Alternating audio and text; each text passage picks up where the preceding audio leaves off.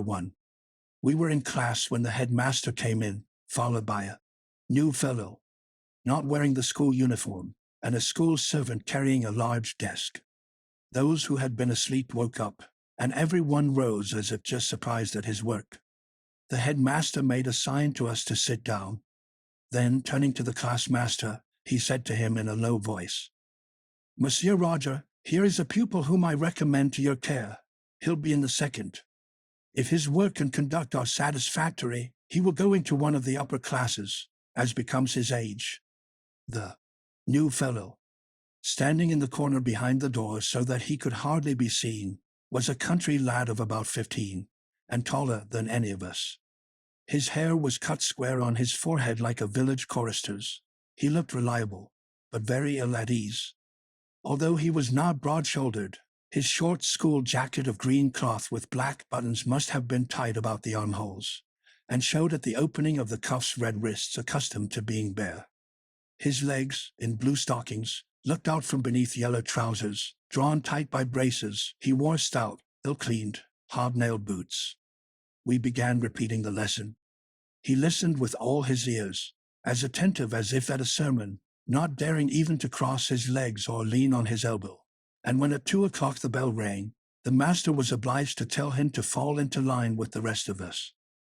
When we came back to work, we were in the habit of throwing our caps on the ground so as to have our hands more free. We used from the door to toss them under the form, so that they hit against the wall and made a lot of dust. It was the thing. But whether he had not noticed the trick, or did not dare to attempt it, the new fellow was still holding his cap on his knees even after prayers were over. It was one of those headgears of composite order, in which we can find traces of the bearskin, shako, billycock hat, sealskin cap, and cotton nightcap, one of those poor things, in fine, whose dumb ugliness has depths of expression, like an imbecile's face. Oval, stiffened with whalebone, it began with 3 round knobs. Then came in succession lozenges of velvet and rabbit skin separated by a red band. After that a sort of bag that ended in a cardboard polygon covered with complicated braiding, from which hung, at the end of a long thin cord, small twisted gold threads in the manner of a tassel. The cap was new, its peach shone. "Rise," said the master. He stood up, his cap fell. The whole class began to laugh. He stooped to pick it up. A neighbor knocked it down again with his elbow. He picked it up once more. "Get rid of your helmet," said the master, who was a bit of a wag. There was a burst of laughter from the boys, which so thoroughly put the poor lad out of countenance that he did not know whether to keep his cap in his hand, leave it on the ground, or put it on his head. He sat down again and placed it on his knee. "Rise," repeated the master, "and tell me your name." The new boy articulated in a stammering voice an unintelligible name. Again, the same sputtering of syllables was heard, drowned by the tittering of the class. "Louder!" cried the master. "Louder!" The new fellow then took a supreme resolution, opened an inordinately large mouth, and shouted at the top of his voice as if calling someone in the word, "Charles Bovary." A hubbub broke out, rose and crescendo with bursts of shrill voices. They yelled, barked, stamped, repeated, "Charles Bovary!" Charles Bovary then died away into single notes, growing quieter only with great difficulty, and now and again suddenly recommencing along the line of a form whence rose here and there, like a damp cracker going off, a stifled laugh. However, amid a rain of impositions, order was gradually re-established in the class, and the master, having succeeded in catching the name of Charles Bovary, having had it dictated to him, spelt out, and reread, at once ordered the poor devil to go and sit down on the punishment form at the foot of the master's desk. He got up, but before going hesitated. "What are you looking for?" asked the master. "My CP," timidly said the new fellow, casting troubled looks round him. 500 lines for all the class," shouted in a furious voice, stopped, like the crow's ego, a fresh outburst. "Silence," continued the master indignantly, wiping his brow with his handkerchief, which he had just taken from his cap. "As to you, new boy, you will conjugate ridiculous some 20 times." Then, in a gentler tone, Come, you'll find your cap again. It hasn't been stolen. Quiet was restored. Heads bent over desks, and the new fellow remained for 2 hours in an exemplary attitude, although from time to time some paper pellet flipped from the tip of a pen came bang in his face. But he wiped his face with one hand and continued motionless, his eyes lowered. In the evening, at preparation, he pulled out his pens from his desk, arranged his small belongings, and carefully ruled his paper. We saw him working conscientiously, looking up every word in the dictionary, and taking the greatest pains. Thanks, no doubt, to the willingness he showed, he had not to go down to the class below. But though he knew his rules passably, he had little finish in composition. It was the cure of his village who had taught him his first Latin, his parents, from motives of economy, having sent him to school as late as possible. His father, Monsieur Charles Denis Bartholomé Bovary, retired assistant surgeon major, compromised about 1812 in certain conscription scandals, and forced at this time to leave the service, had taken advantage of his fine figure to get hold of a dowry of 60,000 francs that offered in the person of a hosier's daughter who had fallen in love with his good looks. A fine man, a great talker, making his spurs ring as he walked, wearing whiskers that ran into his mustache, his fingers always garnished with rings and dressed in loud colors, he had the dash of a military man with the easy go of a commercial traveler. Once married, he lived for 3 or 4 years on his wife's fortune, dining well, rising late, smoking long porcelain pipes, not coming in at night till after the theater, and haunting cafes. The father-in-law died, leaving little. He was indignant at this. Went in for the business. Lost some money in it, then retired to the country, where he thought he would make money. But, as he knew no more about farming than calico, as he rode his horses instead of sending them to plow, drank his cider in bottle instead of selling it in cask, ate the finest poultry in his farmyard, and greased his hunting boots with the fat of his pigs, he was not long in finding out that he would do better to give up all speculation. For 200 francs a year he managed to live on the border of the provinces of Cox and Picardy, in a kind of place half farm, half private house, and here, soured, eaten up with regrets, cursing his luck, jealous of everyone, he shut himself up at the age of 45, sick of men, he said, and determined to live at peace. His wife had adored him once on a time. She had bored him with 1,000 civilities that had only estranged him the more.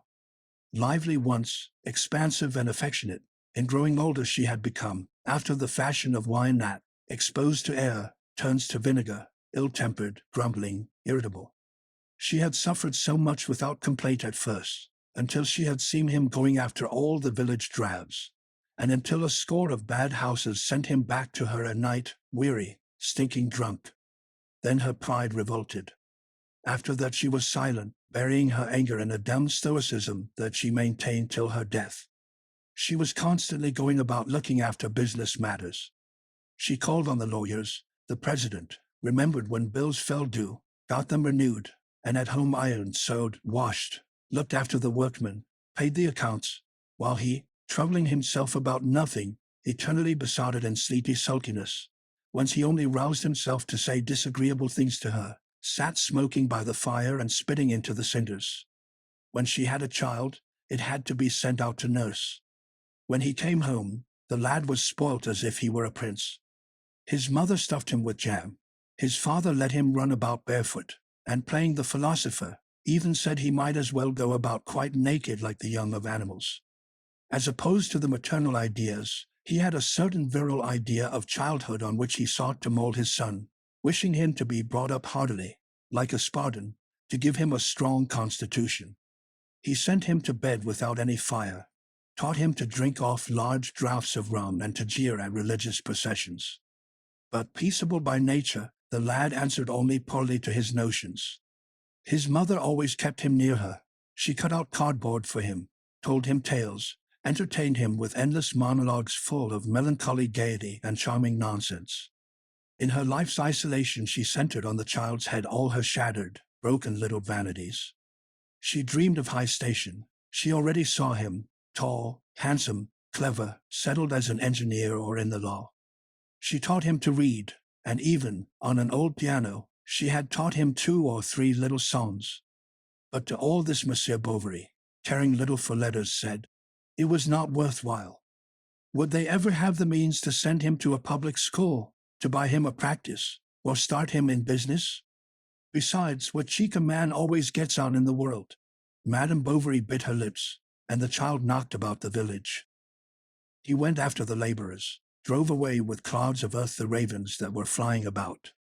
He ate blackberries along the hedges, minded the geese with a long switch, went haymaking during harvest, ran about in the woods, played hopscotch under the church porch on rainy days, and at great fate sped the beadle to let him toll the bells, that he might hang all his weight on the long rope and feel himself borne upward by it in its swing. Meanwhile he grew like an oak. He was strong on hand, fresh of color. When he was 12 years old his mother had her own way. He began lessons. The cure took him in hand, but the lessons were so short and irregular that they could not be of much use.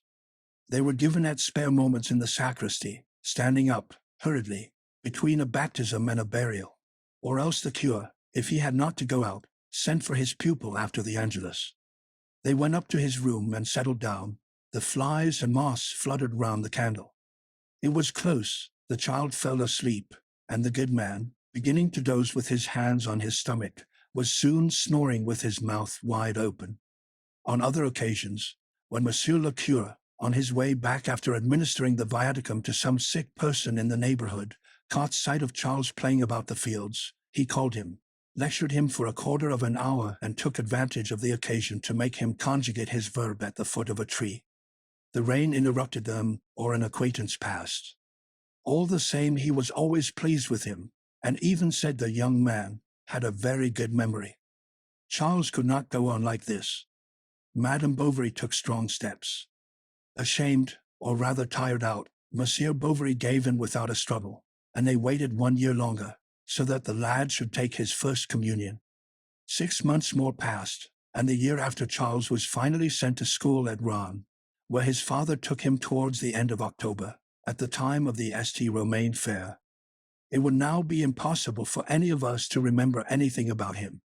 He was a youth of even temperament, who played in playtime, worked in school hours, was attentive in class, slept well in the dormitory, and ate well in the refectory. He had in loco parentis a wholesale ironmonger in the Rue Ganterie, who took him out once a month on Sundays after his shop was shut, sent him for a walk on the quay to look at the boats, and then brought him back to college at 7 o'clock before supper. Every Thursday evening he wrote a long letter to his mother with red ink and 3 wafers. Then he went over his history notebooks, or read an old volume of Anarchisus that was knocking about the study. When he went for walks he talked to the servant, who, like himself, came from the country. By dint of hard work he kept always about the middle of the class. Once even he got a certificate in natural history. But at the end of his 3rd year his parents withdrew him from the school to make him study medicine, convinced that he could even take his degree by himself. His mother chose a room for him on the 4th floor of a dyer she knew, overlooking the Audiobook. She made arrangements for his board, got him furniture, table and 2 chairs, sent home for an old cherry tree bedstead, and bought besides a small cast-iron stove with the supply of wood that was to warm the poor child. Then at the end of a week she departed, after 1,000 injunctions to be good now that he was going to be left to himself. The syllabus that he read on the notice board stunned him.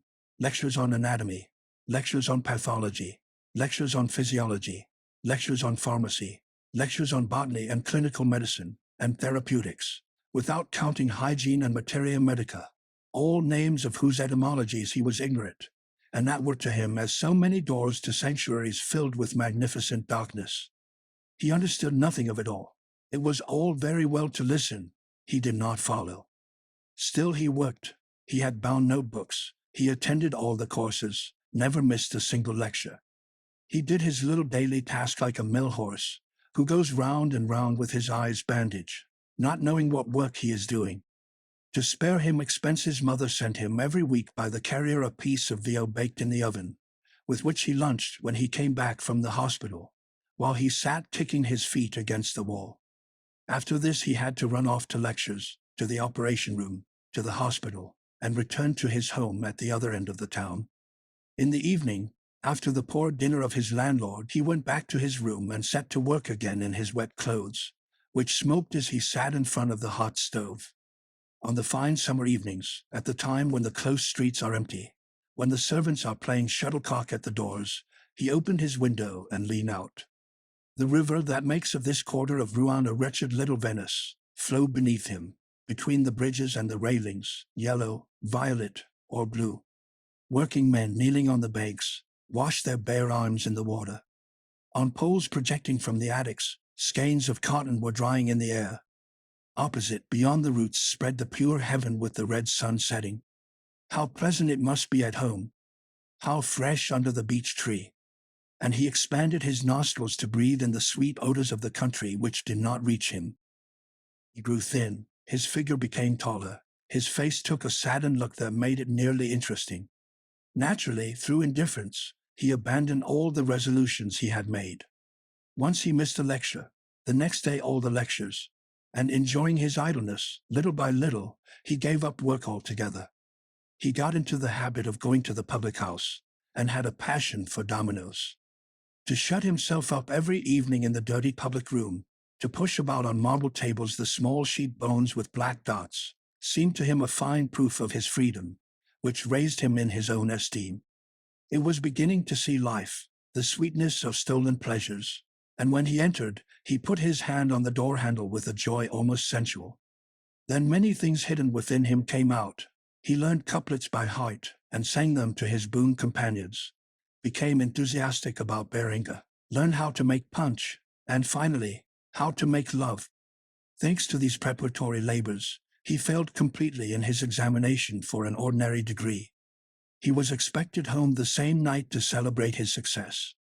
He started on foot, stopped at the beginning of the village, sent for his mother, and told her all. She excused him, threw the blame of his failure on the injustice of the examiners, encouraged him a little, and took upon herself to set matters straight. It was only 5 years later that Monsieur Bovary knew the truth. It was old then, and he accepted it. Moreover, he could not believe that a man born of him could be a fool. So Charles set to work again and crammed for his examination, ceaselessly learning all the old questions by heart. He passed pretty well. What a happy day for his mother! They gave a grand dinner. Where should he go to practice? To Toasts, where there was only one old doctor. For a long time Madame Bovary had been on the lookout for his death, and the old fellow had barely been packed off when Charles was installed, opposite his place, as his successor. But it was not everything to have brought up a son, to have had him taught medicine, and discover Toasts, where he could practice it. He must have a wife. She found him one, the widow of a bailiff at Dieppe, who was 45 and had an income of 1,200 francs. Though she was ugly, as dry as a bone, her face with as many pimples as the spring has buds, Madame Debut had no lack of suitors. To attain her ends, Madame Bovary had to oust them all, and she even succeeded in very cleverly baffling the intrigues of a pork butcher backed up by the priests. Charles had seen in marriage the advent of an easier life, thinking he would be more free to do as he liked with himself and his money. But his wife was master. He had to say this and not say that in company, to fast every Friday, dress as she liked, harass at her bidding those patients who did not pay. She opened his letter, watched his comings and goings, and listened at the partition wall when women came to consult him in his surgery. She must have her chocolate every morning, attentions without end. She constantly complained of her nerves, her chest, her liver. The noise of footsteps made her ill.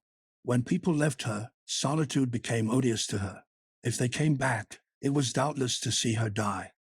When Charles returned in the evening, she stretched forth 2 long thin arms from beneath the sheets, put them round his neck, and having made him sit down on the edge of the bed, began to talk to him of her troubles. He was neglecting her, he loved another. She had been warned she would be unhappy, and she ended by asking him for a dose of medicine and a little more love. Chapter 2. One night towards 11 o'clock they were awakened by the noise of a horse pulling up outside their door. The servant opened the garret window and parleyed for some time with a man in the street below.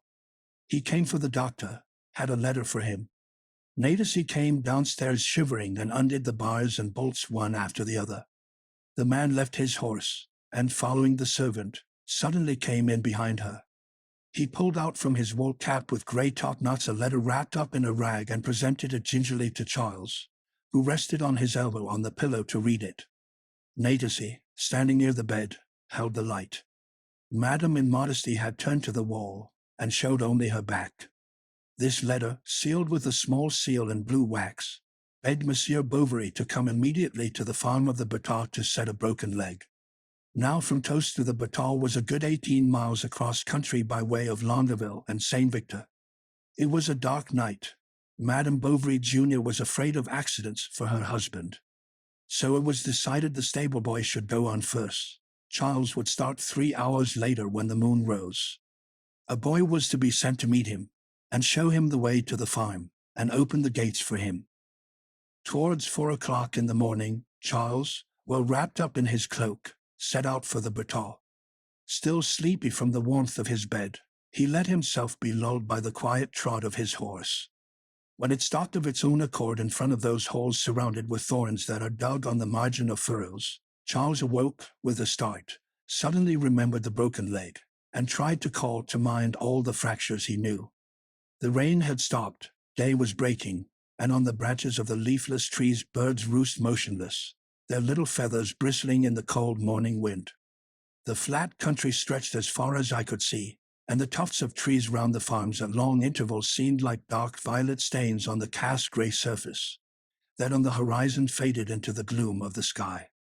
Charles from time to time opened his eyes, his mind grew weary, and sleep coming upon him, he soon fell into a doze wherein, his recent sensations blending with memories, he became conscious of a double self, at once student and married man, lying in his bed as but now, and crossing the operation theatre as of old. The warm smell of poultices mingled in his brain with the fresh odor of dew. He heard the iron rings rattling along the curtain rods of the bed, and saw his wife sleeping. As he passed Vassonville he came upon a boy sitting on the grass at the edge of a ditch. "Are you the doctor?" asked the child. And on Charles's answer he took his wooden shoes in his hands and ran on in front of him. The general practitioner, riding along, gathered from his guide's talk that Monsieur Rouault must be one of the well-to-do farmers. He had broken his leg the evening before on his way home from a 12th night feast at a neighbor's. His wife had been dead for 2 years. There was with him only his daughter, who helped him to keep house. The ruts were becoming deeper. They were approaching the Bateau. The little lad, slipping through a hole in the hedge, disappeared. Then he came back to the end of a courtyard to open the gate. The horse slipped on the wet grass. Charles had to stoop to pass under the branches. The watchdogs in their kennels barked, dragging at their chains. As he entered the Bateau, the horse took fright and stumbled. It was a substantial-looking farm. In the stables, over the top of the open doors, one could see great cart horses quietly feeding from new racks. Right along the outbuildings extended a large dunghill, from which manure liquid oozed, while amidst fowls and turkeys, 5 or 6 peacocks, a luxury in Chacha's farmyards, were foraging on the top of it. The sheepfold was long, the barn high, with walls smooth as your hand. Under the cart shed were 2 large carts and 4 ploughs, with their whips, shafts and harnesses complete, whose fleeces of blue wool were getting soiled by the fine dust that fell from the granaries. The courtyard sloped upwards, planted with trees set out symmetrically, and the chattering noise of a flock of geese was heard near the pond. A young woman in a blue merino dress with 3 flounces came to the threshold of the door to receive Monsieur Bovary, whom she led to the kitchen, where a large fire was blazing. The servants' breakfast was boiling beside it in small pots of all sizes. Some damp clothes were drying inside the chimney corner. The shovel, tongs, and the nozzle of the bellows, all of colossal size, shone like polished steel, while along the walls hung many pots and pans in which the clear flame of the hearth, mingling with the first rays of the sun coming in through the window, was mirrored fitfully. Charles went up the first floor to see the patient. He found him in his bed, sweating under his bedclothes, having thrown his cotton nightcap right away from him. He was a fat little man of 50, with white skin and blue eyes, the forepart of his head bald, and he wore earrings. By his side on a chair stood a large decanter of brandy, whence he poured himself a little from time to time to keep up his spirits. But as soon as he caught sight of the doctor, his elation subsided, and instead of swearing, as he had been doing for the last 12 hours, began to groan freely. The fracture was a simple one, without any kind of complication. Charles could not have hoped for an easier case. Then, calling to mind the devices of his masters at the bedsides of patients, he comforted the sufferer with all sorts of kindly remarks, those caresses of the surgeon that are like the oil they put on bistouries. In order to make some splints, a bundle of laths was brought up from the cart-house. Charles selected one, cut it into 2 pieces and planed it with a fragment of window-pane, while the servant tore up sheets to make bandages, and Mademoiselle Emma tried to sew some pads. As she was a long time before she found her work-case, her father grew impatient. She did not answer, but as she sewed she pricked her fingers, which she then put to her mouth to suck them. Charles was surprised at the whiteness of her nails. They were shiny, delicate at the tips, more polished than the ivory of Dieppe, and almond-shaped. Yet her hand was not beautiful, perhaps not white enough, and a little hard at the knuckles. Besides, it was too long, with no soft inflections in the outlines. Her real beauty was in her eyes. Although brown, they seemed black because of the lashes, and her look came at you frankly, with a candid boldness. The bandaging over, the doctor was invited by Monsieur Rouault himself to pick a bit before he left. Charles went down into the room on the ground floor. Knives and forks and silver goblets were laid for 2 on a little table at the foot of a huge bed that had a canopy of printed cotton with figures representing Turks. There was an odor of iris root and damp sheets that escaped from a large oak chest opposite the window. On the floor and corners were sacks of flour stuck upright in rows. These were the overflow from the neighboring granary, to which 3 stone steps led. By way of decoration for the apartment, hanging to a nail in the middle of the wall, whose green paint scaled off from the effects of the saltpetre, was a crayon head of Minerva in gold frame, underneath which was written in Gothic letters, "To dear Papa." First they spoke of the patient, then of the weather, of the great cold, of the wolves that infested the fields at night. Mademoiselle Rouault did not at all like the country, especially now that she had to look after the farm almost alone. As the room was chilly, she shivered as she ate. This showed something of her full lips, that she had a habit of biting when silent. Her neck stood out from a white turned-down collar. Her hair, whose 2 black folds seemed each of a single piece, so smooth were they, was parted in the middle by a delicate line that curved slightly with the curve of the head, and just showing the tip of the ear, it was joined behind in a thick chignon, with a wavy movement at the temples that the country doctor saw now for the first time in his life.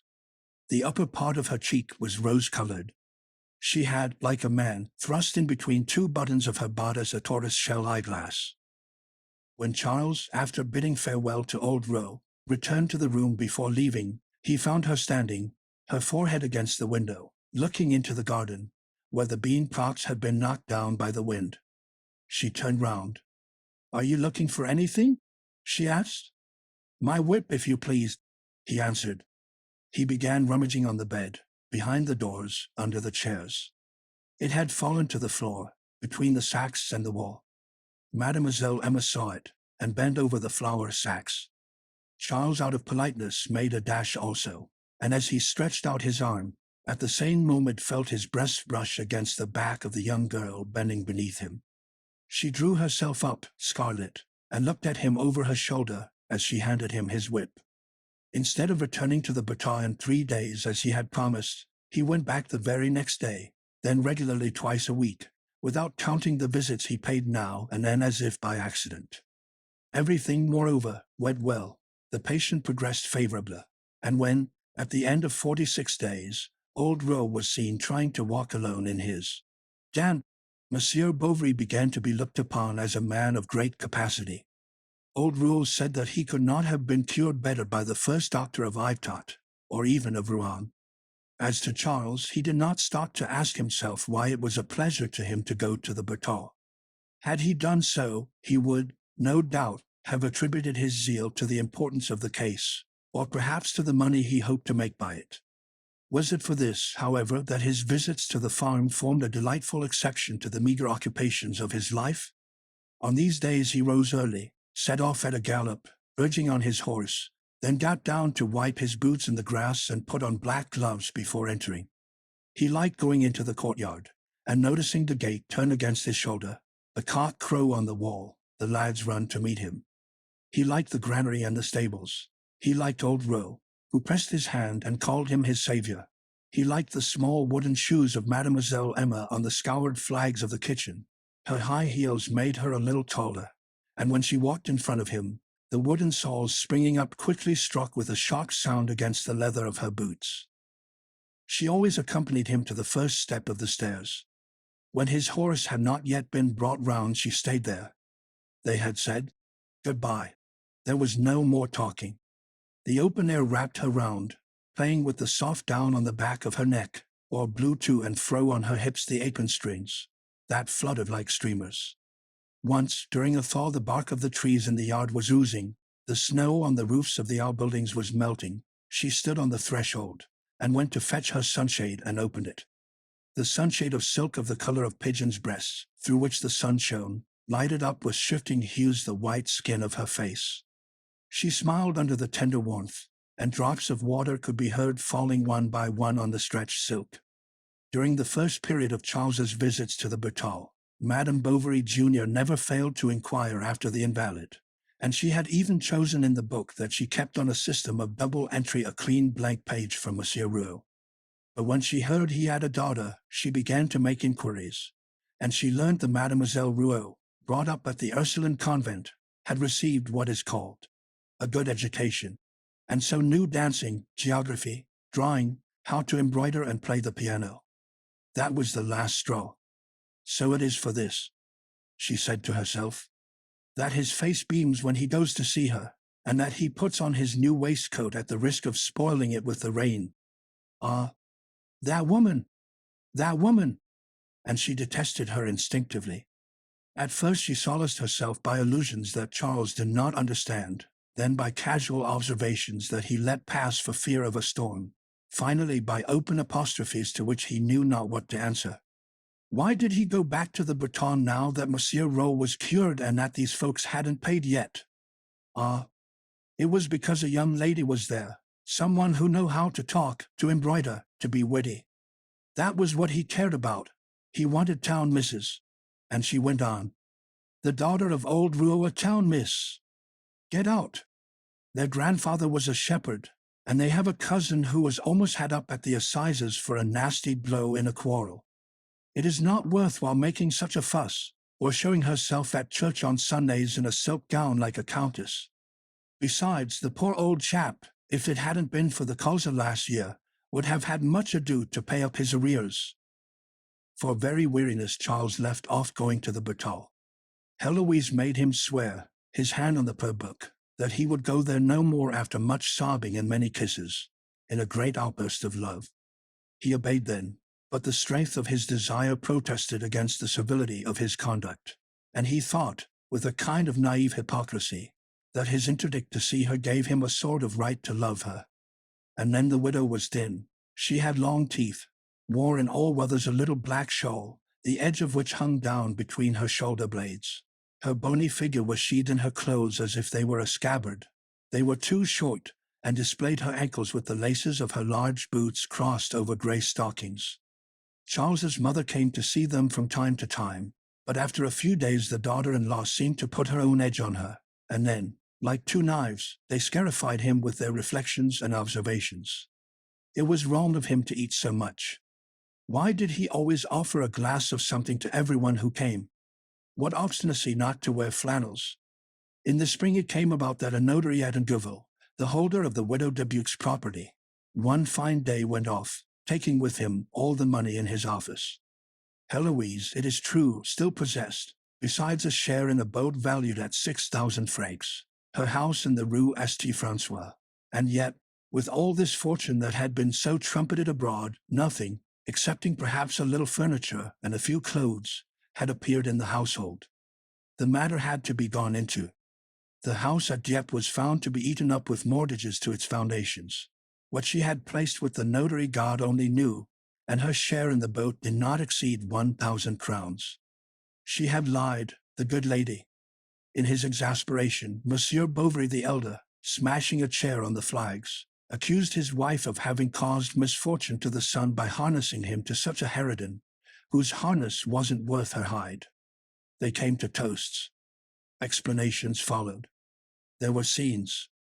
Heloise in tears, throwing her arms about her husband, implored him to defend her from his parents.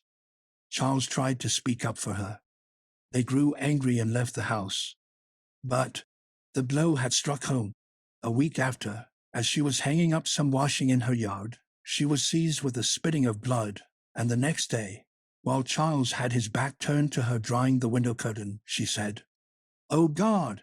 gave a sigh and fainted. She was dead. What a surprise. When all was over at the cemetery, Charles went home. He found no one downstairs. He went up to the first floor to their room, saw her dress still hanging at the foot of the alcove.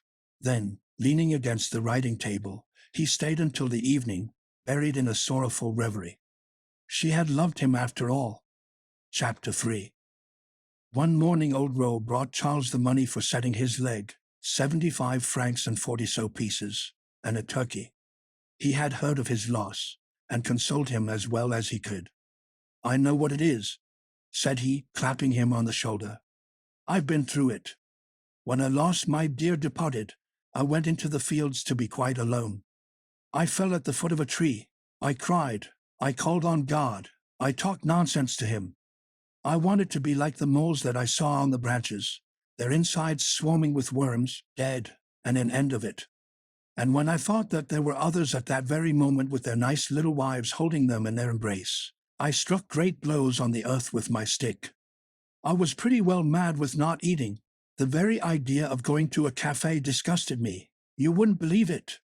Well, quite softly, one day following another, a spring on a winter, and an autumn after a summer, this wore away, piece by piece, crumb by crumb. It passed away, it is gone, I should say it has sunk, for something always remains at the bottom, as one would say, a weight here, at one's heart. But since it is the lot of all of us, one must not give way altogether, and because others have died, want to die too. You must pull yourself together, Monsieur Bovary. It will pass away. Come to see us. My daughter thinks of you now and again, do you know, and she says you are forgetting her. Spring will soon be here. We'll have some rabbit shooting in the warrens to amuse you a bit." Charles followed his advice. He went back to the Bertaux. He found all as he had left it, that is to say, as it was 5 months ago. The pear trees were already in blossom, and Farmer Roe, on his legs again, came and went, making the farm more full of life. Thinking it his duty to heap the greatest attention upon the doctor because of his sad position, he begged him not to take his hat off, spoke to him in an undertone as if he had been ill, and even pretended to be angry because nothing rather lighter had been prepared for him than for the others, such as a little clotted cream where stewed pears. He told stories. Charles found himself laughing, but the remembrance of his wife suddenly coming back to him depressed him. Coffee was brought in.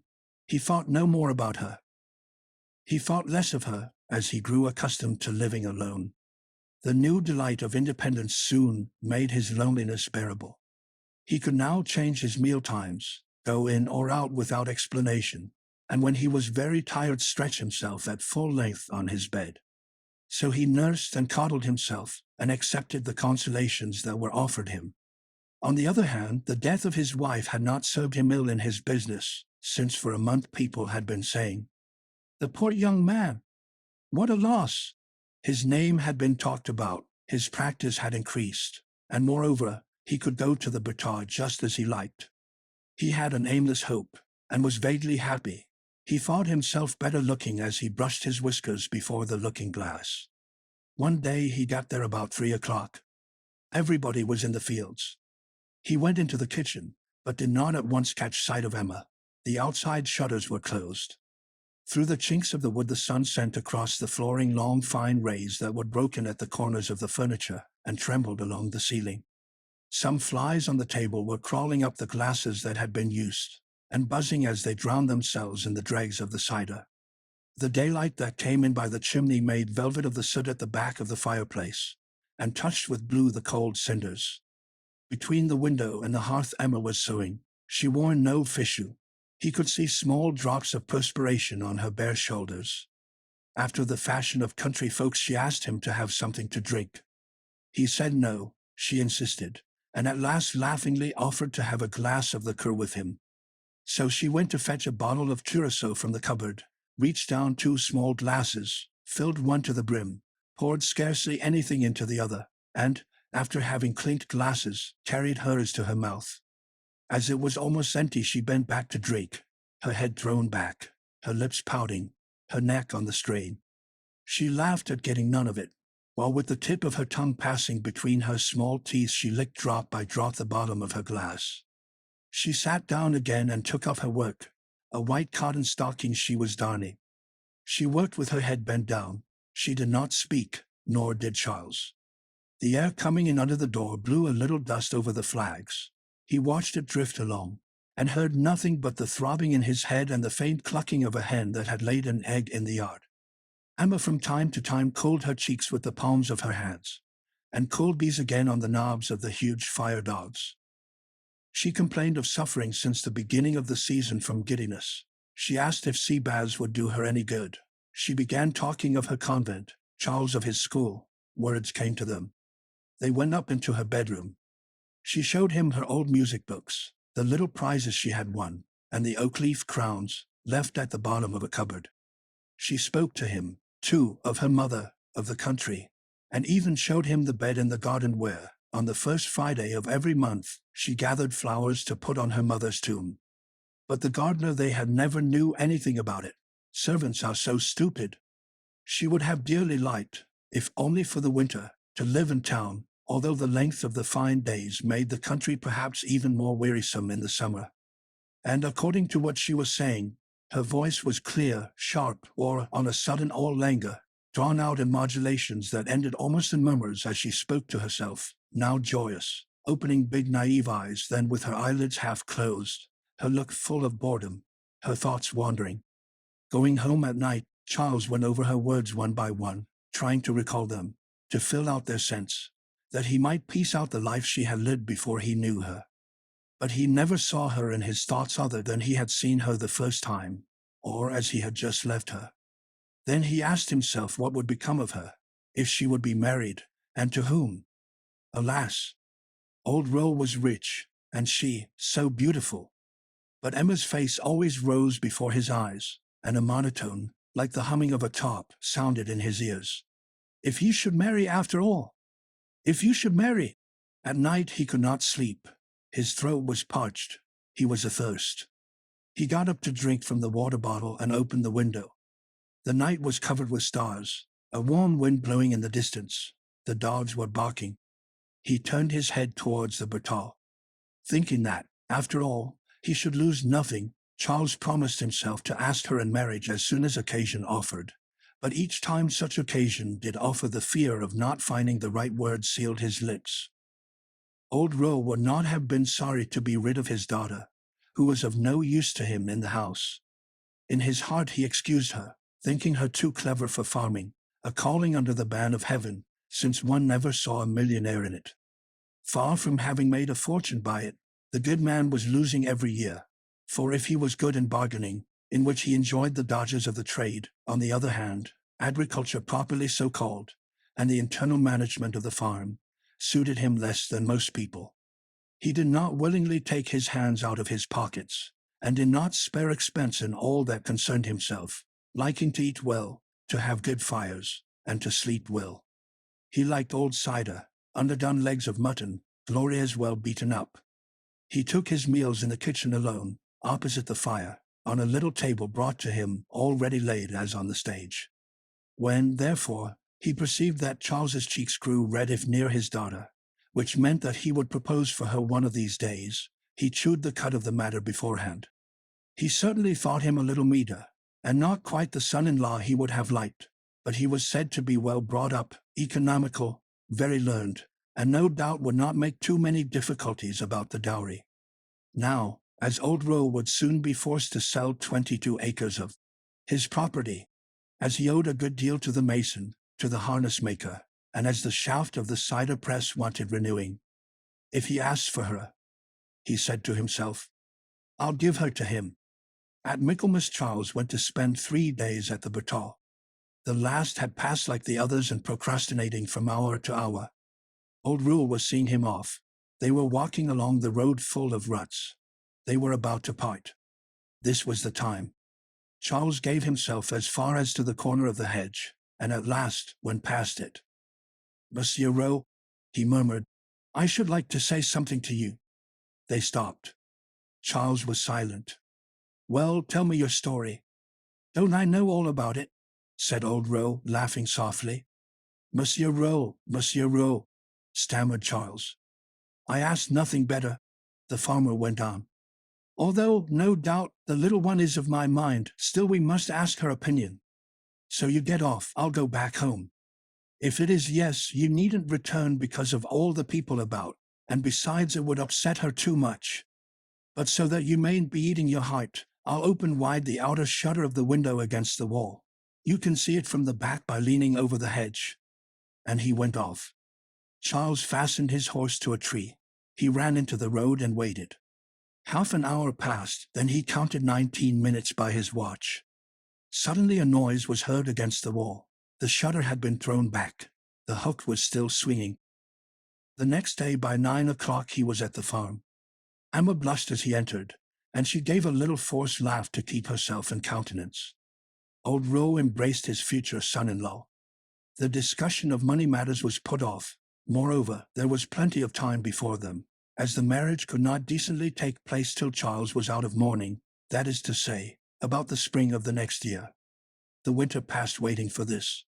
Mademoiselle Rowe was busy with her trousseau. Part of it was ordered at Rouen, and she made herself chemises and nightcaps after fashion plates that she borrowed. When Charles visited the farmer, the preparations for the wedding were talked over. They wondered in what room they should have dinner. They dreamed of the number of dishes that would be wanted, and what should be entrees. Emma would, on the contrary, have preferred to have a midnight wedding with torches, but old Rowe could not understand such an idea. So there was a wedding at which 43 persons were present, at which they remained 16 hours at table, began again the next day, and to some extent on the days following. Chapter 4. The guests arrived early in carriages, in one-horse chaises, two-wheeled cars, old open gigs, wagonettes with leather hoods, and the young people from the nearer villages in carts, in which they stood up in rows, holding on to the sides so as not to fall, going at a trot and well shaken up. Some came from a distance of 30 miles, from Goderville, from Normanville, and from Caney. All the relatives of both families had been invited, quarrels between friends arranged, acquaintances long since lost sight of written to. From time to time one heard the crack of a whip behind the hedge. Then the gates opened, a chaise entered. Galloping up to the foot of the steps, it stopped short and emptied its load. They got down from all sides, rubbing knees and stretching arms. The ladies, wearing bonnets, had on dresses in the town fashion, gold watch chains, pelerins with the ends tucked into belts, or little colored fichus fastened down behind with a pin, and that left the back of the neck bare. The lads, dressed like their papas, seemed uncomfortable in their new clothes. Many that day handselled their first pair of boots, and by their sides, speaking never a word, wearing the white dress of their first communion lengthened for the occasion, were some big girls of 14 or 16, cousins or elder sisters no doubt, rubicund, bewildered, their hair greasy with rose pomade, and very much afraid of dirtying their gloves.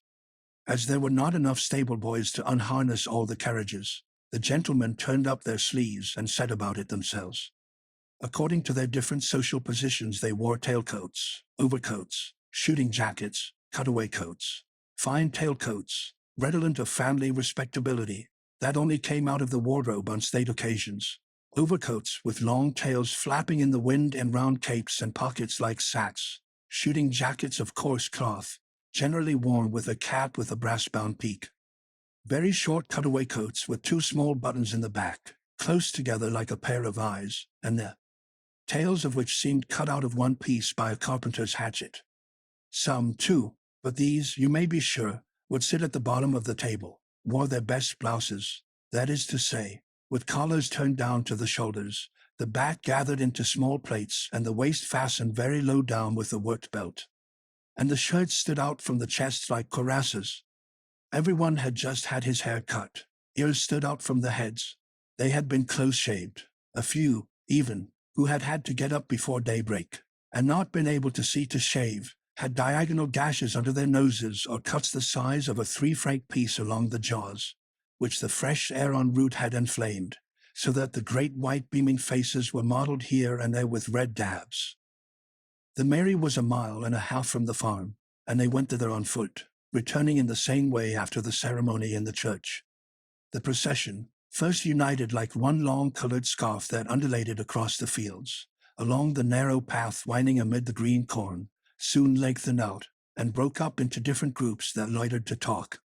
The fiddler walked in front with his violin, gay with ribbons at its pegs.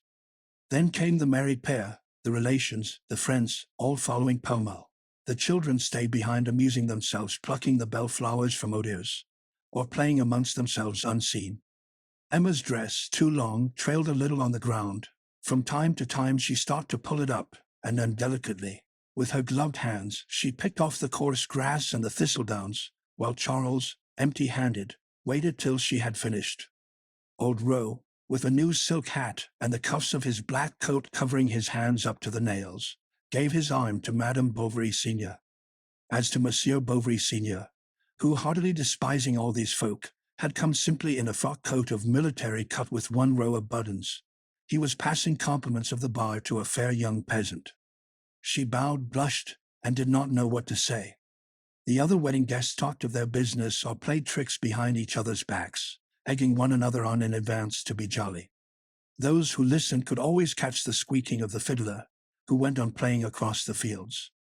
When he saw that the rest were far behind, he stopped to take breath, slowly raising his bow, so that the strings should sound more shrilly, then set off again, by turns lowering and raising his neck, the better to mark time for himself. The noise of the instrument drove away the little birds from afar. The table was laid under the cart shed. On it were 4 solons, 6 chicken fricassees, stewed veal, 3 legs of mutton, and in the middle a fine roast suckling pig, flanked by 4 chitlins with sorrel. At the corners were decanters of brandy. Sweet bottled cider frothed round the corks, and all the glasses had been filled to the brim with wine beforehand. Large dishes of yellow cream, that trembled with the least shake of the table, had designed on their smooth surface the initials of the newly wedded pair in nonpareil arabesques. A confectioner of Yvetot had been entrusted with the tarts and sweets. As he had only just set up on the place, he had taken a lot of trouble, and at dessert he himself brought in a set dish that evoked loud cries of wonderment. To begin with, at its base there was a square of blue cardboard, representing a temple with porticos, colonnades, and stucco statuettes all round, and in the niches constellations of gilt paper stars. Then on the second stage was a dungeon of Savoy cake, surrounded by many fortifications and candied angelica, almonds, raisins, and quarters of oranges. And finally, on the upper platform a green field with rocks set in lakes of jam, nutshell boats, and a small cupid balancing himself in a chocolate swing whose 2 uprights ended in real roses for balls at the top. Until night they ate. When any of them were too tired of sitting, they went out for a stroll in the yard, or for a game with corks in the granary, and then returned to table. Some towards the finish went to sleep and snored. But with the coffee everyone woke up. Then they began songs, showed off tricks, raised heavy weights, performed feats with their fingers, then tried lifting carts on their shoulders, made broad jokes, kissed the women. At night when they left, the horses, stuffed up to the nostrils with oats, could hardly be got into the shafts. They kicked, reared, the harness broke, their masters laughed or swore, and all night in the light of the moon along country roads there were runaway carts at full gallop plunging into the ditches, jumping over yard after yard of stones, clambering up the hills, with women leaning out from the tilt to catch hold of the reins. Those who stayed at the Boutoir spent the night drinking in the kitchen. The children had fallen asleep under the seats. The bride had begged her father to be spared the usual marriage pleasantries. However, a fishmonger, one of their cousins, who had even brought a pair of soles for his wedding present, began to squirt water from his mouth through the keyhole, when old Roe came up just in time to stop him. and explained to him that the distinguished position of his son-in-law would not allow of such liberties. The cousin all the same did not give in to these reasons readily. In his heart he accused old Roe of being proud, and he joined 4 or 5 other guests in a corner, who having, through mere chance, been several times running served with the worst helps of meat, also were of opinion they had been badly used, and were whispering about their host, and with covered hints hoping he would ruin himself. Madame Bovary, senior, had not opened her mouth all day. She had been consulted neither as to the dress of her daughter-in-law nor as to the arrangement of the feast. She went to bed early. Her husband, instead of following her, sent to St. Victor for some cigars, and smoked till daybreak, drinking kush punch, a mixture unknown to the company. This added greatly to the consideration in which he was held. Charles, who was not of a facetious tone, did not shine at the wedding. He answered feebly to the puns, doubles entendres, compliments, and chaffed that it was felt a duty to let off at him as soon as the soup appeared. The next day, on the other hand, he seemed another man. It was he who might rather have been taken for the virgin of the evening before, whilst the bride gave no sign that revealed anything.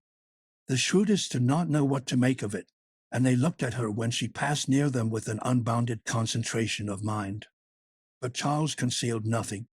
He called her my wife, tutoyed her, asked for her of everyone, looked for her everywhere, and often he dragged her into the yards, where he could be seen from far between the trees, putting his arm around her waist, and walking half bending over her, ruffling the chemisette of her bodice with his head. 2 days after the wedding the married pair left. Charles, on account of his patience, could not be away longer. Old Rouault had them driven back in his cart, and himself accompanied them as far as Vassonville. Here he embraced his daughter for the last time, got down, and went his way. When he had gone about 100 paces he stopped, and as he saw the cart disappearing, its wheels turning in the dust, he gave a deep sigh. Then he remembered his wedding, the old times, the first pregnancy of his wife. He, too, had been very happy the day when he had taken her from her father to his home, and had carried her off on a pillion, trotting through the snow, for it was near Christmas time, and the country was all white. She held him by one arm, her basket hanging from the other.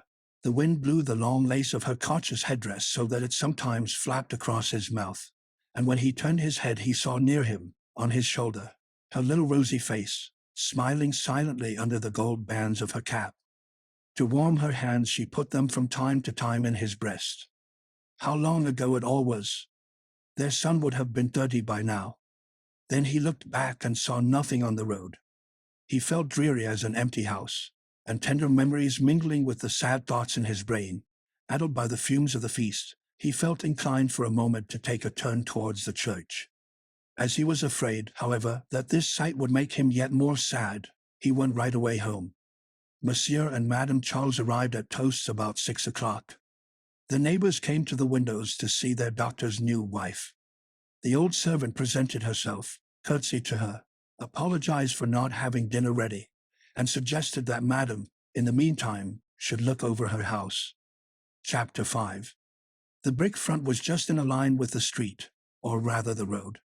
Behind the door hung a cloak with a small collar, a bridle, and a black leather cap, and on the floor, in a corner, were a pair of leggings, still covered with dry mud. On the right was the one apartment, that was both dining and sitting room. A canary yellow paper, relieved at the top by a garland of pale flowers, was puckered everywhere over the badly stretched canvas. White calico curtains with a red border hung crossways at the length of the window, and on the narrow mantelpiece a clock with the head of Hippocrates shone resplendent between 2 plate candlesticks under oval shades. On the other side of the passage was Charles's consulting room, a little room about 6 paces wide, with a table, 3 chairs, and an office chair. Volumes of the Dictionary of Medical Science, uncut, but the binding rather the worse for the successive sales through which they had gone, occupied almost along the 6 shelves of a deal bookcase. The smell of melted butter penetrated through the walls when he saw patients. Just as in the kitchen one could hear the people coughing in the consulting room and recounting their histories. Then, opening on the yard, where the stable was, came a large dilapidated room with a stove, now used as a woodhouse, cellar, and pantry, full of old rubbish, of empty casks, agricultural implements past service, and a mass of dusty things whose use it was impossible to guess. The garden, longer than wide, ran between two mud walls with espaliered apricots, to a hawthorn hedge that separated it from the field. In the middle was a slate sundial on a brick pedestal. 4 flower beds with eglantines surrounded symmetrically the more useful kitchen garden bed. Right at the bottom, under the spruce bushes, was a cure in plaster reading his breviary. Emma went upstairs. The first room was not furnished, but in the second, which was their bedroom, was a mahogany bedstead in an alcove with red drapery. A shell box adorned the chest of drawers, and on the secretary near the window a bouquet of orange blossoms tied with white satin ribbons stood in a bowl. It was a bride's bouquet. It was the other one's. She looked at it. Charles noticed it. He took it and carried it up to the attic, while Emma, seated in an armchair, they were putting her things down around her, thought of her bridal flowers packed up in a bandbox, and wondered, dreaming, what would be done with them if she were to die. During the first days she occupied herself in thinking about changes in the house. She took the shades off the candlesticks, had new wallpaper put up, the staircase repainted, and seats made in the garden round the sundial. She even inquired how she could get a basin with a jet fountain and fishes. Finally her husband, knowing that she liked to drive out, picked up a second-hand dogcart, which, with new lamps and splashed board and striped leather, looked almost like a tilbury. He was happy then, and without a care in the world. A meal together, a walk in the evening on the high road, a gesture of her hands over her hair, the sight of her straw hat hanging from the window fastener, and many another thing in which Charles had never dreamed of pleasure, now made up the endless round of his happiness. In bed, in the morning, by her side on the pillow, he watched the sunlight sinking into the down on her fair cheek, half hidden by the lappets of her nightcap. Seen thus closely, her eyes looked to him enlarged, especially when, on waking up, she opened and shut them rapidly many times. Black in the shade, dark blue in broad daylight, they had, as it were, depths of different colors, that, darker in the center, grew paler towards the surface of the eye. His own eyes lost themselves in these depths. He saw himself in miniature down to the shoulders, with his handkerchief round his head and the top of his shirt open. He rose. She came to the window to see him off, and stayed leaning on the sill between 2 pots of geranium, clad in her dressing gown hanging loosely about her. Charles, in the street, buckled his spurs, his foot on the mounting stone, while she talked to him from above, picking with her mouth some scrap of flower or leaf that she blew out at him.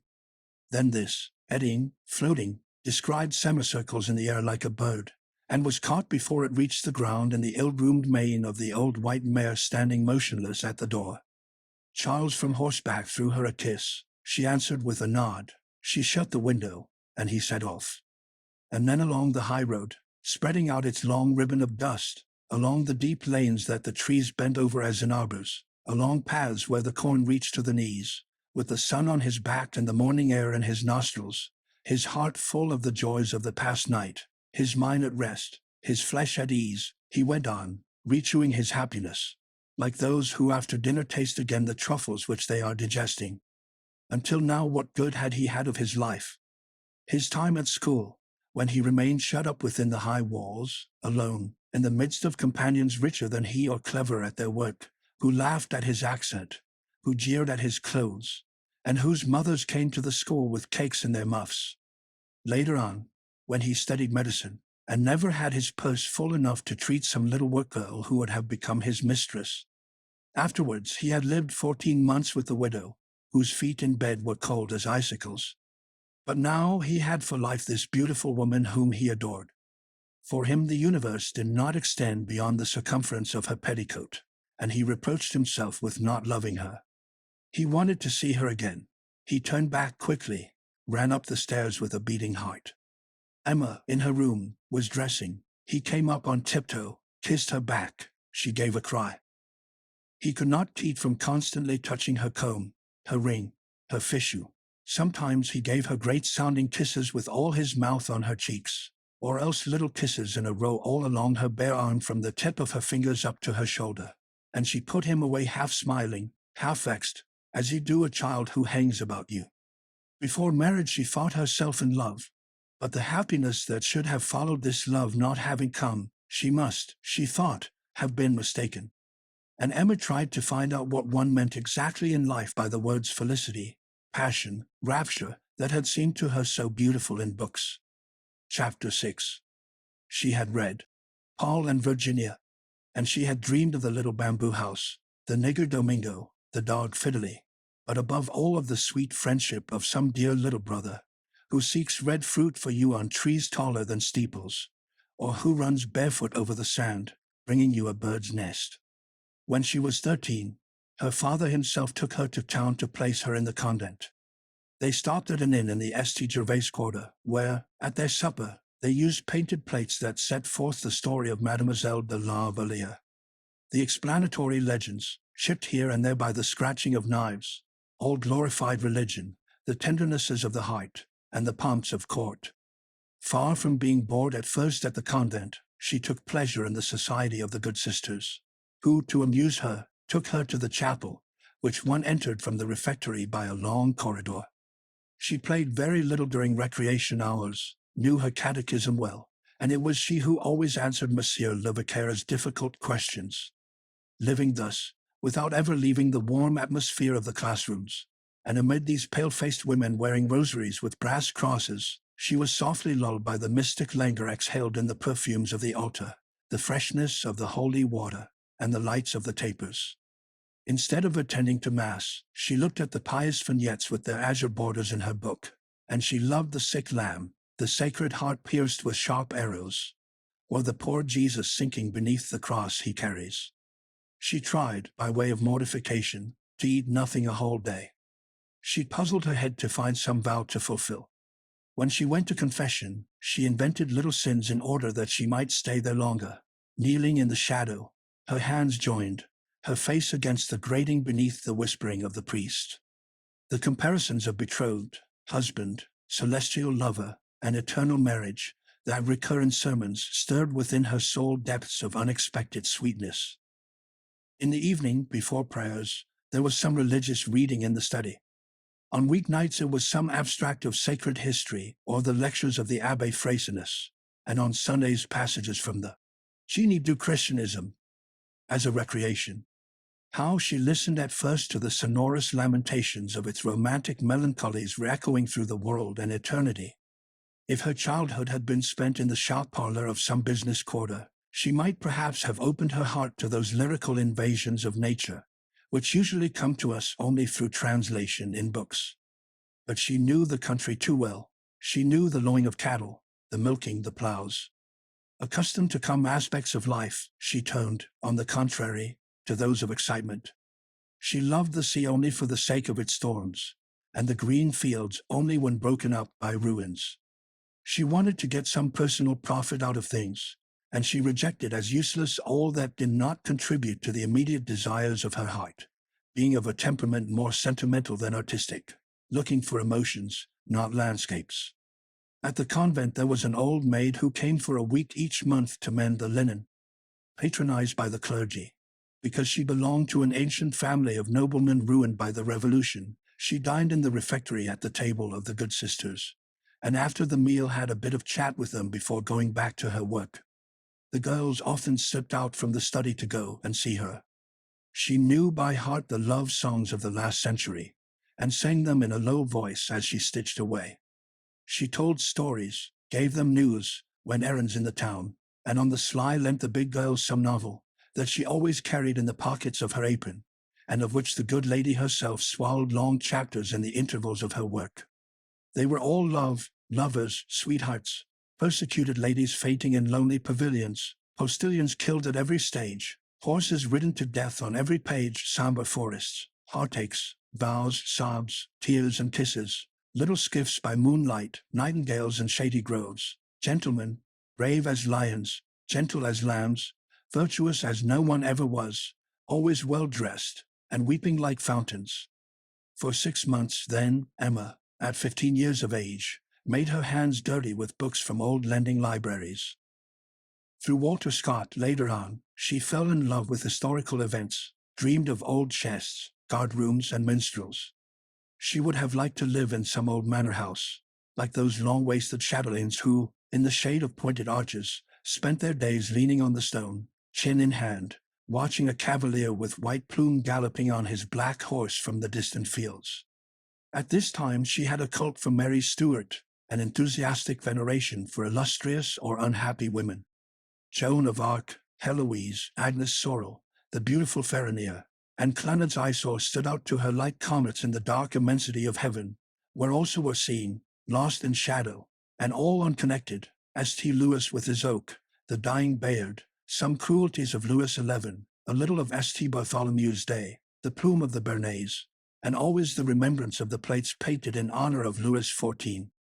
In the music class, in the ballads she sang, there was nothing but little angels with golden wings, Madonnas, lagunas, gondoliers, mild compositions that allowed her to catch a glimpse athwart the obscurity of style and the weakness of the music of the attractive phantasmagoria of sentimental realities.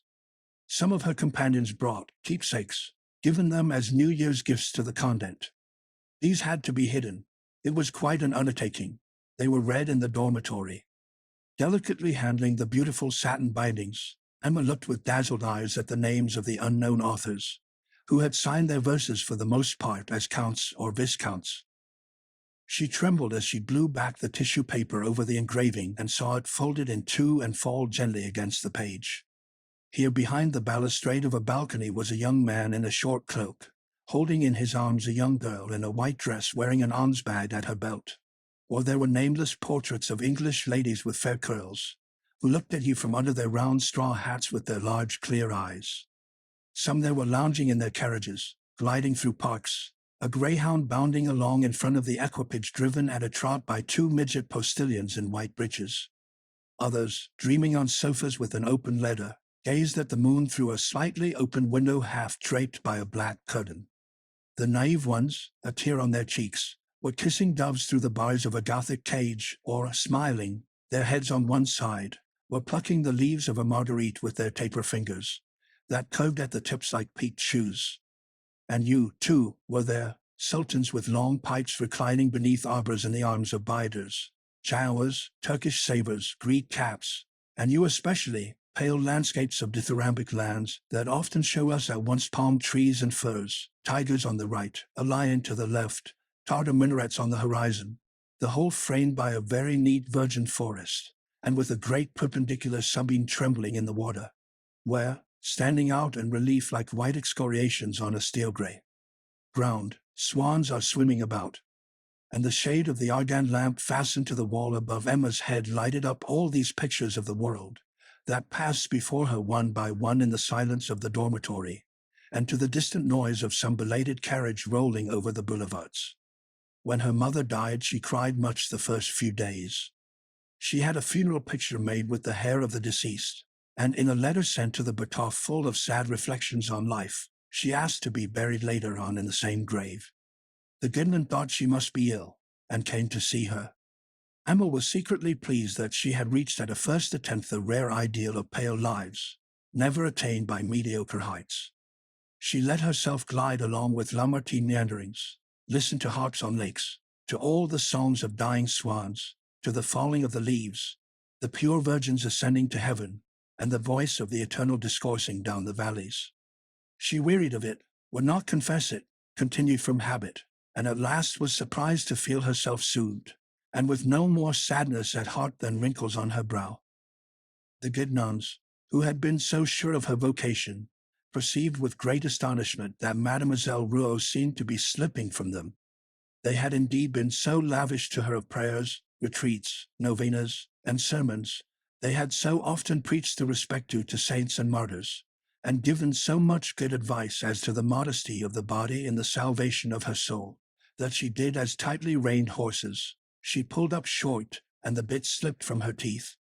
This nature, positive in the midst of its enthusiasms, that had loved the church for the sake of the flowers, and music for the words of the songs, and literature for its passional stimulus, rebelled against the mysteries of faith as it grew irritated by discipline, a thing antipathetic to her constitution.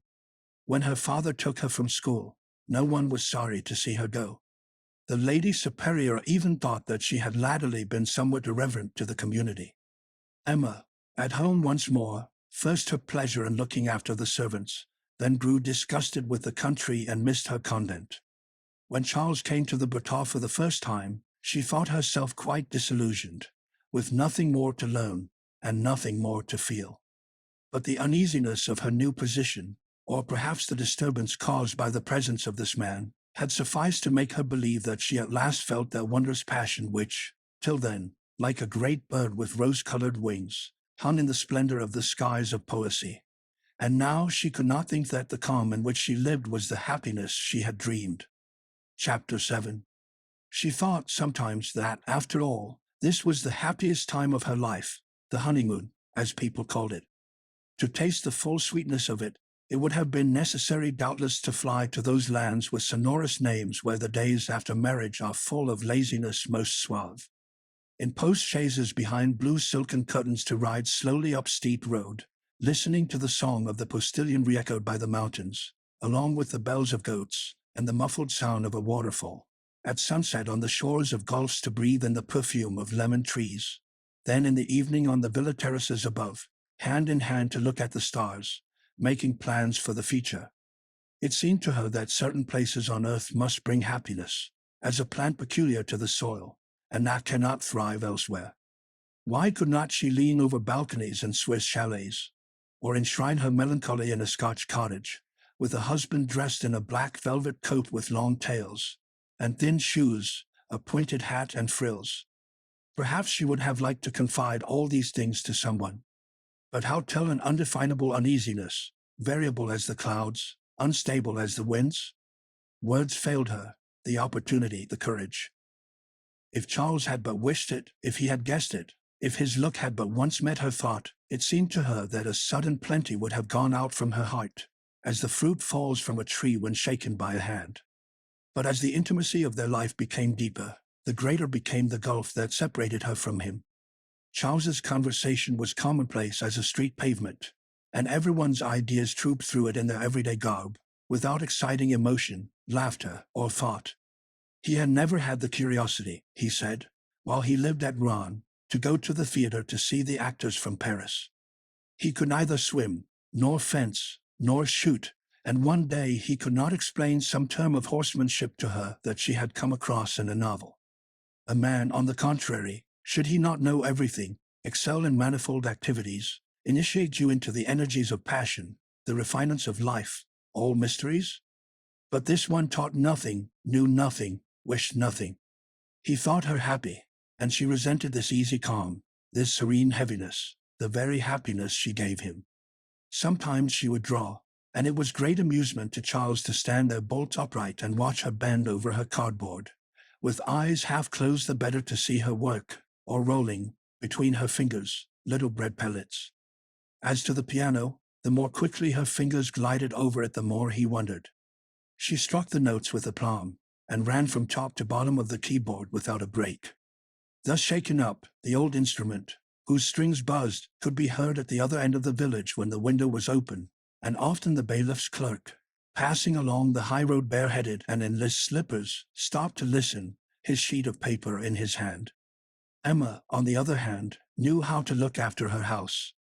She sent the patient's accounts in well-phrased letters that had no suggestion of a bill. When they had a neighbor to dinner on Sundays, she managed to have some tasty dish, piled up pyramids of green dages on vine leaves, served up preserves turned out into plates, and even spoke of buying finger glasses for dessert. From all this much consideration was extended to Bovary. Charles finished by rising in his own esteem for possessing such a wife. He showed with pride in the sitting-room 2 small pencil sketches by her that he had framed in very large frames, and hung up against the wallpaper by long green cords. People returning from Mass saw him at his door in his woolwork slippers. He came home late, at 10 o'clock, at midnight sometimes. Then he asked for something to eat, and as the servant had gone to bed, Emma waited on him. He took off his coat to dine more at his ease. He told her, one after the other, the people he had met, the villages where he had been, the prescriptions he had written, and well pleased with himself, he finished the remainder of the boiled beef and onions, picked pieces off the cheese, munched an apple, emptied his water bottle, and then went to bed, and lay on his back and snored. As he had been for a time accustomed to wear nightcaps, his handkerchief would not keep down over his ears, so that his hair in the morning was all tumbled pell-mell about his face and whitened with the feathers of the pillow, whose strings came untied during the night. He always wore thick boots that had 2 long creases over the instep running obliquely towards the ankle, while the rest of the upper continued in a straight line as if stretched on a wooden foot. He said that was quite good enough for the country. His mother approved of his economy, for she came to see him as formerly when there had been some violent row at her place, and yet Madame Bovary Senior seemed prejudiced against her daughter-in-law. She thought her ways too fine for their position. The wood, the sugar, and the candles disappeared as at a grand establishment, and the amount of firing in the kitchen would have been enough for 25 courses. She put her linen in order for her in the presses, and taught her to keep an eye on the butcher when he brought the meat. Emma put up with these lessons. Madame Bovary was lavish of them, and the words daughter and mother were exchanged all day long, accompanied by little quiverings of the lips, each one uttering gentle words in a voice trembling with anger. In Madame Dubuque's time the old woman felt that she was still the favorite, but now the love of Charles for Emma seemed to her a desertion from her tenderness, an encroachment upon what was hers, and she watched her son's happiness in sad silence, as a ruined man looks through the windows at people dining in his old house. She recalled to him as remembrances her troubles and her sacrifices, and comparing these with Emma's negligence, came to the conclusion that it was not reasonable to adore her so exclusively. Charles knew not what to answer. He respected his mother, and he loved his wife infinitely. He considered the judgment of the one infallible, and yet he thought the conduct of the other irreproachable. When Madame Bovary had gone, he tried timidly and in the same terms to hazard 1 or 2 of the more anodyne observations he had heard from his mamma. Emma proved to him with a word that he was mistaken, and sent him off to his patients. And yet, in accord with theories she believed right, she wanted to make herself in love with him. By moonlight in the garden she recited all the passionate rhymes she knew by heart, and sang to him many melancholy adagios. But she found herself as calm after as before, and Charles seemed no more amorous and no more moved. When she had thus for a while struck the flint on her heart without getting a spark, incapable, moreover, of understanding what she did not experience, as of believing anything that did not present itself in conventional forms, she persuaded herself without difficulty that Charles's passion was nothing very exorbitant. His outbursts became regular. He embraced her at certain fixed times. It was one habit among other habits, and like a dessert, looked forward to after the monotony of dinner. A gamekeeper, cured by the doctor of inflammation of the lungs, had given Madame a little Italian greyhound. She took her out walking, for she went out sometimes in order to be alone for a moment, and not to see before her eyes the eternal garden and the dusty road. She went as far as the beeches of Barneville, near the deserted pavilion which forms an angle of the wall on the side of the country. Amidst the vegetation of the ditch there are long reeds with leaves that cut you. She began by looking round her to see if nothing had changed since last she had been there. She found again in the same places the foxgloves and wallflowers, the beds of nettles growing round the big stones, and the patches of lichen along the 3 windows, whose shutters, always closed, were rotting away on their rusty iron bars. Her thoughts, aimless at first, wandered at random, like her greyhound, who ran round and round in the fields, yelping after the yellow butterflies, chasing the shrew mice, or nibbling the poppies on the edge of a cornfield. Then gradually her ideas took definite shape, and sitting on the grass that she dug up with little prods of her sunshade, Emma repeated to herself, "Good heavens! Why did I marry?" She asked herself if by some other chance combination it would have not been possible to meet another man, and she tried to imagine what would have been these unrealized events, this different life, this unknown husband. All surely could not be like this one. He might have been handsome, witty, distinguished, attractive, such as, no doubt, her old companions of the convent had married. What were they doing now? In town, with the noise of the streets, the buzz of the theaters and the lights of the ballroom, they were living lives where the heart expands, the senses burgeon out.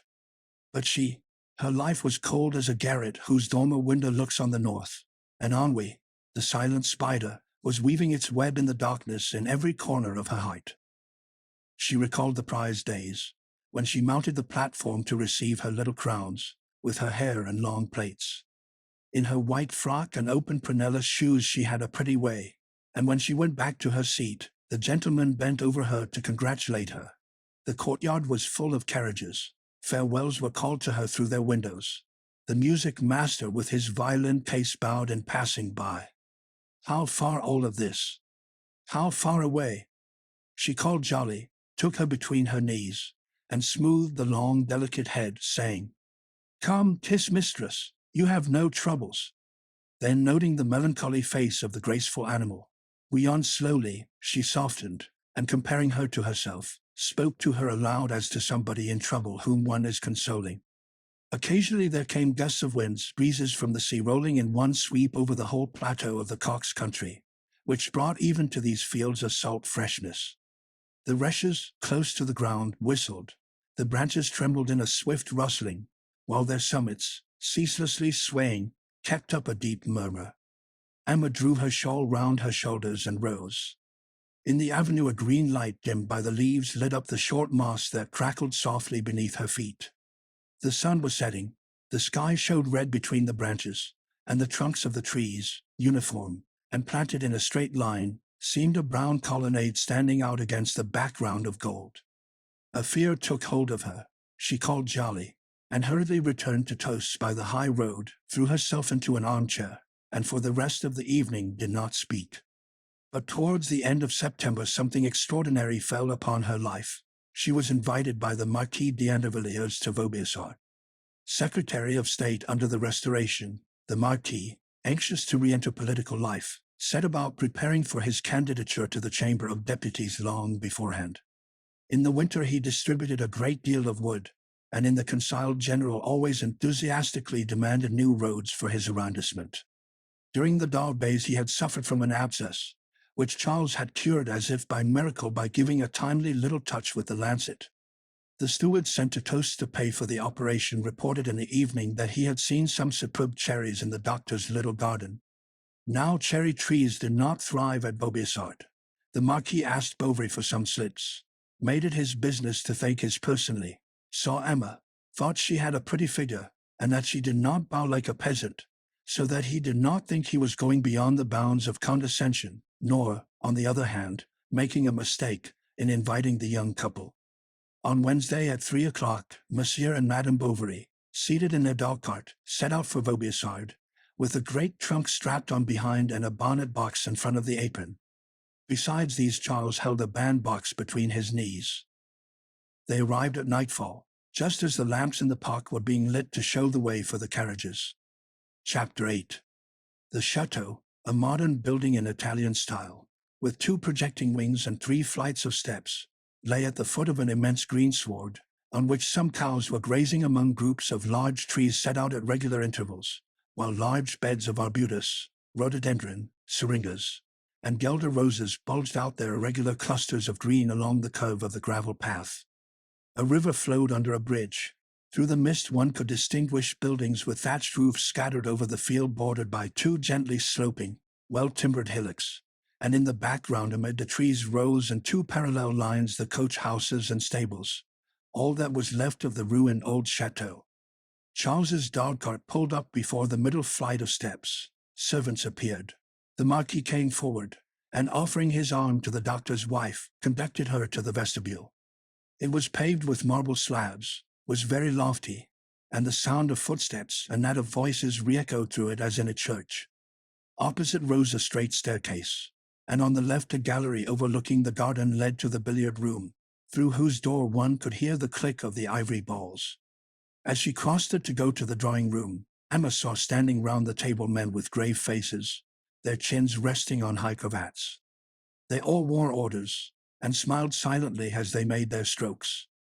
On the dark wainscoting of the walls large gold frames bore at the bottom names written in black letters. She read, Jean-Antoine d'Andervilliers de Revenbel, Count de la Vaubyessard and Baron de la Fresnay, killed at the Battle of Coutras on the 20th of October 1587.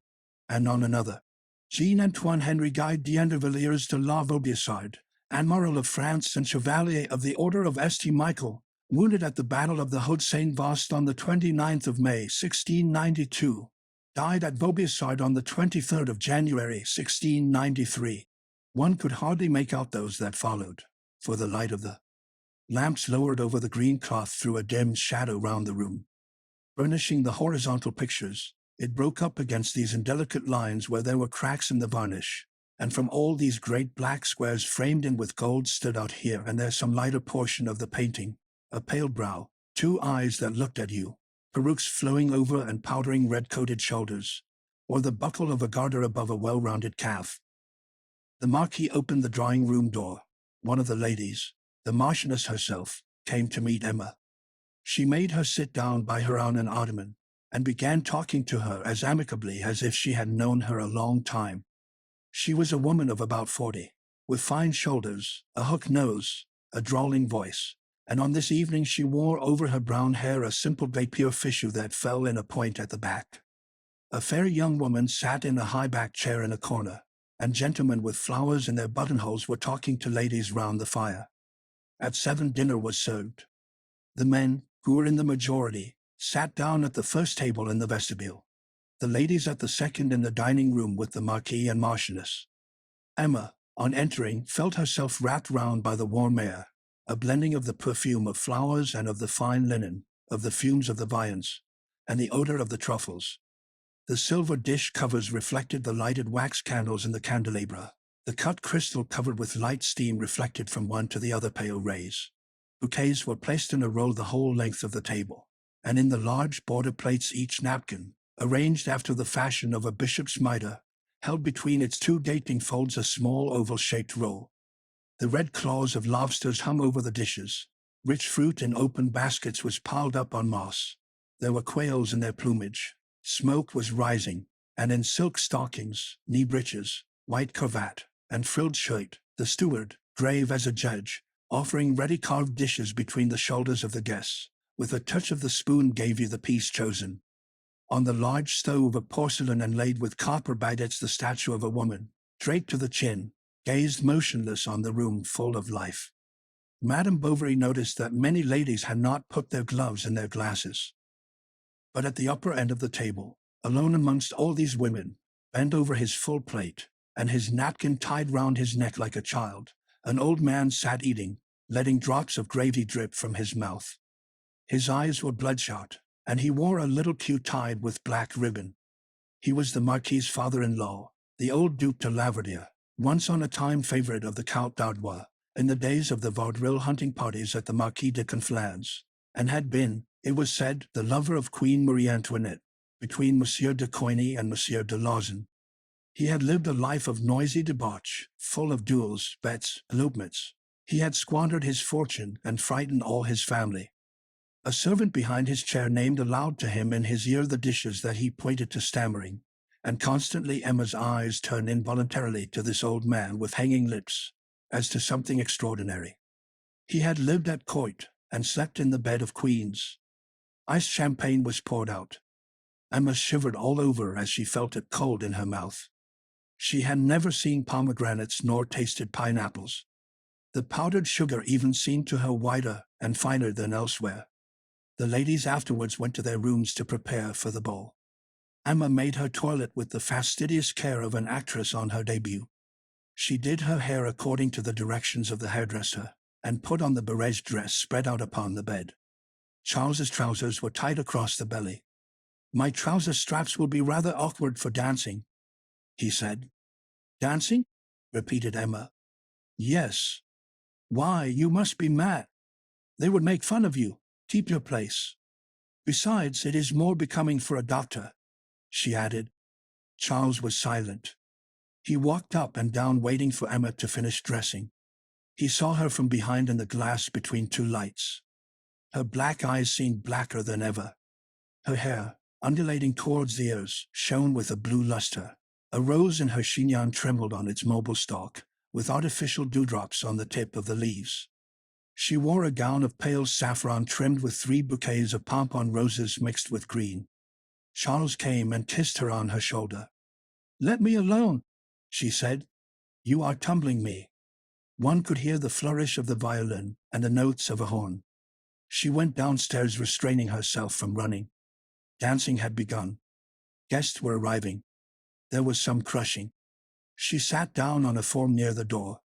The quadrille over, the floor was occupied by groups of men standing up and talking, and servants in livery bearing large trays. Along the line of seated women, painted fans were fluttering, bouquets half hid smiling faces, and gold-stoppered scent bottles were turned in partly closed hands, whose white gloves outlined the nails and tightened on the flesh at the wrists. Lace trimmings, diamond brooches, medallion bracelets trembled on bodices, gleamed on breasts, clinked on bare arms.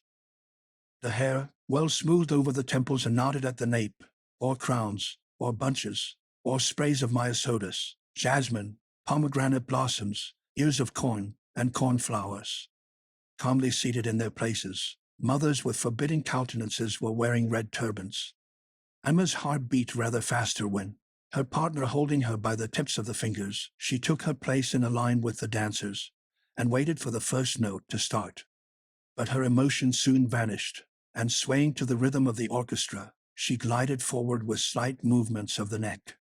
A smile rose to her lips at certain delicate phrases of the violin, that sometimes played alone while the other instruments were silent.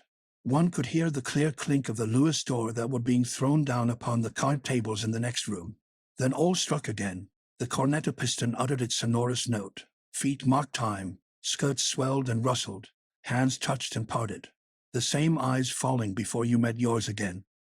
A few men, some 15 or so, of 25 to 40, scattered here and there among the dancers or talking at the doorways, distinguished themselves from the crowd by a certain air of breeding, whatever their differences in age, dress, or face. Their clothes, better made, seemed of finer cloth, and their hair, brought forward in curls towards the temples, glossy with more delicate pomades. They had the complexion of wealth, that clear complexion that is heightened by the pallor of porcelain, the shimmer of satin, the veneer of old furniture, and that an ordered regimen of exquisite nurture maintains at its best. Their necks moved easily in their low cravats. Their long whiskers fell over their turned-down collars. They wiped their lips upon handkerchiefs with embroidered initials that gave forth a subtle perfume. Those who were beginning to grow old had an air of youth, while there was something mature in the faces of the young.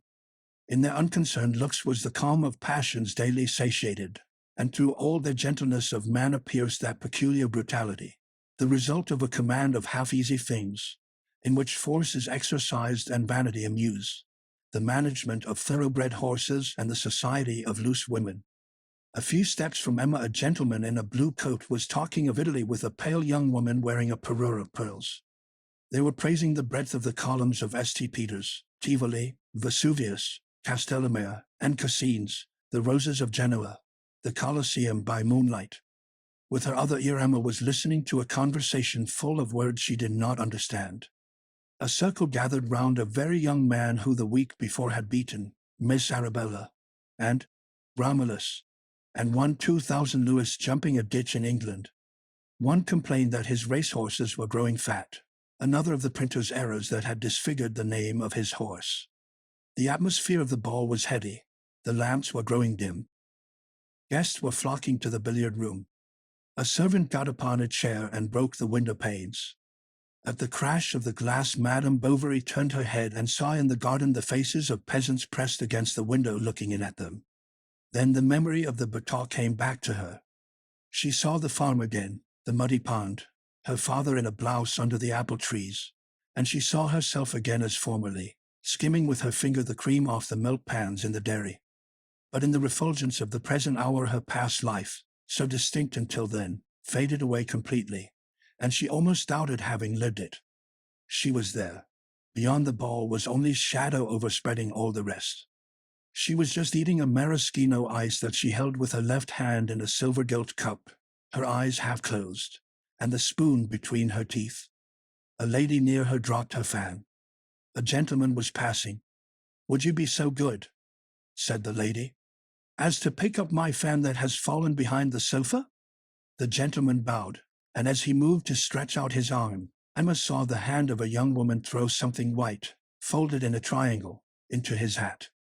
The gentleman, picking up the fan, offered it to the lady respectfully. She thanked him with an inclination of the head, and began smelling her bouquet. After supper, there were plenty of Spanish and Rhine wines, soups à la bisque and à la diamandas, puddings à la trafalgar, and all sorts of cold meats with jellies that trembled in the dishes. The carriages one after the other began to drive off. Raising the corners of the muslin curtain, one could see the light of their lanterns glimmering through the darkness. The seats began to empty. Some card players were still left. The musicians were cooling the tips of their fingers on their tongues. Charles was half asleep, his back propped against the door. At 3 o'clock the cotillion began. Emma did not know how to waltz. Everyone was waltzing, Mademoiselle d'Andervilliers herself and the Marquis. Only the guests staying at the castle were still there, about a dozen persons. One of the waltzers, however, who was familiarly called Viscount, and whose low-cut waistcoat seemed molded to his chest, came a second time to ask Madame Bovary to dance, assuring her that he would guide her, and that she would get through it very well. They began slowly, then went more rapidly. They turned. All around them was turning, the lamps, the furniture, the wainscoting, the floor, like a disc on a pivot. On passing near the doors, the bottom of Anna's dress caught against his trousers. Their legs commingled. He looked down at her. She raised her eyes to his. A torpor seized her. She stopped. They started again, and with a more rapid movement, the Viscount, dragging her along, disappeared with her to the end of the gallery, where, panting, she almost fell, and for a moment rested her head upon his breast. And then, still turning, but more slowly, he guided her back to her seat. She leaned back against the wall, and covered her eyes with her hands. When she opened them again, in the middle of the drawing-room 3 waltzers were kneeling before a lady sitting on a stool. She chose the Viscount, and the violin struck up once more. Everyone looked at them. They passed and repassed, she with rigid body, her chin bent down, and he always in the same pose, his figure curved, his elbow rounded, his chin thrown forward. That woman knew how to waltz. They kept up a long time, and tired out all the others. Then they talked a few moments longer, and after the good nights, or rather good mornings, the guests of the chateau retired to bed. Charles dragged himself up by the balusters. His knees were going up into his body. He had spent 5 consecutive hours standing bolt upright at the card tables, watching them play whist, without understanding anything about it, and it was with a deep sigh of relief that he pulled off his boots. Emma threw a shawl over her shoulders, opened the window, and leant out. The night was dark. Some drops of rain were falling. She breathed in the damp wind that refreshed her eyelids. The music of the ball was still murmuring in her ears, and she tried to keep herself awake in order to prolong the illusion of this luxurious life that she would soon have to give up. Day began to break. She looked long at the windows of the chateau, trying to guess which were the rooms of all those she had noticed the evening before. She would fain have known their lives, have penetrated, blended with them. But she was shivering with cold. She undressed, and cowered down between the sheets against Charles, who was asleep. There were a great many people to luncheon. The repast lasted 10 minutes. No liqueurs were served, which astonished the doctor. Next, Mademoiselle d'Andervilliers collected some pieces of roll in a small basket to take them to the swans on the ornamental waters, and they went to walk in the hothouses, where strange plants, bristling with hairs, rose in pyramids under hanging vases, whence, as from overfilled nests of serpents, fell long green cords interlacing. The orangery, which was at the other end, led by a covered way to the outhouses of the chateau. The Marquis, to amuse the young woman, took her to see the stables. Above the basket-shaped racks, porcelain slabs bore the names of the horses in black letters. Each animal in its stall whisked its tail when anyone went near and said, "TCHK, TCHK." The boards of the harness room shone like the flooring of a drawing room. The carriage harness was piled up in the middle against 2 twisted columns, and the bits, the whips, the spurs, the curbs, were ranged in a line all along the wall. Charles, meanwhile, went to ask a groom to put his horse to. The dog-cart was brought to the foot of the steps, and, all the parcels being crammed in, the Bovarys paid their respects to the Marquis and Marchioness, and set out again for toasts. Emma watched the turning wheels in silence. Charles, on the extreme edge of the seat, held the reins with his two arms wide apart, and the little horse ambled along in the shafts that were too big for him. The loose reins hanging over his crupper were wet with foam, and the box fastened on behind the chaise gave great regular bumps against it. They were on the heights of Fiberville when suddenly some horsemen with cigars between their lips passed laughing. Emma thought she recognized the Viscount, turned back, and caught on the horizon only the movement of the heads rising or falling with the unequal cadence of the trot or gallop. A mile farther on they had to stop to mend with some string de traces that had broken. But Charles, giving a last look to the harness, saw something on the ground between his horse's legs, and he picked up a cigar case with a green silk border and beblazoned in the center like the door of a carriage. "There are even 2 cigars in it," said he. "They'll do for this evening after dinner." "Why, do you smoke?" she asked. "Sometimes, when I get a chance." He put his find in his pocket and whipped up the nag. When they reached home, the dinner was not ready. Madame lost her temper. Nastasy answered rudely. "Leave the room," said Emma. "You are forgetting yourself. I give you warning." For dinner there was onion soup and a piece of veal with sorrel. Charles, seated opposite Emma, rubbed his hands gleefully. "How good it is to be at home again!" Nastasy could be heard crying. He was rather fond of the poor girl. She had formerly, during the wearisome time of his widowhood, kept him company many an evening. She had been his first patient, his oldest acquaintance in the place. "Have you given her warning for good?" he asked at last. "Yes." "Who is to prevent me?" she replied. Then they warmed themselves in the kitchen while their room was being made ready. Charles began to smoke. He smoked with lips protruding, spitting every moment, recoiling at every puff. "You'll make yourself ill," she said scornfully. He put down his cigar and ran to swallow a glass of cold water at the pump. Emma, seizing hold of the cigar case, threw it quickly to the back of the cupboard. The next day was a long one. She walked about her little garden, up and down the same walks, stopping before the beds, before the espalier, before the plaster curate, looking with amazement at all these things of once on a time that she knew so well. How far off the ball seemed already! What was it that thus sat so far asunder the morning of the day before yesterday, and the evening of today? Her journey to Vaubyessard had made a hole in her life, like one of those great crevices that a storm will sometimes make in one night in mountains. Still she was resigned. She devoutly put away in her drawers her beautiful dress, down to the satin shoes whose soles were yellowed with the slippery wax of the dancing floor. Her heart was like these. In its friction against wealth something had come over it that could not be effaced. The memory of this ball, then, became an occupation for Emma. Whenever the Wednesday came round, she said to herself as she awoke, "Ah, I was there a week, a fortnight, 3 weeks ago." And little by little the faces grew confused in her remembrance. She forgot the tune of the quadrilles. She no longer saw the liveries and appointments so distinctly. Some details escaped her, but the regret remained with her. Chapter 9. Often when Charles was out she took from the cupboard, between the folds of the linen where she had left it, the green silk cigar case. She looked at it, opened it, and even smelt the odor of the lining, a mixture of verbena and tobacco. Whose was it? The Viscount's? Perhaps it was a present from his mistress. It had been embroidered on some rosewood frame, a pretty little thing, hidden from all eyes, that had occupied many hours, and over which had fallen the soft curls of the pensive worker. A breath of love had passed over the stitches on the canvas.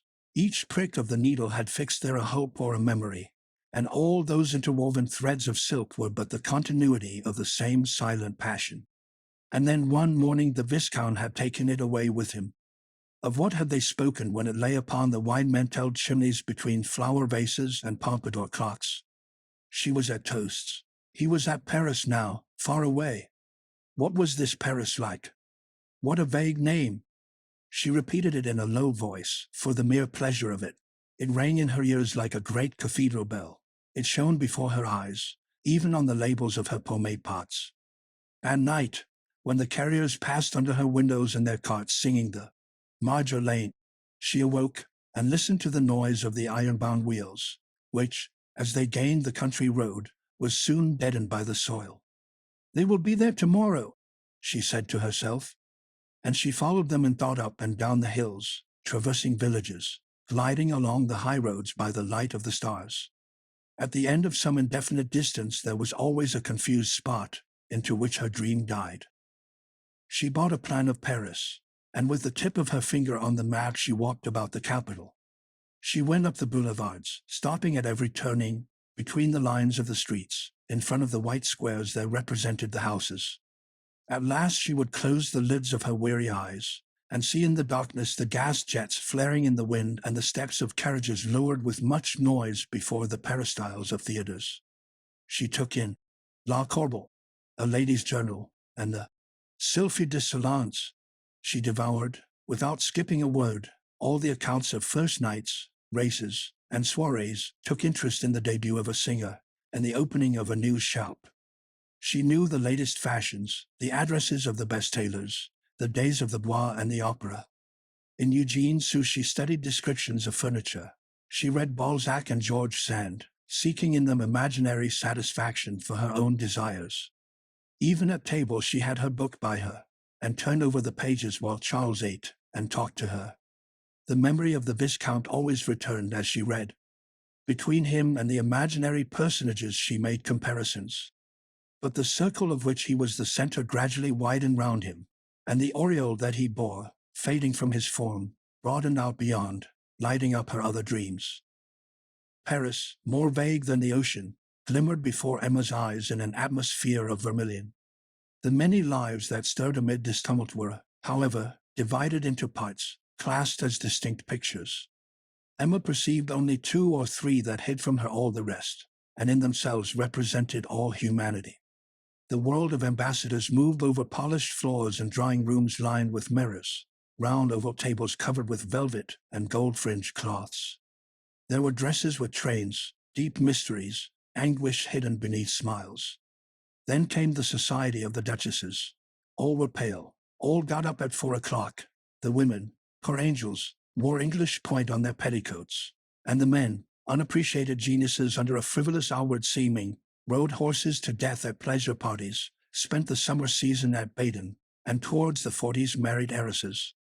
In the private rooms of restaurants, where one sups after midnight by the light of wax candles, laughed the motley crowd of men of letters and actresses. They were prodigal as kings, full of ideal, ambitious, fantastic frenzy. This was an existence outside that of all others, between heaven and earth, in the midst of storms, having something of the sublime. For the rest of the world it was lost, with no particular place and as if non-existent. The nearer things were, moreover, the more her thoughts turned away from them. All her immediate surroundings, the wearisome country, the middle-class imbeciles, the mediocrity of existence, seemed to her exceptional, a peculiar chance that had caught hold of her, while beyond stretched, as far as I could see, an immense land of joys and passions. She confused in her desire the sensualities of luxury with the delights of the heart, elegance of manners with delicacy of sentiment. Did not love, like Indian plants, need a special soil, a particular temperature? Signs by moonlight, long embraces, tears flowing over yielded hands. All the fevers of the flesh and the languors of tenderness could not be separated from the balconies of great castles full of indolence, from boudoirs with silken curtains and thick carpets, well-filled flower stands, a bed on a raised dais, nor from the flashing of precious stones and the shoulder knots of liveries. The lad from the posting house who came to groom the mare every morning passed through the passage with his heavy wooden shoes. There were holes in his blouse. His feet were bare in list slippers. And this was the groom in knee breeches with whom she had to be content. His work done, he did not come back again all day, for Charles on his return put up his horse himself, unsaddled him and put on the halter, while the servant girl brought a bundle of straw and threw it as best she could into the manger. To replace Nastasy, who left toast shedding torrents of tears, Emma took into her service a young girl of 14, an orphan with a sweet face. She forbade her wearing cotton caps, taught her to address her in the third person, to bring a glass of water on a plate, to knock before coming into a room, to iron, starch, and to dress her, wanted to make a lady's maid of her. The new servant obeyed without a murmur, so as not to be sent away, and as Madame usually left the key in the sideboard, fell aside every evening, took a small supply of sugar that she ate alone in her bed after she had said her prayers. Sometimes in the afternoon she went to chat with the postilions. Madame was in her room upstairs. She wore an open dressing gown that showed between the shawl facings of her bodice a pleated chamizette with 3 gold buttons. Her belt was a corded girdle with great tassels, and her small garnet-colored slippers had a large knot of ribbon that fell over her instep. She had bought herself a blotting book, writing case, pen holder, and envelopes. Although she had no one to write to, she dusted her whatnot, looked at herself in the glass, picked up a book, and then, dreaming between the lines, let it drop on her knees. She longed to travel or to go back to her convent. She wished at the same time to die and to live in Paris. Charles in snow and rain trotted across country. He ate omelettes on farmhouse tables, poked his arm into damp beds, received the tepid spurt of bloodlettings in his face, listened to death rattles, examined basins, turned over a good deal of dirty linen. But every evening he found a blazing fire, his dinner ready, easy chairs, and a well-dressed woman, charming with an odor of freshness, though no one could say whence the perfume came, or if it were not her skin that made odorous her chemise. She charmed him by numerous attentions. Now it was some new way of arranging paper sconces for the candles, a flounce that she altered on her gown, or an extraordinary name for some very simple dish that the servant had spoilt, but that Charles swallowed with pleasure to the last mouthful. At Rouen she saw some ladies who wore a bunch of charms on the watch chains. She bought some charms. She wanted for her mantelpiece 2 large blue glass vases, and some time after an ivory necessaire with a silver gilt thimble. The less Charles understood these refinements, the more they seduced him. They added something to the pleasure of the senses and to the comfort of his fireside. It was like a golden dust sanding all along the narrow path of his life. He was well, looked well. His reputation was firmly established. The country folk loved him because he was not proud. He petted the children, never went to the public house, and moreover, his morals inspired confidence. He was specially successful with catarrhs and chest complaints. Being much afraid of killing his patients, Charles, in fact, only prescribed sedatives, from time to time an emetic, a foot bath, or leeches. It was not that he was afraid of surgery. He bled people copiously like horses, and for the taking out of teeth he had the devil's own wrist. Finally, to keep up with the times, he took in La Ruche Medicale, a new journal whose prospectus had been sent him. He read it a little after dinner, but in about 5 minutes the warmth of the room added to the effect of his dinner sent him to sleep, and he sat there, his chin on his 2 hands and his hair spreading like a mane to the foot of the lamp. Emma looked at him and shrugged her shoulders. Why, at least, was not her husband one of those men of taciturn passions who work at their books all night, and at last, when about 60, the age of rheumatism sets in, wear a string of orders on their ill-fitting black coat? She could have wished this name of Bovary, which was hers, had been illustrious, to see it displayed at the booksellers, repeated in the newspapers, known to all France. But Charles had no ambition. An Ivetoud doctor whom he had lately met in consultation had somewhat humiliated him at the very bedside of the patient, before the assembled relatives. When, in the evening, Charles told her this anecdote, Emma inveighed loudly against his colleague. Charles was much touched. He kissed her forehead with a tear in his eyes. But she was angered with shame. She felt a wild desire to strike him. She went to open the window in the passage and breathed in the fresh air to calm herself. "What a man! What a man!" she said in a low voice, biting her lips. Besides, she was becoming more irritated with him. As he grew older, his manner grew headier. At dessert, he cut the corks of the empty bottles. After eating, he cleaned his teeth with his tongue. In taking soup, he made a gurgling noise with every spoonful. And, as he was getting fatter, the puffed-out cheeks seemed to push the eyes, always small, up to the temples. Sometimes Emma tucked the red borders of his undervest into his waistcoat, rearranged his cravat, and threw away the dirty gloves he was going to put on. And this was not, as he fancied, for himself. It was for herself, by a diffusion of egotism, of nervous irritation. Sometimes, too, she told him of what she had read, such as a passage in a novel, of a new play, or an anecdote of the upper ten that she had seen in a feuilleton. For, after all, Charles was something, an ever-open ear, an ever-ready approbation. She confided many a thing to her greyhound. She would have done so to the logs in the fireplace or to the pendulum of the clock. At the bottom of her heart, however, she was waiting for something to happen.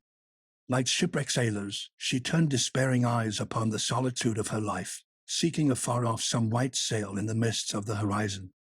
She did not know what this chance would be, what wind would bring it her, towards what shore it would drive her, if it would be a shallop or a three-decker, laden with anguish or full of bliss to the portholes. But each morning, as she awoke, she hoped it would come that day. She listened to every sound, sprang up with a start, wondered that it did not come. Then at sunset, always more saddened, she longed for the morrow.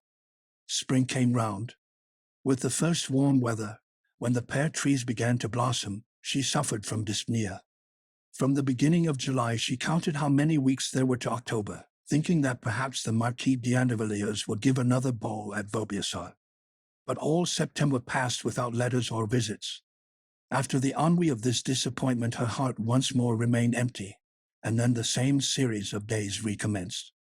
So now they would thus follow one another, always the same, immovable, and bringing nothing. Other lives, however flat, had at least the chance of some event.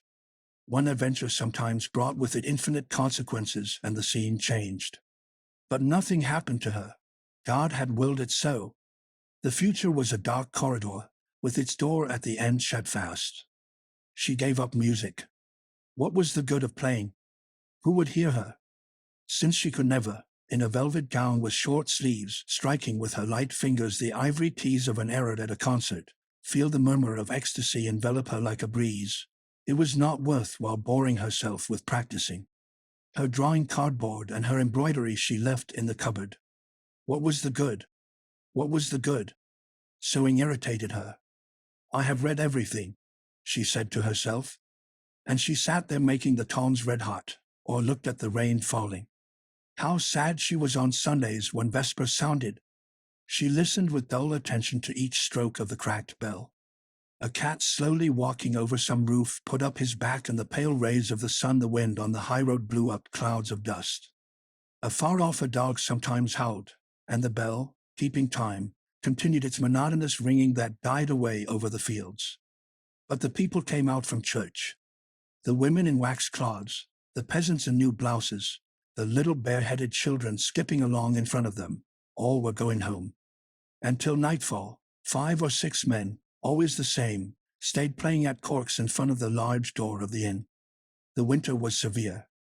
The windows every morning were covered with rime, and the light shining through them, dim as through ground glass, sometimes did not change the whole day long.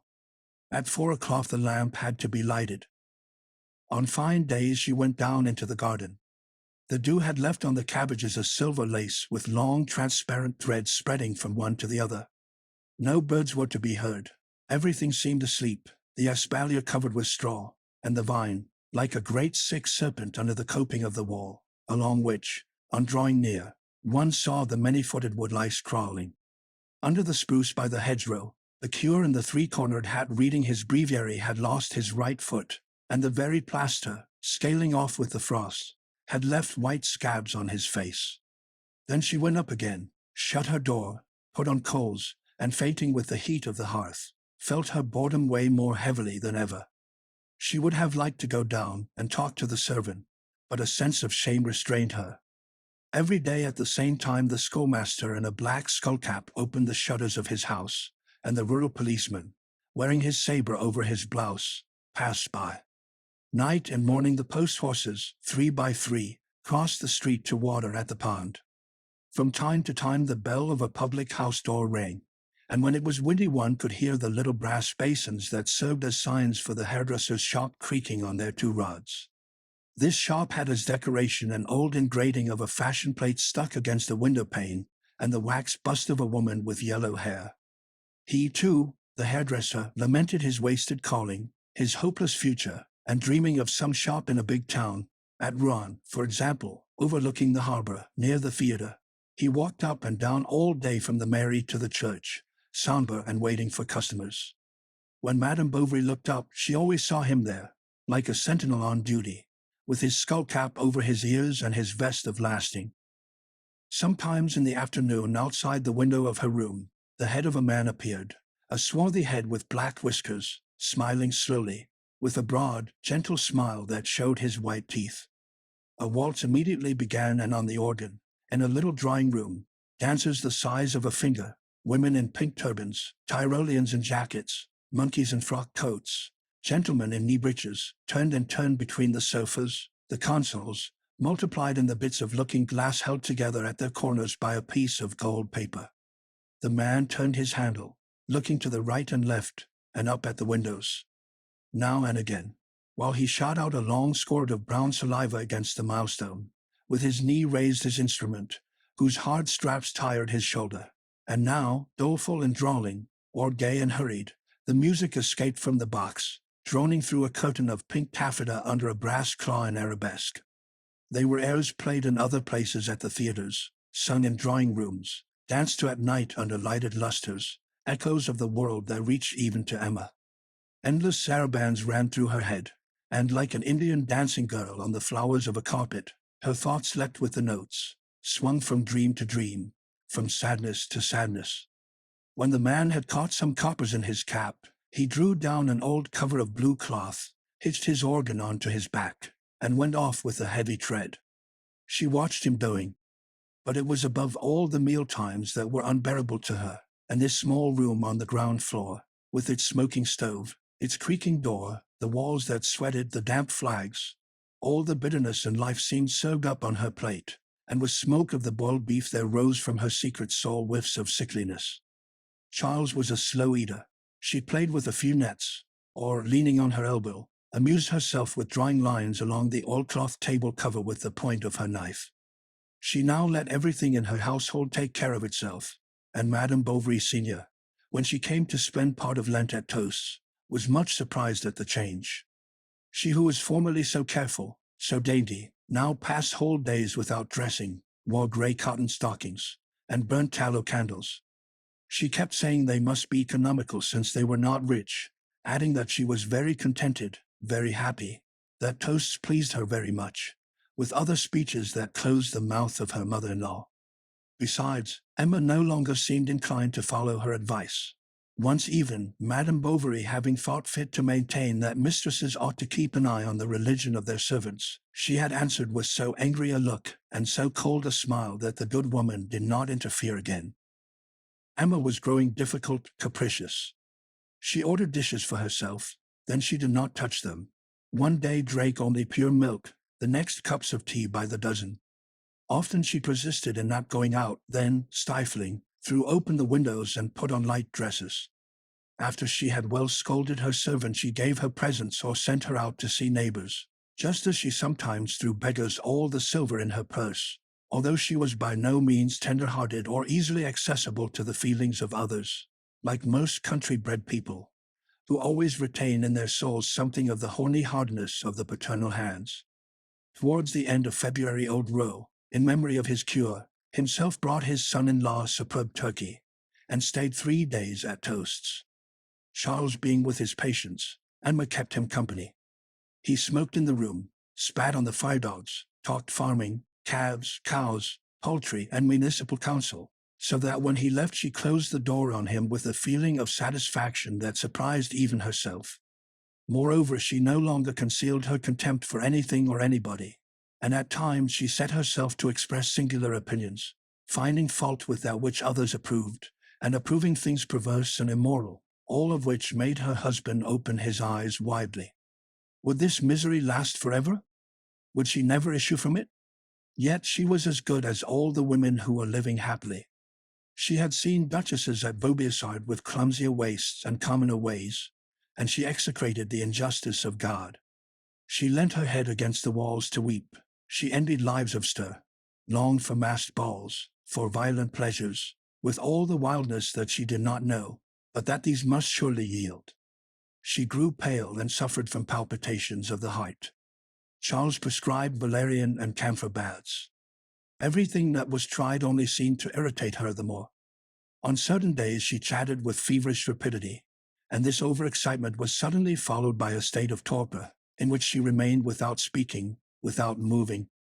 What then revived her was pouring a bottle of eau de cologne over her arms. As she was constantly complaining about toasts, Charles fancied that her illness was no doubt due to some local cause, and fixing on this idea, began to think seriously of setting up elsewhere. From that moment she drank vinegar, contracted a sharp little cough, and completely lost her appetite. It cost Charles much to give up toast after living there 4 years, and, when he was beginning to get on there, yet if it must be, he took her to Rouen to see his old master. It was a nervous complaint. Change of air was needed. After looking about him on this side and on that, Charles learned that in the Neuchâtel arrondissement there was a considerable market town called Yearns, whose doctor, a Polish refugee, had decamped a week before. Then he wrote to the chemist of the place to ask the number of the population, the distance from the nearest doctor, what his predecessor had made a year, and so forth. And the answer being satisfactory, he made up his mind to move towards the spring, if Emma's health did not improve. One day when, in view of her departure, she was tidying a drawer, something pricked her finger. It was a wire of her wedding bouquet.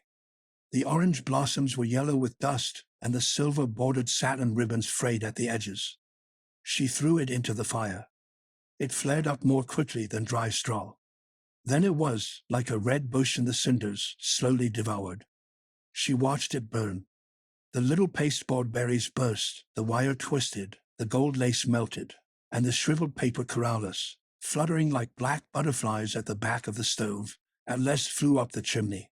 When they left toasts at the month of March, Madame Bovary was pregnant. Part 2. Chapter 1.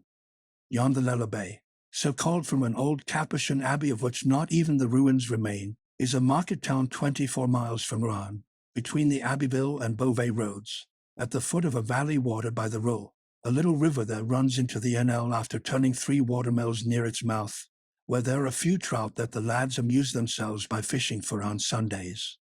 We leave the high road at La Boissière and keep straight on to the top of the Le Hill, whence the valley is seen. The river that runs through it makes of it, as it were, 2 regions with distinct physiognomies. All on the left is pasture land, all of the right arable. The meadow stretches under a bulge of low hills to join at the back with the pasture land of the Bray country, while on the eastern side the plain, gently rising, broadens out, showing as far as I can follow its blond cornfields. The water, flowing by the grass, divides with a white line the color of the roads and of the plains, and the country is like a great unfolded mantle with a green velvet cape bordered with a fringe of silver. Before us, on the verge of the horizon, lie the oaks of the forest of Ardwell, with the steeps of the St. John Hill scarred from top to bottom with red irregular lines. They are rain tracks, and these brick tones standing out in narrow streaks against the gray color of the mountain are due to the quantity of iron springs that flow beyond in the neighboring country. Here we are on the confines of Normandy, Picardy, and the Ile de France, a bastard land whose language is without accent and its landscape is without character. It is there that they make the worst Neuchâtel cheeses of all the arrondissement. And on the other hand, farming is costly because so much manure is needed to enrich this friable soil full of sand and flints. Up to 1835 there was no practicable road for getting to Yonville, but about this time a crossroad was made which joins that of Abbeville to that of Amiens, and is occasionally used by the Rouen wagoners on their way to Flanders. Yearns has remained stationary in spite of its new outlet. Instead of improving the soil, they persist in keeping up the pasture lands, however depreciated they may be in value, and the lazy burrow, growing away from the plain, has naturally spread riverwards. It is seen from afar sprawling along the banks like a cowherd taking a siesta by the waterside. At the foot of the hill beyond the bridge begins a roadway, planted with young aspens, that leads in a straight line to the first houses in the place. These, fenced in by hedges, are in the middle of courtyards full of straggling buildings, wine presses, cart sheds and distilleries scattered under thick trees, with ladders, poles, or sides hung on to the branches. The thatched roofs, like fur caps drawn over eyes, reach down over about a third of the low windows, whose coarse convex glasses have knots in the middle like the bottoms of bottles. Against the plaster wall diagonally crossed by black joists, a meager pear tree sometimes leans, and the ground floors have at their door a small swing gate to keep out the chicks that come pilfering crumbs of bread steeped in cider on the threshold. But the courtyards grow narrower, the houses closer together, and the fences disappear. A bundle of ferns swings under a window from the end of a broomstick. There is a blacksmith's forge and then a wheelwright's, with 2 or 3 new carts outside that partly block the way. Then across an open space appears a white house beyond a grass mound ornamented by Cupid, his finger on his lips. 2 brass vases are at each end of a flight of steps. Scutcheons blaze upon the door. It is the notary's house, and the finest in the place. The church is on the other side of the street, 20 paces farther down, at the entrance of the square. The little cemetery that surrounds it, closed in by a wall breast high, is so full of graves that the old stones, level with the ground, form a continuous pavement, on which the grass of itself has marked out regular green squares. The church was rebuilt during the last years of the reign of Charles X. The wooden roof is beginning to rot from the top, and here and there has black hollows in its blue color. Over the door, where the organ should be, is a loft for the men, with a spiral staircase that reverberates under their wooden shoes. The daylight coming through the plain glass windows falls obliquely upon the pews ranged along the walls, which are adorned here and there with a straw mat bearing beneath it the words in large letters. Mr. So-and-so's pew. Farther on, at a spot where the building narrows, the confessional forms a pendant to a statuette of the Virgin, clothed in a satin robe, coiffed with a tulle veil sprinkled with silver stars, and with red cheeks, like an idol of the Sandwich Islands. And finally, a copy of the Holy Family, presented by the Minister of the Interior, overlooking the high altar, between 4 candlesticks, closes in the perspective. The choir stalls, of deer wood, have been left unpainted. The market, that is to say, a tiled roof supported by some 20 posts, occupies of itself about half the public square of Yonville.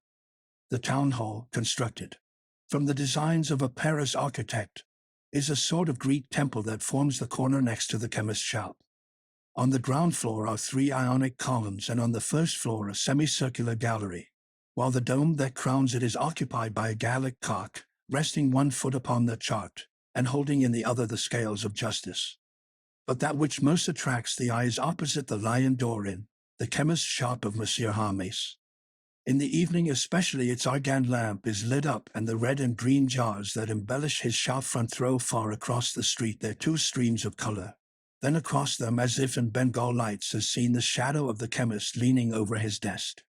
His house from top to bottom is placarded with inscriptions written in large hand, round hand, printed hand. Vichy seltzer, Baresh waters, blood purifiers, Raspale patent medicine, Arabian racahout, Darset lozenges, retinol paste, trusses, baths, hygienic chocolate, etc. And the signboard, which takes up all the breadth of the shop, bears in gold letters Hermes, chemist. Then at the back of the shop, behind the great scales fixed to the counter, the word laboratory appears on a scroll.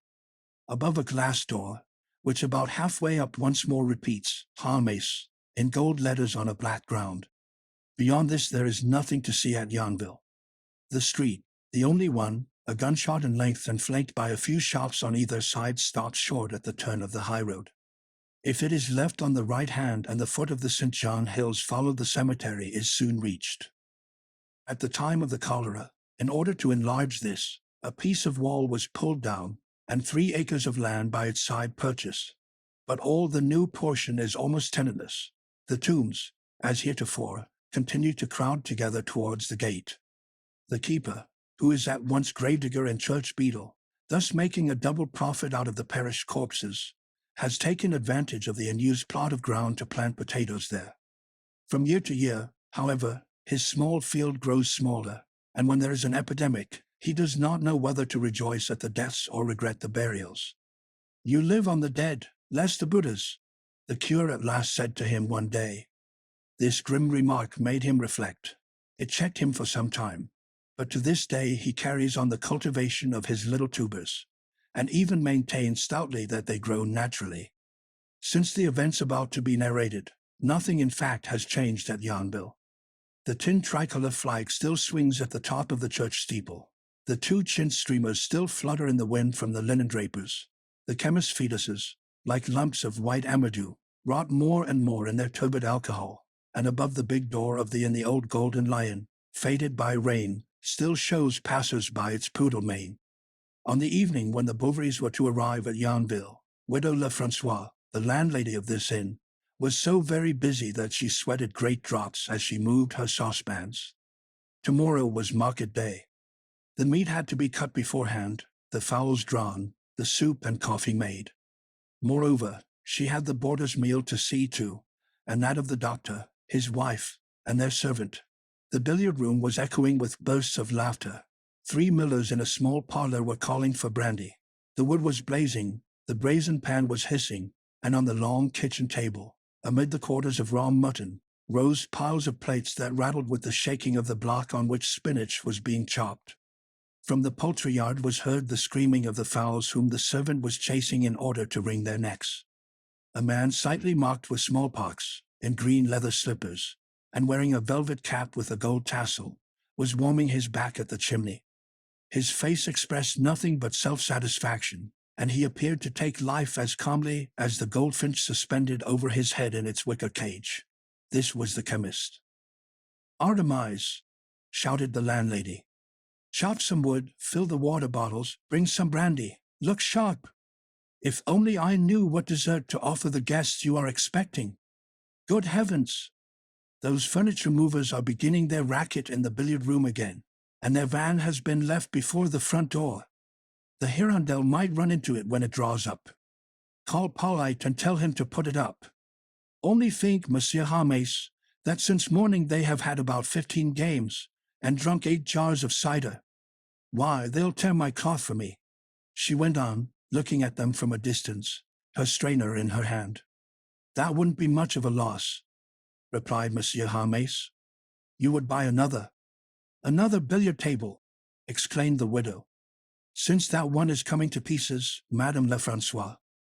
I tell you again you are doing yourself harm, much harm.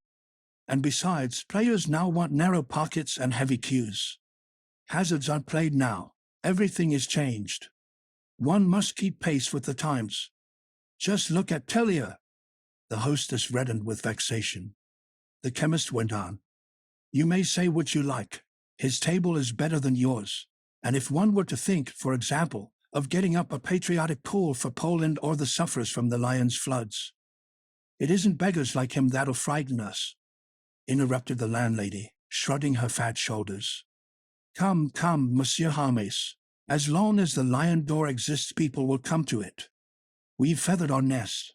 While one of these days you'll find the Café Francais closed with a big placard on the shutters. Change my billiard table," she went on, speaking to herself. "The table that comes in so handy for folding the washing, and on which, in the hunting season, I have slept 6 visitors. But that dawdler Hevert doesn't come. Are you waiting for him for your gentleman's dinner? Wait for him. And what about Monsieur Binet? As the clock strikes 6 you'll see him come in, for he hasn't his equal under the sun for punctuality. He must always have his seat in the small parlor. He'd rather die than dine anywhere else. And so squeamish as he is, and so particular about the cider. Not like Monsieur Lyon. He sometimes comes at 7, or even 1/2 past, and he doesn't so much as look at what he eats. Such a nice young man. Never speaks a rough word. Well, you see, there's a great difference between an educated man and an old carabiner who is now a tax collector." 6 o'clock struck. Binet came in. He wore a blue frock coat falling in a straight line round his thin body, and his leather cap, with its lappets knotted over the top of his head with string, showed under the turned-up peak a bald forehead, flattened by the constant wearing of a helmet. He wore a black cloth waistcoat, a hair collar, grey trousers, and all the year round well-blacked boots that had 2 parallel swellings due to the sticking out of his big toes. Not a hair stood out from the regular line of fair whiskers, which, encircling his jaws, framed, after the fashion of a garden border, his long, wan face, whose eyes were small and the nose hooked. Clever at all games of cards, a good hunter, and writing a fine hand he had at home or lathe, and amused himself by turning napkin rings, with which he filled up his house, with the jealousy of an artist and the egotism of a bourgeois. He went to the small parlor, but the 3 millers had to be got out first, and during the whole time necessary for laying the cloth, Binet remained silent in his place near the stove. Then he shut the door and took off his cap in his usual way. "It isn't with saying civil things that he'll wear out his tongue," said the chemist, as soon as he was along with the landlady. "He never talks more," she replied. "Last week 2 travelers in the cloth line were here, such clever chaps who told such jokes in the evening that I fairly cried with laughing, and he stood there like a dabbed fish and never said a word." "Yes," observed the chemist. "No imagination, no sallies, nothing that makes the society man. Yet they say he has parts," objected the landlady. "Parts," replied Monsieur Hermes. "He parts. In his own line it is possible," he added in a calmer tone. And he went on, "Ah, that a merchant, who has large connections, a jurisconsult, a doctor, a chemist, should be thus absent-minded, that they should become whimsical or even peevish, I can understand. Such cases are cited in history. But at least it is because they are thinking of something.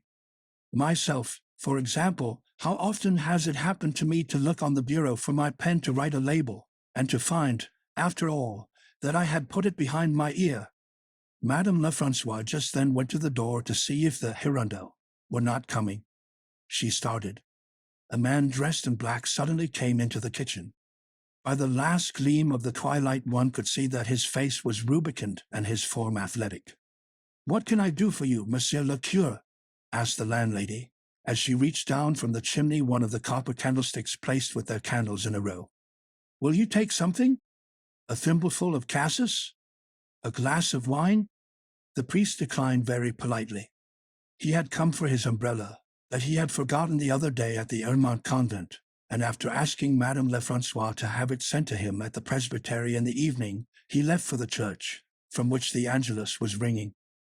When the chemist no longer heard the noise of his boots along the square, he thought the priest's behavior just now very unbecoming. This refusal to take any refreshment seemed to him the most odious hypocrisy. All priests tippled on the sly, and were trying to bring back the days of the tithe. The landlady took up the defense of her cure. "Besides, he could double up 4 men like you over his knee.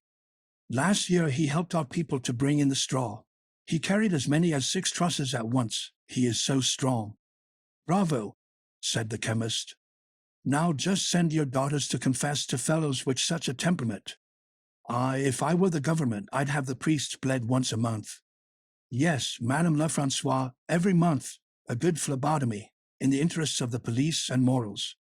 "Be quiet, Monsieur Hermes. You are an infidel. You've no religion." The chemist answered, "I have a religion, my religion, and I even have more than all these others with their mummeries and their juggling. I adore God, on the contrary. I believe in the Supreme Being, in a Creator, whatever he may be. I care little who has placed us here below to fulfill our duties as citizens and fathers of families. But I don't need to go to church to kiss silver plates and fatten, out of my pocket, a lot of good-for-nothings who live better than we do. For one can know him as well in a wood, in a field, or even contemplating the eternal vault like the ancients. My God! Mine is the God of Socrates, of Franklin, of Voltaire, and of Berenger. I am for the profession of faith of the Savoyard vicar, and the immortal principles of AD 9. And I can't admit of an old boy of a God who takes walks in his garden with a cane in his hand, who lodges his friends in the belly of whales, dies uttering a cry, and rises again at the end of 3 days, things absurd in themselves, and completely opposed, moreover, to all physical laws, which prove to us, by the way, that priests have always wallowed in turpid ignorance, in which they would fain engulf the people with them." He ceased, looking round for an audience, for in his bubbling over the chemist had for a moment fancied himself in the midst of the town council. But the landlady no longer heeded him. She was listening to a distant rolling. One could distinguish the noise of a carriage mingled with the clattering of loose horseshoes that beat against the ground, and at last the Hirondelle stopped at the door. It was a yellow box on 2 large wheels, that, reaching to the tilt, prevented travelers from seeing the road and dirted their shoulders. The small panes of the narrow windows rattled in their sashes when the coach was closed, and retained here and there patches of mud amid the old layers of dust that not even storms of rain had altogether washed away. It was drawn by 3 horses, the first a leader, and when it came downhill its bottom jolted against the ground. Some of the inhabitants of Yonville came out into the square. They all spoke at once, asking for news, for explanations, for hampers. Hibbert did not know whom to answer. It was he who did the errands of the place in town. He went to the shops and brought back rolls of leather for the shoemaker, old iron for the farrier, a barrel of herrings for his mistress, caps from the milliners, locks from the hairdressers, and all along the road on his return journey he distributed his parcels, which he threw, standing upright on his seat and shouting at the top of his voice, over the enclosures of the yards. An accident had delayed him. Madame Bovary's greyhound had run across the field. They had whistled for him a quarter of an hour. Hibbert had even gone back a mile and a half expecting every moment to catch sight of her, but it had been necessary to go on. Emma had wept, grown angry. She had accused Charles of this misfortune. Monsieur Leroux, a draper, who happened to be in the coach with her, had tried to console her by a number of examples of lost dogs recognizing their masters at the end of long years. One, he said, had been told of, who had come back to Paris from Constantinople. Another had gone 150 miles in a straight line, and swum 4 rivers, and his own father had possessed a poodle, which, after 12 years of absence, had all of a sudden jumped on his back in the street as he was going to dine in town. Chapter 2. Emma got out first, then fell aside, Monsieur Leroux, and a nurse, and they had to wake up Charles in his corner, where he had sucked soundly since night set in. Harmes introduced himself. He offered his homages to Madame and his respects to Monsieur, said he was charmed to have been able to render them some slight service, and added with a cordial air that he had ventured to invite himself, his wife being away. When Madame Bovary was in the kitchen she went up to the chimney. With the tips of her fingers she caught her dress at the knee, and having thus pulled it up to her ankle, held out her foot in its black boot to the fire above the revolving leg of mutton. The flame lit up the whole of her, penetrating with a crude light the woof of her gowns, the fine pores of her fair skin, and even her eyelids, which she blinked now and again. A great red glow passed over her with the blowing of the wind through the half-open door. On the other side of the chimney a young man with fair hair watched her silently. As he was a good deal bored at Yonville, where he was a clerk at the notary's, Monsieur Dilleman, Monsieur Lion Dupuis, it was he who was the second habitué of the Lion d'Or, frequently put back his dinner hour in hope that some traveler might come to the inn, with whom he could chat in the evening.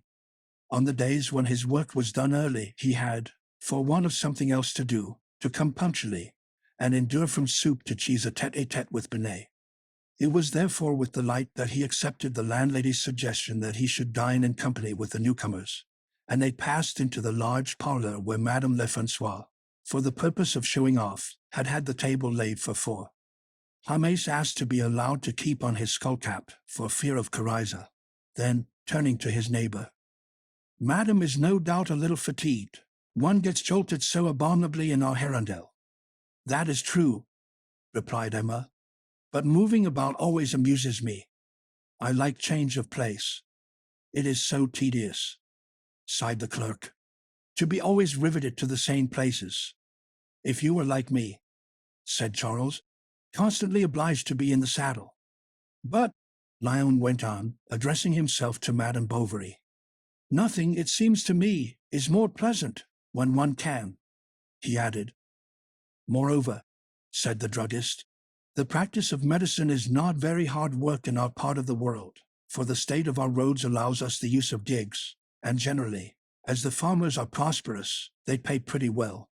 We have, medically speaking, besides the ordinary cases of enteritis, bronchitis, bilious affections, etc., now and then a few intermittent fevers at harvest time, but on the whole, little of a serious nature, nothing special to note, unless it be a great deal of scrofula, due, no doubt, to the deplorable hygienic conditions of our peasant dwellings. Ah, you will find many prejudices to combat, Monsieur Bovary, much obstinacy of routine, with which all the efforts of your science will daily come into collision. For people still have recourse to novenas, to relics, to the priest, rather than come straight to the doctor or the chemist. The climate, however, is not, truth to tell, bad, and we even have a few nonagenarians in our parish. The thermometer, I have made some observations, falls in winter to 4 degrees centigrade at the outside, which gives us 24 degrees Romer as the maximum, or otherwise 54 degrees Fahrenheit, English scale, not more.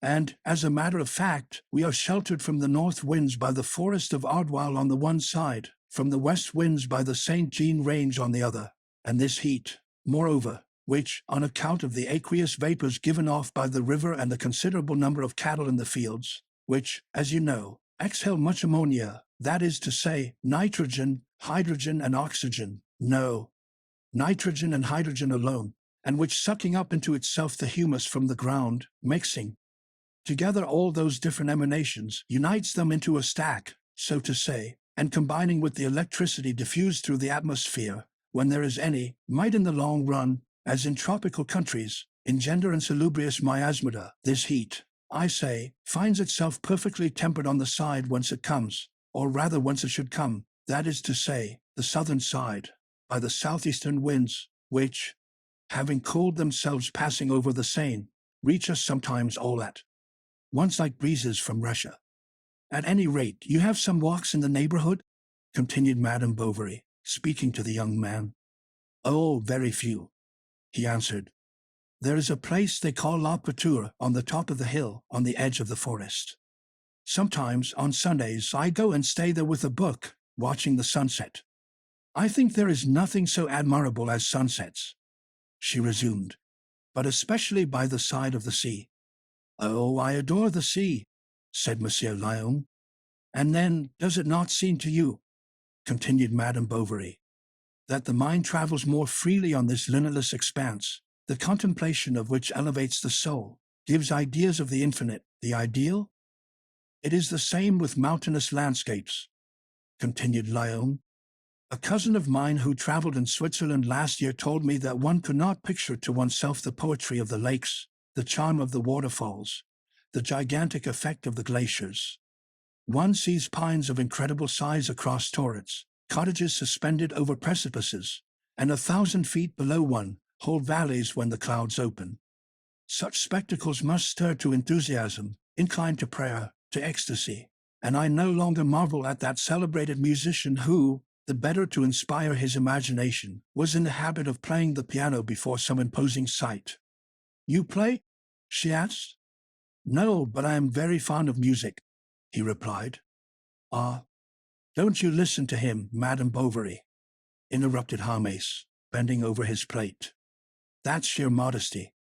Why, my dear fellow, the other day in your room you were singing Elenge Guardian ravishingly. I heard you from the laboratory. You gave it like an actor.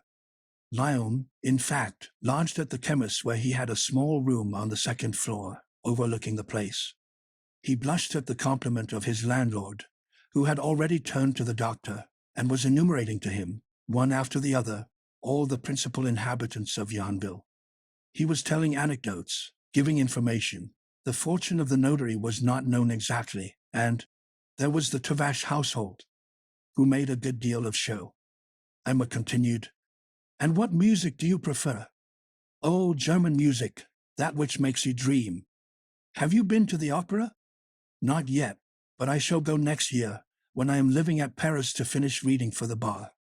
As I had the honor of putting it to your husband, said the chemist, with regard to this poor Yanoda who has run away, you will find yourself, thanks to his extravagance, in the possession of one of the most comfortable houses of Yonville. Its greatest convenience for a doctor is a door giving on the walk, where one can go in and out unseen. Moreover, it contains everything that is agreeable in a household, a laundry, kitchen with offices, sitting room, food room, and so on. He was a gay dog, who didn't care what he spent. At the end of the garden, by the side of the water, he had an arbor built just for the purpose of drinking beer in summer, and if Madame is fond of gardening she will be able. My wife doesn't care about it, said Charles. Although she has been advised to take exercise, she prefers always sitting in her room reading. Like me, replied Lyon.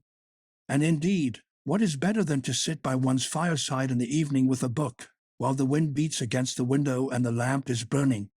What, indeed? She said, fixing her large black eyes wide open upon him. One thinks of nothing, he continued. The hours slip by. Motionless we traverse countries we fancy we see, and your thought, blending with the fiction, playing with the details, follows the outline of the adventures. It mingles with the characters, and it seems as if it were yourself palpitating beneath their costumes. That is true. That is true, she said. Has it ever happened to you, Lyon went on, to come across some vague idea of one's own in a book, some dim image that comes back to you from afar, and as the completest expression of your own slightest sentiment? I have experienced it, she replied. That is why, he said, I especially love the poets. I think verse more tender than prose, and that it moves far more easily to tears. Still in the long run it is tiring, continued Emma. Now I, on the contrary, adore stories that rush breathlessly along, that frighten one. I detest commonplace heroes and moderate sentiments, such as there are in nature. In fact, observed the clerk, these works, not touching the heart, miss, it seems to me, the true end of art. It is so sweet, amid all the disenchantments of life, to be able to dwell in thought upon noble characters, pure affections, and pictures of happiness.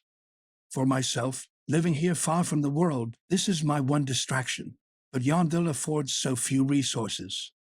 Like toasts, no doubt, replied Emma, and so I always subscribe to a lending library. If Madame will do me the honor of making use of it, said the chemist, who had just caught the last words. I have at her disposal a library composed of the best authors, Voltaire, Rousseau, Delille, Walter Scott, the Echo de Feuilletons, and in addition I receive various periodicals, among them the fabled de Rouen Daily, having the advantage to be its correspondent for the districts of Buchy, Forges, Neuchâtel, Yonville, and vicinity. For 2 hours and a half they had been at table, for the servant Artemis, carelessly dragging her old list slippers over the flags, brought one plate after the other, forgot everything, and constantly left the door of the billiard-room half open, so that it beat against the wall with its hooks. Unconsciously, Lyon, while talking, had placed his foot on one of the bars of the chair on which Madame Bovary was sitting. She wore a small blue silk necktie that kept up like a rough agauffered cambric collar, and with the movements of her head the lower part of her face gently sunk into the linen or came out from it.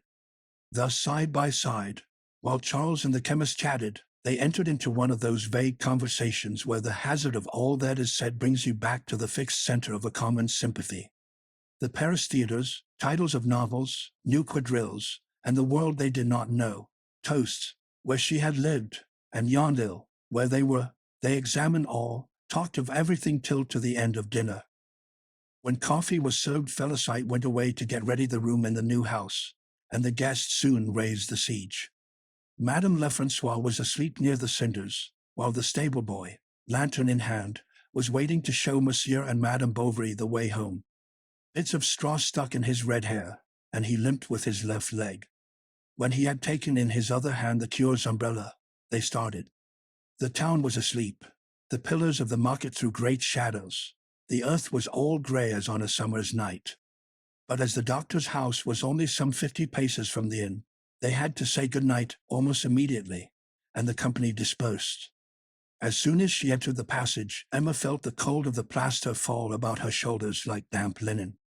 The walls were new and the wooden stairs creaked. In their bedroom, on the first floor, a whitish light passed through the curtainless windows. She could catch glimpses of treetops, and beyond, the fields, half round in the fog that lay reeking in the moonlight along the course of the river. In the middle of the room, pell-mell, were scattered drawers, bottles, curtain rods, gilt poles, with mattresses on the chairs and basins on the ground. The two men who had brought the furniture had left everything about carelessly. This was the 4th time that she had slept in a strange place. The first was the day of her going to the convent, the second, of her arrival at Toasts, the third, at Vaubyessard, and this was the 4th. And each one had marked, as it were, the inauguration of a new phase in her life. She did not believe that things could present themselves in the same way in different places, and since the portion of her life lived had been bad, no doubt that which remained to be lived would be better. Chapter 3. The next day, as she was getting up, she saw the clerk on the place. She had on a dressing gown. He looked up and bowed. She nodded quickly and reclosed the window. Lyon waited all day for 6 o'clock in the evening to come, but on going to the inn, he found no one but Monsieur Binet, already at table. The dinner of the evening before had been a considerable event for him. He had never till then talked for 2 hours consecutively to a lady. How then had he been able to explain, and in such language, the number of things that he could not have said so well before? He was usually shy, and maintained that reserve which partakes at once of modesty and dissimulation. At Yonville he was considered well-bred. He listened to the arguments of the older people, and did not seem hot about politics, a remarkable thing for a young man. Then he had some accomplishments. He painted in watercolors, could read the key of G, and readily talked literature after dinner when he did not play cards. Monsieur Harmes respected him for his education. Madame Harmes liked him for his good nature, for he often took the little Harmes into the garden, little brats who were always dirty, very much spoilt, and somewhat lymphatic, like their mother. Besides the servant to look after them, they had Justin, the chemist's apprentice, a second cousin of Monsieur Harmes, who had been taken into the house from charity, and who was useful at the same time as a servant. The druggist proved the best of neighbors. He gave Madame Bovary information as to the tradespeople, sent expressly for his own cider merchant, tasted the drink himself, and saw that the casks were properly placed in the cellar. He explained how to set about getting in a supply of butter cheap, and made an arrangement with Lester Budus, the sacristan, who, besides his sacerdotal and funeral functions, looked after the principal gardens at Yonville by the hour or the year, according to the taste of the customers. The need of looking after others was not the only thing that urged the chemist to such obsequious cordiality. There was a plan underneath it all. He had infringed the law of the 19th Ventos, year 11, Article I, which forbade all persons not having a diploma to practice medicine, so that, after certain anonymous denunciations, Harmes had been summoned to Rouen to see the procureur of the king in his own private room, the magistrate receiving him standing up, ermine on shoulder and cap on head. It was in the morning, before the court opened. In the corridors one heard the heavy boots of the gendarmes walking past, and like a far-off noise great locks that were shut. The druggist's ears tingled as if he were about to have an apoplectic stroke. He saw the depths of dungeons, his family in tears, his shops sold, all the jars dispersed, and he was obliged to enter a cafe and take a glass of rum and seltzer to recover his spirits. Little by little the memory of this reprimand grew fainter, and he continued, as heretofore, to give anodyne consultations in his back parlor. But the mayor resented it. His colleagues were jealous. Everything was to be feared. Gaining over Monsieur Bovary by his attentions was to earn his gratitude, and prevent his speaking out later on, should he notice anything. So every morning Harmes brought him the paper, and often in the afternoon left his shop for a few moments to have a chat with the doctor. Charles was dull. Patients did not come. He remained seated for hours without speaking, went into his consulting room to sleep, or watched his wife sewing. Then for diversion he employed himself at home as a workman. He even tried to do up the attic with some paint which had been left behind by the painters. But money matters worried him. He had spent so much for repairs at Toast's, for Madame's toilette, and for the moving, that the whole dowry, over 3,000 crowns, had slipped away in 2 years. Then how many things had been spoilt or lost during their carriage from Toast to Yonville, without counting the plaster cure, who, falling out of the coach at an over-severe jolt, had been dashed into 1,000 fragments on the pavements of Quincampoix. A pleasanter trouble came to distract him, namely, the pregnancy of his wife. As the time of her confinement approached he cherished her the more. It was another bond of the flesh establishing itself, and, as it were, a continued sentiment of a more complex union. When from afar he saw her languid walk, and her figure without stays turning softly on her hips, when opposite one another he looked at her at his ease, while she took tired poses in her armchair. Then his happiness knew no bounds. He got up, embraced her, passed his hands over her face, called her little mama, wanted to make her dance, and half laughing, half crying, uttered all kinds of caressing pleasantries that came into his head. The idea of having begotten a child delighted him. Now he wanted nothing. He knew human life from end to end, and he sat down to it with serenity. Emma at first felt a great astonishment, then was anxious to be delivered that she might know what it was to be a mother. But not being able to spend as much as she would have liked, to have a swing bassinet with rose silk curtains, and embroidered caps, and a fit of bitterness, she gave up looking after the trousseau, and ordered the whole of it from a village needlewoman, without choosing or discussing anything. Thus she did not amuse herself with those preparations that stimulate the tenderness of mothers, and so her affection was from the very outset, perhaps, to some extent attenuated. As Charles, however, spoke of the boy at every meal, she soon began to think of him more consecutively. She hoped for a son. He would be strong and dark. She would call him George. And this idea of having a male child was like an expected revenge for all her impotence in the past. A man, at least, is free. He may travel over passions and over countries, overcome obstacles, taste of the most faraway pleasures. But a woman is always hampered. At once inert and flexible, she has against her the weakness of the flesh and legal dependence.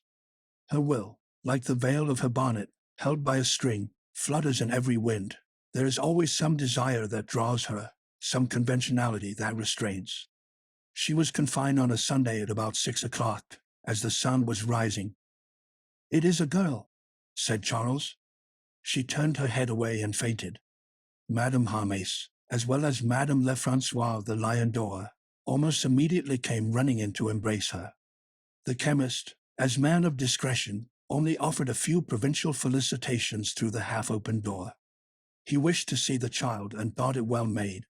Whilst she was getting well, she occupied herself much in seeking a name for her daughter. First she went over all those that have Italian endings, such as Clara, Louisa, Amanda, Atala. She liked Galswin pretty well, and Yusult or Leocady still better. Charles wanted the child to be called after her mother. Emma opposed this. They ran over the calendar from end to end, and then consulted outsiders. "Monsieur Lyon," said the chemist, "with whom I was talking about it the other day, wonders you do not choose Madeleine. It is very much in fashion just now." But Madame Bovary, senior, cried out loudly against this name of a sinner. As to Monsieur Harmes, he had a preference for all those that recalled some great man, an illustrious fact, or a generous idea, and it was on this system that he had baptized his 4 children. Thus Napoleon represented glory and Franklin liberty. Irma was perhaps a concession to romanticism, but Athalie was a homage to the greatest masterpiece of the French stage. For his philosophical convictions did not interfere with his artistic tastes. In him the thinker did not stifle the man of sentiment. He could make distinctions, make allowances for imagination and fanaticism. In this tragedy, for example, he found fault with the ideas, but admired the style. He detested the conception, but applauded all the details, and loathed the characters while he grew enthusiastic over their dialogue. When he read the fine passages he was transported, but when he thought that mummers would get something out of them for their show, he was disconsolate. And in this confusion of sentiments in which he was involved, he would have liked at once to crown Racine with both his hands and discuss with him for a good quarter of an hour. At last Emma remembered that at the chateau of Vaubyessard she had heard the Marchioness call a young lady Berthe. From that moment this name was chosen, and as old Rouault could not come, Monsieur Harmes was requested to stand godfather. His gifts were all products from his establishment, to wit, 6 boxes of jujubes, a whole jar of racahout, 3 cakes of marshmallow paste, and 6 sticks of sugar candy into the bargain that he had come across in a cupboard. On the evening of the ceremony there was a grand dinner. The cure was present. There was much excitement. Monsieur Harmes towards le time began singing Le Dieu de bons gens.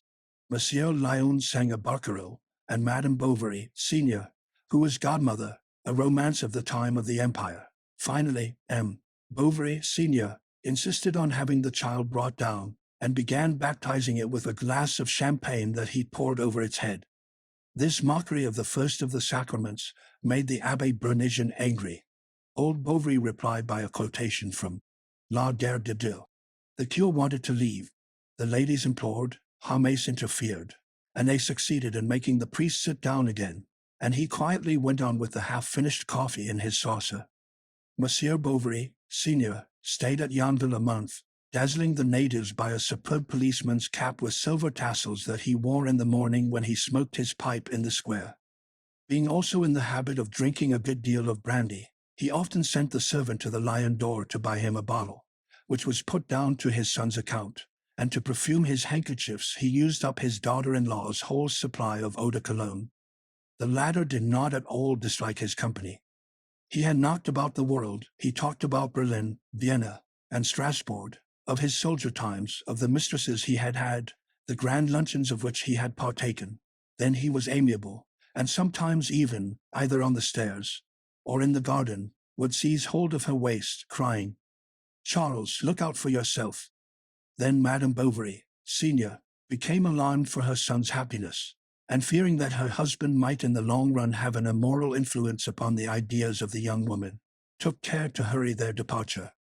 Perhaps she had more serious reasons for uneasiness. Monsieur Bovary was not the man to respect anything.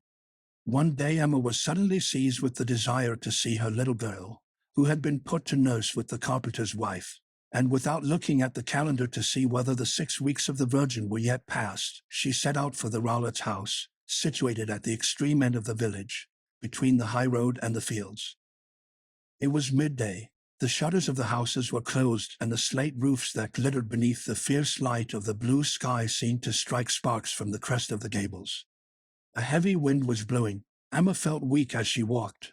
The stones of the pavement hurt her. She was doubtful whether she would not go home again, or go in somewhere to rest. At this moment Monsieur Lyon came out from a neighboring door with a bundle of papers under his arm. He came to greet her, and sit in the shade in front of the Leroux's shop under the projecting grey awning. Madame Bovary said she was going to see her baby, but that she was beginning to grow tired. "If," said Lyon, not daring to go on. "Have you any business to attend to?" she asked. And on the clerk's answer, she begged him to accompany her. That same evening this was known in Yonville, and Madame Tuvache, the mayor's wife, declared in the presence of her servant that Madame Bovary was compromising herself. To get to the nurses it was necessary to turn to the left on leaving the street, as if making for the cemetery, and to follow between little houses and yards a small path bordered with privet hedges. They were in bloom, and so were the speedwells, eglantines, thistles, and the sweetbriar that sprang up from the thickets. Through openings in the hedges one could see into the huts. Some pigs on a dung heap, or tethered cows rubbing their horns against the trunk of trees. The two, side by side, walked slowly, she leaning upon him, and he restraining his pace, which he regulated by hers. In front of them a swarm of midges fluttered, buzzing in the warm air. They recognized the house by an old walnut tree which shaded it.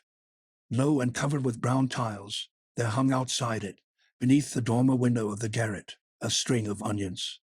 Faggots upright against the thorn fence surrounded a bed of lettuce, a few square feet of lavender, and sweet peas strung on sticks.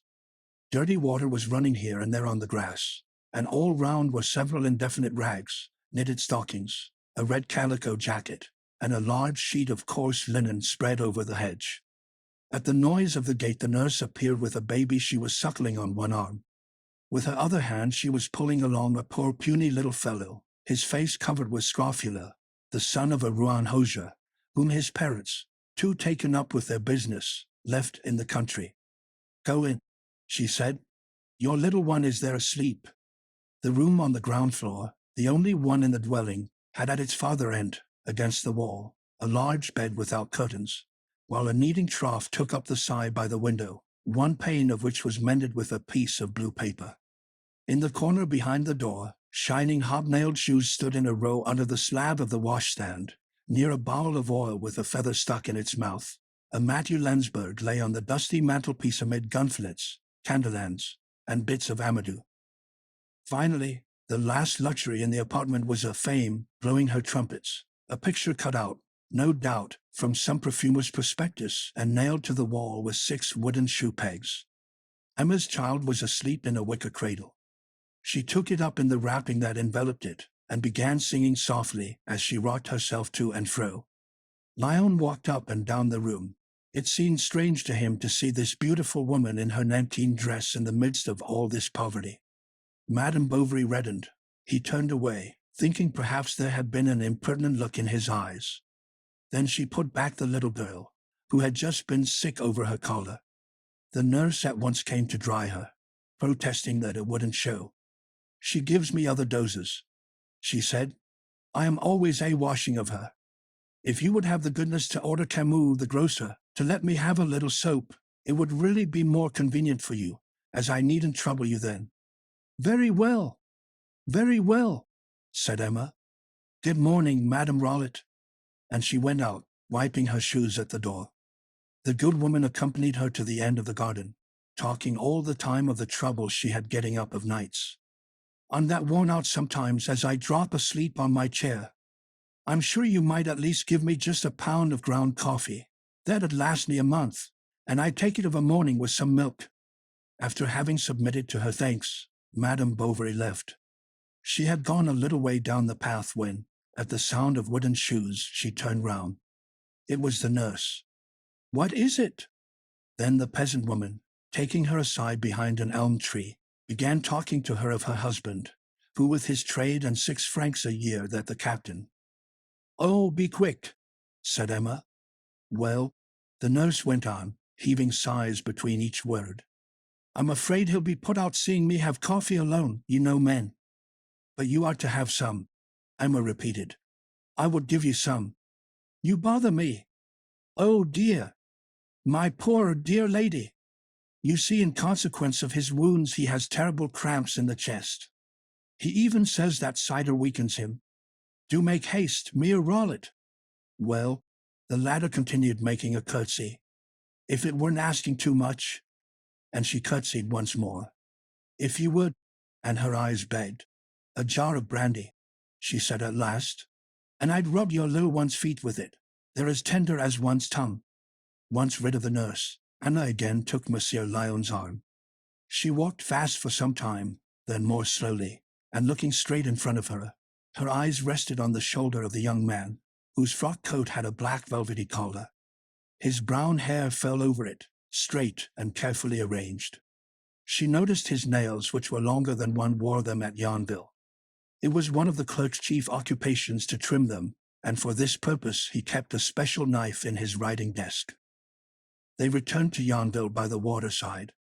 In the warm season the bank, wider than at other times, showed to their foot the garden walls whence a few steps led to the river. It flowed noiselessly, swift, and cold to the eye. Long, thin grasses huddled together in it as the current drove them, and spread themselves upon the limpid water like streaming hair. Sometimes at the tip of the reeds or on the leaf of a water lily an insect with fine legs crawled or rested. The sun pierced with a ray the small blue bubbles of the waves that, breaking, followed each other. Branchless old willows mirrored their gray backs in the water. Beyond, all around, the meadows seemed empty. It was the dinner hour at the farms, and the young woman and her companion heard nothing as they walked but the fall of their steps on the earth of the path, the words they spoke, and the sound of Emma's dress rustling round her. The walls of the gardens with pieces of bottle on their coping were hot as the glass windows of a conservatory. Wallflowers had sprung up between the bricks, and with the tip of her open sunshade Madame Bovary, as she passed, made some of their faded flowers crumble into a yellow dust.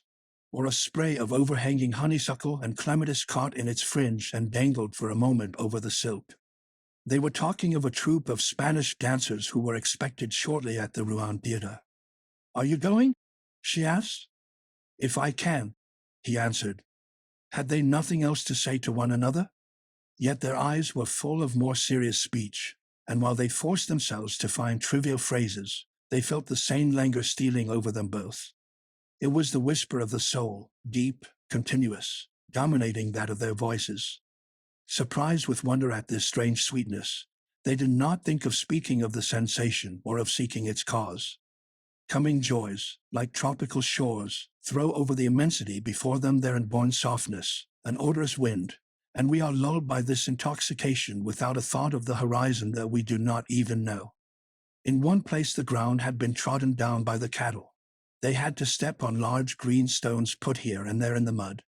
She often stopped a moment to look where to place her foot, and tottering on a stone that shook, her arms outspread, her form bent forward with a look of indecision, she would laugh, afraid of falling into the puddles of water. When they arrived in front of her garden, Madame Bovary opened the little gate, ran up the steps and disappeared. Lyon returned to his office. His chief was away. He just glanced at the briefs, then cut himself a pen, and at last took up his hat and went out. He went to La Pâture at the top of the Ardwell Hills at the beginning of the forest. He threw himself upon the ground under the pines and watched the sky through his fingers. "How bored I am," he said to himself. "How bored I am." He thought he was to be pitied for living in this village, with James for a friend and the Sierra Guillemot for master. The latter, entirely absorbed by his business, wearing gold-rimmed spectacles and red whiskers over a white cravat, understood nothing of mental refinements, although he affected a stiff English manner, which in the beginning had impressed the clerk. As to the chemist's spouse, she was the best wife in Normandy, gentle as a sheep, loving her children, her father, her mother, her cousins, weeping for others' woes, letting everything go in her household, and detesting corsets, but so slow of movement, such a bore to listen to, so common in appearance, and of such restricted conversation, that although she was 30, he only 20. Although they slept in rooms next each other, and he spoke to her daily, he never thought that she might be a woman for another, or that she possessed anything else of her sex than the gown. And what else was there? Binet, a few shopkeepers, 2 or 3 publicans, the cure, and finally, Monsieur Tuvache, the mayor, with his 2 sons, rich, crabbed, obtuse persons, who farmed their own lands and had feasts among themselves, bigoted to boot, and quite unbearable companions. But from the general background of all these human faces Emma stood out isolated and yet farthest off, for between her and him he seemed to see a vague abyss. In the beginning he had called on her several times along with the druggist. Charles had not appeared particularly anxious to see him again, and Lyon did not know what to do between his fear of being indiscreet and the desire for an intimacy that seemed almost impossible. Chapter 4. When the first cold day set in, Emma left her bedroom for the sitting-room, a long apartment with a low ceiling, in which there was on the mantelpiece a large bunch of coral spread out against the looking-glass. Seated in her armchair near the window, she could see the villagers pass along the pavement. Twice a day Lyon went from his office to the lion door. Emma could hear him coming from afar. She leant forward listening, and the young man glided past the curtain, always dressed in the same way, and without turning his head. But in the twilight, when, her chin resting on her left hand, she let the embroideries she had begun fall on her knees, she often shuddered at the apparition of this shadow suddenly gliding past. She would get up and order the table to be laid. Monsieur James called at dinner-time. Skullcap in hand, he came in on tiptoe, in order to disturb no one, always repeating the same phrase, "Good evening, everybody." Then, when he had taken his seat at the table between the pair, he asked the doctor about his patients, and the latter consulted his as to the probability of their payment. Next they talked of what was in the paper. James by this hour knew it almost by heart, and he repeated it from end to end, with the reflections of the penny-liners, and all the stories of individual catastrophes that had occurred in France or abroad. But the subject becoming exhausted, he was not slow in throwing out some remarks on the dishes before him. Sometimes even, half rising, he delicately pointed out to Madame the tenderest morsel, or turning to the servant, gave her some advice on the manipulation of stews and the hygiene of seasoning. He talked aroma, osmosome, juices, and gelatin in a bewildering manner. Moreover, James, with his head fuller of recipes than his shop of jars, excelled in making all kinds of preserves, vinegars, and sweet liqueurs. He knew also all the latest inventions in economic stoves, together with the art of preserving cheese and of curing sick wines. At 8 o'clock Justin came to fetch him to shut up the shop. Then Monsieur James gave him a sly look, especially if Felicite was there, for he half noticed that his apprentice was fond of the doctor's house. "The young dog," he said, "is beginning to have ideas, and the devil take me if I don't believe he's in love with your servant." But a more serious fault with which he reproached Justin was his constantly listening to conversation. On Sunday, for example, one could not get him out of the drawing-room, whither Madame Halmace had called him to fetch the children, who were falling asleep in the armchairs, and dragging down with their backs calico chair covers that were too large. Not many people came to these soirees at the chemist's, his scandalmongering and political opinions having successfully alienated various respectable persons from him. The clerk never failed to be there. As soon as he heard the bell, he ran to meet Madame Bovary, took her shawl, and put away under the shop counter the thick list shoes that she wore over her boots when there was snow. First they played some hands at Trente-et-un. Next Monsieur Halmace played écarté with Emma. Léon behind her gave her advice. Standing up with his hands on the back of her chair, he saw the teeth of her comb that bit into her chignon. With every movement that she made to throw her cards, the right side of her dress was drawn up. From her turn-up hair a dark color fell over her back, and growing gradually paler, lost itself little by little in the shade. Then her dress fell on both sides of her chair, puffing out full of folds, and reached the ground. When Léon occasionally felt the sole of his boot resting on it, he drew back as if he had trodden upon someone. When the game of cards was over, the druggist and the doctor played dominoes, and Emma, changing her place, leant her elbow on the table, turning over the leaves of an illustration. She had brought her lady's journal with her. Léon sat down near her. They looked at the engravings together, and waited for one another at the bottom of the pages. She often begged him to read her the verses. Léon declaimed them in a languid voice, to which he carefully gave a dying fall in the love passages. But the noise of the dominoes annoyed him. Monsieur Halmace was strong at the game. He could beat Charles and give him a double six. Then the 300 finished. They both stretched themselves out in front of the fire, and were soon asleep. The fire was dying out in the cinders. The teapot was empty. Léon was still reading. Emma listened to him, mechanically turning around the lampshade, on the gauze of which were painted clowns and carriages, and tightrope dancers with their balancing poles. Léon stopped, pointing with a gesture to his sleeping audience. Then they talked in low tones, and their conversation seemed the more sweet to them because it was unheard. Thus a kind of bond was established between them, a constant commerce of books and of romances. Monsieur Bovary, little given to jealousy, did not trouble himself about it. On his birthday he received a beautiful phrenological head, all marked with figures to the thorax and painted blue. This was an attention of the clerk's. He showed him many others, even to doing errands for him at Rouen, and the book of a novelist having made the mania for cactuses fashionable. Léon bought some for Madame Bovary, bringing them back on his knees in the hirondelle, pricking his fingers on their hard hairs. She had a board with a balustrade fixed against her window to hold the pots. The clerk, too, had his small hanging garden. They saw each other tending their flowers at their windows. Of the windows of the village there was one yet more often occupied, 4 on Sundays from morning to night, and every morning when the weather was bright, one could see at the dormer window of the garret the profile of Monsieur Binet bending over his lathe, whose monotonous humming could be heard at the lion door.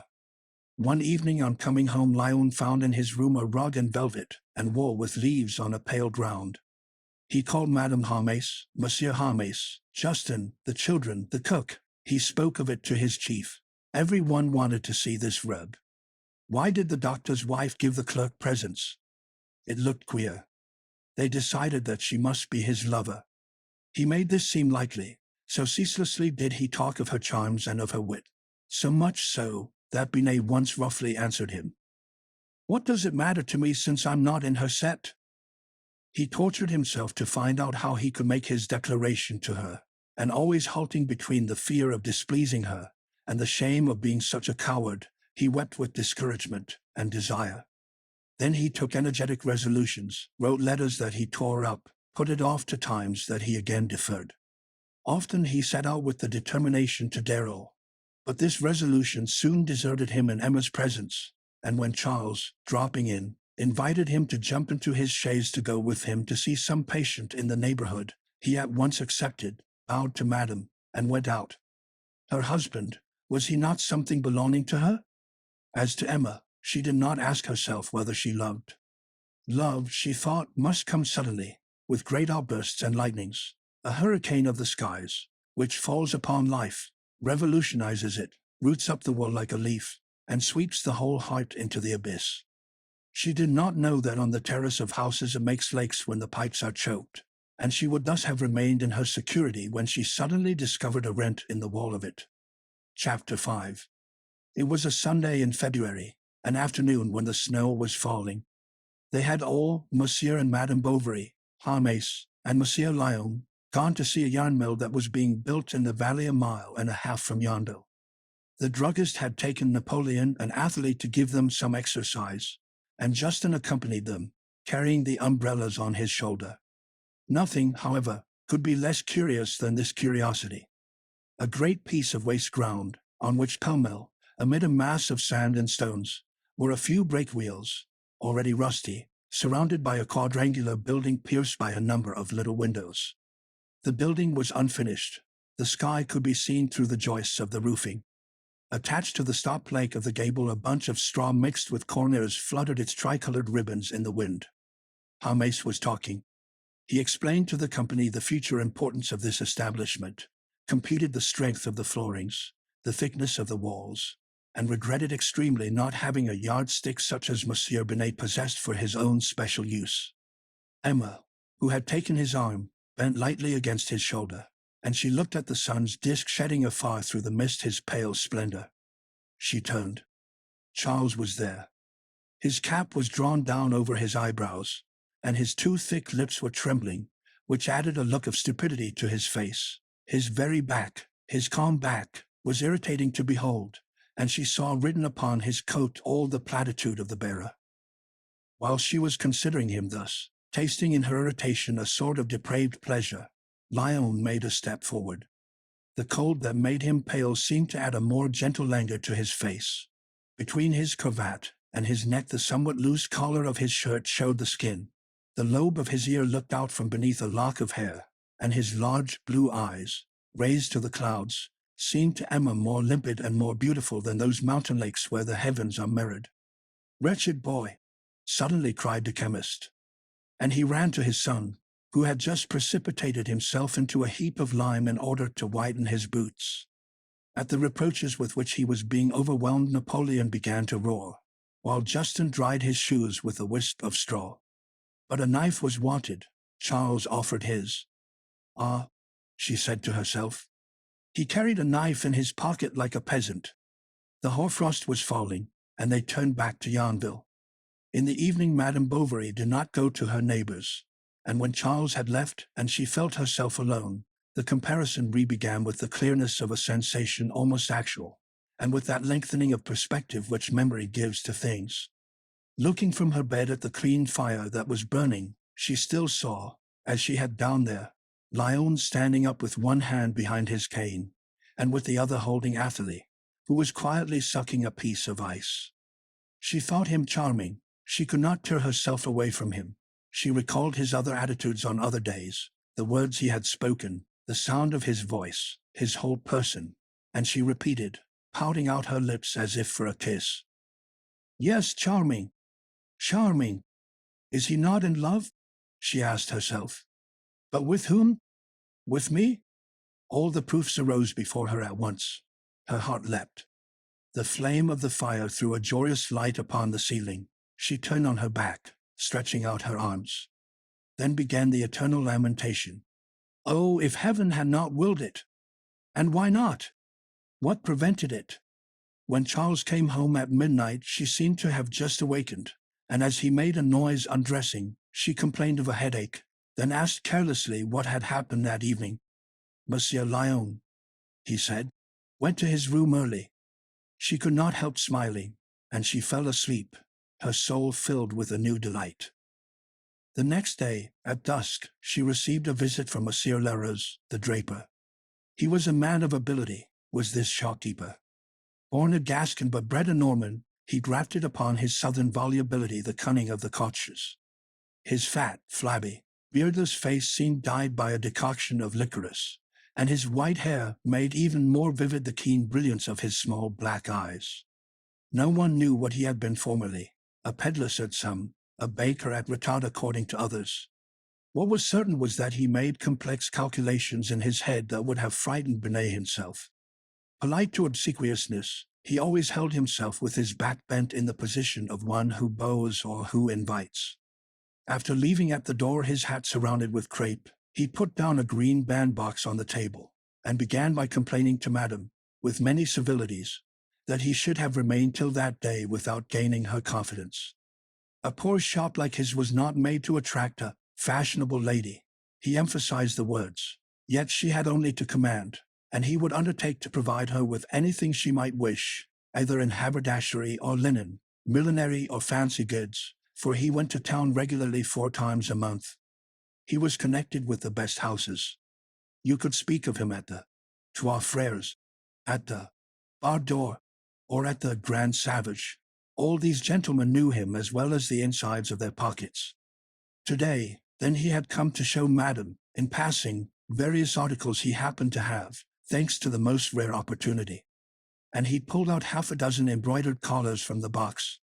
Madame Bovary examined them. "I do not require anything," she said. Then Monsieur Leroux delicately exhibited 3 Algerian scarves, several packets of English needles, a pair of straw slippers, and finally 4 cups in coconut wood, carved in open work by convicts. Then, with both hands on the table, his neck stretched out, his figure bent forward, open-mouthed, he watched Emma's look, who was walking up and down undecided amid these goods. From time to time, as if to remove some dust, he filliped with his nail the silk of the scarves spread out at full length, and they rustled with a little noise, making in the green twilight the gold spangles of their tissue scintillate like little stars. "How much are they?" "A mere nothing," he replied. "A mere nothing. But there's no hurry, whenever it's convenient. We are not Jews." She reflected for a few moments, and ended by again declining Monsieur Leroux's offer. He replied quite unconcernedly, "Very well. We shall understand one another by and by. I have always got on with ladies, if I didn't with my own." Emma smiled. "I wanted to tell you," he went on good-naturedly, after his joke, "that it isn't the money I should trouble about. Why, I could give you some if need be." She made a gesture of surprise. "Ah," said he quickly and in a low voice, "I shouldn't have to go far to find you some, rely on that." And he began asking after Père Tellier, the proprietor of the Café Français, whom Monsieur Bovary was then attending. "What's the matter with Père Tellier? He coughs so that he shakes his whole house, and I'm afraid he'll soon want a deal covering rather than a flannel vest. He was such a rake as a young man. Those sort of people, madam, have not the least regularity. He's burnt up with brandy. Still, it's sad, all the same, to see an acquaintance go off." And while he fastened up his box he discoursed about the doctor's patients. "It's the weather, no doubt," he said, looking frowningly at the floor. "That causes these illnesses. I, too, don't feel the thing. One of these days I shall even have to consult the doctor for a pain I have in my back. Well, goodbye, Madame Bovary. At your service, your very humble servant." And he closed the door gently. Emma had her dinner served in her bedroom on a tray by the fireside. She was a long time over it. Everything was well with her. "How good I was," she said to herself, thinking of the scarves. She heard some steps on the stairs. It was Lyon. She got up and took from the chest of drawers the first pile of dusters to be hemmed. When he came in she seemed very busy. The conversation languished. Madame Bovary gave it up every few minutes, whilst he himself seemed quite embarrassed. Seated on a low chair near the fire, he turned round in his fingers the ivory thimble case. She stitched on, or from time to time turned down the hem of the cloth with her nail. She did not speak. He was silent, captivated by her silence, as he would have been by her speech. "Poor fellow," she thought. "How have I displeased her?" he asked himself. At last, however, Lyon said that he should have, one of these days, to go to Rouen on some office business. Your music subscription is out. Am I to renew it? No, she replied. Why? Because, and pursing her lips she slowly drew a long stitch of grey thread. This work irritated Lyon. It seemed to roughen the ends of her fingers. A gallant phrase came into his head, but he did not risk it. Then you are giving it up? He went on. What? She asked hurriedly. Music? Yes. Have I not my house to look after, my husband to attend to, 1,000 things, in fact, many duties that must be considered first? She looked at the clock. Charles was late.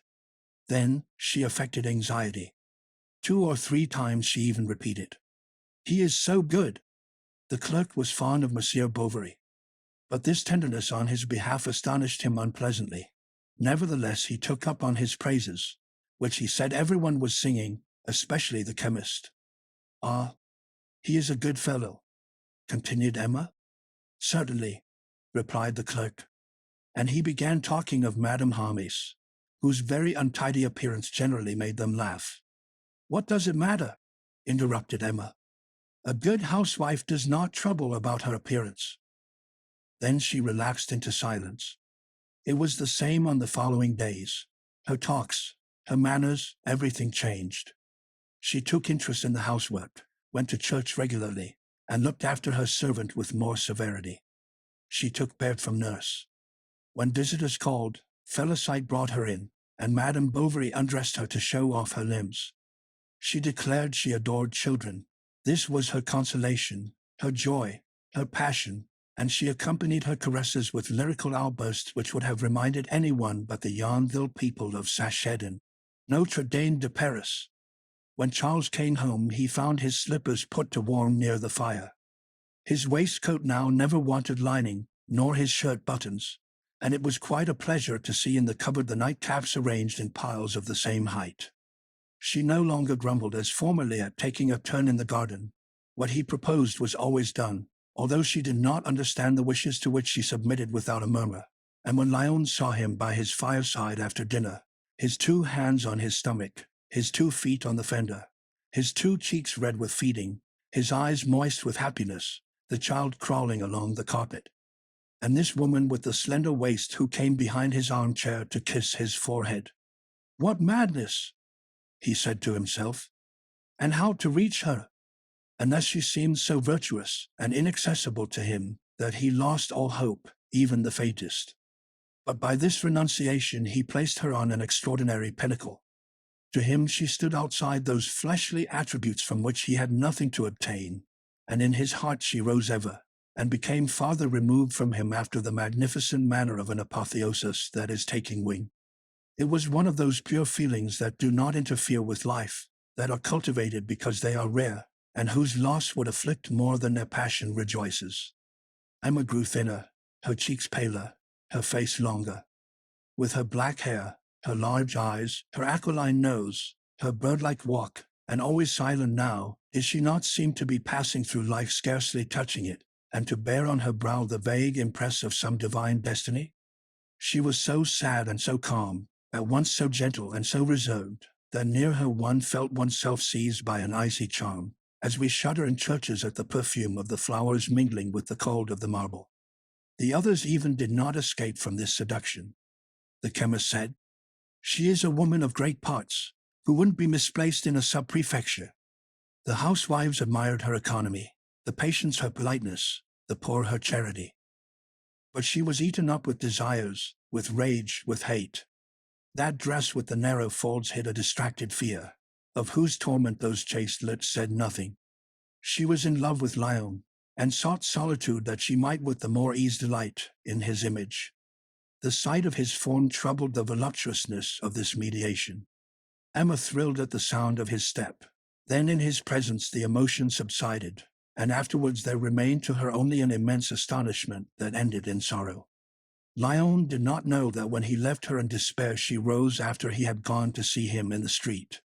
She concerned herself about his comings and goings. She watched his face. She invented quite a history to find an excuse for going to his room. The chemist's wife seemed happy to her to sleep under the same roof, and her thoughts constantly centered upon this house, like the lion d'or pigeons, who came there to dip their red feet and white wings in its gutters.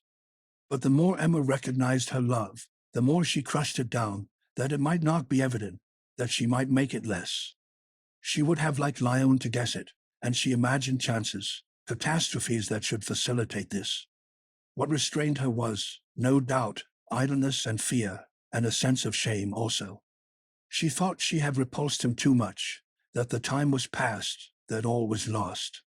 Then pride, and joy of being able to say to herself, "I am virtuous," and to look at herself in the glass taking resigned poses, consoled her a little for the sacrifice she believed she was making.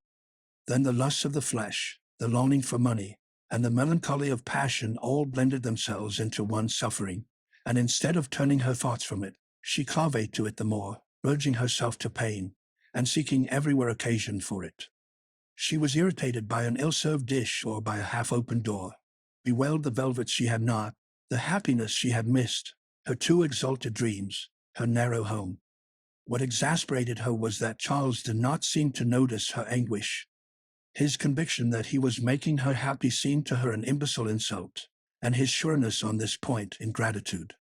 For whose sake, then, was she virtuous? Was it not for him, the obstacle to all felicity, the cause of all misery, and, as it were, the sharp clasp of that complex strap that bucked her in on all sides?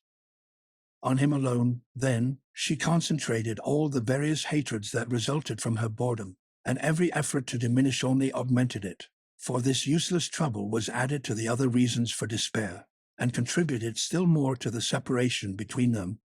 Her own gentleness to herself made her rebel against him. Domestic mediocrity drove her to lewd fancies, marriage tenderness to adulterous desires. She would have liked Charles to beat her, that she might have a better right to hate him, to revenge herself upon him. She was surprised sometimes at the atrocious conjectures that came into her thoughts, and she had to go on smiling, to hear repeated to her at all hours that she was happy, to pretend to be happy, to let it be believed. Yet she had loathing of this hypocrisy. She was seized with the temptation to flee somewhere with Lyon to try a new life, but at once a vague chasm full of darkness opened within her soul. Besides, he no longer loves me, she thought. What is to become of me? What help is to be hoped for? What consolation? What solace?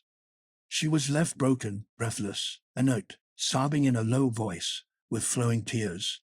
"Why don't you tell master?" the servant asked her when she came in during these crises. "It is the nerves," said Emma. "Do not speak to him of it. It would worry him." "Ah, yes," Felicite went on. "You are just like Lord Guerin, Père Guerin's daughter, the fisherman at Paulet, that I used to know at Dieppe before I came to you. She was so sad to see her standing upright on the threshold of her house. She seemed to you like a winding sheet spread out before the door. Her illness, it appears, was a kind of fog that she had in her head, and the doctors could not do anything, nor the priest either. When she was taken too bad, she went off quite alone to the seashore, so that the customs officer, going his rounds, often found her lying flat on her face, crying on the shingle. Then, after her marriage, it went off, they say." "But with me," replied Emma, "it was after marriage that it began." Chapter 6. One evening when the window was open, and she, sitting by it, had been watching Lestabudus, the beetle, trimming the box, she suddenly heard the angelus ringing. It was the beginning of April, when the primroses are in bloom, and a warm wind blows over the flower beds newly turned, and the gardens, like women, seem to be getting ready for the summer fetes. Through the bars of the arbor, and away beyond the river seen in the fields, meandering through the grass and wandering curves, the evening vapors rose between the leafless poplars, touching their outlines with a violet tint, paler and more transparent than a subtle gauze caught athwart their branches.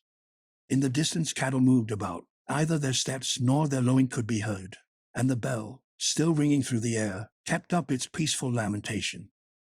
With this repeated tinkling, the thoughts of the young woman lost themselves in old memories of her youth and school days. She remembered the great candlesticks that rose above the vases full of flowers on the altar, and the tabernacle with its small columns. She would have liked to be once more lost in the long line of white veils, marked off here and there by the stuffed black hoods of the good sisters bending over their prie-dieu. At Mass on Sundays, when she looked up, she saw the gentle face of the Virgin amid the blue smoke of the rising incense. Then she was moved. She felt herself weak and quite deserted, like the down of a bird whirled by the tempest, and it was unconsciously that she went towards the church, included to no matter what devotions, so that her soul was absorbed and all existence lost in it. On the place she met Lestevedas on his way back, for, in order not to shorten his day's labor, he preferred interrupting his work, then beginning it again, so that he rang the Angelus to suit his own convenience. Besides, the ringing over a little earlier warned the lads of catechism hour. Already a few who had arrived were playing marbles on the stones of the cemetery. Others, astride the wall, swung their legs, kicking with their clogs the large nettles growing between the little enclosure and the newest graves. This was the only green spot. All the rest was but stones, always covered with a fine powder, despite the vestry broom. The children in list shoes ran about there as if it were an enclosure made for them. The shouts of their voices could be heard through the humming of the bell. This grew less and less with the swinging of the great rope that, hanging from the top of the belfry, dragged its end on the ground.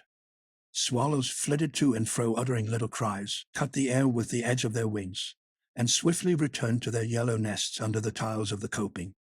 At the end of the church a lamp was burning, the wick of a night light, and a glass hung up. Its light from a distance looked like a white stain trembling in the oil. A long ray of the sun fell across the nave and seemed to darken the lower sides and the corners. "Where is the cure?" asked Madame Bovary of one of the lads, who was amusing himself by shaking a swivel in a hole too large for it. "He is just coming," he answered. And in fact the door of the presbytery grated. Abbé Bernigin appeared. The children, pell-mell, fled into the church. "These young scamps," murmured the priest. "Always the same." Then, picking up a catechism all in rags that he had struck with his foot. "They respect nothing." But as soon as he caught sight of Madame Bovary, "Excuse me," he said, "I did not recognize you." He thrust the catechism into his pocket and stopped short, balancing the heavy vestry key between his two fingers.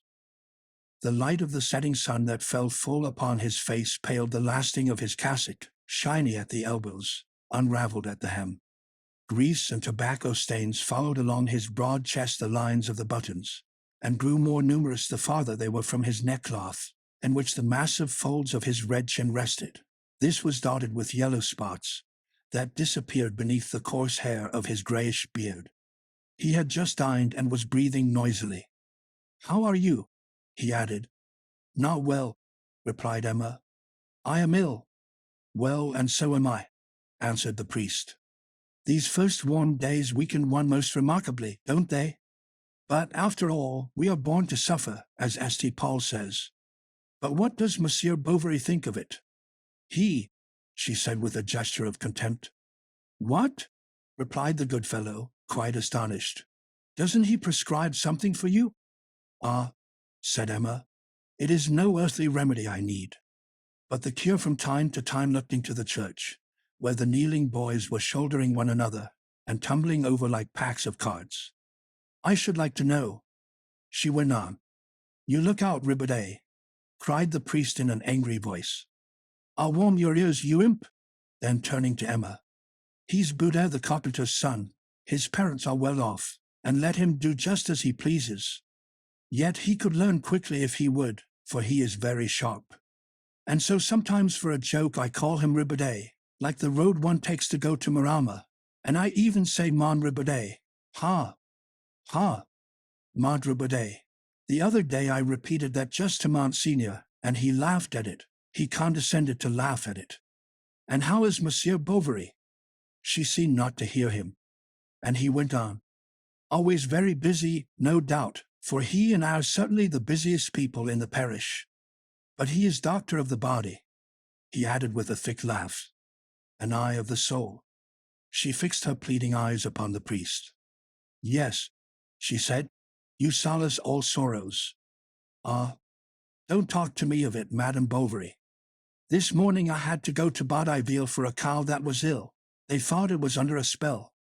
All their cows, I don't know how it is, But pardon me, Longmare and Boudet. Bless me. Will you leave off? And with a bound he ran into the church. The boys were just then clustering round the large desk, climbing over the precentor's footstool, opening the missal, and others on tiptoe were just about to venture into the confessional. But the priest suddenly distributed a shower of cuffs among them. Seizing them by the collars of their coats, he lifted them from the ground, and deposited them on their knees on the stones of the choir, firmly, as if he meant planting them there. Yes, said he, when he returned to Emma, unfolding his large cotton handkerchief, one corner of which he put between his teeth. Farmers are much to be pitied. Others too, she replied. Assuredly. Town labourers, for example. It is not they. Pardon. I've there known poor mothers of families, virtuous women, I assure you, real saints, who wanted even bread. But those, replied Emma, and the corners of her mouth twitched as she spoke. Those, monsieur le curé, who have bread and have no fire in the winter, said the priest. Oh, what does that matter? What? What does it matter? It seems to me that when one has firing and food, for, after all, my God, she sighed.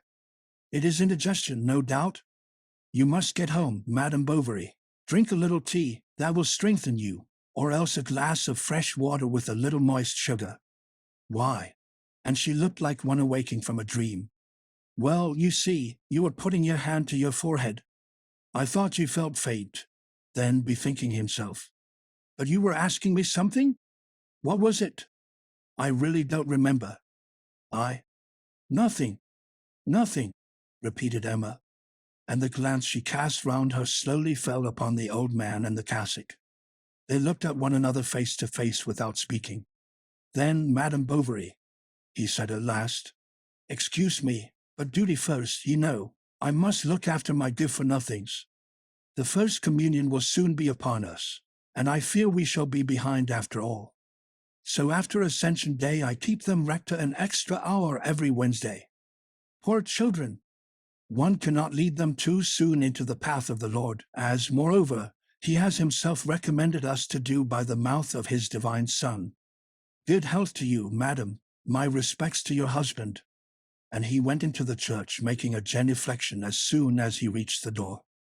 Emma saw him disappear between the double row of forms, walking with a heavy tread, his head a little bent over his shoulder, and with his two hands half open behind him.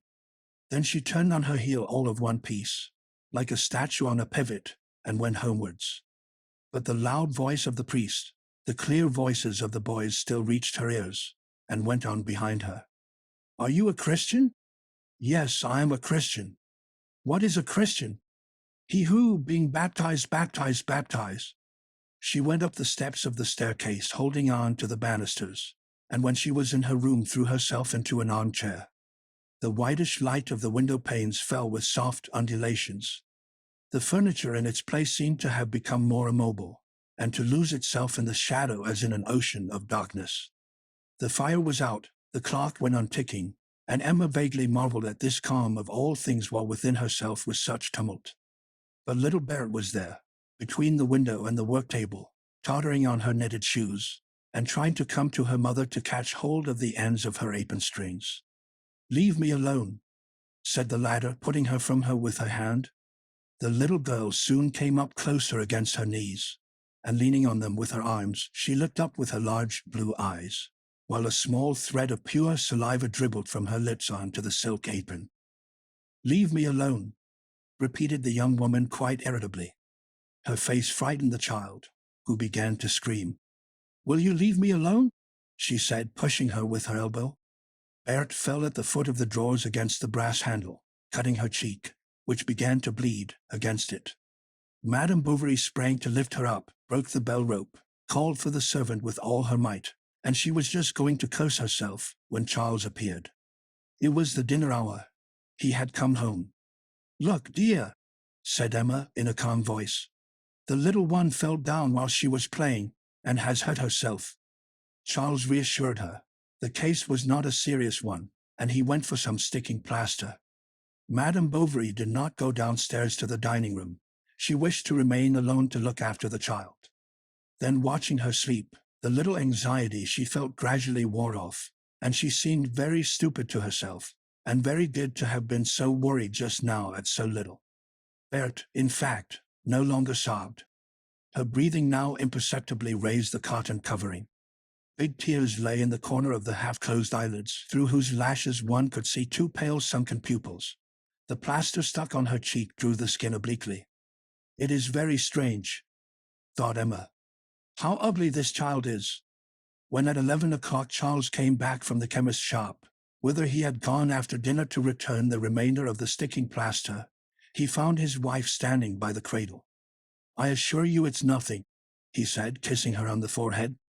"Don't worry, my poor darling, you will make yourself ill." He had stayed a long time at the chemist's. Although he had not seemed much moved, Jaume, nevertheless, had exerted himself to buoy him up, to keep up his spirits. Then they had talked of the various dangers that threatened childhood, of the carelessness of servants. Madame Jaume knew something of it, having still upon her chest the marks left by a basin full of soup that a cook had formerly dropped on her pinafore, and her good parents took no end of trouble for her. The knives were not sharpened, nor the floors wax. There were iron gratings to the windows and strong bars across the fireplace. The little Jaumes, in spite of their spirit, could not stir without someone watching them.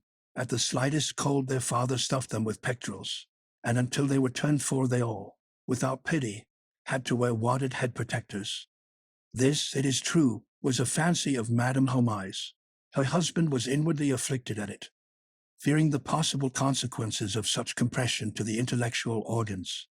He even went so far as to say to her, "Do you want to make caribs or barracudos of them?" Charles, however, had several times tried to interrupt the conversation. "I should like to speak to you," he had whispered in the clerk's ear, who went upstairs in front of him. Can he suspect anything? Lyon asked himself. His heart beat, and he racked his brain with surmises. At last, Charles, having shut the door, asked him to see himself what would be the price at Rouen of a fine daguerreotypes. It was a sentimental surprise he intended for his wife, a delicate attention, his portrait in a frock-coat. But he wanted first to know how much it would be. The inquiries were not put Monsieur Lyon out, since he went to town almost every week. Why? Monsieur Jaume suspected some young man's affair. At the bottom of it, an intrigue. But he was mistaken. Lyon was after no love-making. He was sadder than ever, as Madame Lefrancois saw from the amount of food he left on his plate. To find out more about it, she questioned the tax collector. Binet answered roughly that he wasn't paid by the police. All the same, his companion seemed very strange to him, for Lyon often threw himself back in his chair, and stretching out his arms, complained vaguely of life. "It's because you don't take enough recreation," said the collector. "What recreation? If I were you, I'd have a lathe. But I don't know how to turn," answered the clerk. "Ah, that's true," said the other, rubbing his chin with an air of mingled contempt and satisfaction. Lyon was weary of loving without any result. Moreover, he was beginning to feel that depression caused by the repetition of the same kind of life, when no interest inspires and no hope sustains it. He was so bored with Yonville and its inhabitants that the sight of certain persons, of certain houses, irritated him beyond endurance, and the chemist, good fellow though he was becoming absolutely unbearable to him. Yet the prospect of a new condition of life frightened as much as it seduced him. This apprehension soon changed into impatience, and then Paris from afar sounded its fanfare of masked balls with the laugh of grisettes. As he was to finish reading there, why not set out at once? What prevented him? And he began making home preparations. He arranged his occupations beforehand. He furnished in his head an apartment. He would lead an artist's life there. He would take lessons on the guitar. He would have a dressing gown, a basque cap, blue velvet slippers. He even already was admiring 2 crossed foils over his chimney-piece, with a death's head on the guitar above them. The difficulty was the consent of his mother. Nothing, however, seemed more reasonable. Even his employer advised him to go to some other chambers where he could advance more rapidly. Taking a middle course, then, Lyon looked for some place as second clerk at Rouen, found none, and at last wrote his mother a long letter full of details, in which he set forth the reasons for going to live at Paris immediately. She consented. He did not hurry. Every day for a month Hebert carried boxes, valises, parcels for him from Yonville to Rouen and from Rouen to Yonville, and when Lyon had packed up his wardrobe, had his 3 armchairs restuffed, bought a stock of neckties, in a word, had made more preparations than for a voyage around the world, he put it off from week to week, until he received a second letter from his mother urging him to leave, since he wanted to pass his examination before the vacation. When the moment for the farewells had come, Madame Harmes wept, Justin sobbed. Harmes, as a man of nerve, concealed his emotion. He wished to carry his friend's overcoat himself as far as the gate of the notary, who was taking Lyon to Rouen in his carriage. The latter had just time to bid farewell to Monsieur Bovary. When he reached the head of the stairs, he stopped. He was so out of breath. As he came in, Madame Bovary arose hurriedly.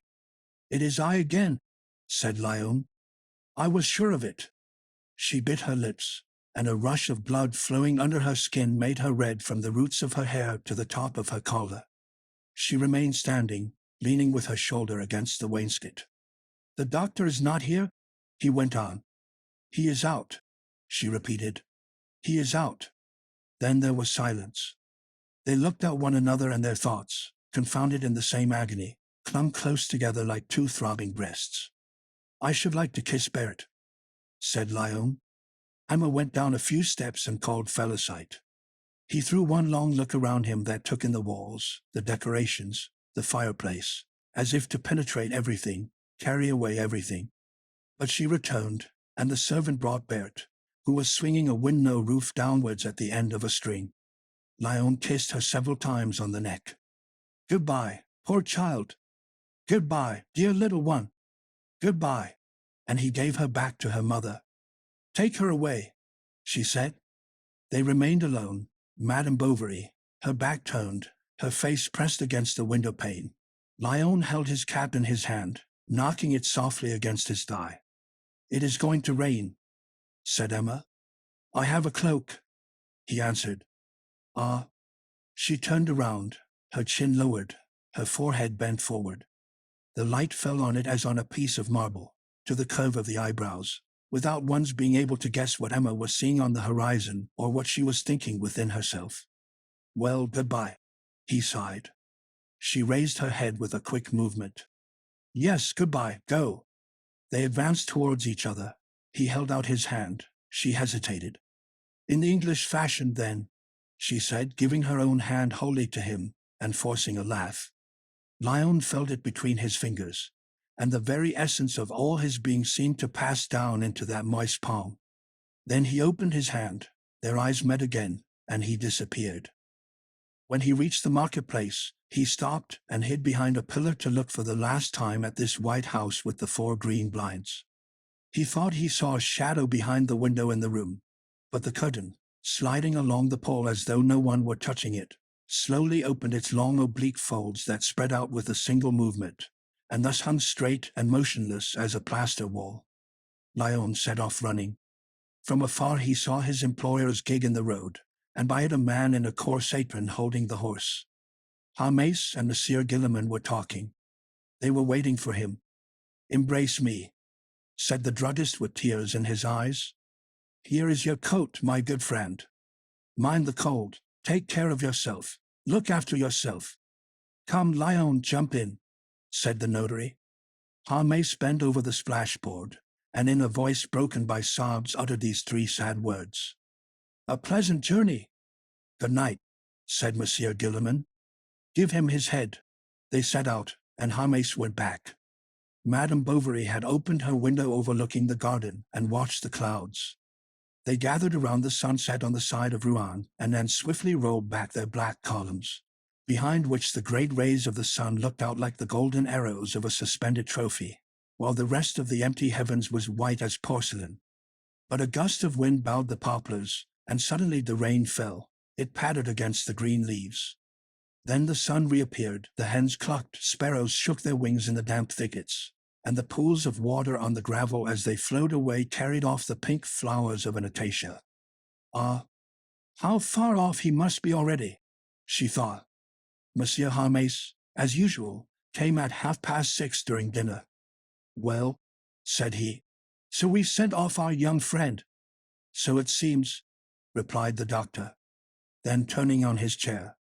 Any news at home? Nothing much. Only my wife was a little moved this afternoon. You know women, and nothing upsets them, especially my wife. And we should be wrong to object to that, since their nervous organization is much more malleable than ours. Poor Lyon, said Charles. How will he live at Paris? Will he get used to it? Madame Bovary sighed. Get along, said the chemist, smacking his lips. The outings at restaurants, the masked balls, the champagne, all that'll be jolly enough, I assure you. I don't think he'll go wrong, objected Bovary.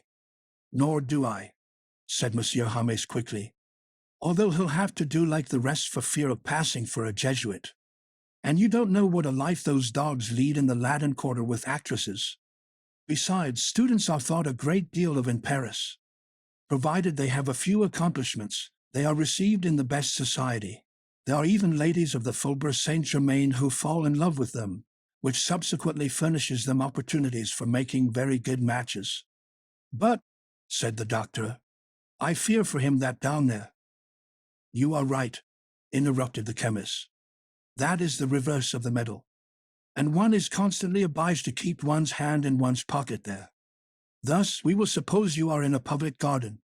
An individual presents himself, well dressed, even wearing an order, and whom one would take for a diplomatist. He approaches you, he insinuates himself, offers you a pinch of snuff, or picks up your hat. Then you become more intimate. He takes you to a cafe, invites you to his country house, introduces you, between two drinks, to all sorts of people, and 3/4 of the time it's only to plunder your watch or lead you into some pernicious step. That is true, said Charles, but I was thinking especially of illnesses, of typhoid fever, for example, that attacks students from the provinces. Emma shuddered, because of the change of regimen, continued the chemist, and of the perturbation that results therefrom in the whole system. And then the water at Paris, don't you know? The dishes at restaurants, all the spiced food, and by heating the blood, and are not worth, whatever people may say of them, a good soup. For my own part, I have always preferred plain living. It is more healthy. So when I was studying pharmacy at Rouen, I boarded in a boarding house. I dined with the professors. And thus he went on, expounding his opinions generally and his personal likings, until Justin came to fetch him for a mulled egg that was wanted. Not a moment's peace, he cried. Always at it. I can't go out for a minute. Like a plough horse, I have always to be moiling and toiling. What drudgery! Then, when he was at the door, by the way, do you know the news? What news? That it is very likely. Hermes went on, raising his eyebrows and assuming one of his most serious expression, that the agricultural meeting of the Saint-Inferior will be held this year at Yon-the-Lelebay. The rumor, at all events, is going the round. This morning the paper alluded to it. It would be of the utmost importance for our district. But we'll talk it over later on. I can see, thank you, Justin has the lantern. Chapter 7. The next day was a dreary one for Emma. Everything seemed to her enveloped in a black atmosphere floating confusedly over the exterior of things, and sorrow was engulfed within her soul with soft shrieks such as the winter wind makes in ruined castles. It was that reverie which we give to things that will not return, the lassitude that seizes you after everything was done, that pain, in fine, that the interruption of every wanted movement, the sudden cessation of any prolonged vibration, brings on. As on the return from Vaubyessard, when the quadrilles were running in her head, she was full of a gloomy melancholy, of a numb despair. Lyon reappeared taller, handsomer, more charming, more vague. Though separated from her, he had not left her. He was there, and the walls of the house seemed to hold his shadow. She could not detach her eyes from the carpet where he had walked, from those empty chairs where he had Saturday. The river still flowed on, and slowly drove its ripples along the slippery banks. They had often walked there to the murmur of the waves over the moss-covered pebbles. How bright the sun had been! What happy afternoons they had seen alone in the shade at the end of the garden. He read aloud, bareheaded, sitting on a footstool of dry sticks. The fresh wind of the meadow set trembling the leaves of the book and the nasturtiums of the arbor. Ah, he was gone, the only charm of her life, the only possible hope of joy. Why had she not seized this happiness when it came to her? Why not have kept hold of it with both hands, with both knees, when it was about to flee from her? And she cursed herself for not having loved Léon. She thirsted for his lips. The wish took possession of her to run after and rejoin him, throw herself into his arms and say to him, "It is I am yours." But Emma recoiled beforehand at the difficulties of the enterprise, and her desires, increased by regret, became only the more acute. Henceforth the memory of Léon was the center of her boredom. It burnt there more brightly than the fire travelers have left on the snow of a Russian steppe. She sprang towards him, she pressed against him, she stirred carefully the dying embers, sought all around her anything that could revive it, and the most distant reminiscences, like the most immediate occasions, what she experienced as well as what she imagined, her voluptuous desires that were unsatisfied, her projects of happiness that crackled in the wind like dead boughs, her sterile virtue, her lost hopes. The domestic tête-à-tête, she gathered it all up, took everything, and made it all serve as fuel for her melancholy. The flames, however, subsided, either because the supply had exhausted itself, or because it had been piled up too much. Love, little by little, was quelled by absence, regret stifled beneath habit, and this incendiary light that had empurpled her pale sky was overspread and faded by degrees. In the supineness of her conscience she even took her repugnance towards her husband for aspirations towards her lover, the burning of hate for the warmth of tenderness. But as the tempest still raged, and as passion burned itself down to the very cinders, and no help came, no sun rose, there was night on all sides, and she was lost in the terrible cold that pierced her. Then the evil days of toasts began again. She thought herself now far more unhappy, for she had the experience of grief, with the certainty that it would not end. A woman who had laid on herself such sacrifices could well allow herself certain whims. She bought a Gothic prie-dieu, and in a month spent 14 francs on lemons for polishing her nails. She wrote to Rouen for a blue cashmere gown. She chose one of Leroux's finest scarves, and wore it knotted around her waist over her dressing gown. And with closed blinds and a book in her hand, she lay stretched out on a couch in this garb. She often changed her coiffure. She did her hair à la chinoise, in flowing curls, in plaited coils. She parted it on one side and rolled it under like a man's. She wanted to learn Italian. She bought dictionaries, a grammar, and a supply of white paper. She tried serious reading, history, and philosophy.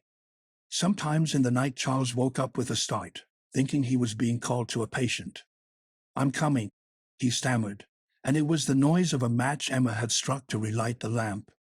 But her reading fared like her piece of embroidery, all of which, only just begun, filled her cupboard. She took it up, left it, passed on to other books. She had attacks in which she could easily have been driven to commit any folly.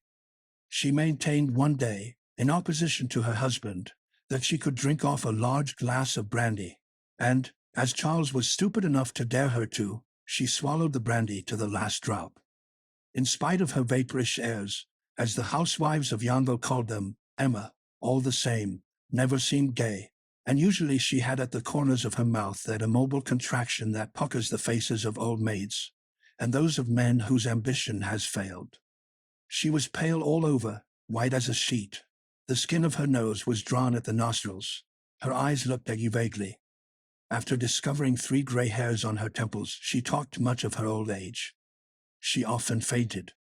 One day she even spat blood, and, as Charles fussed around her showing his anxiety, "Bah," she answered, "what does it matter?"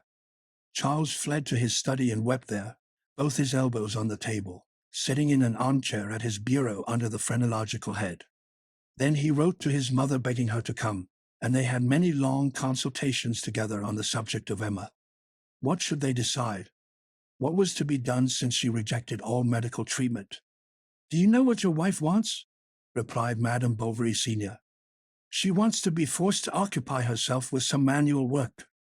If she were obliged, like so many others, to earn her living, she wouldn't have these vapors that come to her from a lot of ideas she stuffs into her head, and from the idleness in which she lives." "Yet she is always busy," said Charles. "Ah, always busy at what?"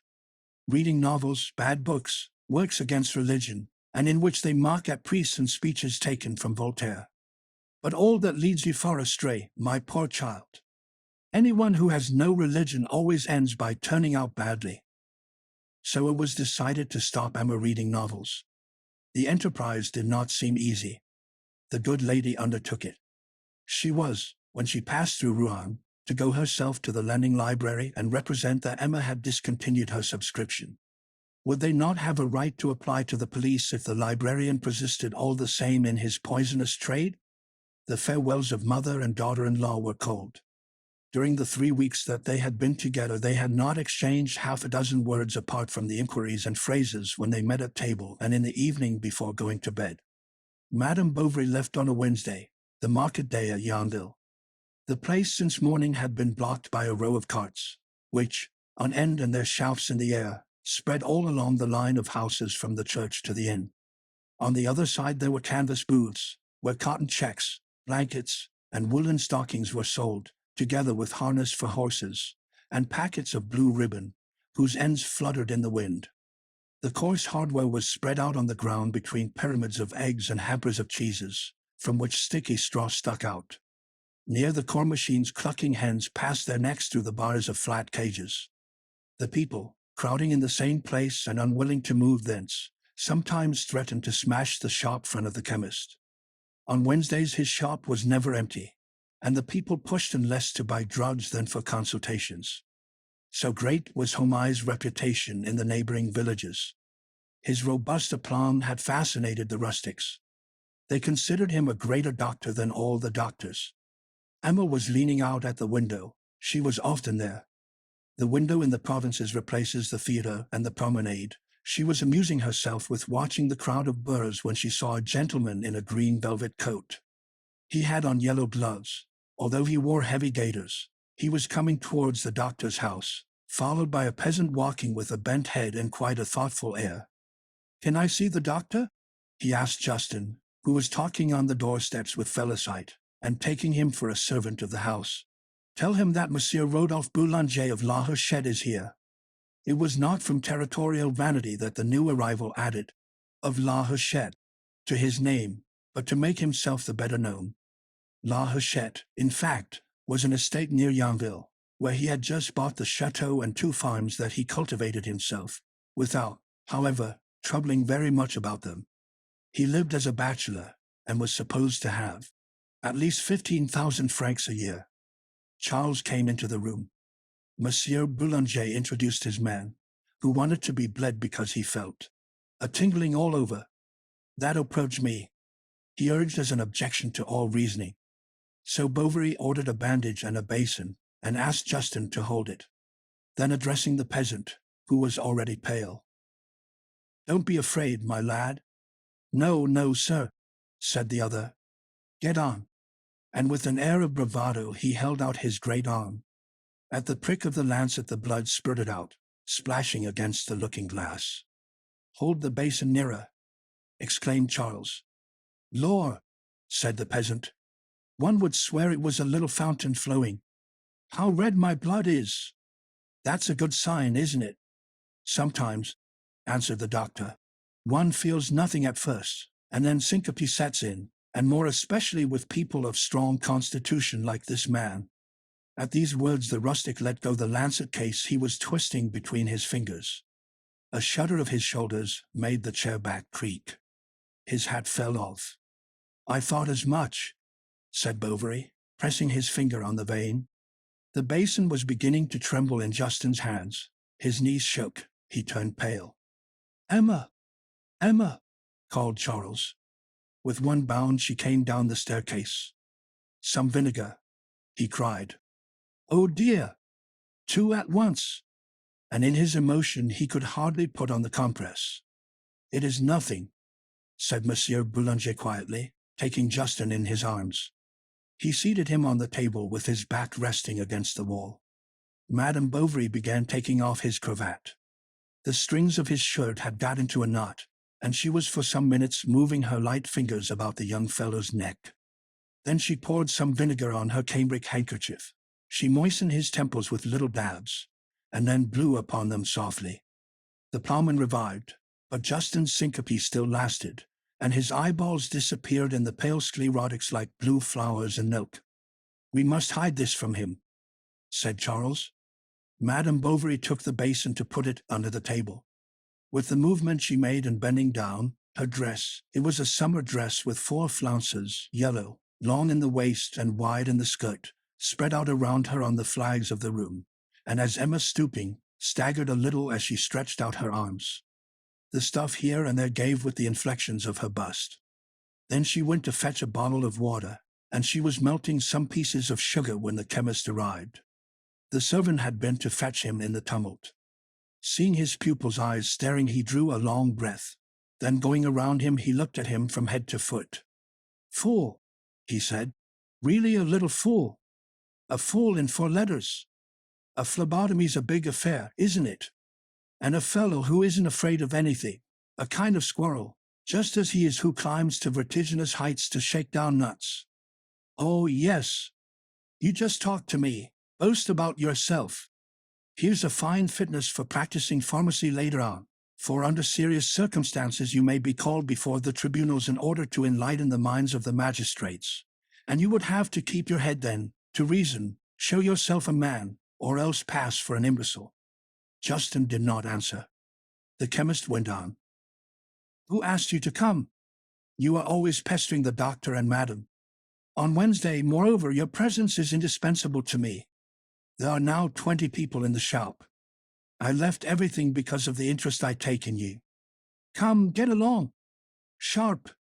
Wait for me, and keep an eye on the jars." When Justin, who was rearranging his dress, had gone, they talked for a little while about fainting fits. Madame Bovary had never fainted. "That is extraordinary for a lady," said Monsieur Boulanger. "But some people are very susceptible. Thus in a duel, I have seen a second lose consciousness at the mere sound of the loading of pistols.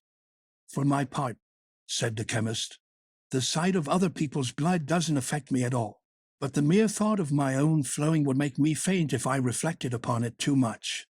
Monsieur Boulanger, however, dismissed his servant, advising him to calm himself, since his fancy was over. "It procured me the advantage of making your acquaintance," he added, and he looked at Emma as he said this. Then he put 3 francs on the corner of the table, bowed negligently, and went out.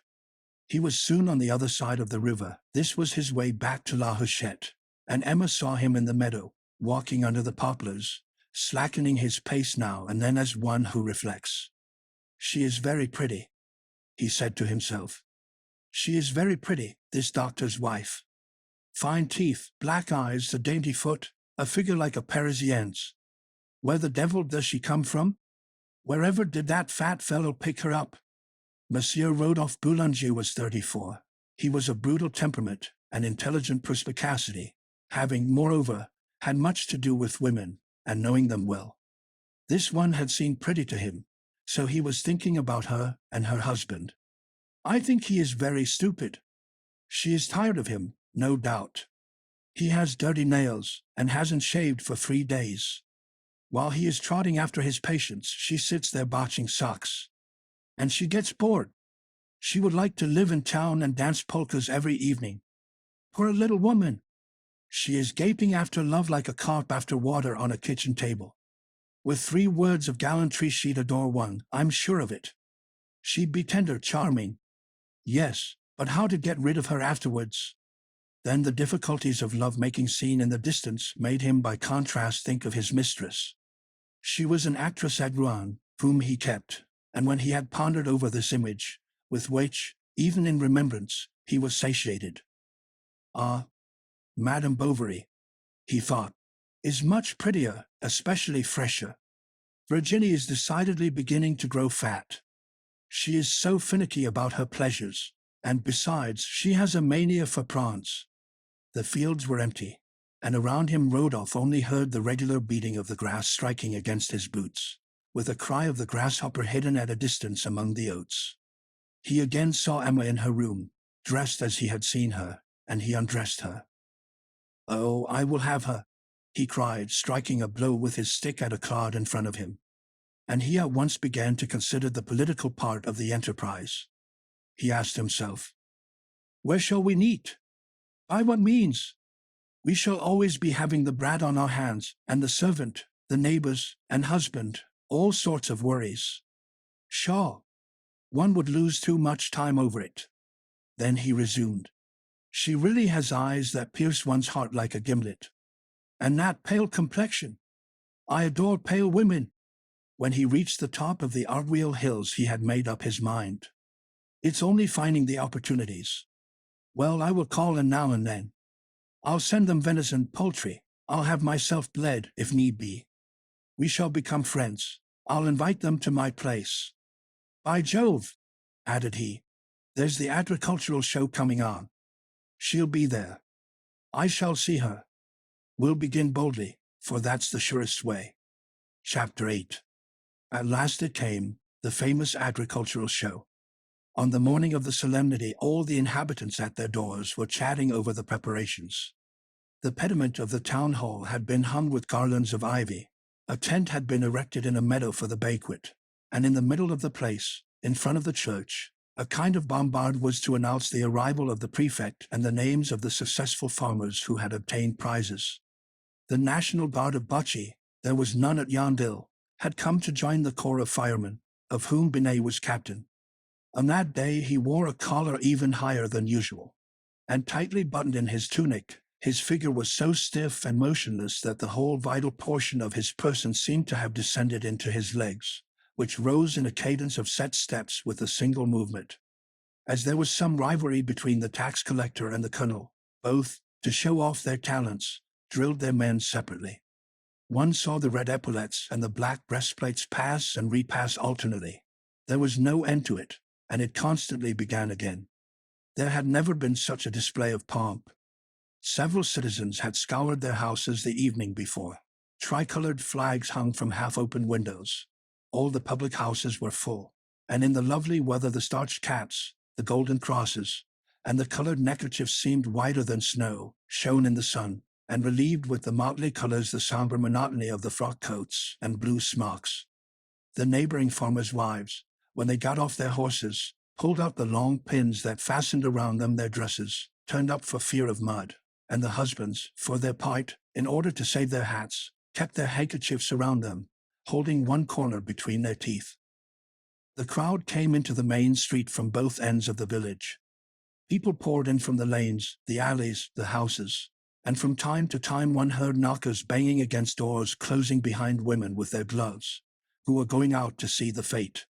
What was most admired were two long lampstands covered with lanterns, that flanked a platform on which the authorities were to sit.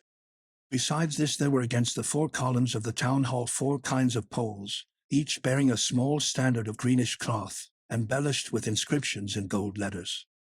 On one was written "To Commerce," on the other "To Agriculture," on the third "To Industry," and on the fourth "To the Fine Arts."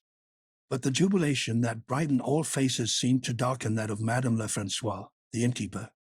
Standing on her kitchen steps, she muttered to herself, "What rubbish! What rubbish! With their canvas booth! Do they think the prefect will be glad to dine down there under a tent like a gypsy? They call all this fussing doing good to the place. Then it wasn't worth while sending to Neuchâtel for the keeper of a cook shop. And for whom? For cowherds, tatterdemalions." The druggist was passing. He had on a frock coat, nankeen trousers, beaver shoes, and, for a wonder, a hat with a low crown. "Your servant." "Excuse me, I am in a hurry." And as the fat widow asked where he was going, "It seems odd to you, doesn't it, I who am always more cooped up in my laboratory than the man's rat in his cheese?" "What cheese?" asked the landlady. "Oh, nothing, nothing," Hermes continued. "I merely wish to convey to you, Madame Lefrancois, that I usually live at home like a recluse. Today, however, considering the circumstances, it is necessary. Oh, you're going down there, she said contemptuously. Yes, I am going, replied the druggist, astonished. Am I not a member of the consulting commission? Mere Lefrancois looked at him for a few moments, and ended by saying with a smile, That's another pair of shoes. But what does agriculture matter to you? Do you understand anything about it?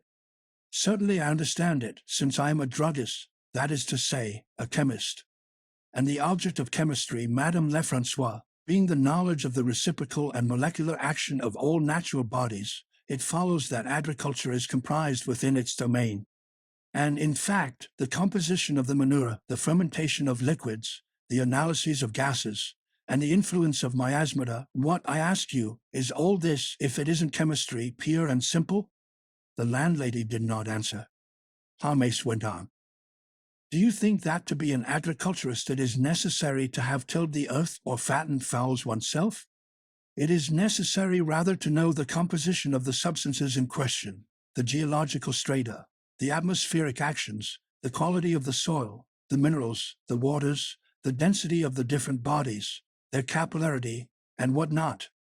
And one must be master of all the principles of hygiene in order to direct, criticize the construction of buildings, the feeding of animals, the diet of domestics. And moreover, Madame Lefrancois, one must know botany, be able to distinguish between plants, you understand, which are the wholesome and those that are deleterious, which are unproductive and which nutritive, if it is well to pull them up here and resow them there, to propagate some, destroy others. In brief, one must keep pace with science by means of pamphlets and public papers, be always on the alert to find out improvements. The landlady never took her eyes off the Café Francois, and the chemist went on. Would to God our agriculturists were chemists, or that at least they would pay more attention to the counsels of science. Thus lately I myself wrote a considerable tract, a memoir of over 72 pages, entitled Cider, its manufacture and its effects, together with some new reflections on the subject that I sent to the Agricultural Society of Rouen, and which even procured me the honor of being received among its members, section, agriculture, class, homological. Well, if my work had been given to the public. But the druggist stopped. Madame Lefrancois seemed so preoccupied. Just look at them, she said. It's past comprehension. Such a cookshop as that. And with a shrug of the shoulders that stretched out over her breast the stitches of her knitted bodice, she pointed with both hands at her rivals in, whence sounds were heard issuing. Well, it won't last long, she added. It'll be over before a week. Hermes drew back with stupefaction.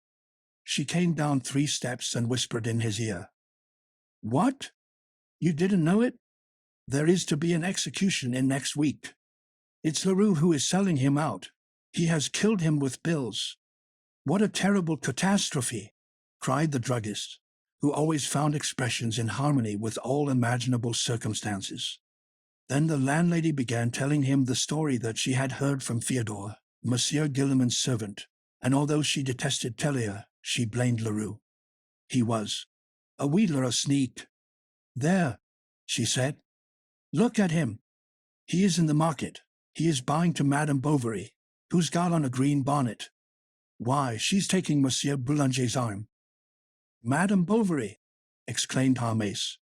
I must go at once and pay her my respects.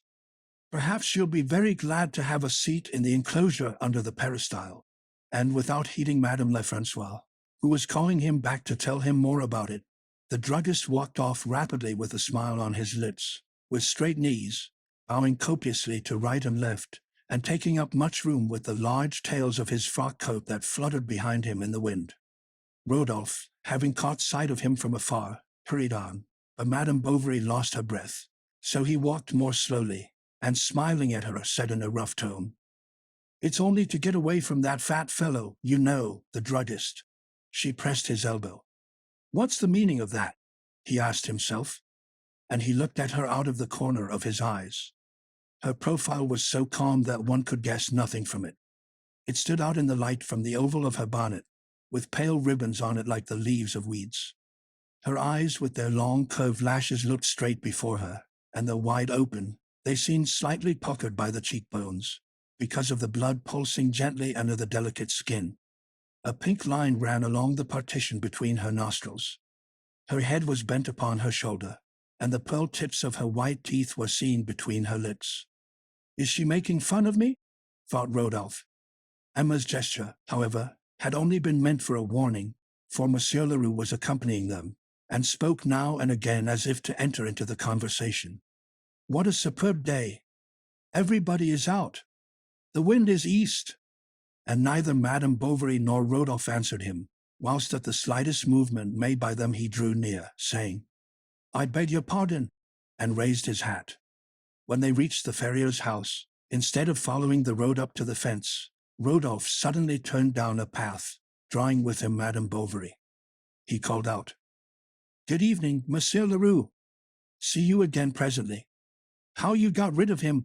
she said, laughing. "Why," he went on, "allow oneself to be intruded upon by others? And as today I have the happiness of being with you." Emma blushed. He did not finish his sentence. Then he talked of the fine weather and of the pleasure of walking on the grass. A few daisies had sprung up again. "Here are some pretty Easter daisies," he said, "and enough of them to furnish oracles to all the amorous maids in the place." He added, "Shall I pick some? What do you think?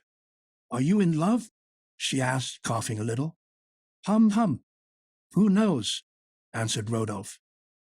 The meadow began to fill, and the housewives hustled you with their great umbrellas, their baskets, and their babies. One had often to get out of the way of a long file of country folk, servant maids with blue stockings, flat shoes, silver rings, and who smelt of milk when one passed close to them. They walked along holding one another by the hand, and thus they spread over the whole field from the row of open trees to the banquet tent. But this was the examination time, and the farmers one after the other entered a kind of enclosure formed by a long cord supported on sticks. The beasts were there, their noses towards the cord, and making a confused line with their unequal rumps. Drowsy pigs were burrowing in the earth with their snouts, calves were bleating, lambs baaing. The cows, on knees folded in, were stretching their bellies on the grass, slowly chewing the cud, and blinking their heavy eyelids at the gnats that buzzed round them. Plowmen with bare arms were holding by the halter prancing stallions that neighed with dilated nostrils looking towards the maras. These stood quietly, stretching out their heads and flowing manes, while their foals rested in their shadow, or now and then came and sucked them. And above the long undulation of these crowded animals one saw some white mane rising in the wind like a wave, or some sharp horns sticking out, and the heads of men running about. Apart, outside the enclosure, 100 paces off, was a large black bull, muzzled, with an iron ring in its nostrils, and who moved no more than if he had been in bronze. A child in rags was holding him by a rope. Between the two lines the committeemen were walking with heavy steps, examining each animal, then consulting one another in a low voice. One who seemed of more importance now and then took notes in a book as he walked along. This was the president of the jury, Monsieur de Razerez de la Panville. As soon as he recognized Rodolphe he came forward quickly, and smiling amiably said, "What? Monsieur Boulanger, you are deserting us?" Rodolphe protested that he was just coming, but when the president had disappeared, "Ma foi," said he, "I shall not go. Your company is better than his." And while poking fun at the show, Rodolphe, to move about more easily, showed the gendarme his blue card, and even stopped now and then in front of some fine beast, which Madame Bovary did not at all admire. He noticed this, and began jeering at the Yonville ladies and their dresses. Then he apologized for the negligence of his own. He had that incongruity of common and elegant in which the habitually vulgar think they see the revelation of an eccentric existence, of the perturbations of sentiment, the tyrannies of art, and always a certain contempt for social conventions that seduces or exasperates them. Thus his cambric shirt with plaited cuffs was blown out by the wind in the opening of his waistcoat of grey ticking, and his broad striped trousers disclosed at the ankle nankeen boots with patent leather gaiters. These were so polished that they reflected the grass. He trampled on horses' dung with them, one hand in the pocket of his jacket, and his straw hat on one side. "Besides," added he, "when one lives in the country, It's waste of time, said Emma. That is true, replied Rodolphe. To think that not one of these people is capable of understanding even the cut of a coat. Then they talked about provincial mediocrity, of the lives it crushed, the illusions lost there. And I too, said Rodolphe, am drifting into depression. You, she said in astonishment. I thought you very light-hearted. Ah, yes. I seem so, because in the midst of the world I know how to wear the mask of a scoffer upon my face. And yet, how many a time at the sight of a cemetery by moonlight have I not asked myself whether it were not better to join those sleeping there? Oh, and your friends? She said. You do not think of them. My friends. What friends? Have I any? Who cares for me? And he accompanied the last words with a kind of whistling of the lips. But they were obliged to separate from each other because of a great pile of chairs that a man was carrying behind them. He was so overladen with them that one could only see the tips of his wooden shoes and the ends of his two outstretched arms. It was Lester Butters, the gravedigger, who was carrying the church chairs about amongst the people. Alive to all that concerned his interests, he had hit upon this means of turning the show to account, and his idea was succeeding, for he no longer knew which way to turn. In fact, the villagers, who were hot, quarreled for these seats, whose straw smelt of incense, and they leaned against the thick backs, stained with the wax of candles, with a certain veneration. Madame Bovary again took Rodolphe's arm. He went on as if speaking to himself. Yes, I have missed so many things. Always alone. Ah, if I had some aim in life, if I had met some love, if I had found someone. Oh, how I would have spent all the energy of which I am capable, surmounted everything, overcome everything. Yet it seems to me, said Emma, that you are not to be pitied. Ah, you think so? Said Rodolphe. For, after all, she went on, you are free. She hesitated. Rich. Do not mock me, he replied. And she protested that she was not mocking him when the report of a cannon resounded. Immediately all began hustling one another pell-mell towards the village. It was a false alarm. The prefect seemed not to be coming, and the members of the jury felt much embarrassed, not knowing if they ought to begin the meeting or still wait. At last, at the end of the place, a large hired landau appeared, drawn by two thin horses, which a coachman in a white hat was whipping lustily. Binet had only just time to shout, "Present arms!" and the colonel to imitate him. All ran towards the enclosure. Everyone pushed forward. A few even forgot their collars. But the equipage of the prefect seemed to anticipate the crowd, and the two yoked jades, traipsing in their harness, came up at a little trot in front of the peristyle of the town hall at the very moment when the National Guard and firemen deployed, beating drums and marking time. "Present!" shouted Binet. "Halt!" shouted the colonel. "Left about march!"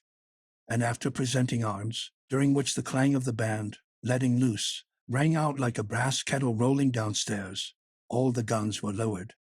Then was seen stepping down from the carriage a gentleman in a short coat with silver braiding, with bald brow, and wearing a tuft of hair at the back of his head, of a sallow complexion and the most benign appearance. His eyes, very large and covered by heavy lids, were half closed to look at the crowd, while at the same time he raised his sharp nose, and forced a smile upon his sunken mouth. He recognized the mayor by his scarf, and explained to him that the prefect was not able to come. He himself was a councillor at the prefecture. Then he added a few apologies. Monsieur Tuvache answered them with compliments. The other confessed himself nervous, and they remained thus, face to face, their foreheads almost touching, with the members of the jury all round, the municipal council, the notable personages, the National Guard, and the crowd.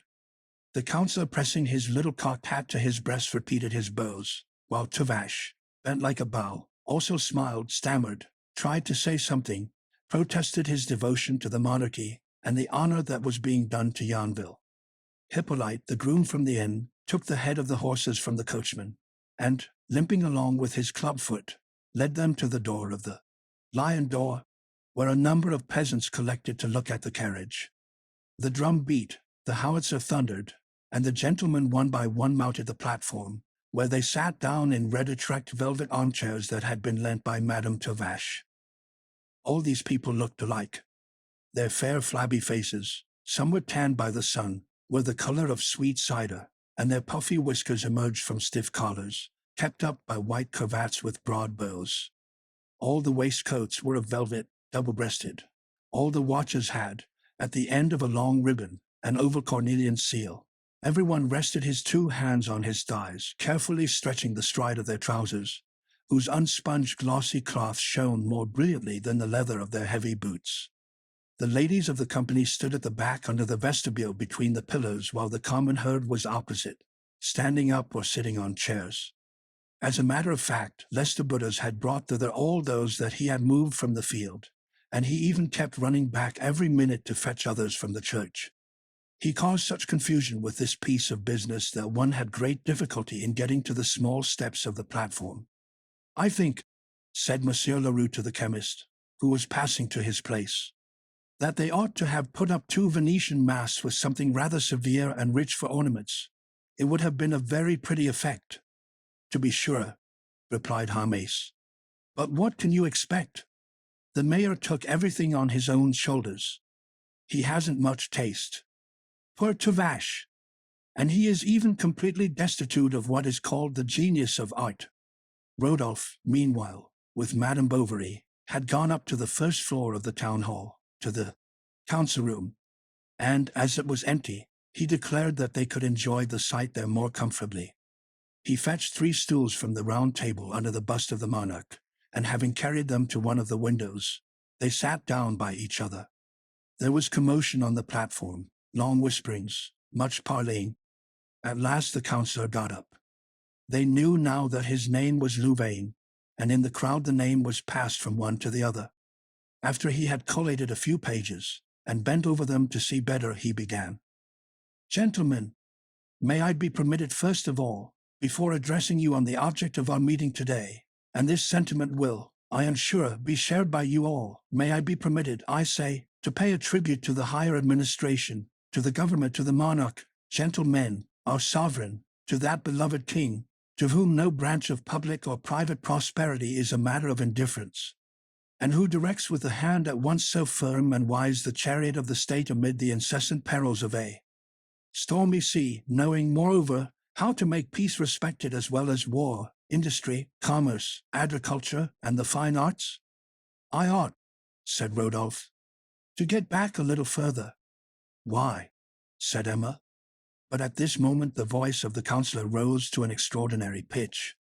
He declaimed, "This is no longer the time, gentlemen, when civil discord and sanguine are public places, when the landlord, the businessman, the working man himself, falling asleep at night, lying down to peaceful sleep, trembled lest he should be awakened suddenly by the noise of incendiary toxins, when the most subversive doctrines audaciously sapped foundations."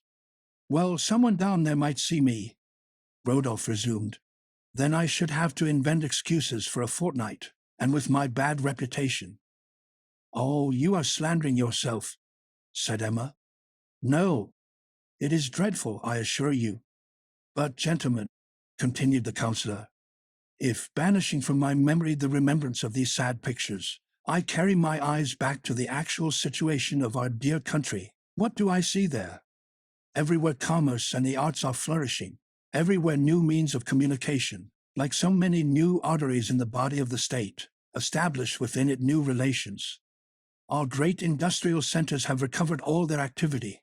Religion, more consolidated, smiles in all hearts. Our ports are full, confidence is born again, and France breathes once more.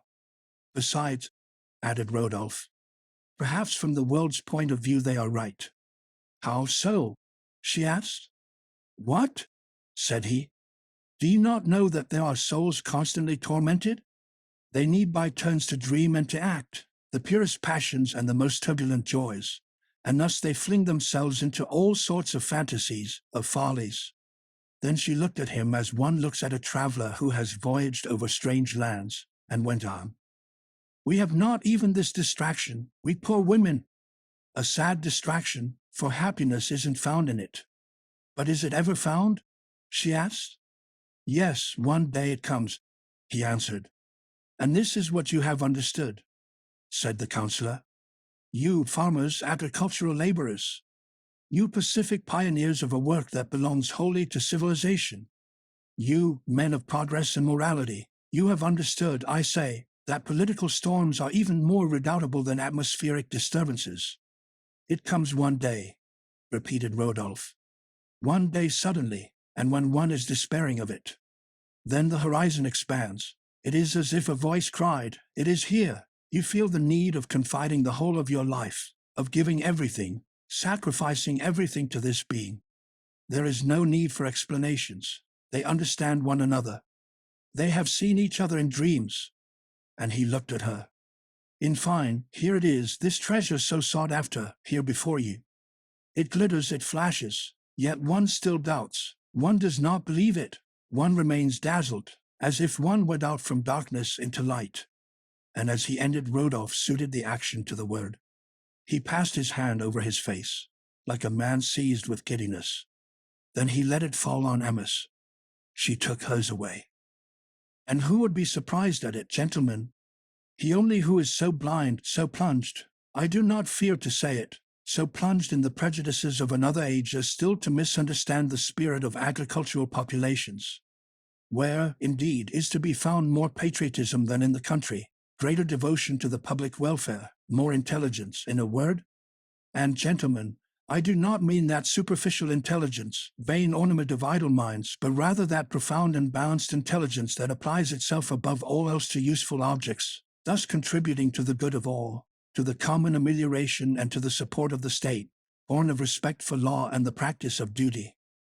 Ah, again, said Rodolphe. Always duty. I am sick of the word.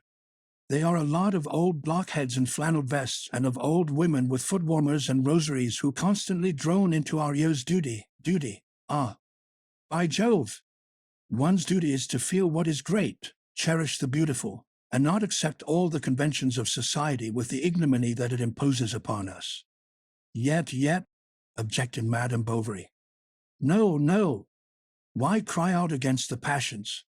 Are they not the one beautiful thing on the earth, the source of heroism, of enthusiasm, of poetry, music, the arts, of everything in a word?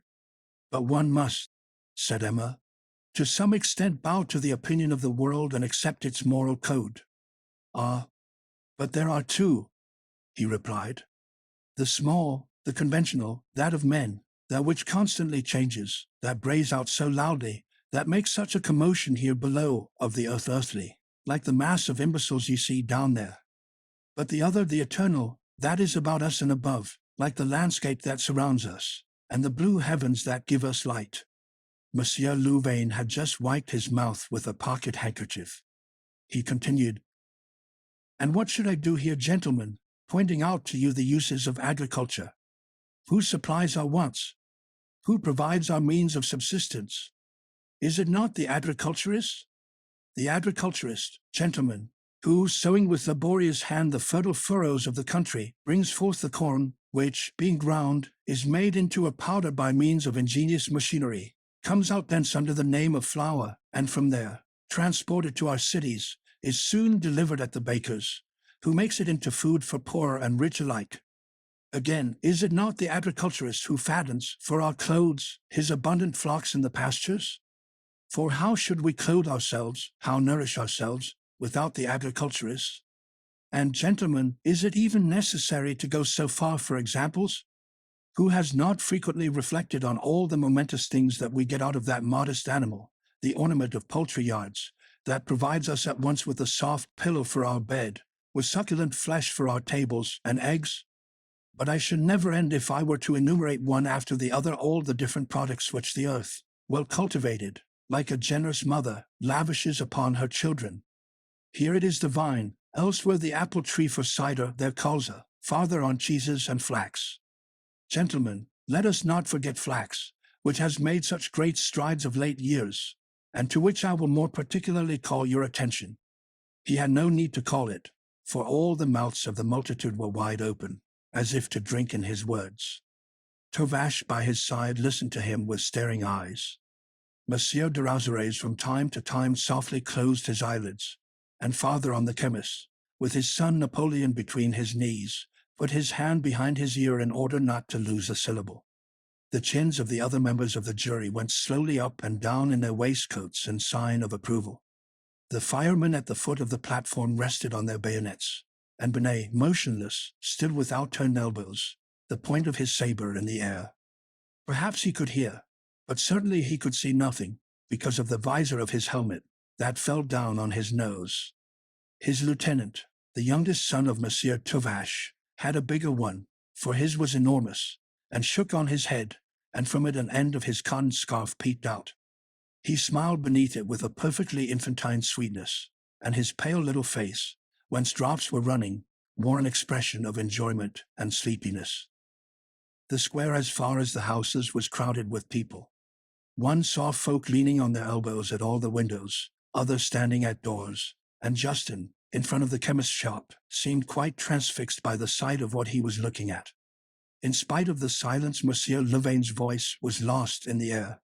It reached you in fragments of phrases, and interrupted here and there by the creaking of chairs in the crowd. Then you suddenly heard the long bellowing of an ox, or else the bleating of the lambs, who answered one another at street corners. In fact, the cowherds and shepherds had driven their beasts thus far, and these lowed from time to time, while with their tongues they tore down some scrap of foliage that hung above their mouths. Rodolphe had drawn nearer to Emma, and said to her in a low voice, speaking rapidly, "Does not this conspiracy of the world revolt you? Is there a single sentiment it does not condemn? The noblest instincts, the purest sympathies are persecuted, slandered, and if at length two poor souls do meet, all is so organized that they cannot blend together. Yet they will make the attempt, they will flutter their wings, they will call upon each other. Oh, no matter. Sooner or later, in 6 months, 10 years, they will come together, will love, for fate has decreed it, and they are born one for the other." His arms were folded across his knees, and thus lifting his face towards Emma, close by her, he looked fixedly at her. She noticed in his eyes small golden lines radiating from black pupils. She even smelt the perfume of the pomade that made his hair glossy. Then a faintness came over her.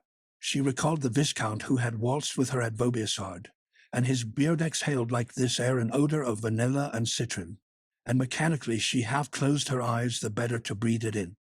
But in making this movement, as she leaned back in her chair, she saw in the distance, right on the line of the horizon, the old diligence, the Hirondelle, that was slowly descending the hill of Lo, dragging after it a long trail of dust. It was in this yellow carriage that Lyon had so often come back to her, and by this route down there that he had gone forever. She fancied she saw him opposite at his windows. Then all grew confused. Clouds gathered. It seemed to her that she was again turning in the waltz under the light of the lustres on the arm of the Viscount, and that Lyon was not far away, that he was coming, and yet all the time she was conscious of the scent of Rodolphe's head by her side. This sweetness of sensation pierced through her old desires, and these, like grains of sand under a gust of wind, eddied to and fro in the subtle breath of the perfume which suffused her soul. She opened wide her nostrils several times to drink in the freshness of the ivy round the capitals. She took off her gloves, she wiped her hands, then fanned her face with her handkerchief, while athwart the throbbing of her temples she heard the murmur of the crowd and the voice of the counsellor intoning his phrases. He said, "Continue, persevere. Listen neither to the suggestions of routine, nor to the over-hasty counsels of a rash empiricism. Apply yourselves, above all, to the amelioration of the soil, to good manures, to the development of the equine, bovine, ovine, and porcine races. Let these shows be to you pacific arenas, where the victor in leaving it will hold forth the hand to the vanquished, and will fraternize with him in the hope of better success. And you, aged servants, humble domestics, whose hard labor no government up to this day has taken into consideration, come hither to receive the reward of your silent virtues, and be assured that the state henceforward has its eye upon you, that it encourages you, protects you, that it will accede to your just demands, and alleviate as much as in it lies the burden of your painful sacrifices." Monsieur Louvain then sat down. Monsieur de Rousserais got up, beginning another speech. His was not perhaps so florid as that of the counsellor, but it recommended itself by a more direct style, That is to say, by more special knowledge and more elevated considerations. Thus the praise of the government took up less space in it, religion and agriculture more. He showed in it the relations of these two, and how they had always contributed to civilization. Rodolphe with Madame Bovary was talking dreams, presentiments, magnetism. Going back to the cradle of society, the order painted those fierce times when men lived on acorns in the heart of woods. Then they had left off the skins of beasts, had put on cloth, tilled the soil, planted the vine. Was this a good, and in this discovery was there not more of injury than of gain? Monsieur de Rozeray set himself this problem. From magnetism little by little Rodolphe had come to affinities, and while the president was citing Cincinnatus and his plough, Diocletian, planting his cabbages, and the emperors of China inaugurating the year by the sowing of seed, the young man was explaining to the young woman that these irresistible attractions find their cause in some previous state of existence. Thus he said, why did we come to know one another? What chance willed it? It was because across the infinite, like two streams that flow but to unite, our special bents of mind had driven us towards each other. And he seized her hand. She did not withdraw it. For good farming generally, cried the president. Just now, for example, when I went to your house, to Monsieur Bizat of Quincampoix, did I know I should accompany you? 70 francs. 100 times I wished to go, and I followed you, I remained. Manures. And I shall remain tonight, tomorrow, all other days, all my life. To Monsieur Caron of Ardwile, a gold medal. For I have never in the society of any other person found so complete a charm. To Monsieur Bain of Givry Saint Martin, and I shall carry away with me the remembrance of you. For a merino ram. But you will forget me, I shall pass away like a shadow. To Monsieur Bellet of Notre Dame. Oh, no. I shall be something in your thought, in your life, shall I not? Porcine race, prizes, equal, to Messrs. Leheris and Cullenberg, 60 francs. Rodolphe was pressing her hand, and he felt it all warm and quivering like a captive dove that wants to fly away. But whether she was trying to take it away or whether she was answering his pressure, she made a movement with her fingers. He exclaimed, "Oh, I thank you. You do not repulse me. You are good. You understand that I am yours. Let me look at you. Let me contemplate you." A gust of wind that blew in at the window ruffled the cloth on the table, and in the square below all the great caps of the peasant women were uplifted by it like the wings of white butterflies fluttering. "Use of all cakes," continued the president. He was hurrying on. "Flemish manure flax growing drainage long leases domestic service." Rodolphe was no longer speaking. They looked at one another. A supreme desire made their dry lips tremble, and wearily, without an effort, their fingers intertwined. Catherine Niquet's Elizabeth Leroux, of Sassetot-la-Guerrière, for 54 years of service at the same farm, a silver medal, value, 25 francs. "Where is Catherine Leroux?" repeated the councillor. She did not present herself, and one could hear voices whispering. "Go up. Don't be afraid. Oh, how stupid she is." "Well, is she there?" cried Tuvache. "Yes, here she is." "Then let her come up."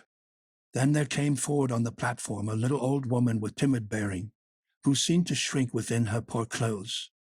On her feet she wore heavy wooden clogs, and from her hips hung a large blue apron. Her pale face framed in a borderless cap was more wrinkled than a withered russet apple, and from the sleeves of her red jacket looked out 2 large hands with knotty joints. The dust of barns, the potash of washing, the grease of walls had so encrusted, roughened, hardened these that they seemed dirty, although they had been rinsed in clear water, and by dint of long service they remained half open, as if to bear humble witness for themselves of so much suffering endured. Something of monastic rigidity dignified her face. Nothing of sadness or of emotion weakened that pale look.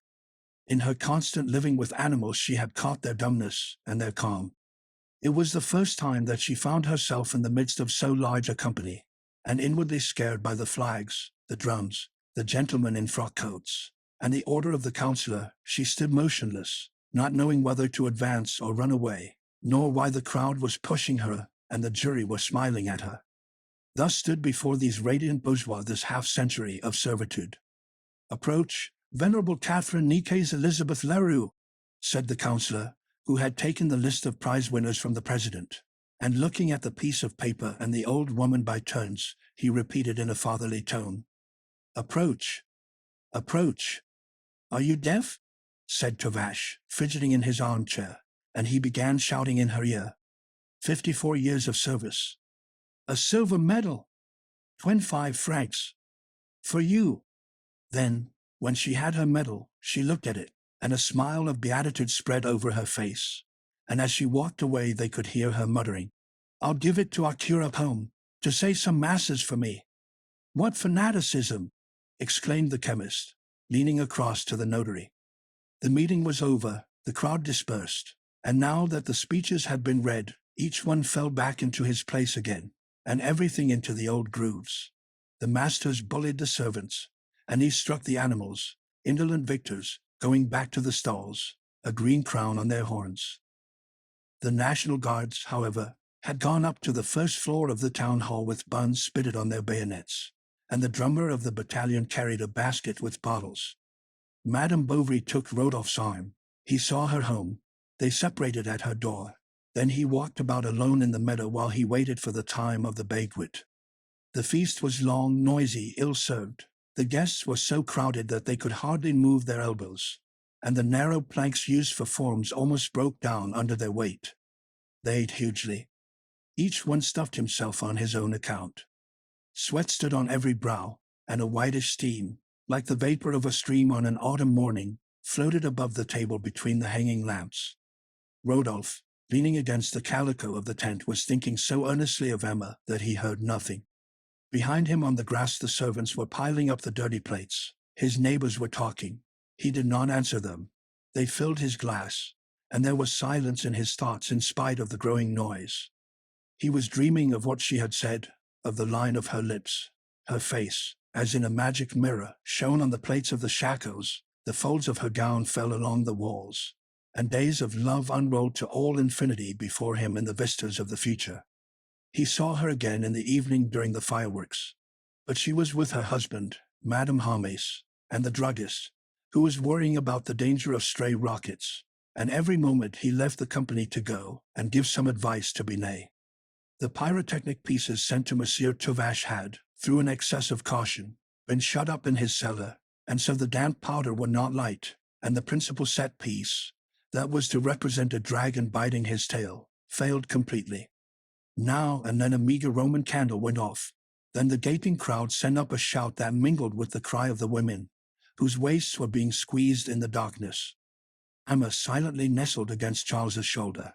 Then, raising her chin, she watched the luminous rays of the rockets against the dark sky. Rodolphe gazed at her in the light of the burning lanterns. They went out one by one.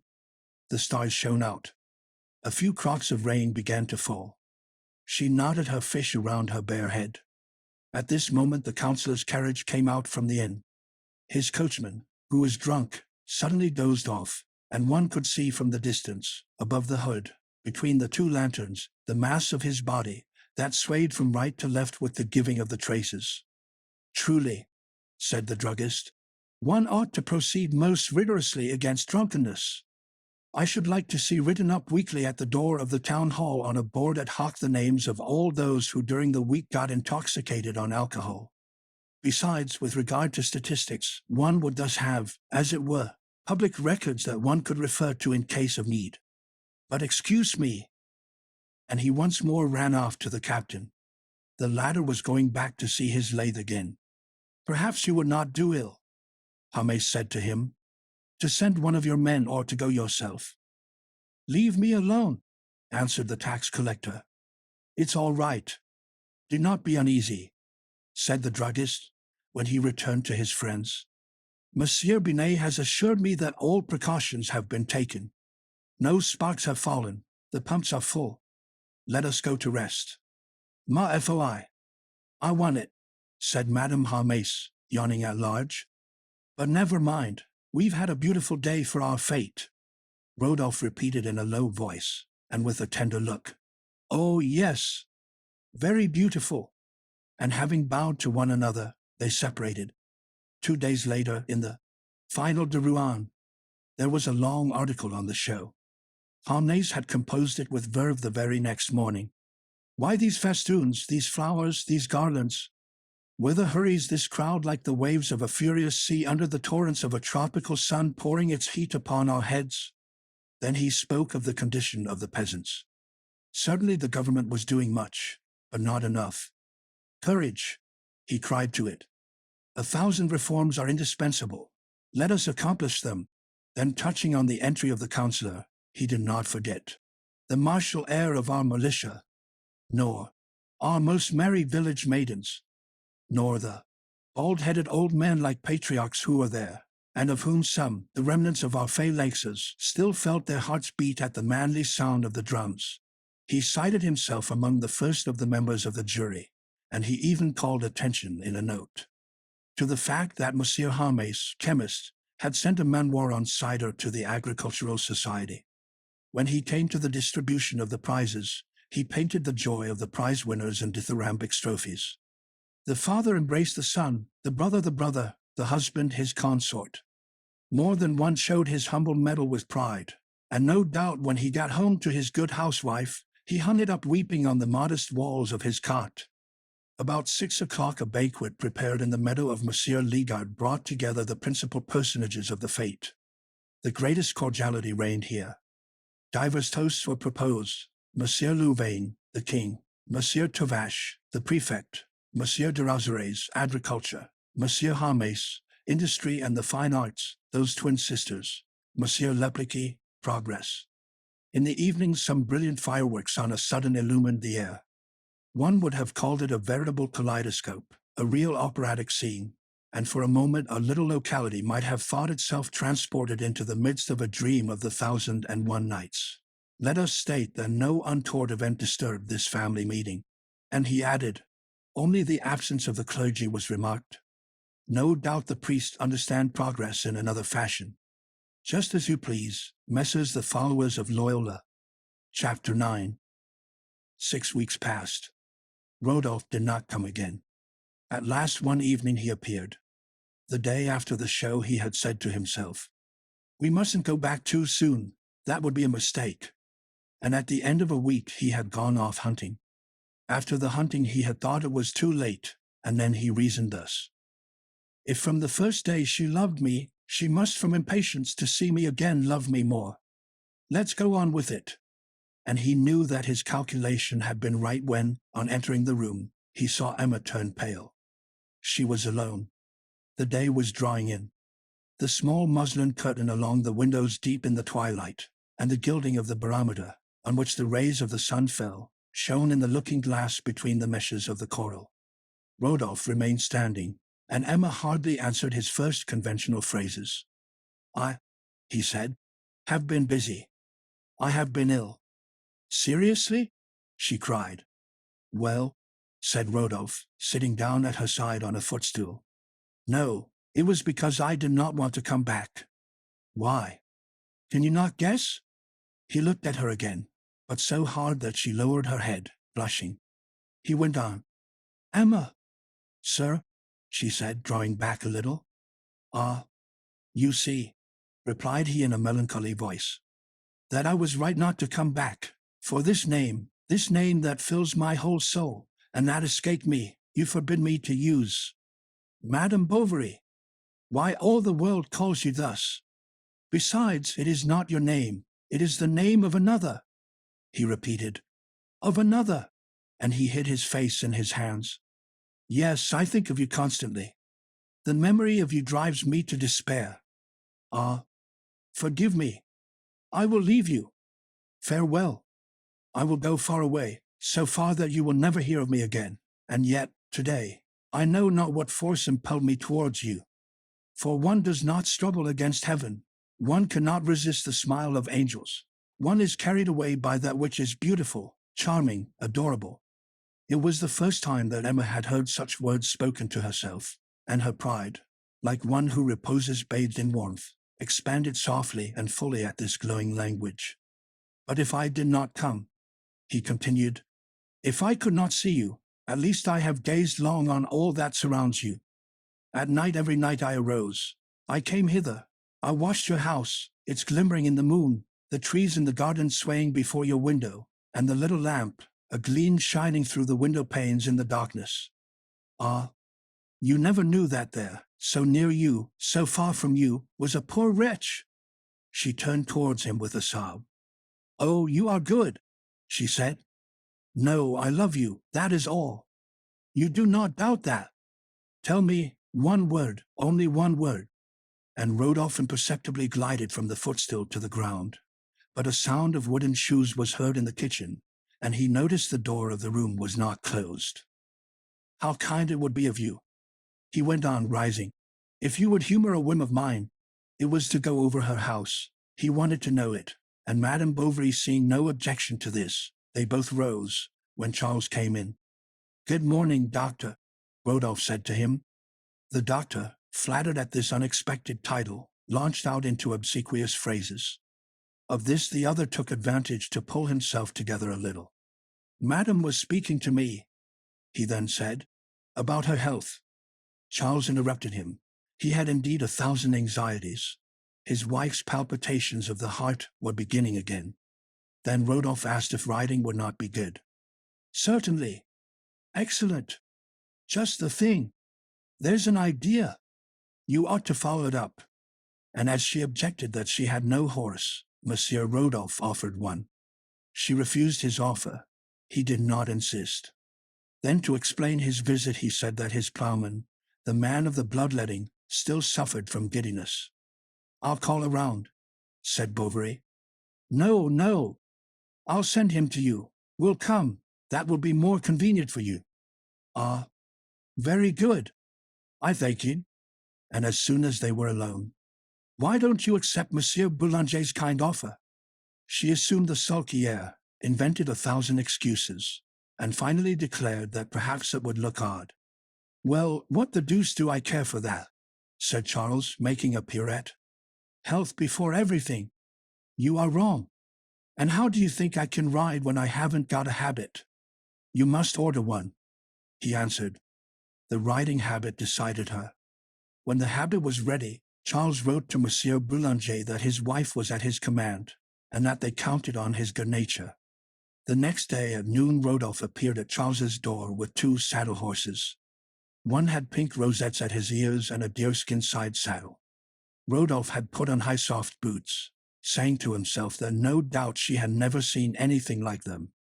In fact, Emma was charmed with his appearance as he stood on the landing in his great velvet coat and white corduroy breeches. She was ready. She was waiting for him. Justin escaped from the chemist to see her start, and the chemist also came out. He was giving Monsieur Boulanger a little good advice. An accident happens so easily. Be careful. Your horses perhaps are meddlesome. She heard a noise above her. It was Felicite drumming on the window panes to amuse little Bet. The child blew her a kiss. Her mother answered with a wave of her whip. A pleasant ride, cried Monsieur Hermes. Prudence. Above all, prudence. And he flourished his newspaper as he saw them disappear. As soon as he felt the ground, Emma's horse set off at a gallop. Rodolphe galloped by her side. Now and then they exchanged a word. Her figure slightly bent, her hand well up, and her right arm stretched out. She gave herself up to the cadence of the movement that rocked her in her saddle. At the bottom of the hill Rodolphe gave his horse its head. They started together at a bound. Then at the top suddenly the horses stopped, and her large blue veil fell about her. It was early in October. There was fog over the land. Hazy clouds hovered on the horizon between the outlines of the hills. Others, rent asunder, floated up and disappeared. Sometimes through a rift in the clouds, beneath a ray of sunshine, gleamed from afar the roots of Yonville, with the gardens at the water's edge, the yards, the walls, and the church steeple. Emma half closed her eyes to pick out her house, and never had this poor village where she lived appeared so small. From the height on which they were the whole valley seemed an immense pale lake sending off its vapor into the air. Clumps of trees here and there stood out like black rocks, and the tall lines of the poplars that rose above the mist were like a beach stirred by the wind. By the side, on the turf between the pines, a brown light shimmered in the warm atmosphere. The earth, ruddy like the powder of tobacco, deadened the noise of their steps, and with the edge of their shoes the horses as they walked kicked the fallen fir cones in front of them. Rodolphe and Emma thus went along the skirt of the wood. She turned away from time to time to avoid his look, and then she saw only the pine trunks and lines, whose monotonous succession made her a little giddy. The horses were panting, the leather of the saddles creaked. Just as they were entering the forest the sun shone out. "God protects us," said Rodolphe. "Do you think so?" she said. "Forward, forward," he continued. He, tch, with his tongue. The two beasts set off at a trot. Long ferns by the roadside caught in Emma's stirrup. Rodolphe leant forward and removed them as they rode along. At other times, to turn aside the branches, he passed close to her, and Emma felt his knee brushing against her leg. The sky was now blue, the leaves no longer stirred. There were spaces full of heather and flower, and plots of violets alternated with the confused patches of the trees that were gray, fawn, or golden-colored, according to the nature of their leaves. Often in the thicket was heard the fluttering of wings, or else the hoarse, soft cry of the ravens flying off amidst the oaks. They dismounted. Rodolphe fastened up the horses. She walked on in front on the moss between the paths, but her long habit got in her way, although she held it up by the skirt, and Rodolphe, walking behind her, saw between the black cloth and the black shoe the fineness of her white stocking, that seemed to him as if it were a part of her nakedness. She stopped. "I am tired," she said. "Come, try again," he went on. "Courage." Then some 100 paces farther on she again stopped, and through her veil, that fell sideways from her man's hat over her hips, her face appeared in a bluish transparency, as if she were floating under azure waves. "But where are we going?" He did not answer. She was breathing irregularly. Rodolphe looked round him, biting his mustache. They came to a larger space where the coppice had been cut. They sat down on the trunk of a fallen tree, and Rodolphe began speaking to her of his love. He did not begin by frightening her with compliments. He was calm, serious, melancholy. Emma listened to him with bowed head and stirred the bits of wood on the ground with the tip of her foot. But at the words, "Are not our destinies now one?" "Oh, no," she replied. "You know that well. It is impossible." She rose to go. He seized her by the wrist. She stopped. Then, having gazed at him for a few moments with an amorous and humid look, she said hurriedly, "Ah, do not speak of it again. Where are the horses? Let us go back." He made a gesture of anger and annoyance. She repeated, "Where are the horses? Where are the horses?" Then, smiling a strange smile, his pupil fixed, his teeth set, he advanced with outstretched arms. She recoiled trembling. She stammered, "Oh, you frighten me. You hurt me. Let me go. If it must be." He went on, his face changing, and he again became respectful, caressing, timid. She gave him her arm. They went back. He said, "What was the matter with you? Why? I do not understand. You were mistaken, no doubt. In my soul you are as a Madonna on a pedestal, in a place lofty, secure, immaculate. But I need you to live. I must have your eyes, your voice, your thought. Be my friend, my sister, my angel." And he put out his arm round her waist. She feebly tried to disengage herself. He supported her thus as they walked along. But they heard the two horses browsing on the leaves. "Oh, one moment," said Rodolphe. "Do not let us go. Stay." He drew her farther on to a small pool where duckweeds made a greenness on the water. Faded water lilies lay motionless between the reeds. At the noise of their steps in the grass, frogs jumped away to hide themselves. "I am wrong. I am wrong," she said. "I am mad to listen to you." "Why?" "Emma, Emma." "Oh, Rodolphe," said the young woman slowly, leaning on his shoulder. The cloth of her habit caught against the velvet of his coat. She threw back her white neck, swelling with a sigh, and faltering, in tears, with a long shudder and hiding her face, she gave herself up to him. The shades of night were falling. The horizontal sun passing between the branches dazzled the eyes. Here and there around her, and the leaves or on the ground, trembled luminous patches, as if hummingbirds flying about had scattered their feathers. Silence was everywhere. Something sweet seemed to come forth from the trees. She felt her heart, whose beating had begun again, and the blood coursing through her flesh like a stream of milk.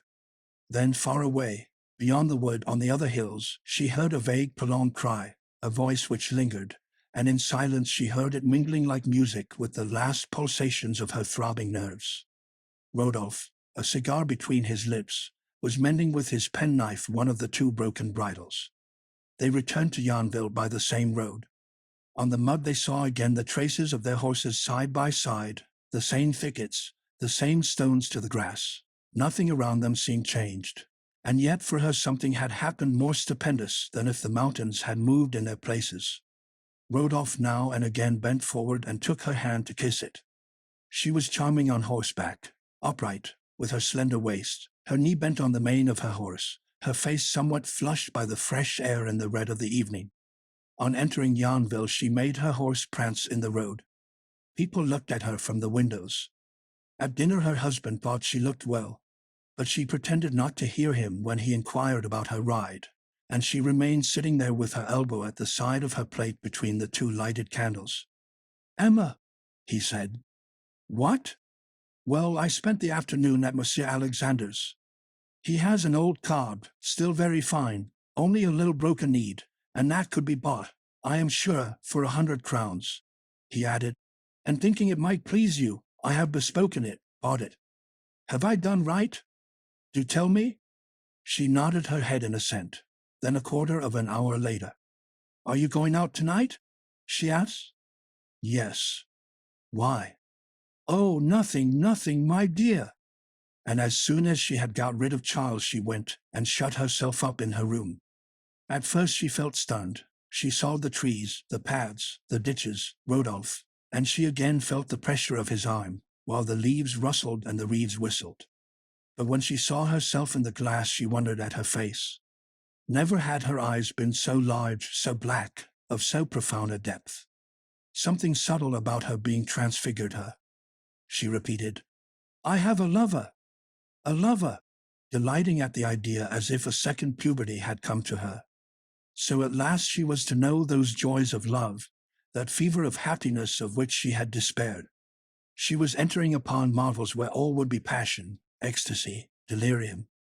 An azure infinity encompassed her, the heights of sentiment sparkled under her thought, and ordinary existence appeared only afar off, down below in the shade, through the interspaces of these heights. Then she recalled the heroines of the books that she had read, and the lyric legion of these adulterous women began to sing in her memory with the voice of sisters that charmed her.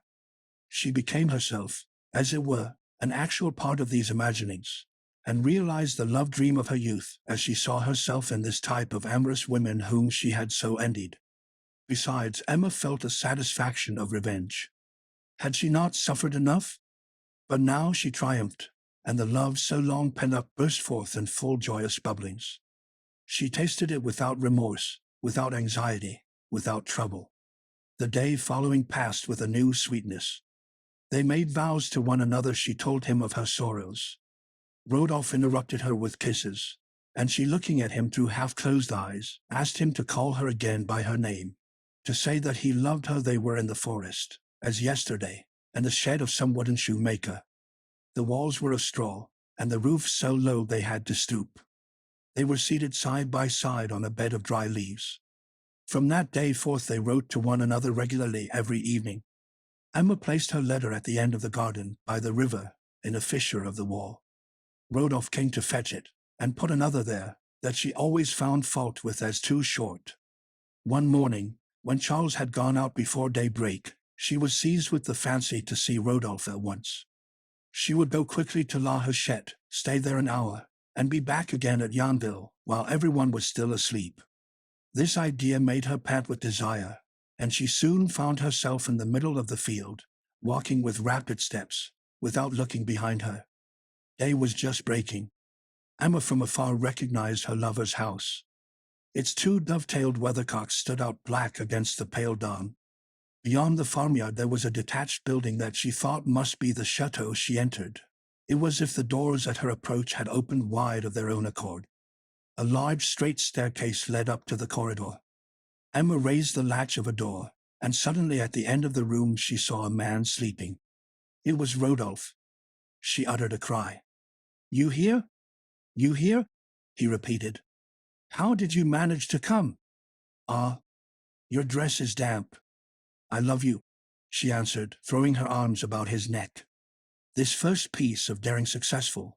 Now every time Charles went out early, Emma dressed quickly and slipped on tiptoe down the steps that led to the waterside. But when the plank for the cows was taken up, she had to go by the walls alongside of the river. The bank was slippery. In order not to fall, she caught hold of the tufts of faded wallflowers. Then she went across plowed fields, in which she sank, stumbling, and clogging her thin shoes. Her scarf, knotted round her head, fluttered to the wind in the meadows. She was afraid of the oxen. She began to run. She arrived out of breath, with rosy cheeks, and breathing out from her whole person a fresh perfume of sap, of verdure, of the open air. At this hour Rodolphe still slept. It was like a spring morning coming into his room. The yellow curtains along the windows let a heavy, whitish light enter softly.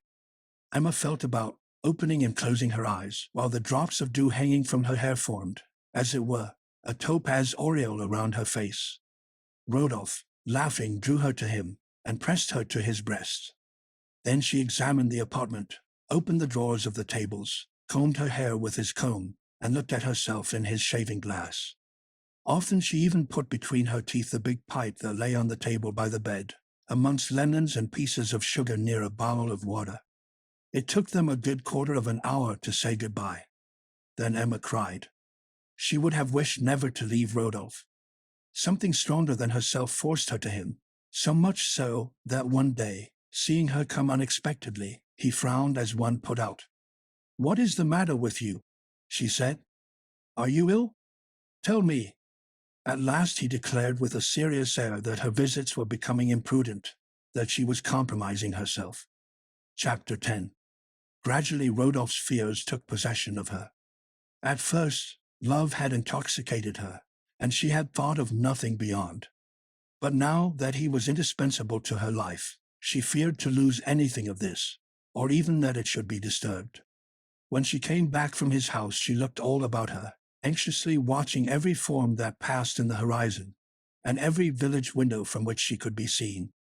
She listened for steps, cries, the noise of the plows, and she stopped short, white, and trembling more than the aspen leaves swaying overhead. One morning as she was thus returning, she suddenly thought she saw the long barrel of a carbine that seemed to be aimed at her. It stuck out sideways from the end of a small tub half buried in the grass on the edge of a ditch. Emma, half fainting with terror, nevertheless walked on, and a man stepped out of the tub like a jack-in-the-box.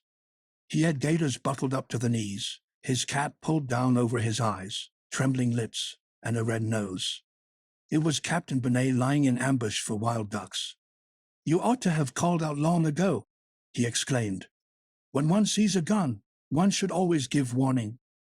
The tax collector was thus trying to hide the fright he had had, for a prefectorial order having prohibited dove hunting except in boats, Monsieur Bonnet, despite his respect for the laws, was infringing them, and so he every moment expected to see the rural guard turn up. But this anxiety whetted his pleasure, and all alone in his tub, he congratulated himself on his luck and on his cuteness. At sight of Emma he seemed relieved from a great weight, and at once entered upon a conversation. "It isn't warm, it's nipping." Emma answered nothing. He went on. "And you're out so early?" "Yes," she said, stammering. "I am just coming from the nurse where my child is." "Ah, very good, very good. For myself, I am here, just as you see me, since break of day. But the weather is so muggy that unless one had the bird at the mouth of the gun—" "Good evening, Monsieur Bonnet," she interrupted him, turning on her heel. "Your servant, madam," he replied drily, and he went back into his tub. Emma regretted having left the tax collector so abruptly. No doubt he would form unfavorable conjectures. The story about the nurse was the worst possible excuse, everyone at Yonville knowing that the little Bovary had been at home with her parents for a year. Besides, no one was living in this direction. This path led only to La Hachette. Binet, then, would guess when she came, and he would not keep silence. He would talk, that was certain. She remained until evening racking her brain with every conceivable lying project, and had constantly before her eyes that imbecile with the game bag. Charles, after dinner, seeing her gloomy, proposed, by way of distraction, to take her to the chemist's, and the first person she caught sight of in the shop was the tax collector again. He was standing in front of the counter, lit up by the gleams of the red bottle, and was saying, "Please give me half an ounce of vitriol." "Justin," cried the druggist, "bring us the sulfuric acid." Then to Emma, who was going up to Madame Homais' room, "No, stay here. It isn't worth while going up. She is just coming down. Warm yourself at the stove in the meantime." "Excuse me." "Good day, doctor." For the chemist much enjoyed pronouncing the word doctor, as if addressing another by it reflected on himself some of the grandeur that he found in it. "Now take care not to upset the mortars. You'd better fetch some chairs from the little room. You know very well that the armchairs are not to be taken out of the drawing-room." And to put his armchair back in its place he was darting away from the counter, when Binet asked him for half an ounce of sugar acid. "Sugar acid," said the chemist contemptuously. "Don't know it. I'm ignorant of it. But perhaps you want oxalic acid." "It is oxalic acid, isn't it?" Binet explained that he wanted a corrosive to make himself some copper water with which to remove rust from his hunting things. Emma shuddered. The chemist began saying, "Indeed, the weather is not propitious on account of the damp." "Nevertheless," replied the tax collector, with a sly look, "there are people who like it." She was stifling. "And give me—" "Will he never go?" thought she. "Half an ounce of resin in turpentine, 4 ounces of yellow wax, and 3 half-ounces of animal charcoal, if you please, to clean the varnished leather of my togs." The druggist was beginning to cut the wax when Madame Homais appeared, Emma in her arms, Napoleon by her side, and Athalie following.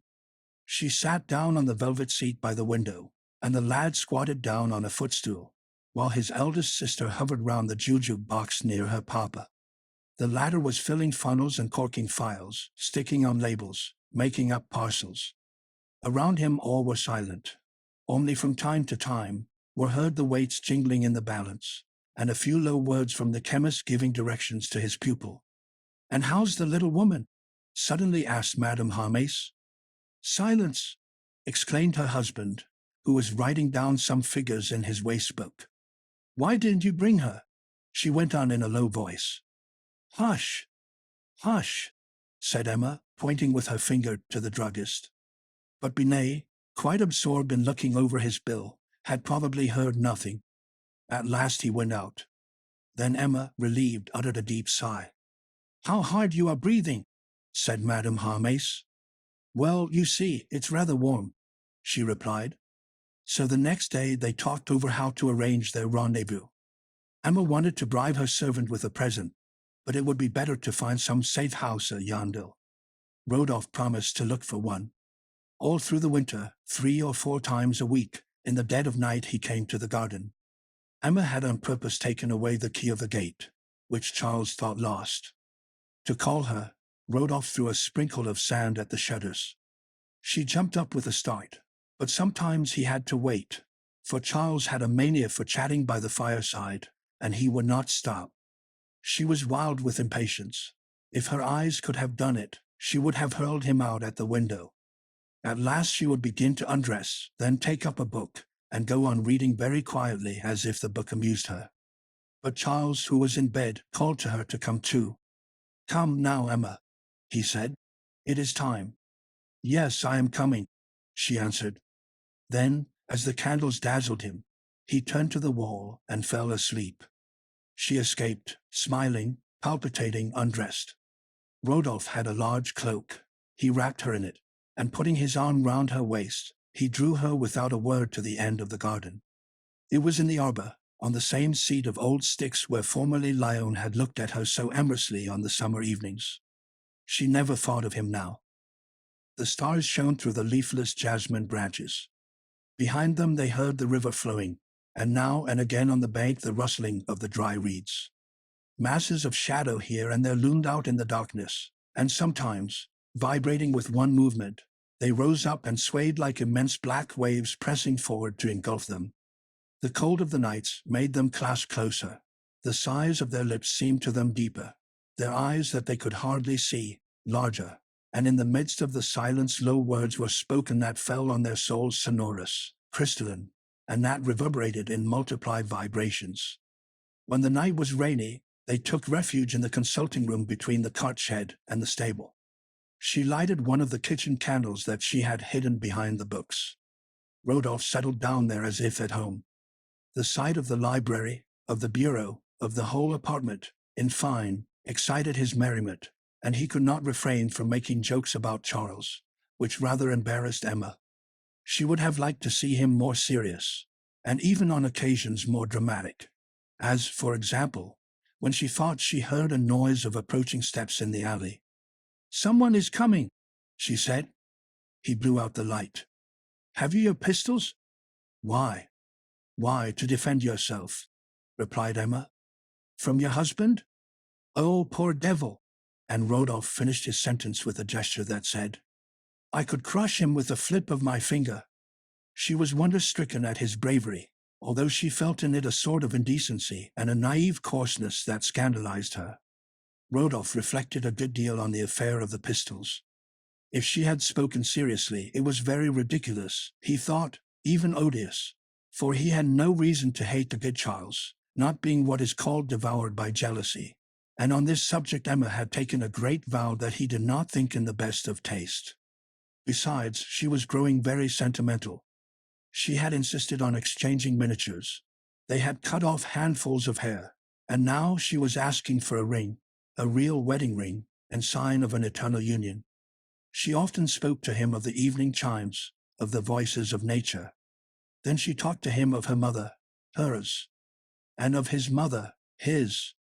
Rodolphe had lost his 20 years ago. Emma none the less consoled him with caressing words as one would have done a lost child, and she sometimes even said to him, gazing at the moon, "I am sure that above there together they approve of our love." But she was so pretty. He had possessed so few women of such ingenuousness. This love without debauchery was a new experience for him, and drawing him out of his lazy habits, caressed at once his pride and his sensuality. Emma's enthusiasm, which his bourgeois good sense disdained, seemed to him in his heart of hearts charming, since it was lavished on him. Then, sure of being loved, he no longer kept up appearances, and insensibly his ways changed. He had no longer, as formerly, words so gentle that they made her cry, nor passionate caresses that made her mad, so that their great love, which engrossed her life, seemed to lessen beneath her like the water of a stream absorbed into its channel, and she could see the bed of it. She would not believe it. She redoubled in tenderness, and Rodolphe concealed his indifference less and less. She did not know if she regretted having yielded to him, or whether she did not wish, on the contrary, to enjoy him the more. The humiliation of feeling herself weak was turning to rancor, tempered by their voluptuous pleasures.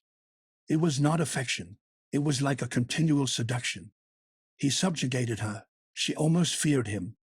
Appearances, nevertheless, were calmer than ever, Rodolphe having succeeded in carrying out the adultery after his own fancy, and at the end of 6 months, when the springtime came, they were to one another like a married couple, tranquilly keeping up a domestic flame. It was the time of year when old Rose sent his turkey in remembrance of the setting of his leg. The present always arrived with a letter. Emma cut the string that tied it to the basket, and read the following lines. "My dear children, I hope this will find you well, and that this one will be as good as the others. For it seems to me a little more tender, if I may venture to say so, and heavier. But next time, for a change, I'll give you a ticky-cock, unless you have a preference for some doubts, and send me back the hamper, if you please, with the 2 old ones. I have had an accident with my cart sheds, whose covering flew off one windy night among the trees. The harvest has not been over good either. Finally, I don't know when I shall come to see you. It is so difficult now to leave the house since I am alone, my poor Emma." Here there was a break in the lines, as if the old fellow had dropped his pen to dream a little while.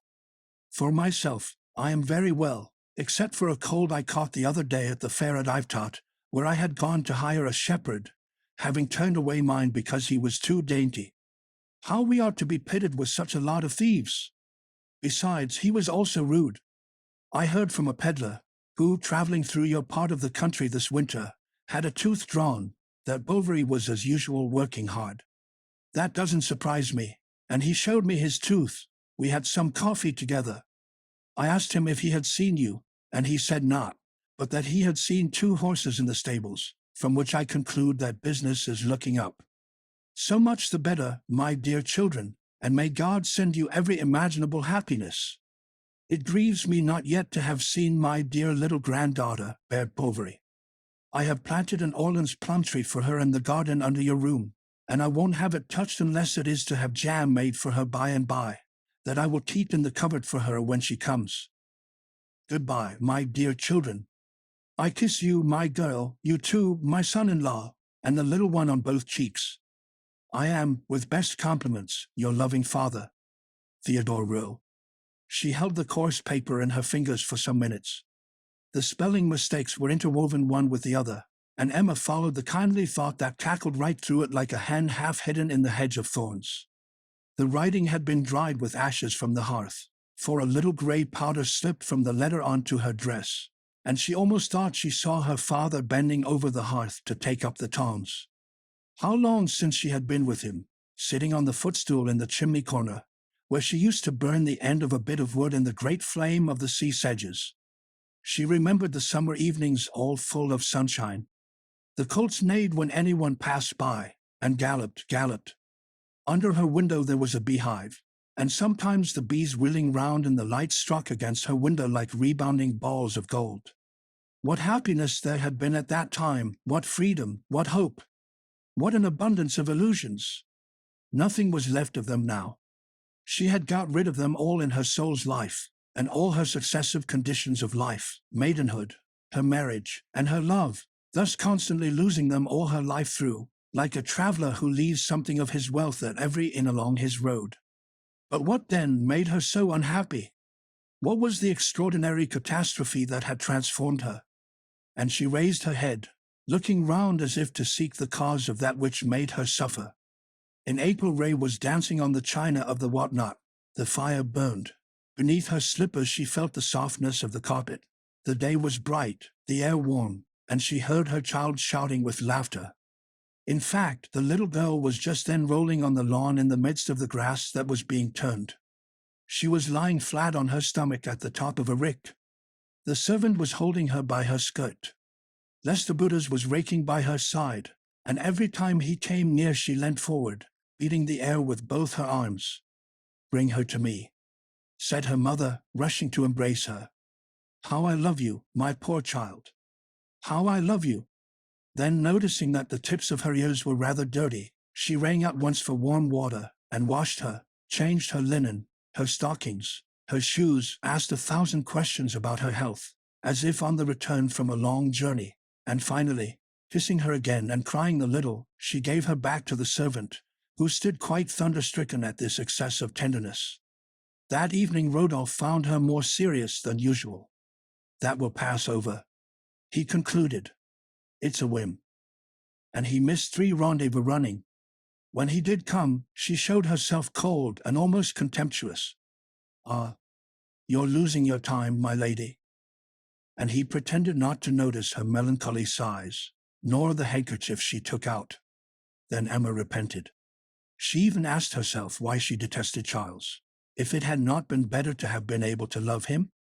But he gave her no opportunities for such a revival of sentiment, so that she was much embarrassed by her desire for sacrifice, when the druggist came just in time to provide her with an opportunity.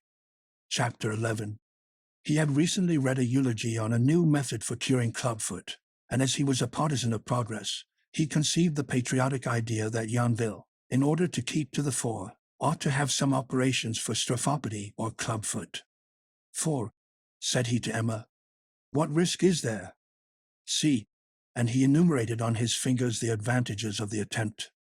Success, almost certain relief and beautifying of the patient, celebrity acquired by the operator. Why, for example, should not your husband relieve poor Hippolyte of the lion d'or? Note that he would not fail to tell about his cure to all the travelers, and then Hermes lowered his voice and looked round him. Who is to prevent me from sending a short paragraph on the subject to the paper? Goodness me. An article gets about, it is talked of, it ends by making a snowball. And who knows? Who knows? In fact, Bovary might succeed. Nothing proved to Emma that he was not clever, and what a satisfaction for her to have urged him to a step by which his reputation and fortune would be increased. She only wished to lean on something more solid than love. Charles, urged by the druggist and by her, allowed himself to be persuaded. He sent to Rouen for Dr. Duval's volume, and every evening, holding his head between both hands, plunged into the reading of it. While he was studying Aquinas, Verus, and Valdus, that is to say, catastropopody, endostropopody, and exostropopody, or better, the various turnings of the foot downwards, inwards, and outwards, with the hypostropopody and anastropopody, otherwise torsion downwards and upwards, Monsieur Hermes, with all sorts of arguments, was exhorting the lad at the end to submit to the operation. You will scarcely feel, probably, a slight pain. It is a simple prick, like a little bloodletting, less than the extraction of certain corns. Hippolyte, reflecting, rolled his stupid eyes. However, continued the chemist, it doesn't concern me. It's for your sake, for pure humanity. I should like to see you, my friend, rid of your hideous caudication, together with that waddling of the lumbar regions which, whatever you say, must considerably interfere with you in the exercise of your calling. Then Hermes represented to him how much jollier and brisker he would feel afterwards, and even gave him to understand that he would be more likely to please the women, and the stable boy began to smile heavily. Then he attacked him through his vanity. Aren't you a man? Hang it! What would you have done if you had had to go into the army, to go and fight beneath the standard? Ah, Hippolyte! And Hermes retired, declaring that he could not understand this obstinacy, this blindness in refusing the benefactions of science. The poor fellow gave way, for it was like a conspiracy. Binet, who never interfered with other people's business, Madame Lefrancois, Artemise, the neighbors, even the mayor, Monsieur Tuvache, everyone persuaded him, lectured him, shamed him, but what finally decided him was that it would cost him nothing. Bovary even undertook to provide the machine for the operation. This generosity was an idea of Emma's, and Charles consented to it, thinking in his heart of hearts that his wife was an angel. So by the advice of the chemist, and after 3 fresh starts, he had a kind of box made by the carpenter, with the aid of the locksmith, that weighed about 8 pounds, and in which iron, wood, shear iron, leather, screws, and nuts had not been spared. But to know which of Hippolyte's tendons to cut, it was necessary first of all to find out what kind of clubfoot he had. He had a foot forming almost a straight line with the leg, which, however, did not prevent it from being turned in, so that it was an Aquinas together with something of a Verus, or else a slight Verus with a strong tendency to Aquinas. But with this Aquinas, wide in foot like a horse's hoof, with rugo skin, dry tendons, and large toes, on which the black nails looked as if made of iron, the clubfoot ran about like a deer from morn till night. He was constantly to be seen on the place, jumping round the carts, thrusting his limping foot forwards. He seemed even stronger on that leg than the other. By dint of hard service it had acquired, as it were, moral qualities of patience and energy, and when he was given some heavy work, he stood on it in preference to its fellow. Now, as it was in Aquinas, it was necessary to cut the tendon of Achilles, and if need were, the anterior tibial muscle could be seen to afterwards for getting rid of the Verus, for the doctor did not dare to risk both operations at once. He was even trembling already for fear of injuring some important region that he did not know. Neither Ambrose Père, applying for the first time since Celsus, after an interval of 15 centuries, a ligature to an artery, nor Dupuytren, about to open an abscess in the brain, nor Gensol when he first took away the superior maxilla, had hearts that trembled, hands that shook, minds so strained as Monsieur Bovary when he approached Hippolyte, his tenatome between his fingers. And as at hospitals, nearby on a table lay a heap of lint, with waxed thread, many bandages, a pyramid of bandages, every bandage to be found at the druggist's. It was Monsieur Harmes who since morning had been organizing all these preparations, as much to dazzle the multitude as to keep up his illusions. Charles pierced the skin. A dry crackling was heard. The tendon was cut, the operation over. Hippolyte could not get over his surprise, but bent over Bovary's hands to cover them with kisses. "Come, be calm," said the druggist. "Later on you will show your gratitude to your benefactor." And he went down to tell the result to 5 or 6 inquirers who were waiting in the yard, and who fancied that Hippolyte would reappear walking properly. Then Charles, having buckled his patient into the machine, went home, where Emma, all anxiety, awaited him at the door. She threw herself on his neck. They sat down to table. He ate much, and at dessert he even wanted to take a cup of coffee, a luxury he only permitted himself on Sundays when there was company. The evening was charming, full of prattle, of dreams together. They talked about their future fortune, of the improvements to be made in their house. He saw people's estimation of him growing, his comforts increasing, his wife always loving him, and she was happy to refresh herself with a new sentiment, healthier, better, to feel at last some tenderness for this poor fellow who adored her. The thought of Rodolphe for one moment passed through her mind, but her eyes turned again to Charles. She even noticed with surprise that he had not bad teeth. They were in bed when Monsieur Harmes, in spite of the servant, suddenly entered the room, holding in his hand a sheet of paper just written. It was the paragraph he intended for the Final de Rouen. He brought it for them to read. "Read it yourself," said Bovary. He read, "Despite the prejudices that still invest a part of the face of Europe like a net, the light nevertheless begins to penetrate our country places. Thus on Tuesday our little town of Yonville found itself the scene of a surgical operation which is at the same time an act of loftiest philanthropy. Monsieur Bovary, one of our most distinguished practitioners—" "Oh, that is too much. Too much," said Charles, choking with emotion. "No, no, not at all. What next?"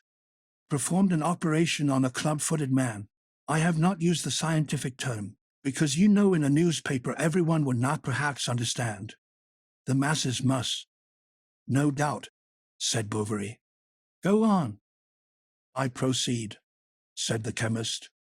"Monsieur Bovary, one of our most distinguished practitioners, performed an operation on a club-footed man called Hippolyte Totine, stableman for the last 25 years at the Hotel of the Lion d'Or, kept by Widow Lefrancois, at the Place d'Armes. The novelty of the attempt, and the interest incident to the subject, had attracted such a concourse of persons that there was a veritable obstruction on the threshold of the establishment. The operation, moreover, was performed as if by magic, and barely a few drops of blood appeared on the skin, as though to say that the rebellious tendon had at last given way beneath the efforts of art. The patient, strangely enough, we affirm it as an eyewitness, complained of no pain. His condition up to the present time leaves nothing to be desired.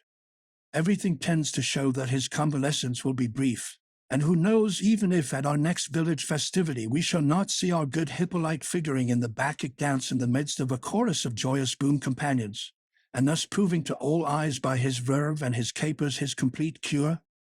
Honor, then, to the generous savants. Honor to those indefatigable spirits who consecrate their vigils to the amelioration or to the alleviation of their kind.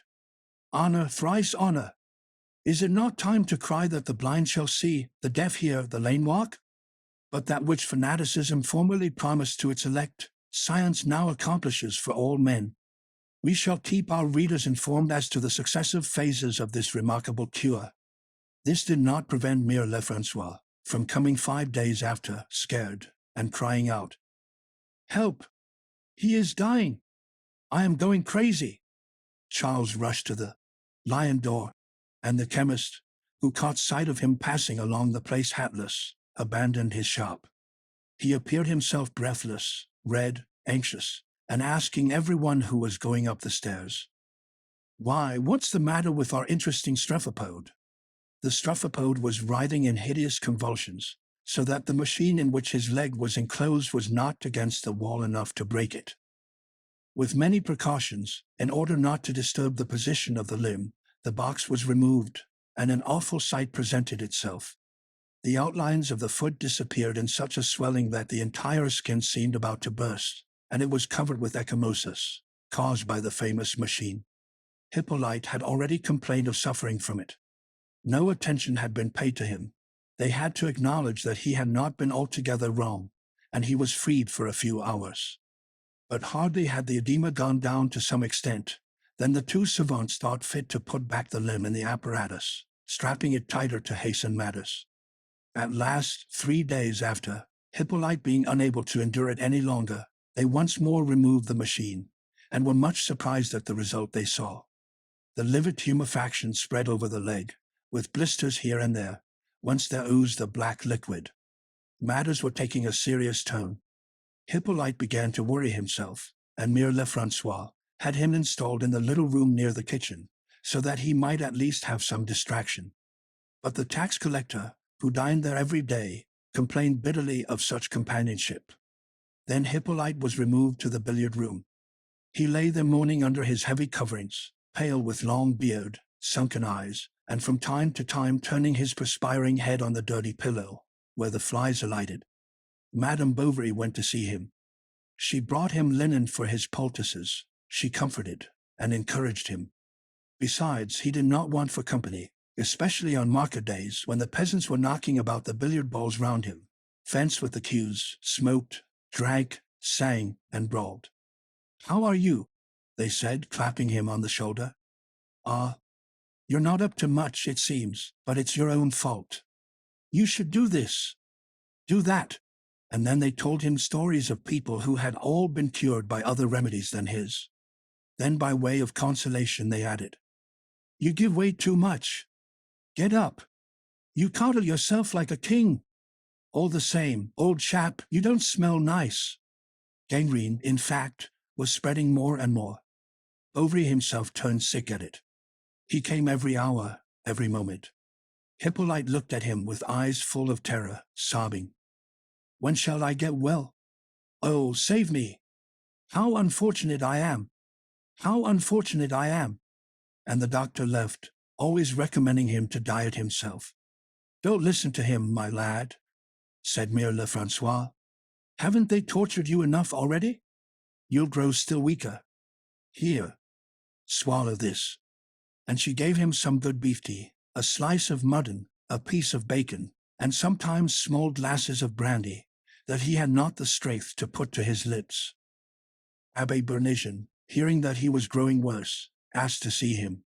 He began by pitying his sufferings, declaring at the same time that he ought to rejoice at them since it was the will of the Lord, and take advantage of the occasion to reconcile himself to heaven. "For," said the ecclesiastic in a paternal tone, "you rather neglected your duties. You were rarely seen at divine worship. How many years is it since you approached the holy table? I understand that your work, that the whirl of the world may have kept you from care for your salvation. But now is the time to reflect. Yet don't despair. I have known great sinners, who, about to appear before God, you are not yet at this point I know, had implored his mercy, and who certainly died in the best frame of mind. Let us hope that, like them, you will set us a good example. Thus, as a precaution, what is to prevent you from saying morning and evening a Hail Mary, full of grace, and Our Father which art in heaven? Yes, do that for my sake, to oblige me. That won't cost you anything. Will you promise me?" The poor devil promised. The cure came back day after day. He chatted with the landlady, and even told anecdotes interspersed with jokes and puns that Hippolyte did not understand. Then, as soon as he could, he fell back upon matters of religion, putting on an appropriate expression of face. His zeal seemed successful, for the clubfoot soon manifested a desire to go on a pilgrimage to Bonsecourt if he were cured, to which Monsieur Bernigin replied that he saw no objection. 2 precautions were better than 1. It was no risk anyhow. The druggist was indignant at what he called the maneuvers of the priests. They were prejudicial, he said, to Hippolyte's convalescence, and he kept repeating to Madame Lefrancois, "Leave him alone! Leave him alone! You perturb his morals with your mysticism. But the good woman would no longer listen to him. He was the cause of it all. From a spirit of contradiction, she hung up near the bedside of the patient a basin filled with holy water and a branch of box. Religion, however, seemed no more able to succor him than surgery, and the invincible gangrene still spread from the extremities towards the stomach. It was all very well to vary the potions and change the poultices. The muscles each day rotted more and more, and at last Charles replied by an affirmative nod of the head when near Lefrancois, asked him if she could not, as a forlorn hope, send for Monsieur Canavet of Neuchâtel, who was a celebrity. A doctor of medicine, 50 years of age, enjoying a good position and self-possessed, Charles's colleague did not refrain from laughing disdainfully when he had uncovered the leg, mortified to the knee. Then, having flatly declared that it must be amputated, he went off to the chemist to rail at the asses who could have reduced a poor man to such a state. Shaking Monsieur James by the button of his coat, he shouted out in the shop, "These are the inventions of Paris. These are the ideas of those gentry of the capital. It is like strabismus, chloroform, lethargy, a heap of monstrosities that the government ought to prohibit. But they want to do the clever, and they cram you with remedies without troubling about the consequences. We are not so clever, not we. We are not savants, coxcombs, fops. We are practitioners, we cure people, and we should not dream of operating on anyone who is in perfect health. Straighten club feet. As if one could straighten club feet. It is as if one wished, for example, to make a hunchback straight." James suffered as he listened to this discourse, and he concealed his discomfort beneath a courtier's smile, for he needed to humor Monsieur Canavet, whose prescriptions sometimes came as far as Yonville. So he did not take up the defense of Bovary. He did not even make a single remark, and renouncing his principles, he sacrificed his dignity to the more serious interests of his business. This amputation of the thigh by Dr. Canavet was a great event in the village. On that day all the inhabitants got up earlier, and the Grande Rue, although full of people, had something lugubrious about it, as if an execution had been expected. At the grocer's they discussed Hippolyte's illness. The shops did no business, and Madame Tuvache, the mayor's wife, did not stir from her window, such was her impatience to see the operator arrive. He came in his gig, which he drove himself. But the springs of the right side having at length given way beneath the weight of his corpulence, it happened that the carriage as it rolled along leaned over a little, and on the other cushion near him could be seen a large box covered in red sheep leather, whose 3 brass clasps shone grandly. After he had entered like a whirlwind the porch of the Lion d'Or, the doctor, shouting very loud, ordered them to unharness his horse. Then he went into the stable to see that she was eating her oats all right, for on arriving at a patient's he first of all looked after his mare and his gig. People even said about this, "Ah, Monsieur Canavet's a character," and he was the more esteemed for this imperturbable coolness. The universe to the last man might have died, and he would not have missed the smallest of his habits. James presented himself. "I count on you," said the doctor. "Are we ready? Come along." But the druggist, turning red, confessed that he was too sensitive to assist at such an operation. "When one is a simple spectator," he said, "the imagination, you know, is impressed. And then I have such a nervous system." "Pshaw," interrupted Canavet. "On the contrary, you seem to me inclined to apoplexy. Besides, that doesn't astonish me, for you chemist fellows are always poking about your kitchens, which must end by spoiling your constitutions. Now just look at me. I get up every day at 4 o'clock. I shave with cold water, and am never cold.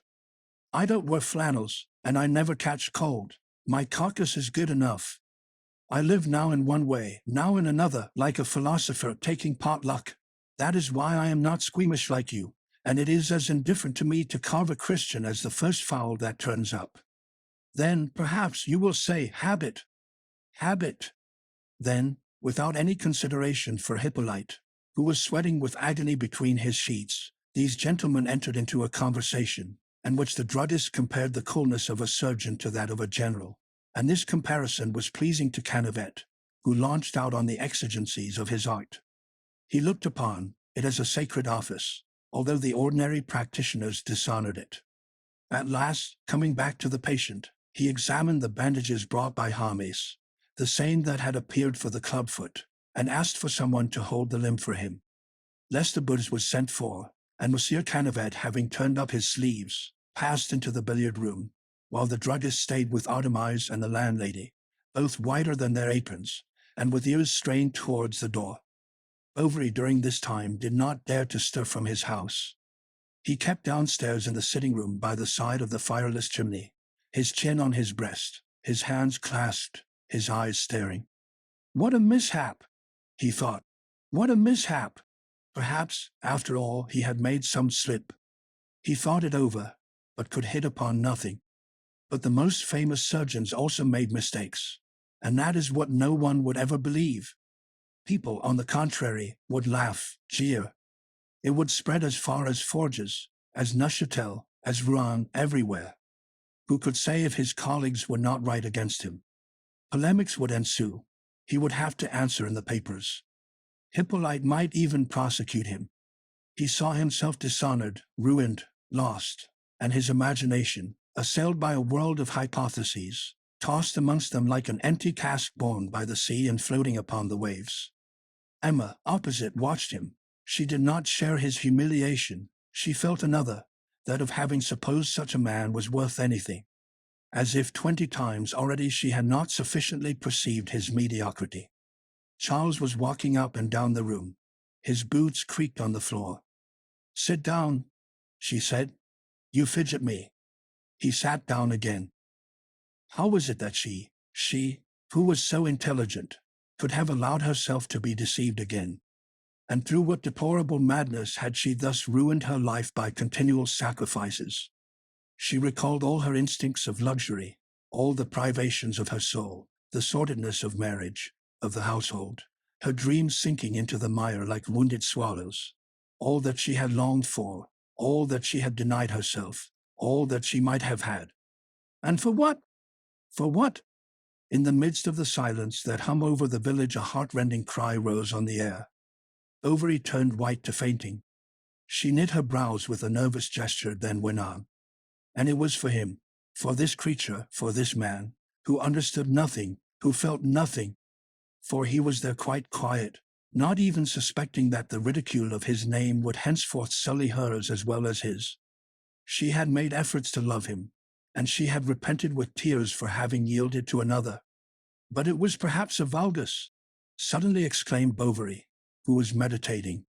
At the unexpected shock of this phrase falling on her thought like a leaden bullet on a silver plate, Emma, shuddering, raised her head in order to find out what he meant to say, and they looked at the other in silence, almost amazed to see each other, so far sundered were they by their inner thoughts.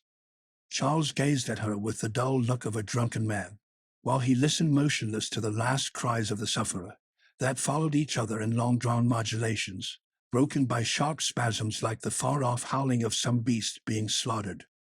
Emma bit her wan lips, and rolling between her fingers a piece of coral that she had broken, fixed on Charles the burning glance of her eyes like 2 arrows of fire about to dart forth.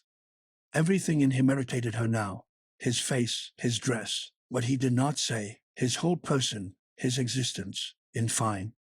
She repented of her past virtue as of a crime, and what still remained of it rumbled away beneath the furious blows of her pride. She reveled in all the evil ironies of triumphant adultery.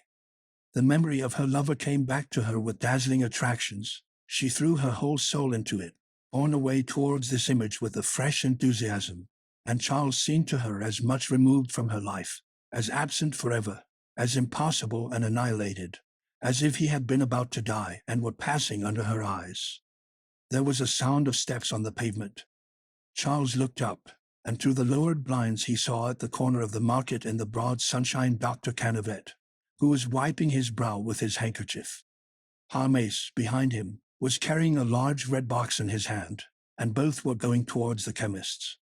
Then with a feeling of sudden tenderness and discouragement Charles turned to his wife, saying to her, "Oh, kiss me, my own." "Leave me," she said, red with anger. "What is the matter?" he asked, stupefied. "Be calm, compose yourself." You know well enough that I love you. Come. Enough, she cried with a terrible look. And escaping from the room, Emma closed the door so violently that the barometer fell from the wall and smashed on the floor.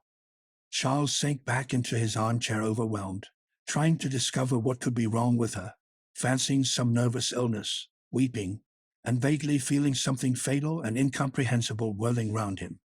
When Rodolphe came to the garden that evening, he found his mistress waiting for him at the foot of the steps on the lowest stair.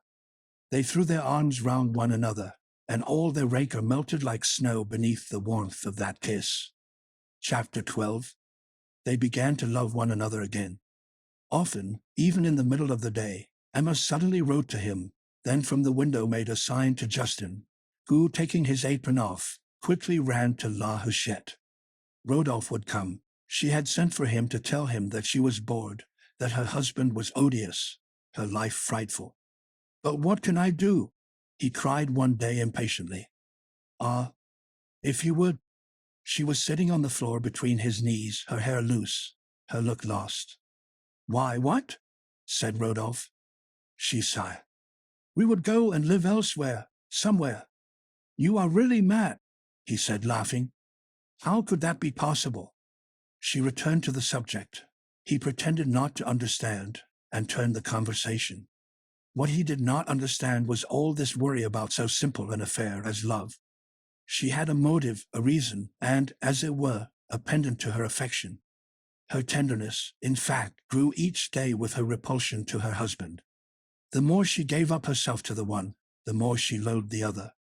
Never had Charles seemed to her so disagreeable, to have such stodgy fingers, such vulgar ways, to be so dull as when they found themselves together after her meeting with Rodolphe.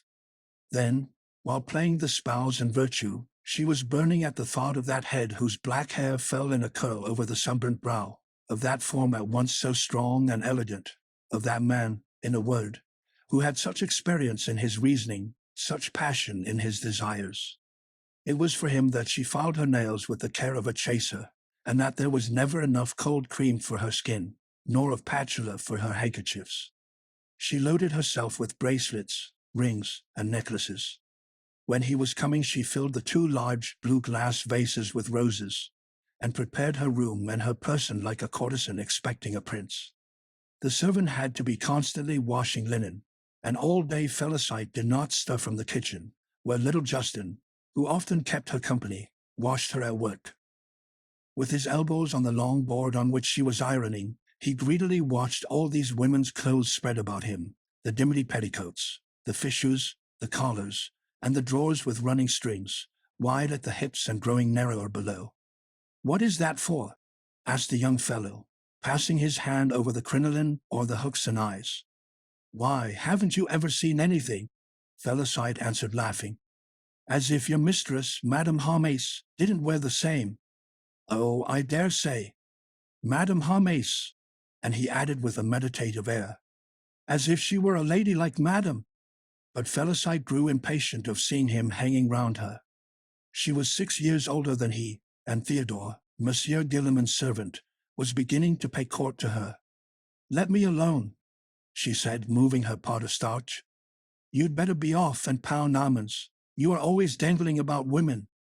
Before you meddle with such things, bad boy, wait till you've got a beard to your chin. Oh, don't be cross. I'll go and clean her boots." And he at once took down from the shelf Emma's boots, all coated with mud, the mud of the rendezvous, that crumbled into powder beneath his fingers, and that he watched as it gently rose in a ray of sunlight. "How afraid you are of spoiling them," said the servant, who wasn't so particular when she cleaned them herself, because as soon as the stuff of the boots was no longer fresh, Madame handed them over to her. Emma had a number in her cupboard that she squandered one after the other, without Charles allowing himself the slightest observation. So also he disbursed 300 francs for a wooden leg that she thought proper to make a present of to Hippolyte. Its top was covered with cork, and it had spring joints, a complicated mechanism, covered over by black trousers ending in a patent leather boot. But Hippolyte, not daring to use such a handsome leg every day, begged Madame Bovary to get him another more convenient one. The doctor, of course, had again to defray the expense of this purchase. So little by little the stableman took up his work again. One saw him running about the village as before, and when Charles heard from afar the sharp noise of the wooden leg, he at once went in another direction. It was Monsieur Leroux, the shopkeeper, who had undertaken the order. This provided him with an excuse for visiting Emma.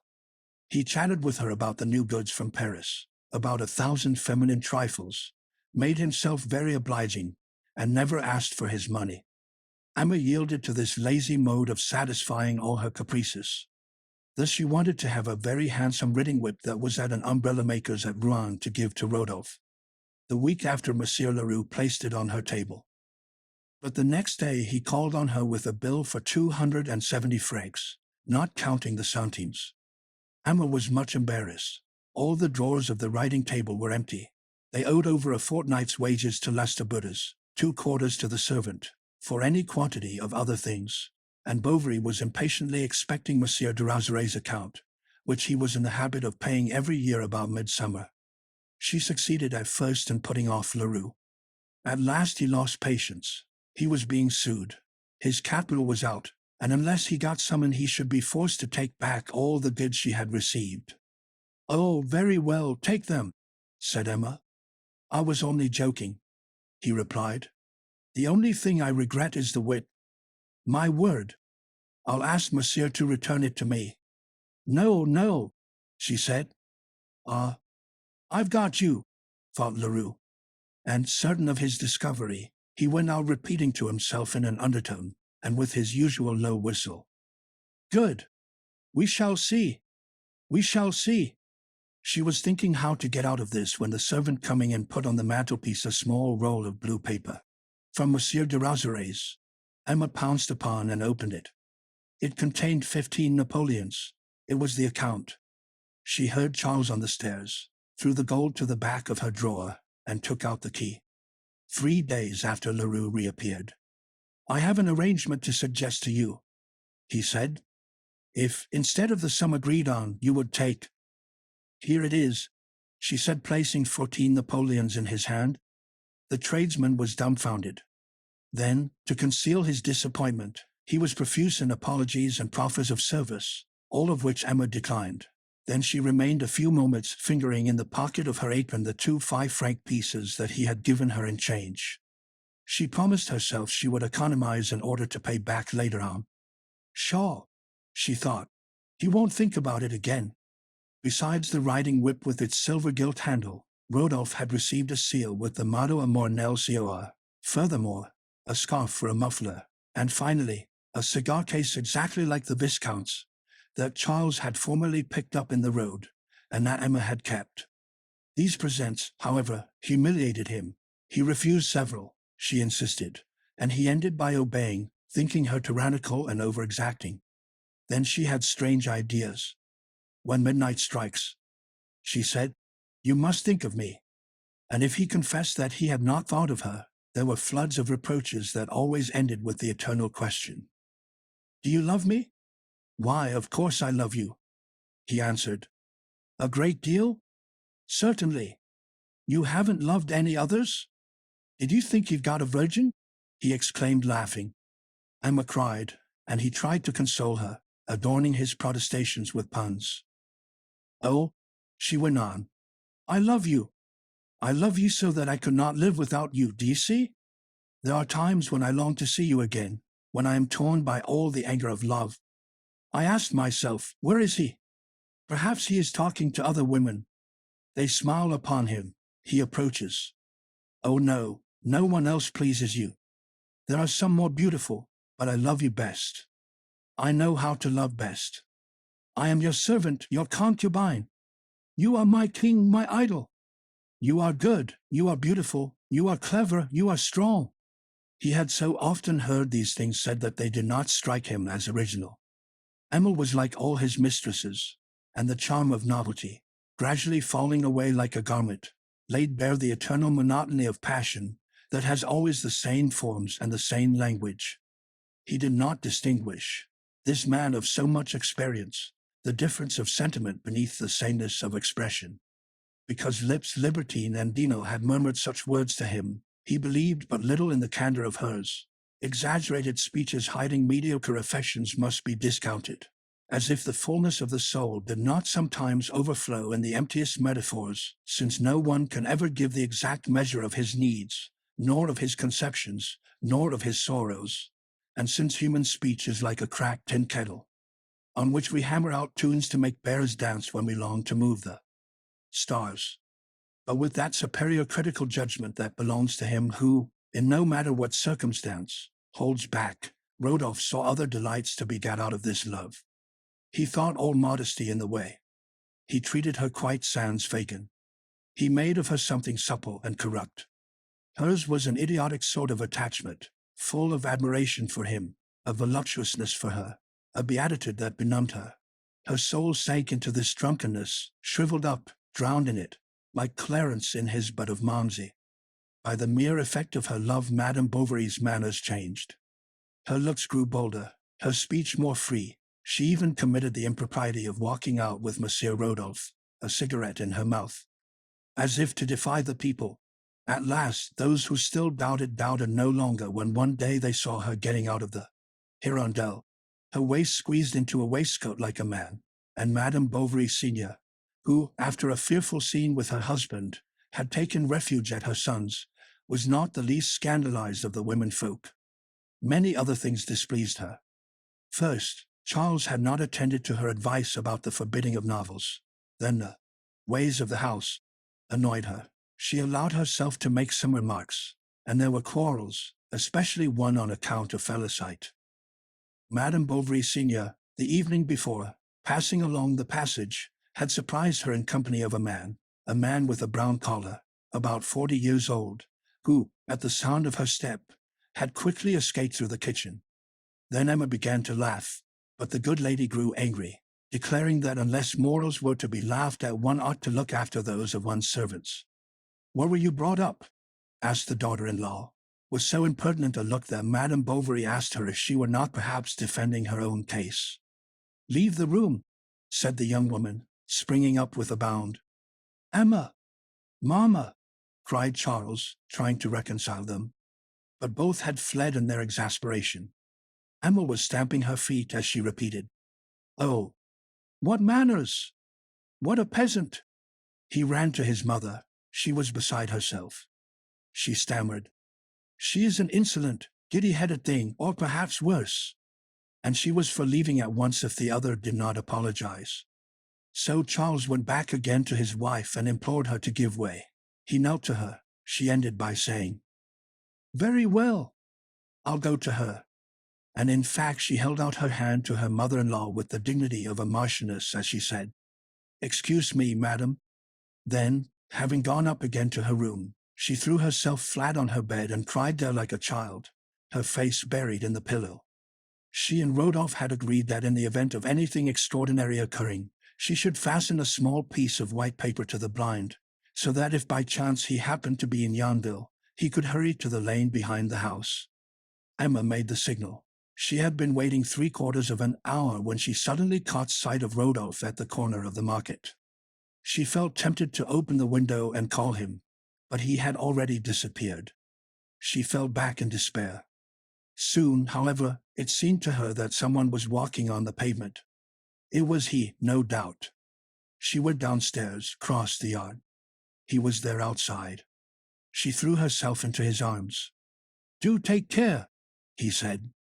"Ah, if you knew," she replied. And she began telling him everything, hurriedly, disjointedly, exaggerating the facts, inventing many, and so prodigal of parentheses that he understood nothing of it. "Come, my poor angel, courage. Be comforted. Be patient. But I have been patient. I have suffered for 4 years. A love like ours ought to show itself in the face of heaven. They torture me. I can bear it no longer. Save me." She clung to Rodolphe. Her eyes, full of tears, flashed like flames beneath a wave. Her breast heaved. He had never loved her so much, so that he lost his head and said, "What is it? What do you wish?" "Take me away," she cried. "Carry me off. Oh, I pray you." And she threw herself upon his mouth. as if to seize there the unexpected consent if breathed forth in a kiss. "But," Rodolphe resumed, "what? Your little girl." She reflected a few moments, then replied, "We will take her. It can't be helped." "What a woman!" he said to himself, watching her as she went, for she had run into the garden. Someone was calling her. On the following days, Madame Bovary Senior was much surprised at the change in her daughter-in-law. Emma, in fact, was showing herself more docile, and even carried her deference so far as to ask for a recipe for pickling gherkins. Was it the better to deceive them both? Or did she wish by a sort of voluptuous stoicism to feel the more profoundly the bitterness of the things she was about to leave? But she paid no heed to them. On the contrary, she lived as lost in the anticipated delight of her coming happiness. It was an eternal subject for conversation with Rodolphe. She leant on his shoulder, murmuring, "Ah, when we are in the mail coach. Do you think about it? Can it be? It seems to me that the moment I feel the carriage start, it will be as if we were rising in a balloon, as if we were setting out for the clouds. Do you know that I count the hours? And you?" Never had Madame Bovary been so beautiful as at this period. She had that indefinable beauty that results from joy, from enthusiasm, from success, and that is only the harmony of temperament with circumstances. Her desires, her sorrows, the experience of pleasure, and her ever-young illusions that had, as soil and rain, winds, and the sun make flowers grow, gradually developed her, and she at length blossomed forth in all the plenitude of her nature.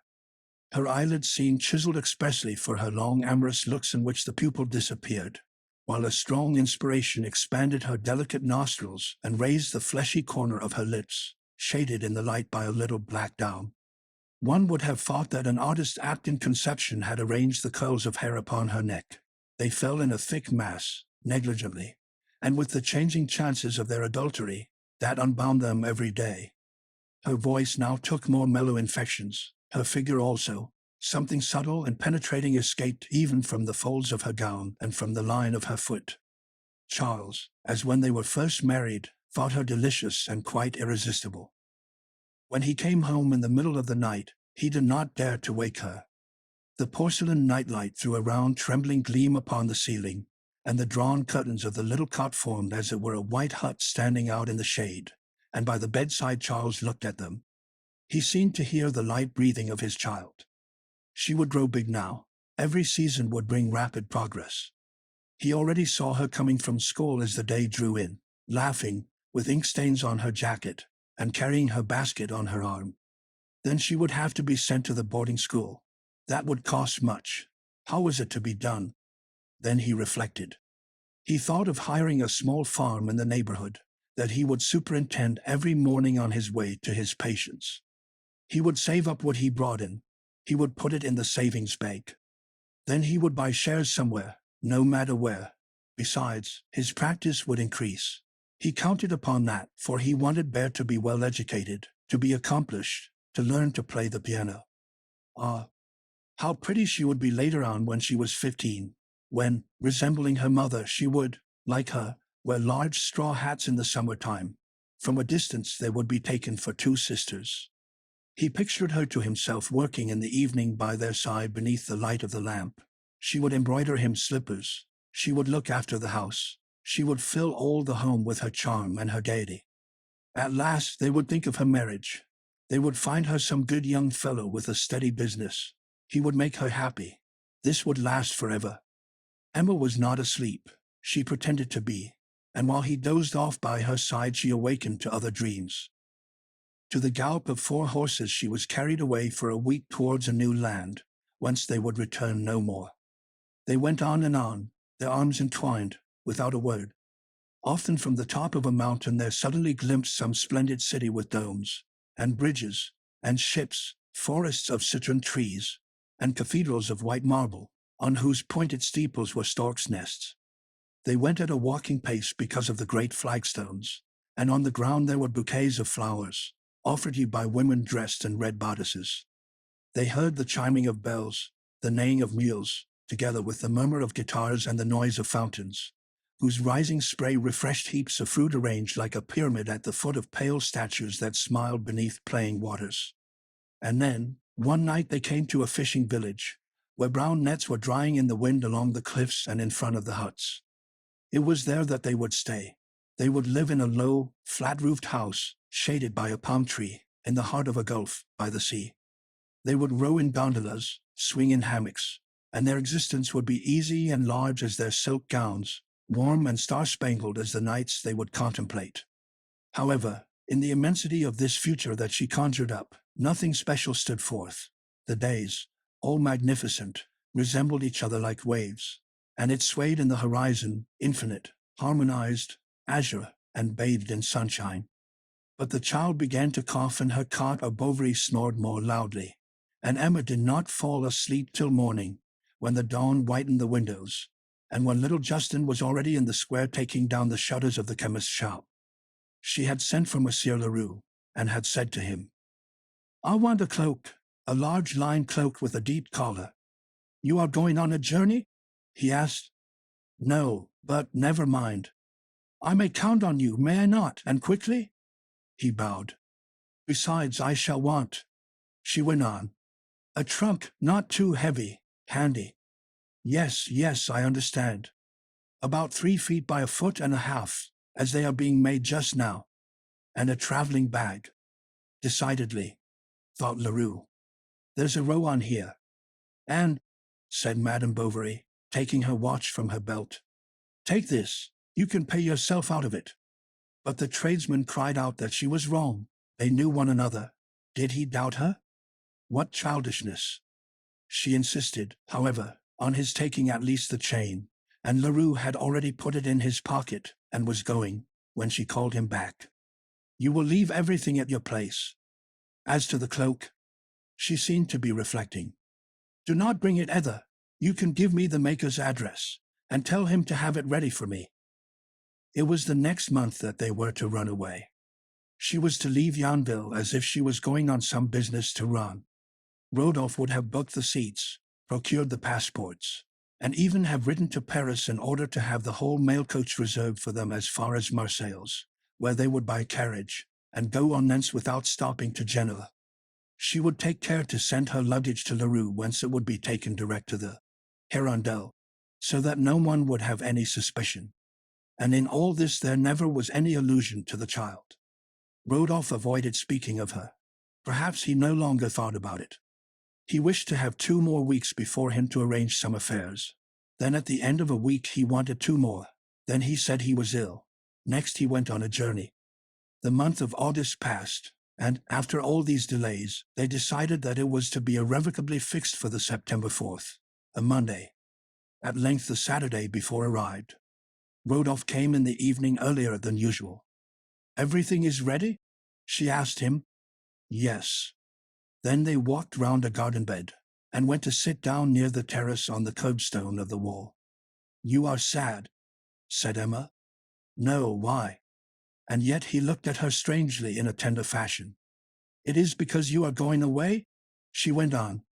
"Because you are leaving what is dear to you, your life?" "Ah, I understand. I have nothing in the world. You are all to me, so shall I be to you. I will be your people, your country. I will tend, I will love you." "How sweet you are," he said, seizing her in his arms. "Really?" she said with a voluptuous laugh. "Do you love me? Swear it then. Do I love you, love you? I adore you, my love." The moon, full and purple-colored, was rising right out of the earth at the end of the meadow. She rose quickly between the branches of the poplars, that hid her here and there like a black curtain pierced with holes.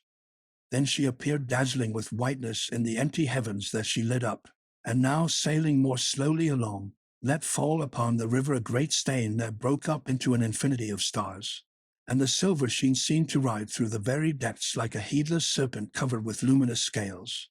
It also resembled some monster candelabra all along which sparkled drops of diamonds running together. The soft night was about them. Masses of shadow filled the branches. Emma, her eyes half closed, breathed in with deep sighs the fresh wind that was blowing. They did not speak, lost as they were in the rush of their reverie. The tenderness of the old days came back to their hearts, full and silent as the flowing river, with the softness of the perfume of the syringas, and threw across their memories shadows more immense and more somber than those of the still willows that lengthened out over the grass. Often some night animal, hedgehog or weasel, setting out on the hunt, disturbed the lovers, or sometimes they heard a ripe peach falling all alone from the espalier. "Ah, what a lovely night," said Rodolphe. "We shall have others," replied Emma, and as if speaking to herself, "Yet it would be good to travel. And yet why should my heart be so heavy? Is it dread of the unknown? The effect of habits left? Or rather, no, it is the excess of happiness. How weak I am I not? Forgive me. There is still time," he cried. "Reflect. Perhaps you may repent." "Never," she cried impetuously, and coming closer to him. "What could come to me? There is no desert, no precipice, no ocean I would not traverse with you. The longer we live together, the more it will be like an embrace, every day closer, more heart to heart. There will be nothing to trouble us, no cares, no obstacle. We shall be alone, all to ourselves eternally. Oh, speak! Answer me!" At regular intervals he answered, "Yes, yes." She had passed her hands through his hair, and she repeated in a childlike voice, despite the big tears which were falling, "Rodolphe! Rodolphe! Ah, Rodolphe! Dear little Rodolphe!" Midnight struck. "Midnight," said she. "Come, it is tomorrow. One day more." He rose to go, and as if the movement he made had been the signal for their flight, Emma said, suddenly assuming a gay air, "You have the passports?" "Yes." "You are forgetting nothing?" "No." "Are you sure?" "Certainly. It is at the Hotel de Provence, is it not, that you will wait for me at midday?" He nodded. "Till tomorrow, then," said Emma in a last caress, and she watched him go. He did not turn round. She ran after him, and leaning over the water's edge between the bulrushes, "Tomorrow!" she cried. He was already on the other side of the river and walking fast across the meadow. After a few moments Rodolphe stopped, and when he saw her with her white gown gradually fade away in the shade like a ghost, he was seized with such a beating of the heart that he leant against a tree lest he should fall. "What an imbecile I am!" he said with a fearful oath. "No matter. She was a pretty mistress." And immediately Emma's beauty, with all the pleasures of their love, came back to him. For a moment he softened, then he rebelled against her. "For, after all," he exclaimed, gesticulating, "I can't exile myself, have a child on my hands." He was saying these things to give himself firmness. "And besides, the worry, the expense. Ah, no, no, no, no. 1,000 times no. That would be too stupid." Chapter 13. No sooner was Rodolphe at home than he sat down quickly at his bureau under the stag's head that hung as a trophy on the wall. But when he had the pen between his fingers, he could think of nothing, so that, resting on his elbows, he began to reflect. Emma seemed to him to have receded into a far-off past, as if the resolution he had taken had suddenly placed a distance between them. To get back something of her, he fetched from the cupboard at the bedside an old Reims biscuit box, in which he usually kept his letters from women, and from it came an odor of dried dust and withered roses. First he saw a handkerchief with pale little spots. It was a handkerchief of hers. Once when they were walking her nose had bled. He had forgotten it. Near it, chipped at all the corners, was a miniature given him by Emma. Her toilette seemed to him pretentious, and her languishing look in the worst possible taste. Then, from looking at this image and recalling the memory of its original, Emma's features little by little grew confused in his remembrance, as if the living and the painted face, rubbing one against the other, had effaced each other. Finally, he read some of her letters. They were full of explanations relating to their journey, short, technical, and urgent, like business notes. He wanted to see the long ones again, those of old times. In order to find them at the bottom of the box, Rodolphe disturbed all the others, and mechanically began rummaging amidst this mass of papers and things, finding pell-mell bouquets, garters, a black mask, pins, and hair, dark and fair, some even, catching in the hinges of the box, broke when it was opened. Thus dallying with his souvenirs, he examined the writing and the style of the letters, as varied as their orthography. They were tender or jovial, facetious, melancholy. There were some that asked for love, others that asked for money. A word recalled faces to him, certain gestures, the sound of a voice. Sometimes, however, he remembered nothing at all. In fact, these women, rushing at once into his thoughts, cramped each other and lessened, as reduced to a uniform level of love that equalized them all. So taking handfuls of the mixed-up letters, he amused himself for some moments with letting them fall in cascades from his right into his left hand. At last, bored and weary, Rodolphe took back the box to the cupboard, saying to himself, "What a lot of rubbish!" which summed up his opinion, for pleasures, like scubas in a school courtyard, had so trampled upon his heart that no green thing grew there, and that which passed through it, more heedless than children, did not even, like them, leave a name carved upon the wall. "Come," said he, "let's begin." He wrote, "Courage, Emma, courage. I would not bring misery into your life." After all, that's true, thought Rodolphe. I am acting in her interest. I am honest. Have you carefully weighed your resolution? Do you know to what an abyss I was dragging you, poor angel? No, you do not, do you? You were coming confident and fearless, believing in happiness and the future. Ah, unhappy that we are, insensate. Rodolphe stopped here to think of some good excuse. If I told her all my fortune is lost? No. Besides, that would stop nothing. It would all have to be begun over again later on. As if one could make women like that listen to reason, he reflected, then went on. I shall not forget you, oh believe it, and I shall ever have a profound devotion for you. But some day, sooner or later, this ardor, such is the fate of human things, would have grown less, no doubt. Lassitude would have come to us, and who knows if I should not even have had the atrocious pain of witnessing your remorse, of sharing it myself, since I should have been its cause. The mere idea of the grief that would come to you tortures me, Emma. Forget me. Why did I ever know you? Why were you so beautiful? Is it my fault? Oh my God! No, no. Accuse only fate. That's a word that always tells, he said to himself. Ah, if you had been one of those frivolous women that one sees, certainly I might, through egotism, have tried an experiment, in that case without danger for you.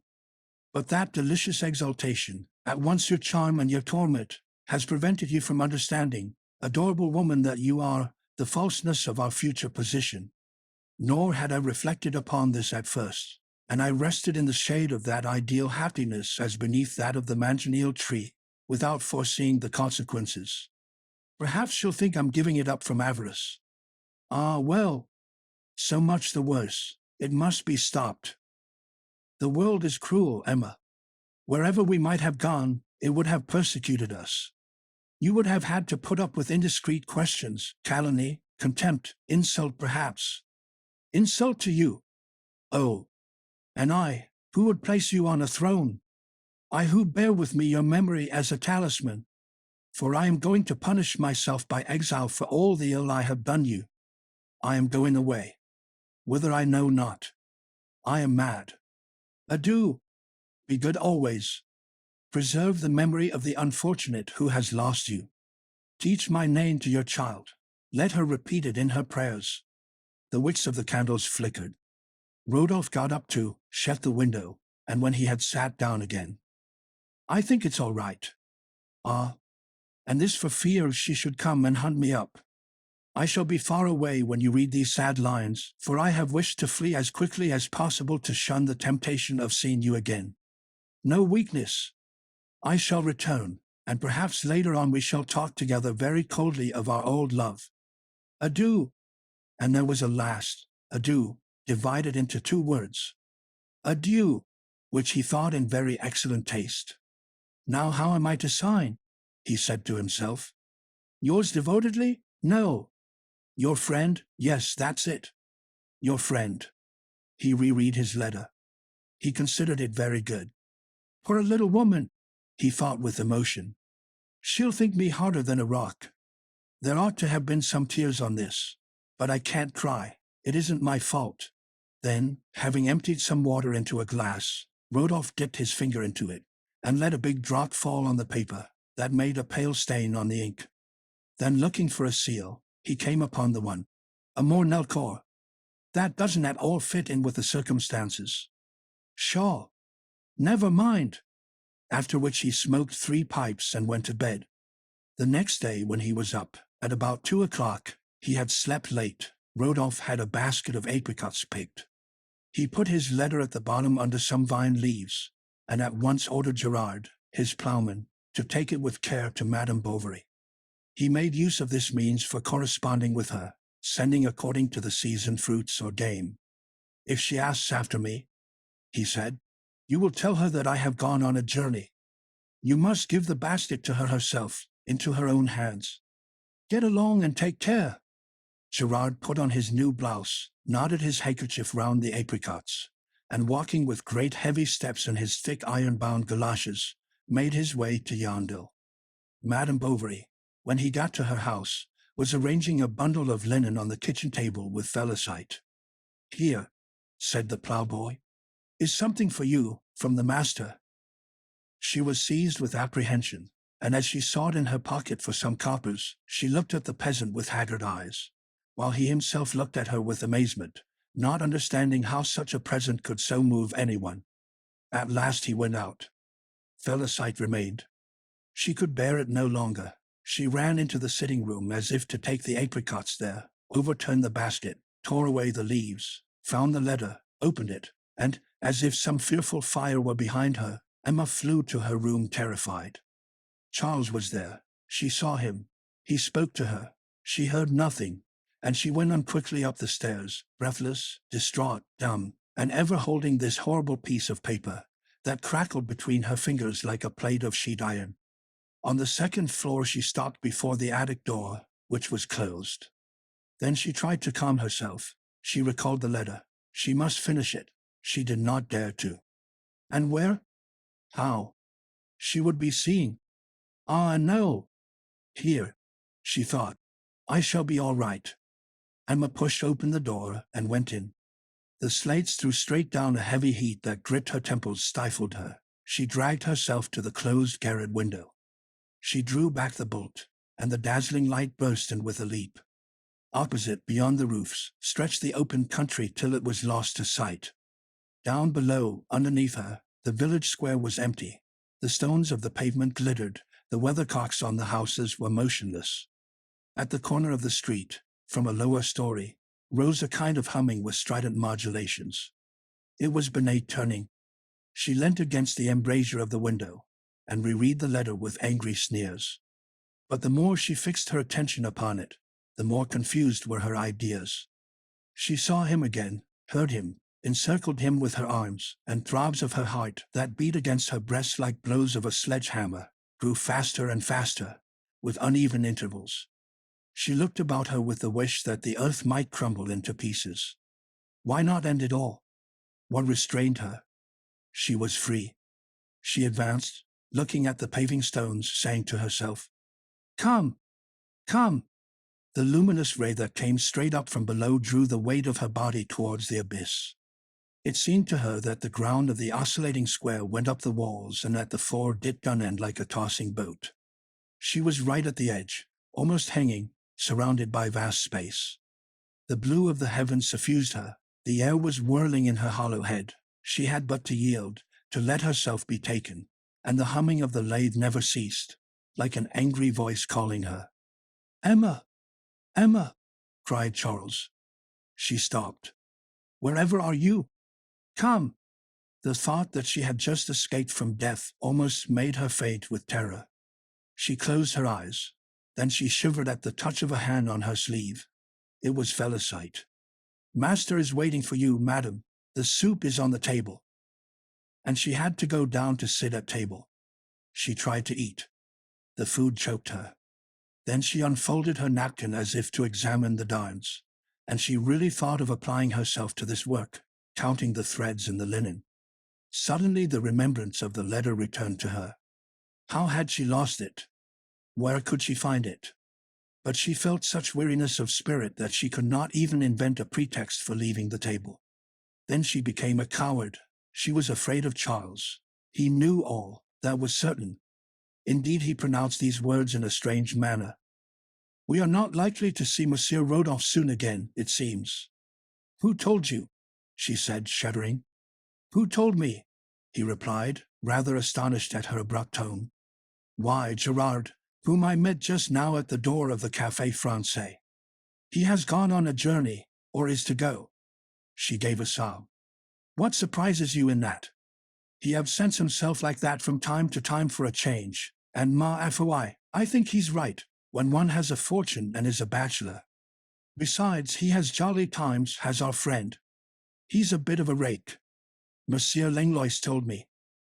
He stopped for propriety's sake because the servant came in. She put back into the basket the apricots scattered on the sideboard. Charles, without noticing his wife's color, had them brought to him, took one, and bit into it. "Ah, perfect," said he. "Just taste."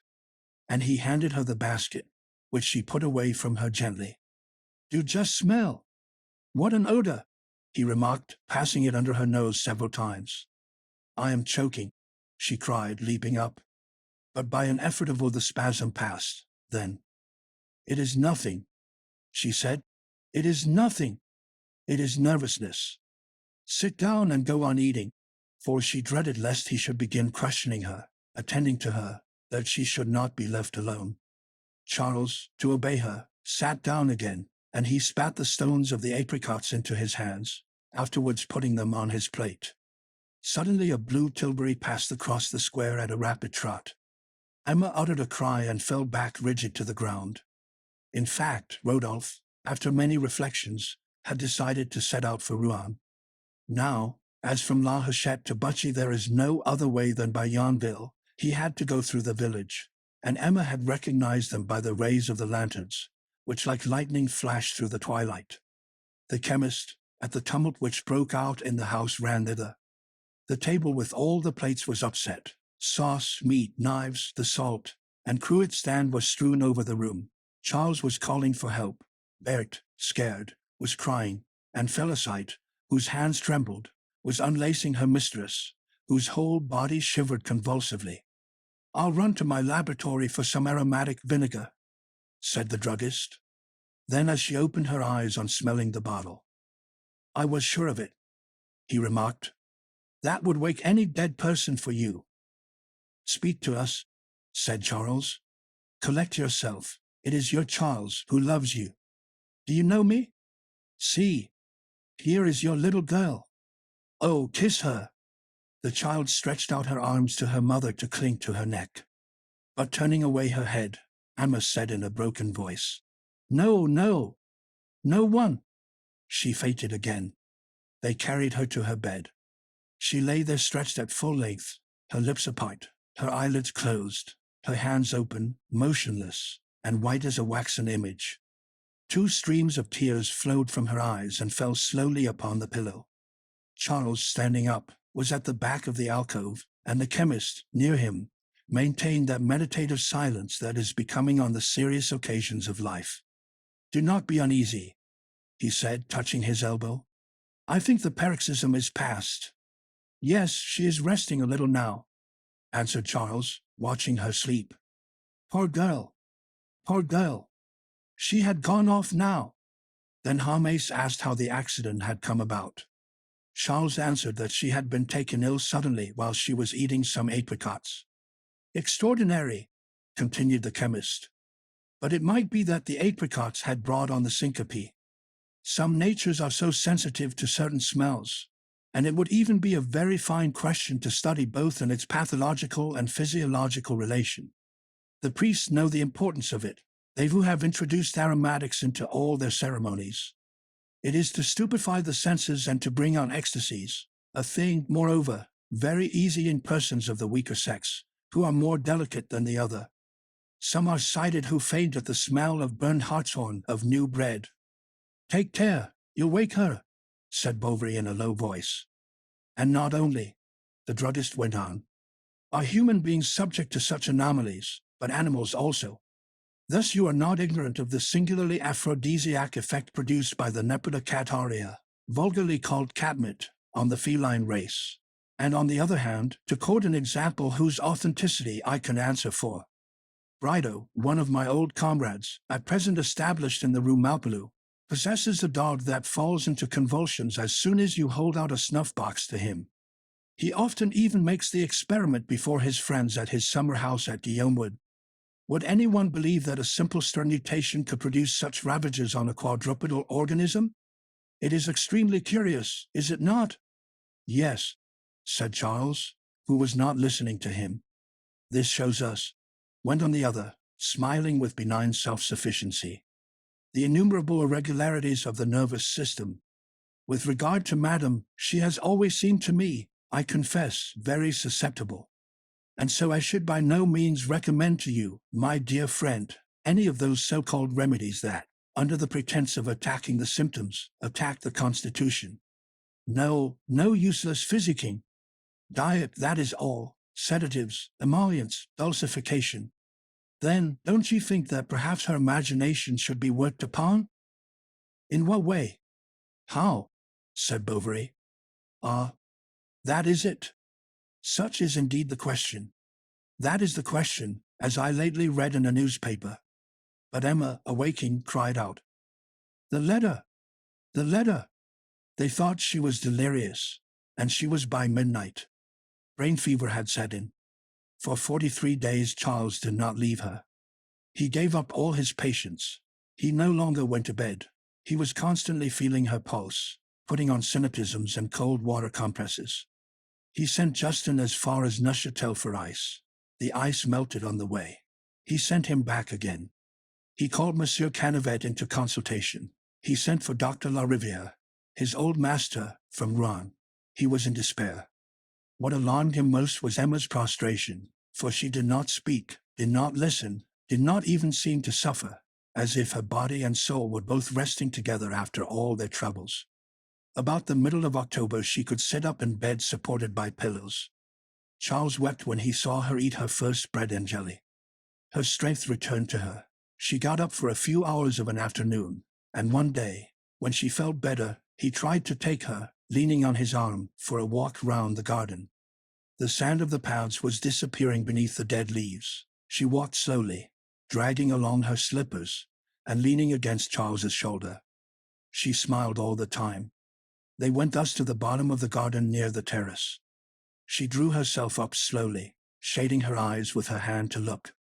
She looked far off, as far as she could, but on the horizon were only great bonfires of grass smoking on the hills. You will tire yourself, my darling, said Bovary, and pushing her gently to make her go into the arbor. Sit down on this seat, you'll be comfortable. Oh, no, not there, she said in a faltering voice. She was seized with giddiness, and from that evening her illness recommenced, with a more uncertain character, it is true, and more complex symptoms. Now she suffered in her heart, then in the chest, the head, the limbs. She had vomitings, in which Charles thought he saw the first signs of cancer. And besides this, the poor fellow was worried about money matters. Chapter 14. To begin with, he did not know how he could pay Monsieur Harmes for all the physic supplied by him, and though, as a medical man, he was not obliged to pay for it, he nevertheless blushed a little at such an obligation. Then the expenses of the household, now that the servant was mistress, became terrible. Bills rained in upon the house. The tradesmen grumbled. Monsieur Leroux especially harassed him. In fact, at the height of Emma's illness, the latter, taking advantage of the circumstances to make his bill larger, had hurriedly brought the cloak, the traveling bag, 2 trunks instead of 1, and a number of other things. It was very well for Charles to say he did not want them. The tradesman answered arrogantly that these articles had been ordered, and that he would not take them back. Besides, it would vex Madame in her convalescence. The doctor had better think it over. In short, he was resolved to sue him rather than give up his rights and take back his goods. Charles subsequently ordered them to be sent back to the shop. Felicite forgot. He had other things to attend to, then thought no more about them. Monsieur Leroux returned to the charge. and by turns threatening and whining, so managed that Bovary ended by signing a bill at 6 months. But hardly had he signed this bill than a bold idea occurred to him. It was to borrow 1,000 francs from Leroux. So, with an embarrassed air, he asked if it were possible to get them, adding that it would be for a year, at any interest he wished. Leroux ran off to his shop, brought back the money, and dictated another bill, by which Bovary undertook to pay to his order on the 1st of September next the sum of 1,070 francs, which, with the 180 already agreed to, made just 1,250, thus lending at 6% in addition to 1/4 for commission, and the things bringing him in a good third at the least. This ought in 12 months to give him a profit of 130 francs.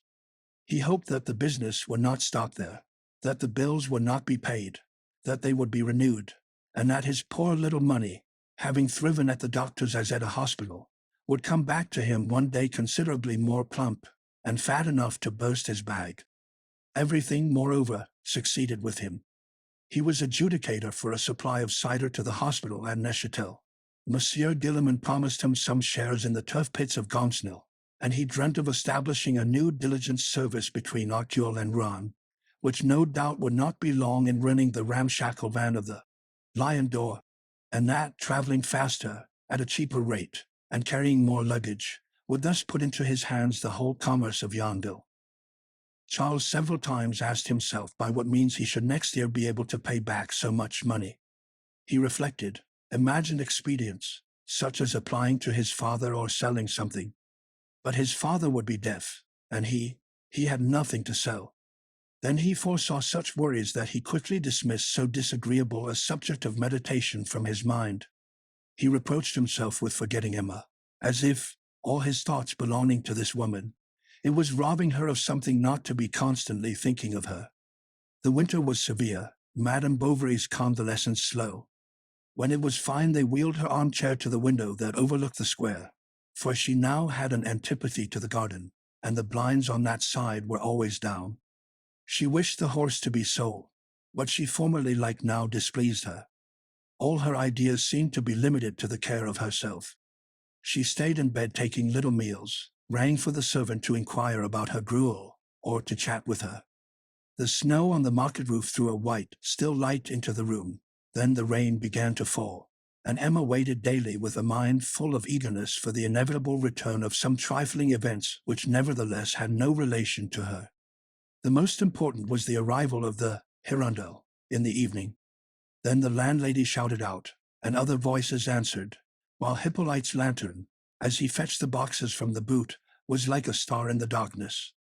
At midday Charles came in. Then he went out again. Next she took some beef tea, and towards 5 o'clock, as the day drew in, the children coming back from school, dragging their wooden shoes along the pavement, knocked the clapper of the shutters with their rulers one after the other.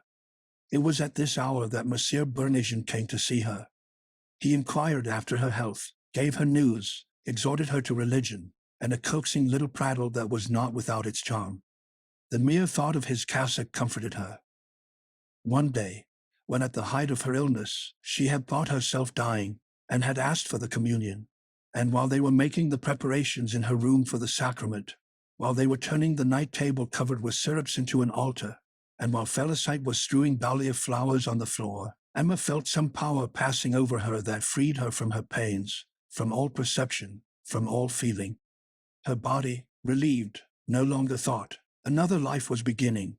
It seemed to her that her being, mounting toward God, would be annihilated in that love like a burning incense that melts into vapor. The bedclothes were sprinkled with holy water. The priest drew from the holy pyx the white wafer, and it was fainting with a celestial joy that she put out her lips to accept the body of the Savior presented to her. The curtains of the alcove floated gently round her like clouds, and the rays of the 2 tapers burning on the night table seemed to shine like dazzling halos. Then she let her head fall back, fancying she heard in space the music of seraphic hearts, and perceived in an azure sky, on a golden throne in the midst of saints holding green palms, God the Father, resplendent with majesty, who with a sign sent to earth angels with wings of fire to carry her away in their arms. This splendid vision dwelt in her memory as the most beautiful thing that it was possible to dream, so that now she strove to recall her sensation.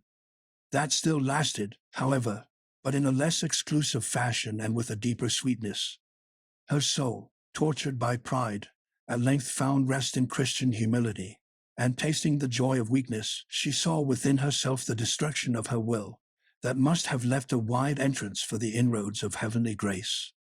There existed, then, in the place of happiness, still greater joys, another love beyond all loves, without pause and without end, one that would grow eternally. She saw amid the illusions of her hope a state of purity floating above the earth, mingling with heaven, to which she aspired. She wanted to become a saint. She bought chaplets and wore amulets. She wished to have in her room, by the side of her bed, a reliquary set in emeralds that she might kiss it every evening. The curé marveled at this humor, although Emma's religion, he thought, might, from its fervor, end by touching on heresy, extravagance. But not being much versed in these matters, as soon as they went beyond a certain limit he wrote to Monsieur Boulard, bookseller to Monseigneur, to send him something good for a lady who was very clever.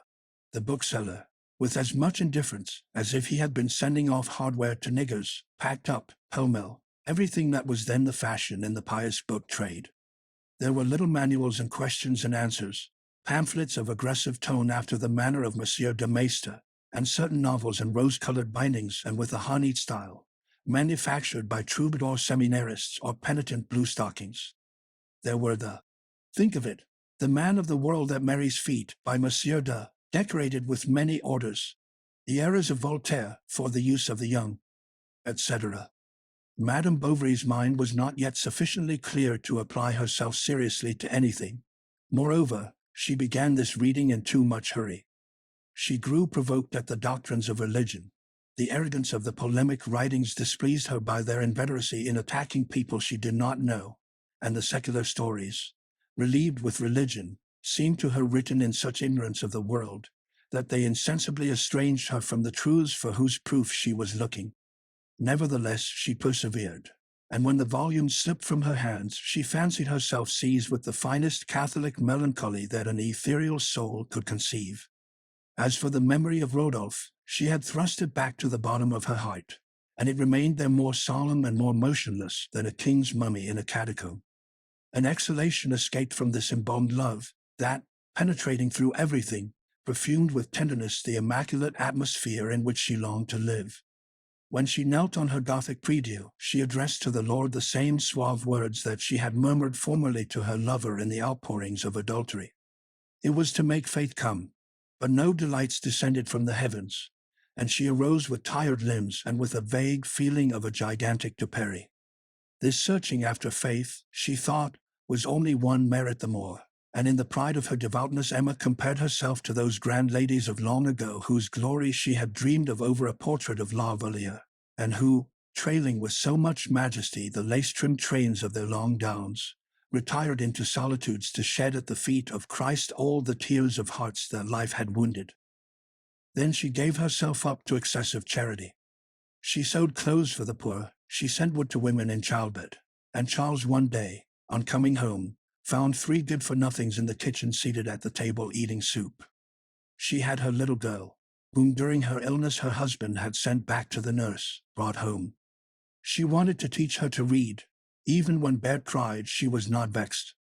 She had made up her mind to resignation, to universal indulgence. Her language about everything was full of ideal expressions. She said to her child, "Is your stomachache better, my angel?" Madame Bovary Senior found nothing to censure except perhaps this mania of knitting jackets for orphans instead of mending her own house linen. But harassed with domestic quarrels, the good woman took pleasure in this quiet house, and she even stayed there till after Easter, to escape the sarcasms of old Bovary, who never failed on Good Friday to order chitlins.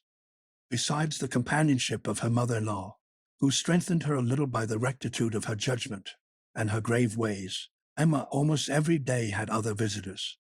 These were Madame Langlois, Madame Caron, Madame Dubreuil, Madame Tuvache, and regularly from 2 to 5 o'clock the excellent Madame Harmes, who, for her part, had never believed any of the tittle-tattle about her neighbor. The little Harmes also came to see her. Justin accompanied them. He went up with them to her bedroom, and remained standing near the door, motionless and mute. Often even Madame Bovary, taking no heed of him, began her toilette. She began by taking out her comb, shaking her head with a quick movement, and when he for the first time saw all this mass of hair that fell to her knees unrolling in black ringlets, it was to him, poor child, like a sudden entrance into something new and strange, whose splendor terrified him. Emma, no doubt, did not notice his silent attentions or his timidity. She had no suspicion that the love vanished from her life was there, palpitating by her side, beneath that coarse holland shirt, and that youthful height open to the emanations of her beauty. Besides, she now enveloped all things with such indifference, she had words so affectionate with looks so haughty, such contradictory ways, that one could no longer distinguish egotism from charity, or corruption from virtue. One evening, for example, she was angry with the servant, who had asked to go out, and stammered as she tried to find some pretext. Then suddenly, "So you love him?" she said, and without waiting for any answer from Felicite, who was blushing, she added, "There, run along, enjoy yourself." In the beginning of spring she had the garden turned up from end to end, despite Bovary's remonstrances. However, he was glad to see her at last manifest a wish of any kind. As she grew stronger she displayed more wilfulness. First, she found occasion to expel Mia Rollet, the nurse, who during her convalescence had contracted the habit of coming too often to the kitchen with her 2 nurslings and her boarder, better off for teeth than a cannibal. Then she got rid of the James family, successively dismissed all the other visitors, and even frequented church less assiduously, to the great approval of the druggist, who said to her in a friendly way, "You were going in a bit for the cassock." As formerly, Monsieur Bourgeois dropped in every day when he came out after catechism class. He preferred staying out of doors to taking the air, in the grove, as he called the arbor. This was the time when Charles came home. They were hot, some sweet cider was brought out, and they drank together to Madame's complete restoration. Binet was there, that is to say, a little lower down against the terrace wall, fishing for crayfish. Bovary invited him to have a drink, and he thoroughly understood the uncorking of the stone bottles. "You must," he said, throwing a satisfied glance all round him, even to the very extremity of the landscape. "Hold the bottle perpendicularly on the table, and after the strings are cut, press up the cork with little thrusts, gently, gently, as indeed they do seltzer water at restaurants." But during his demonstration the cider often spurted right into their faces, and then the ecclesiastic, with a thick laugh, never missed this joke. Its goodness strikes the eye. He was, in fact, a good fellow, and one day he was not even scandalized at the chemist, who advised Charles to give Madame some distraction by taking her to the theatre at Rouen to hear the illustrious tenor, Lagarde. James, surprised at this silence, wanted to know his opinion, and the priest declared that he considered music less dangerous for morals than literature. But the chemist took up the defense of letters. The theatre, he contended, served for railing at prejudices, and beneath a mask of pleasure, taught virtue.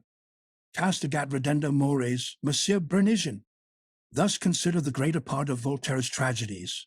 They are cleverly strewn with philosophical reflections that made them a vast school of morals and diplomacy for the people. "I," said Binet, "once saw a piece called The Gamin de Paris, in which there was the character of an old general that is really hit off to A.T.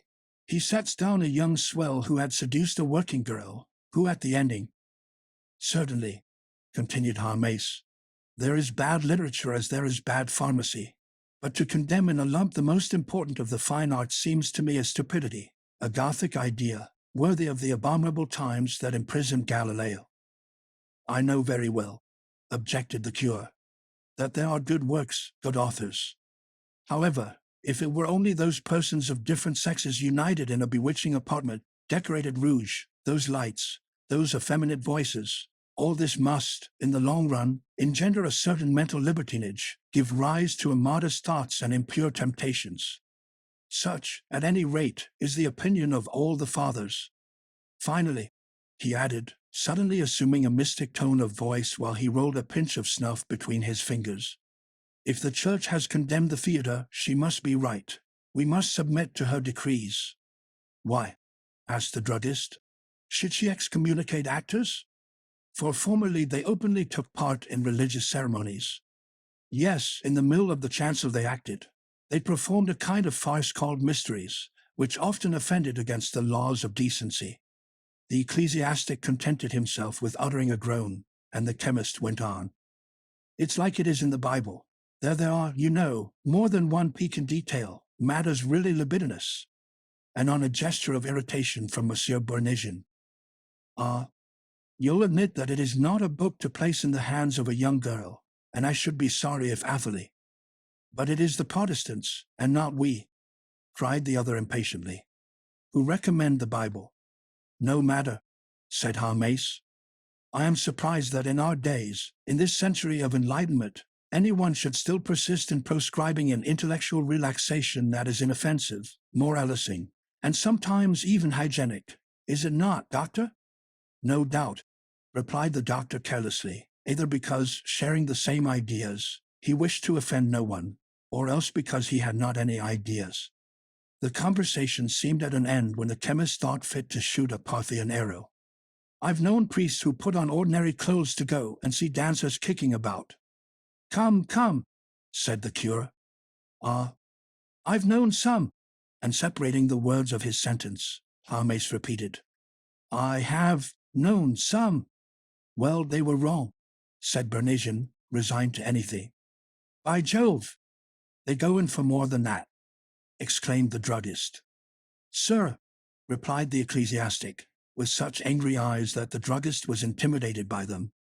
I only mean to say, he replied in less brutal a tone, that toleration is the surest way to draw people to religion. That is true, agreed the good fellow, sitting down again on his chair. But he stayed only a few moments. Then, as soon as he had gone, Monsieur Hermes said to the doctor, That's what I call a cockfight. I beat him, did you see, in a way. Now take my advice. Take Madame to the theatre, if it were only for once in your life, to enrage one of these ravens, hang it. If anyone could take my place, I would accompany you myself. Be quick about it. Lagarde is only going to give one performance. He's engaged to go to England at a high salary. From what I hear, he's a regular dog. He's rolling in money. He's taking 3 mistresses and a cook along with him. All these great artists burn the candle at both ends. They require a dissolute life that suits the imagination to some extent. But they die at the hospital because they haven't the sense when young to lay by. Well, a pleasant dinner. Goodbye till tomorrow. The idea of the theatre quickly germinated in Bovary's head, for he at once communicated it to his wife, who at first refused, alleging the fatigue, the worry, the expense. But for a wonder, Charles did not give in, so sure was he that this recreation would be good for her. He saw nothing to prevent it. His mother had sent them 300 francs which he had no longer expected. The current debts were not very large, and the falling in of Leroux's bills was still so far off that there was no need to think about them. Besides, imagining that she was refusing from delicacy, he insisted the more, so that by dint of worrying her she at last made up her mind, and the next day at 8 o'clock they set out in the Hirondelle. The druggist, whom nothing whatever kept at Yonville, but who thought himself bound not to budge from it, sighed as he saw them go. Well, a pleasant journey, he said to them. Happy mortals that you are. Then addressing himself to Emma, who was wearing a blue silk gown with 4 flounces. You are as lovely as a Venus. You'll cut a figure at Rouen. The diligence stopped at the Croix-Rouge, in the place Beauvoisin. It was the inn that is in every provincial faubourg, with large stables and small bedrooms, where one sees in the middle of the court chickens pilfering the oats under the muddy gigs of the commercial travellers, a good old house, with worm-eaten balconies that creak in the wind on winter nights, always full of people, noise, and feeding, whose black tables are sticky with coffee and brandy, the thick windows made yellow by the flies, the damp napkins stained with cheap wine, and that always. Smells of the village, like ploughboys dressed in Sunday clothes, has a cafe on the street, and towards the countryside a kitchen garden. Charles at once set out. He muddled up the stage boxes with the gallery, the pit with the boxes, asked for explanations, did not understand them, was sent from the box office to the acting manager, came back to the inn, returned to the theater, and thus several times traversed the whole length of the town from the theater to the boulevard. Madame Bovary bought a bonnet, gloves, and a bouquet. The doctor was much afraid of missing the beginning, and without having had time to swallow a plate of soup, they presented themselves at the doors of the theater, which was still closed. Chapter 15. The crowd was waiting against the wall, symmetrically enclosed between the balustrades. At the corner of the neighboring streets, huge bills repeated in quaint letters, "Lucie de Lammermoor Lagarde Opera, etc." The weather was fine, the people were hot, perspiration trickled amid the curls, and handkerchiefs taken from pockets were mopping red foreheads. And now and then a warm wind that blew from the river gently stirred the border of the thick awnings hanging from the doors of the public houses. A little lower down, however, one was refreshed by a current of icy air that smelt of tallow, leather, and oil. This was an exhalation from the Rue de Charrettes, full of large black warehouses where they made casts. For fear of seeming ridiculous, Emma before going in wished to have a little stroll in the harbor, and Bovary prudently kept his tickets in his hand, and the pocket of his trousers, which he pressed against his stomach. Her heart began to beat as soon as she reached the vestibule. She involuntarily smiled with vanity on seeing the crowd rushing to the right by the other corridor, while she went up the staircase to the reserved seats. She was as pleased as a child to push with her finger the large tapestried door. She breathed in with all her might the dusty smell of the lobbies, and when she was seated in her box she bent forward with the air of a duchess. The theater was beginning to fill. Opera glasses were taken from their cases, and the subscribers, catching sight of one another, were bowing. They came to seek relaxation in the fine arts after the anxieties of business. But business was not forgotten. They still talked cottons, spirits of wine, or indigo. The heads of old men were to be seen, inexpressive and peaceful, with their hair and complexions looking like silver medals tarnished by steam of lead. The young beaux were strutting about in the pit, showing in the opening of their waistcoats their pink or apple-green cravats, and Madame Bovary from above admired them leaning on their canes with golden knobs in the open palm of their yellow gloves. Now the lights of the orchestra were lit, the lustre, let down from the ceiling, throwing by the glimmering of its facets a sudden gaiety over the theater. Then the musicians came in one after the other, and first there was the protracted hubbub of the basses grumbling, violins squeaking, cornets trumpeting, flutes and flageolets fifing. But 3 knocks were heard on the stage. A rolling of drums began, the brass instruments played some chords, and the curtain rising, discovered a country scene. It was the crossroads of a wood, with a fountain shaded by an oak to the left. Peasants and lords with plaids on their shoulders were singing a hunting song together. Then a captain suddenly came on, who evoked the spirit of evil by lifting both his arms to heaven. Another appeared, they went away, and the hunters started afresh. She felt herself transported to the reading of her youth, into the midst of Walter Scott. She seemed to hear through the mist the sound of the Scotch bagpipes re-echoing over the heather. Then her remembrance of the novel helping her to understand the libretto, she followed the story phrase by phrase, while vague thoughts that came back to her dispersed at once again with the bursts of music. She gave herself up to the lullaby of the melodies, and felt all her being vibrate as if the violin bows were drawn over her nerves. She had not eyes enough to look at the costumes, the scenery, the actors, the painted trees that shook when anyone walked, and the velvet caps, cloaks, swords, all those imaginary things that floated amid the harmony as in the atmosphere of another world.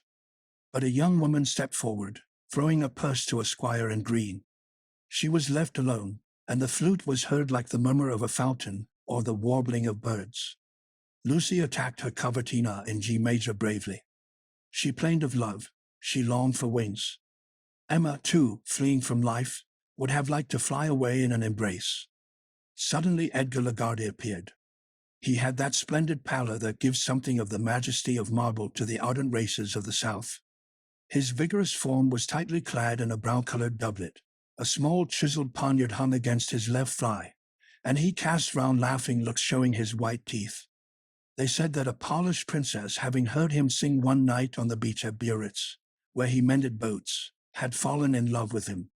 She had ruined herself for him. He had deserted her for other women, and this sentimental celebrity did not fail to enhance his artistic reputation. The diplomatic mummer took care always to slip into his advertisements some poetic phrase on the fascination of his person and the susceptibility of his soul. A fine organ, imperturbable coolness, more temperament than intelligence, more power of emphasis than of real singing, made up the charm of this admirable charlatan nature, in which there was something of the hairdresser and the toreador. From the first scene he evoked enthusiasm. He pressed Lucy in his arms, he left her, he came back, he seemed desperate. He had outbursts of rage, then elegiac curdlings of infinite sweetness, and the notes escaped from his bare neck full of sobs and kisses. Emma leant forward to see him, clutching the velvet of the box with her nails. She was filling her heart with these melodious lamentations that were drawn out to the accompaniment of the double basses, like the cries of the drowning in the tumult of a tempest.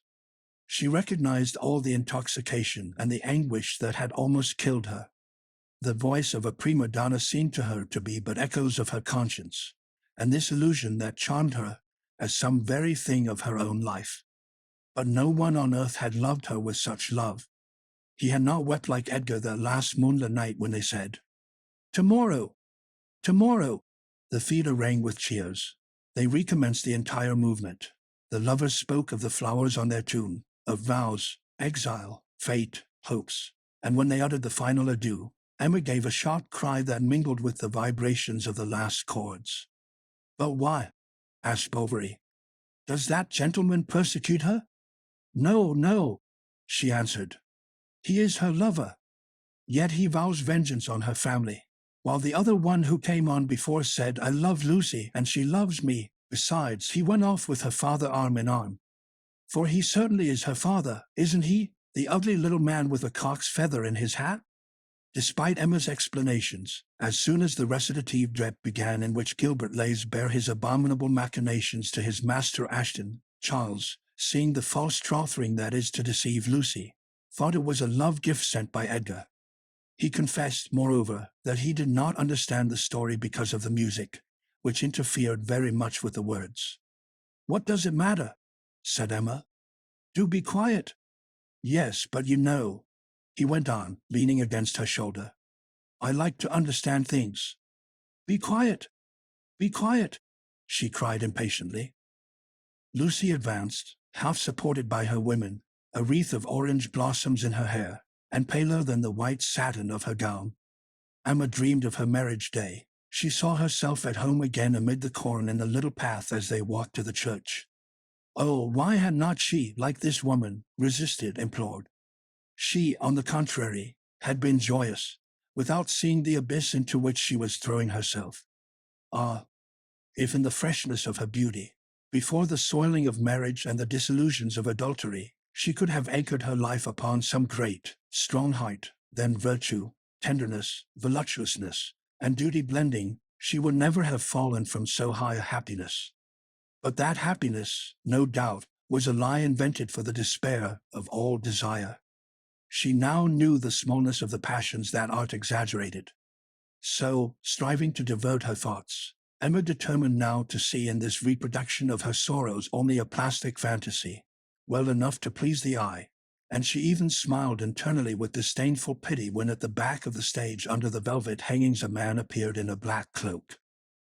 His large Spanish hat fell at a gesture he made, and immediately the instruments and the singers began the sextet.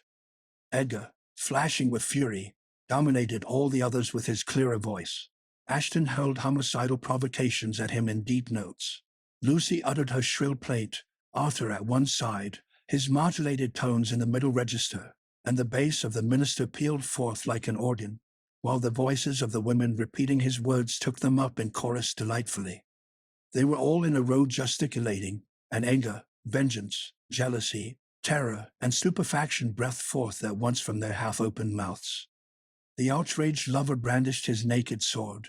His guipure ruffle rose with jerks to the movements of his chest, and he walked from right to left with long strides, clanking against the boards the silver-gilt spurs of his soft boots, widening out at the ankles.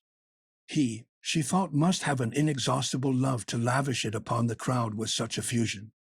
All her small fault-findings faded before the poetry of the part that absorbed her.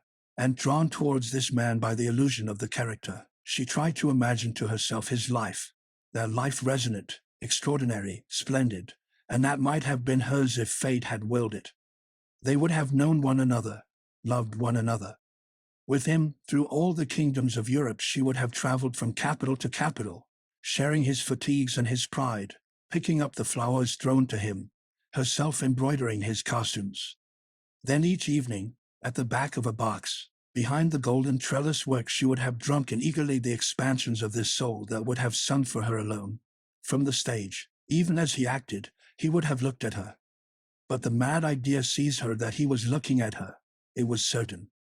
She longed to run to his arms, to take refuge in his strength, as in the incarnation of love itself, and to say to him, to cry out, "Take me away! Carry me with you! Let us go! Thine, thine! All my ardor and all my dreams!" The curtain fell. The smell of the gas mingled with that of the breaths. The waving of the fans made the air more suffocating. Emma wanted to go out. The crowd filled the corridors, and she fell back in her armchair with palpitations that choked her.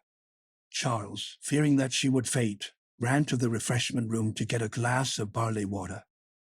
He had great difficulty in getting back to his seat, for his elbows were jerked at every step because of the glass he held in his hands, and he even spilled 3/4 on the shoulders of a Rouen lady in short sleeves, who, feeling the cold liquid running down to her loins, uttered cries like a peacock, as if she were being assassinated. Her husband, who is a milliner, railed at the clumsy fellow, and while she was with her handkerchief wiping up the stains from her handsome cherry-colored taffeta gown, he angrily muttered about indemnity, costs, reimbursement. At last Charles reached his wife, saying to her, quite out of breath, "Ma foi, I thought I should have had to stay there. There is such a crowd, such a crowd." He added, "Just guess whom I met up there. Monsieur Lyon." "Lyon? Himself. He's coming along to pay his respects." And as he finished these words, the ex-clerk of Yonville entered the box. He held out his hand with the ease of a gentleman, and Madame Bovary extended hers, without doubt obeying the attraction of a stronger will.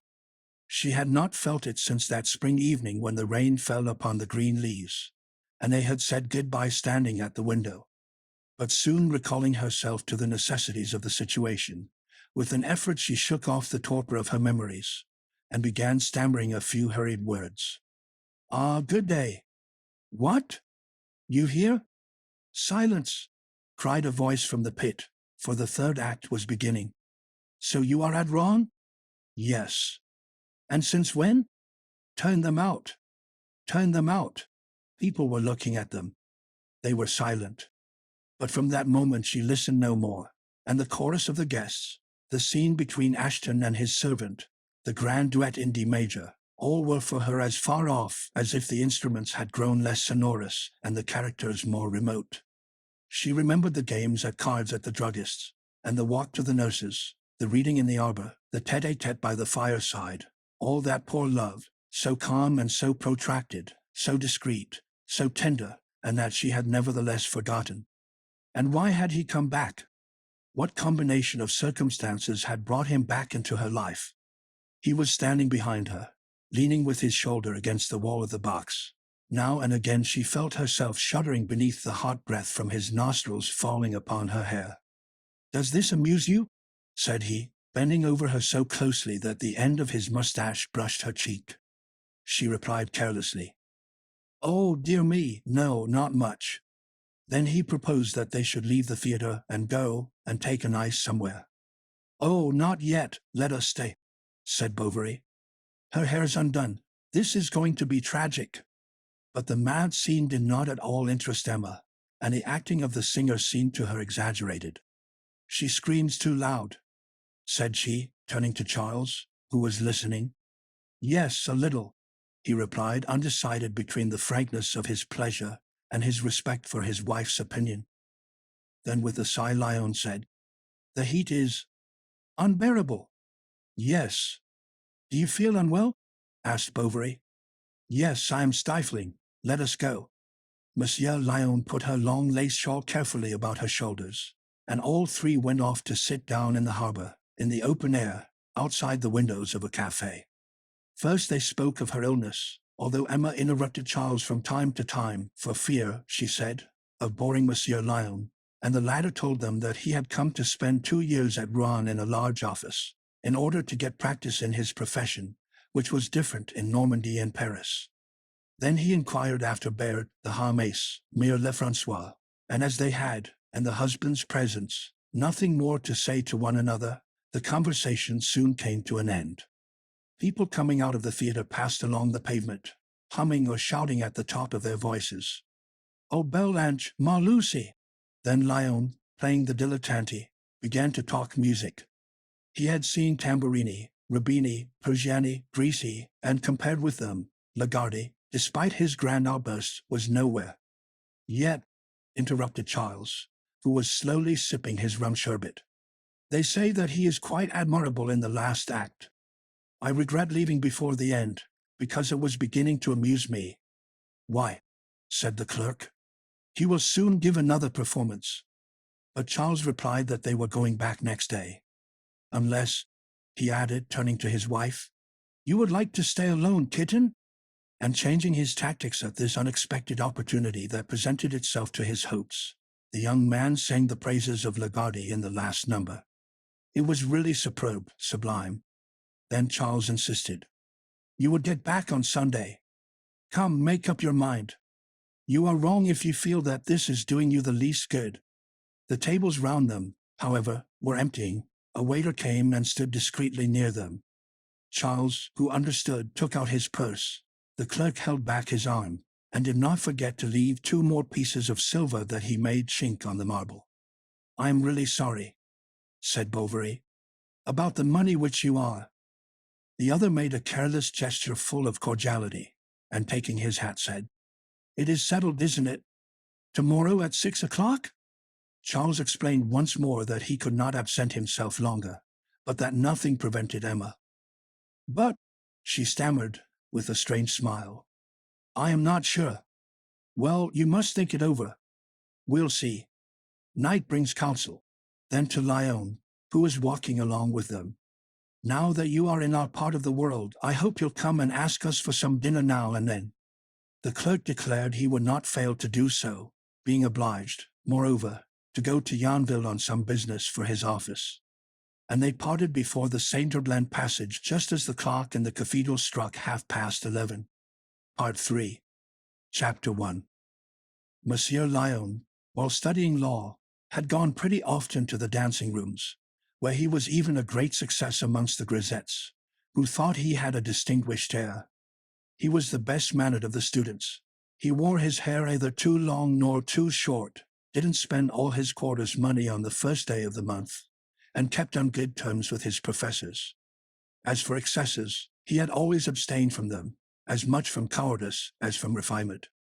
Often when he stayed in his room to read, or else when sitting of an evening under the lime trees of the Luxembourg, he let his coat fall to the ground, and the memory of Emma came back to him.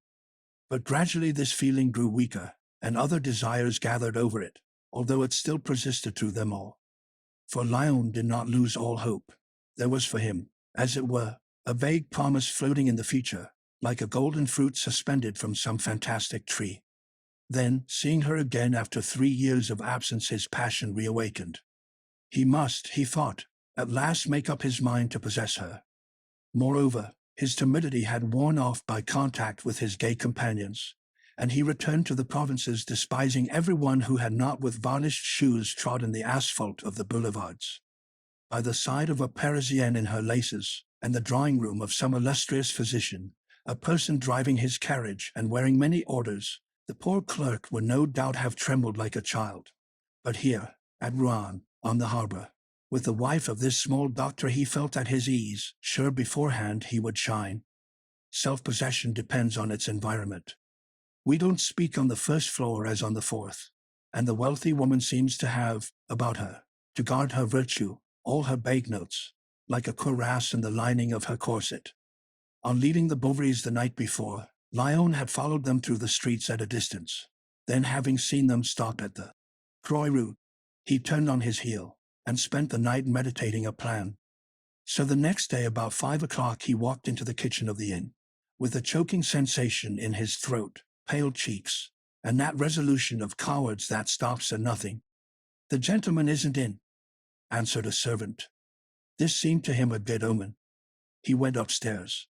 She was not disturbed at his approach. On the contrary, she apologized for having neglected to tell him where they were staying.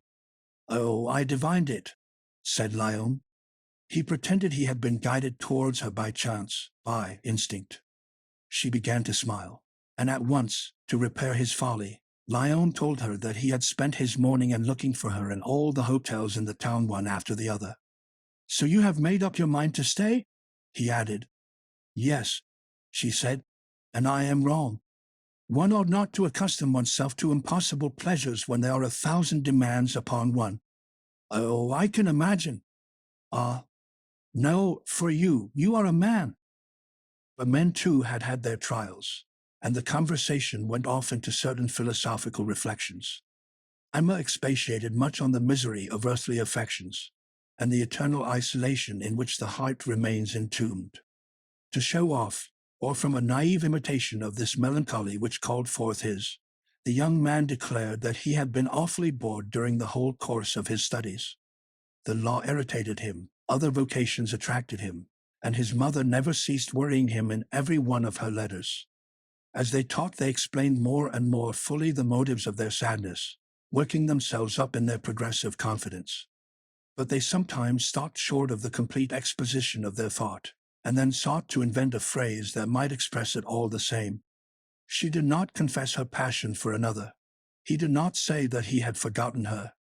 Perhaps he no longer remembered his suppers with girls after masked balls, and no doubt she did not recollect the rendezvous of old when she ran across the fields in the morning to her lover's house.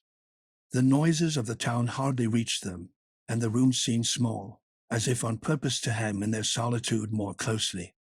Emma, in a dimity dressing gown, leant her head against the back of the old armchair. The yellow wallpaper formed, as it were, a golden background behind her, and her bare head was mirrored in the glass with the white parting in the middle, and the tip of her ears peeping out from the folds of her hair. "But pardon me," she said. "It is wrong of me. I weary you with my eternal complaints." "No, never, never." "If he knew," she went on, raising to the ceiling her beautiful eyes, in which a tear was trembling, "all that I had dreamed. And oh, I too have suffered. Often I went out, I went away. I dragged myself along the quays, seeking distraction amid the din of the crowd without being able to banish the heaviness that weighed upon me. In an engraver's shop on the boulevard there is an Italian print of one of the muses. She is draped in a tunic, and she is looking at the moon, with forget-me-nots in her flowing hair. Something drove me there continually. I stayed there hours together." Then in a trembling voice, "She resembled you a little." Madame Bovary turned away her head that he might not see the irrepressible smile she felt rising to her lips. "Often," he went on, "I wrote you letters that I tore up." She did not answer. He continued, "I sometimes fancied that some chance would bring you. I thought I recognized you at street corners, and I ran after all the carriages through whose windows I saw a shawl fluttering, a veil like yours." She seemed resolved to let him go on speaking without interruption. Crossing her arms and bending down her face, she looked at the rosettes on her slippers, and at intervals made little movements inside the satin of them with her toes. At last she sighed. "But the most wretched thing, is it not, is to drag out, as I do, a useless existence. If our pains were only of some use to someone, we should find consolation in the thought of the sacrifice." He started off in praise of virtue, duty, and silent immolation, having himself an incredible longing for self-sacrifice that he could not satisfy. "I should much like," she said, "to be a nurse at a hospital. Alas! Men have none of these holy missions, and I see nowhere any calling, unless perhaps that of a doctor." With a slight shrug of her shoulders, Emma interrupted him to speak of her illness, which had almost killed her. What a pity! She should not be suffering now. Lyon at once ended the calm of the tomb, and one evening he had even made his will, asking to be buried in that beautiful rug with velvet stripes he had received from her. For this was how they would have wished to be, each setting up an ideal to which they were now adapting their past life. Besides, speech is a rolling no that always thins out the sentiment. But at this invention of the rug she asked, "But why? Why?" He hesitated. "Because I loved you so," and congratulating himself at having surmounted the difficulty, Lyon watched her face out of the corner of his eyes. It was like the sky when a gust of wind drives the clouds across. The mass of sad thoughts that darkened them seemed to be lifted from her blue eyes. Her whole face shone. He waited. "At last," she replied. "I always suspected it." Then they went over all the trifling events of that far-off existence, whose joys and sorrows they had just summed up in one word.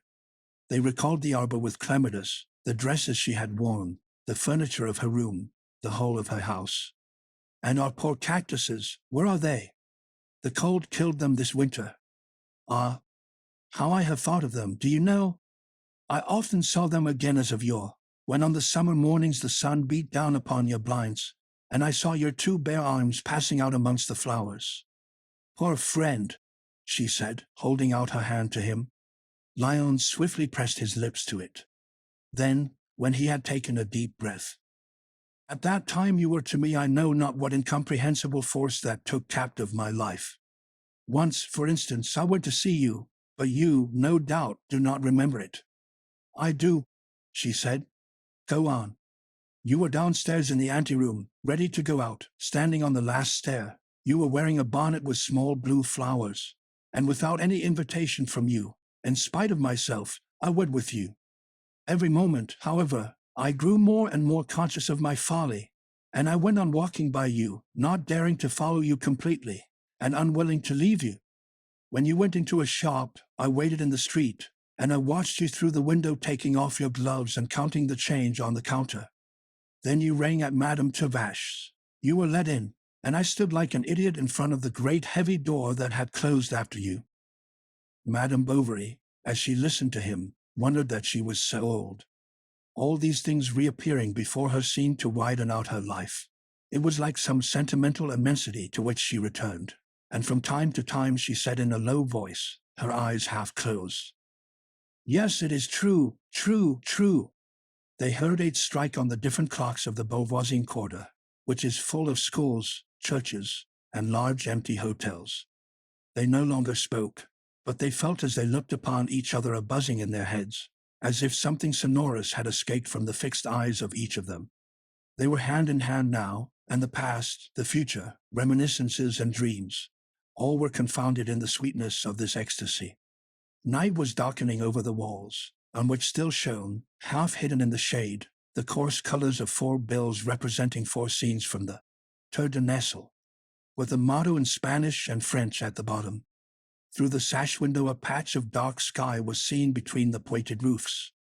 She rose to light 2 wax candles on the drawers, then she sat down again. "Well," said Lyon. "Well," she replied.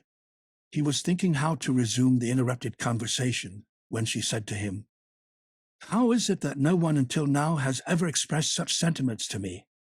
The clerk said that ideal natures were difficult to understand. He from the first moment had loved her, and he despaired when he thought of the happiness that would have been theirs, if thanks to fortune, meeting her earlier, they had been indissolubly bound to one another. "I have sometimes thought of it," she went on. "What a dream!" murmured Lyon, and fingering gently the blue binding of her long white sash, he added, "And who prevents us from beginning now?" "No, my friend," she replied. "I am too old, you are too young. Forget me. Others will love you, you will love them." "Not as you," he cried. "What a child you are. Come, let us be sensible." "I wish it." She showed him the impossibility of their love, and that they must remain, as formerly, on the simple terms of a fraternal friendship. Was she speaking thus seriously? No doubt Emma did not herself know, quite absorbed as she was by the charm of the seduction, and the necessity of defending herself from it, and contemplating the young man with a moved look, she gently repulsed the timid caresses that his trembling hands attempted. "Ah, forgive me," he cried, drawing back. Emma was seized with a vague fear at this shyness, more dangerous to her than the boldness of Rodolphe when he advanced to her open-armed. No man had ever seemed to her so beautiful. An exquisite candor emanated from his being. He lowered his long fine eyelashes that curled upwards. His cheek, with the soft skin reddened, she thought, with desire of her person, and Emma felt an invincible longing to press her lips to it. Then, leaning towards the clock as if to see the time. "Ah, how late it is," she said. "How we do chatter." He understood the hint and took up his hat. "It has even made me forget the theatre. And poor Bovary has left me here especially for that. Monsieur Lormeaux of the Rue Grand Pont was to take me and his wife, and the opportunity was lost, as she was to leave the next day." "Really?" said Léon. "Yes. But I must see you again," he went on. "I wanted to tell you." "What?" "Something important, serious." "Oh, no. Besides, you will not go. It is impossible. If you should, listen to me. Then you have not understood me, you have not guessed. Yet you speak plainly," said Emma. "Ah, you can jest. Enough, enough. Oh, for pity's sake, let me see you once, only once." "Well," she stopped, then, as if thinking better of it. "Oh, not here. Where you will. Will you?" She seemed to reflect, then abruptly. "Tomorrow at 11 o'clock in the cathedral. I shall be there," he cried, seizing her hands, which she disengaged. And as they were both standing up, he behind her, and Emma with her head bent, he stooped over her and pressed long kisses on her neck. "You are mad." "Ah, you are mad," she said, with sounding little laughs, while the kisses multiplied. Then, bending his head over her shoulder, he seemed to beg the consent of her eyes. They fell upon him full of an icy dignity. Léon stepped back to go out. He stopped on the threshold. Then he whispered with a trembling voice, "Tomorrow." She answered with a nod, and disappeared like a bird into the next room. In the evening Emma wrote the clerk an interminable letter, in which she cancelled the rendezvous. All was over. They must not, for the sake of their happiness, meet again. But when the letter was finished, as she did not know Léon's address, she was puzzled. "I'll give it to him myself," she said. "He will come." The next morning, at the open window, and humming on his balcony, Léon himself varnished his pumps with several coatings. He put on white trousers, fine socks, a green coat, emptied all the scent he had into his handkerchief. Then, having had his hair curled, he uncurled it again, in order to give it a more natural elegance. "It is still too early," he thought, looking at the hairdresser's cuckoo clock that pointed to the hour of 9. He read an old-fashioned journal, went out, smoked a cigar, walked up 3 streets, thought it was time, and went slowly towards the porch of Notre Dame. It was a beautiful summer morning. Silver plates sparkled in the jewelers' windows, and the light falling obliquely on the cathedral made mirrors of the corners of the grey stones. A flock of birds fluttered in the grey sky round the trefoil bell turrets. The square, resounding with cries, was fragrant with the flowers that bordered its pavement: roses, jasmines, pinks, narcissi, and tuberoses, unevenly spaced out between moist grasses, catmint, and chickweed for the birds. The fountains gurgled in the center, and under large umbrellas, amidst melons piled up in heaps, flower women, bareheaded, were twisting paper round bunches of violets. The young man took one. It was the first time that he had bought flowers for a woman, and his breast, as he smelt them, swelled with pride, as if this homage that he meant for another had recoiled upon himself. But he was afraid of being seen. He resolutely entered the church. The beadle, who was just then standing on the threshold in the middle of the left doorway, under the dancing Marianne, with feather cap and rapier dangling against his calves, came in, more majestic than a cardinal, and as shining as a saint on a holy pyx. He came towards Léon, and with that smile of wheedling benignity assumed by ecclesiastics when they question children. "The gentleman, no doubt, does not belong to these parts? The gentleman would like to see the curiosities of the church?" "No," said the other, and he first went round the lower aisles. Then he went out to look at the place. Emma was not coming yet. He went up again to the choir. The nave was reflected in the full fonts with the beginning of the arches and some portions of the glass windows. But the reflections of the paintings, broken by the marble rim, were continued farther on upon the flagstones, like a many-colored carpet. The broad daylight from without streamed into the church in 3 enormous rays from the 3 open portals. From time to time at the upper end a sacristan passed, making the oblique genuflection of devout persons in a hurry. The crystal lustres hung motionless. In the choir a silver lamp was burning, and from the side chapels and dark places of the church sometimes rose sounds like sighs, with the clang of a closing grating, its echo reverberating under the lofty vault. Léon with solemn steps walked along by the walls. Life had never seemed so good to him.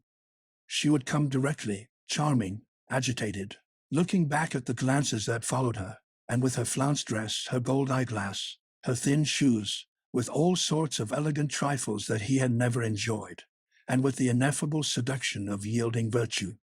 The church like a huge boudoir spread around her. The arches bent down to gather in the shade the confession of her love. The windows shone resplendent to illumine her face, and the censers would burn that she might appear like an angel amid the fumes of the sweet-smelling odors. But she did not come. He sat down on a chair, and his eyes fell upon a blue-stained window representing boatmen carrying baskets. He looked at it long, attentively, and he counted the scales of the fishes and the buttonholes of the doublets, while his thoughts wandered off towards Emma. The beadle, standing aloof, was inwardly angry at this individual who took the liberty of admiring the cathedral by himself. He seemed to him to be conducting himself in a monstrous fashion, to be robbing him in a sort, and almost committing sacrilege. But a rustle of silk on the flags, the tip of a bonnet, a lined cloak. It was she. Léon rose and ran to meet her. Emma was pale. She walked fast. "Read," she said, holding out a paper to him. "Oh, no!" And she abruptly withdrew her hand to enter the chapel of the Virgin, where, kneeling on a chair, she began to pray. The young man was irritated at this bigot fancy. Then he nevertheless experienced a certain charm in seeing her, in the middle of a rendezvous, thus lost in her devotions, like an Andalusian marchioness. Then he grew bored, for she seemed never coming to an end. Emma prayed, or rather strove to pray, hoping that some sudden resolution might descend to her from heaven, and to draw down divine aid she filled full her eyes with the splendors of the tabernacle. She breathed in the perfumes of the full-blown flowers in the large vases, and listened to the stillness of the church, that only heightened the tumult of her heart.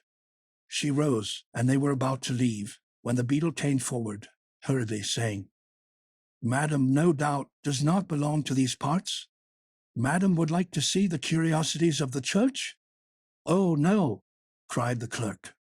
"Why not?" said she, for she clung with her expiring virtue to the Virgin, the sculptures, the tombs, anything. Then, in order to proceed, by rule, the beadle conducted them right to the entrance near the square, where, pointing out with his cane a large circle of blockstones without inscription or carving. "This," he said majestically, "is the circumference of the beautiful bell of Ambrose. It weighed 40,000 pounds. There was not its equal in all Europe. The workman who cast it died of the joy." "Let us go on," said Léon. The old fellow started off again. Then, having got back to the chapel of the Virgin, he stretched forth his arm with an all-embracing gesture of demonstration, and prouder than a country squire showing you his espaliers, went on. "This simple stone covers Pierre de Brise, Lord of Varennes and of Brissac, Grand Marshal of Poitou, and Governor of Normandy, who died at the Battle of Montelhary on the 16th of July, 1465. Léon bit his lips, fuming.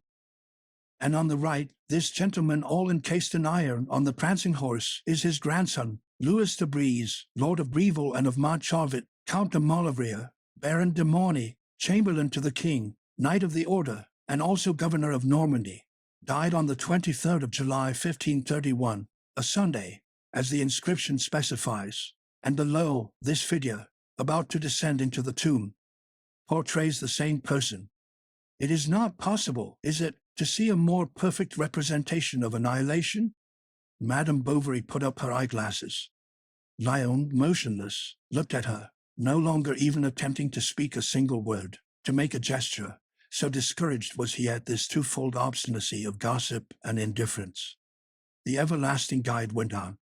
Near him, this kneeling woman who weeps is his spouse, Diane de Poitiers, Countess de Brise, Duchess de Valentinois, born in 1499, died in 1566, and to the left, the one with the child is the Holy Virgin. Now turn to this side. Here are the tombs of the Ambrose. They were both cardinals and archbishops of Rouen. That one was minister under Louis XII. He did a great deal for the cathedral. In his will he left 30,000 gold crowns for the poor. And without stopping, still talking, he pushed them into a chapel full of balustrades, some put away, and disclosed the kind of block that certainly might once have been an ill-made statue. Truly, he said with a groan, it adorned the tomb of Richard Coeur de Lion, King of England and Duke of Normandy. It was the Calvinists, sir, who reduced it to this condition. They had buried it for spite in the earth, under the episcopal seat of Monsignor.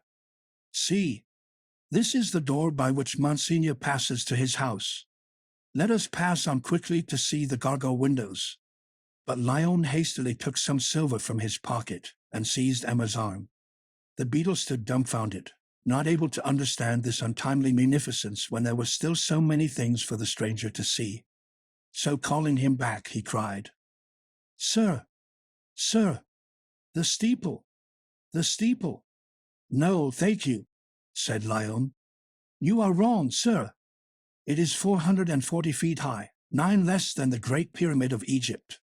It is all cast, it—" Lyon was fleeing, for it seemed to him that his love, that for nearly 2 hours now had become petrified in the church like the stones, would vanish like a vapor through that sort of truncated funnel, of oblong cage, of open chimney that rises so grotesquely from the cathedral like the extravagant attempt of some fantastic brazier. "But where are we going?" she said. Making no answer, he walked on with a rapid step, and Madame Bovary was already dipping her finger in the holy water when behind them they heard a panting breath interrupted by the regular sound of a cane. Lyon turned back. "Sir, what is it?" And he recognized the beadle, holding under his arms and balancing against his stomach some 20 large sewn volumes. They were works, which treated of the cathedral. "Idiot!" growled Lyon, rushing out of the church. A lad was playing about the clothes. "Go and get me a cab." The child bounded off like a ball by the Rue Cardevents. Then they were alone a few minutes, face to face, and a little embarrassed. "Ah, Lyon, really, I don't know if I ought," she whispered. Then with a more serious air, "Do you know, it is very improper." "How so?" replied the clerk. "It is done at Paris." And that, as an irresistible argument, decided her. Still the cab did not come. Lyon was afraid she might go back into the church. At last the cab appeared. "At all events, go out by the north porch," cried the beadle, who was left alone on the threshold, "so as to see the resurrection, the last judgment, paradise, King David, and the condemned in hell flames." "Where to, sir?" asked the coachman. "Where you like," said Lyon, forcing Emma into the cab. And the lumbering machine set out. It went down the Rue Grandpont, crossed the Place des Arts, the Quai Napoleon, the Pont Neuf, and stopped short before the statue of Pierre Corneille. "Go on," cried a voice that came from within. The cab went on again, and as soon as it reached the Carrefour Lafayette, set off downhill, and entered the station at a gallop. "No, straight on," cried the same voice. The cab came out by the gate, and soon having reached the course, trotted quietly beneath the elm trees. The coachman wiped his brow, put his leather hat between his knees, and drove his carriage beyond the side alley by the meadow to the margin of the waters. It went along by the river, along the towing path paved with sharp pebbles, and for a long while in the direction of Waissel, beyond the Isles. But suddenly it turned with a dash across Catamar's, Sarteville, La Grande Chaussée, the Rue d'Elbeuf, and made its third halt in front of the Jardin des Plantes. "Get on, will you?" cried the voice more furiously. And at once resuming its course, it passed by Saint-Sever, by the Quai des Curandiers, the Quai aux Milles, once more over the bridge, by the place du Champ de Mars, and behind the hospital gardens, where old men in black coats were walking in the sun along the terrace all green with ivy. It went up the boulevard Bouvreuil, along the boulevard Cauchas, then the whole of Montrebedet to the Deville Hills. It came back, and then, without any fixed plan or direction, wandered about at hazard. The cab was seen at St. Paul, at Lescure, at Montgargan, at La Remarque and Place du Gaillard-Bois, in the Rue Maladrerie, Rue d'Inanderie, before Saint-Romain, Saint-Vivien, Saint-Maclou, Saint-Nicaise, in front of the customs, at the Theatre, the Trois Pipes, and the monumental cemetery. From time to time the coachman, on his box, cast despairing eyes at the public houses.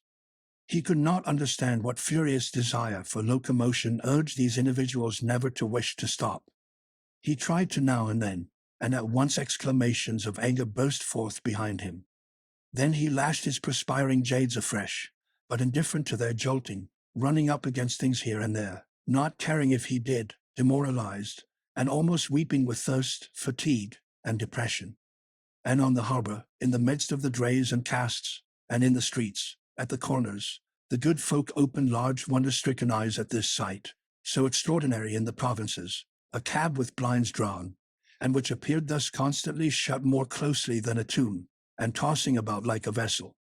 Once in the middle of the day, in the open country, just as the sun beat most fiercely against the old plated lanterns, a bared hand passed beneath the small blinds of yellow canvas, and threw out some scraps of paper that scattered in the wind, and farther off lighted like white butterflies on a field of red clover all in bloom. At about 6 o'clock the carriage stopped in a back street of the Beauvoisine quarter, and a woman got out, who walked with her veil down, and without turning her head. Chapter 2. On reaching the inn, Madame Bovary was surprised not to see the diligence. Hibbert, who had waited for her 53 minutes, had at last started. Yet nothing forced her to go, but she had given her word that she would return that same evening. Moreover, Charles expected her, and in her heart she felt already that cowardly docility that is for some women at once the chastisement and atonement of adultery. She packed her box quickly, paid her bill, took a cab in the yard, hurrying on the driver, urging him on, every moment inquiring about the time and the miles traversed. He succeeded in catching up the Hirondelle, as it neared the first houses of Quincampoix. Hardly was she seated in her corner than she closed her eyes, and opened them at the foot of the hill, when from afar she recognized Felicite, who was on the lookout in front of the farrier's shop. Hibbert pulled in his horses, and the servant, climbing up to the window, said mysteriously, "Madam, you must go at once to Monsieur Harmes. It's for something important." The village was silent as usual. At the corner of the streets were small pink heaps that smoked in the air, for this was the time for jam-making, and everyone at Yonville prepared his supply on the same day. But in front of the chemist's shop one might admire a far larger heap, and that surpassed the others with the superiority that a laboratory must have over ordinary stores, a general need over individual fancy. She went in. The large armchair was upset, and even the Fainal de Rouen lay on the ground, outspread between two pestles. She pushed open the lobby door, and in the middle of the kitchen, amid brown jars full of picked currants, of powdered sugar and lumped sugar, of the scales on the table, and of the pans on the fire, she saw all the Harmes, small and large, with aprons reaching to their chins, and with forks in their hands. Justin was standing up with bowed head, and the chemist was screaming, "Who told you to go and fetch it in the Capharnaum? What is it? What is the matter? What is it?" replied the druggist. "We are making preserves. They are simmering, but they were about to boil over, because there is too much juice, and I ordered another pan." Then he, from indolence, from laziness, went and took, hanging on its nail in my laboratory, the key of the Capharnaum. It was thus the druggist called a small room under the leads, full of the utensils and the goods of his trade. He often spent long hours there alone, labeling, decanting, and doing up again, and he looked upon it not as a simple store, but as a veritable sanctuary, whence there afterwards issued, elaborated by his hands, all sorts of pills, boluses, infusions, lotions, and potions that would bear far and wide his celebrity. No one in the world set foot there, and he respected it so, that he swept it himself. Finally, if the pharmacy, open to all comers, was the spot where he displayed his pride, the Capharnaum was the refuge where, egoistically concentrating himself, Hermes delighted in the exercise of his predilections, so that Justin's thoughtlessness seemed to him a monstrous piece of irreverence. And redder than the currants, he repeated. Yes, from the Capharnaum. The key that locks up the acids and caustic alkalis. To go and get a spare pan. A pan with a lid. And now I shall perhaps never use. Everything is of importance in the delicate operations of our art. But devil take it. One must make distinctions, and not employ for almost domestic purposes that which is meant for pharmaceutical. It is as if one were to carve a fowl with a scalpel, as if a magistrate. Now be calm, said Madame Hermes. And Athalie, pulling at his coat, cried, Papa! Papa! No, let me alone, went on the druggist. Let me alone, hang it! My word! One might as well set up for a grocer. That's it. Go it. Respect nothing. Break, smash, let loose the leeches, burn the mallow paste, pickle the gherkins in the window jars, tear up the bandages. I thought you had, said Emma. Presently. Do you know to what you exposed yourself? Didn't you see anything in the corner, on the left, on the third shelf? Speak, answer, articulate something. I don't know, stammered the young fellow. Ah, you don't know? Well, then, I do know. You saw a bottle of blue glass sealed with yellow wax. That contains a white powder, on which I have even written dangerous. And do you know what is in it? Arsenic. And you go and touch it. You take a pan that was next to it. Next to it, cried Madame Hermes, clasping her hands. Arsenic. You might have poisoned us all. And the children began howling as if they already had frightful pains in their entrails. Or poison a patient, continued the druggist. Do you want to see me in the prisoner's dock with criminals in a court of justice? To see me dragged to the scaffold? Don't you know what care I take in managing things, although I am so thoroughly used to it? Often I am horrified myself when I think of my responsibility, for the government persecutes us, and the absurd legislation that rules us is a veritable Damocles sword over our heads. Emma no longer dreamed of asking what they wanted her for, and the druggist went on in breathless phrases. That is your return for all the kindness we have shown you.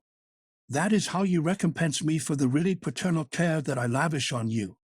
For without me, where would you be? What would you be doing? Who provides you with food, education, clothes, and all the means of figuring one day with honor in the ranks of society?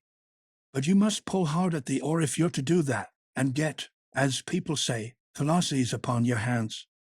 Fabricando fit faber, age quod agius. He was so exasperated he quoted Latin.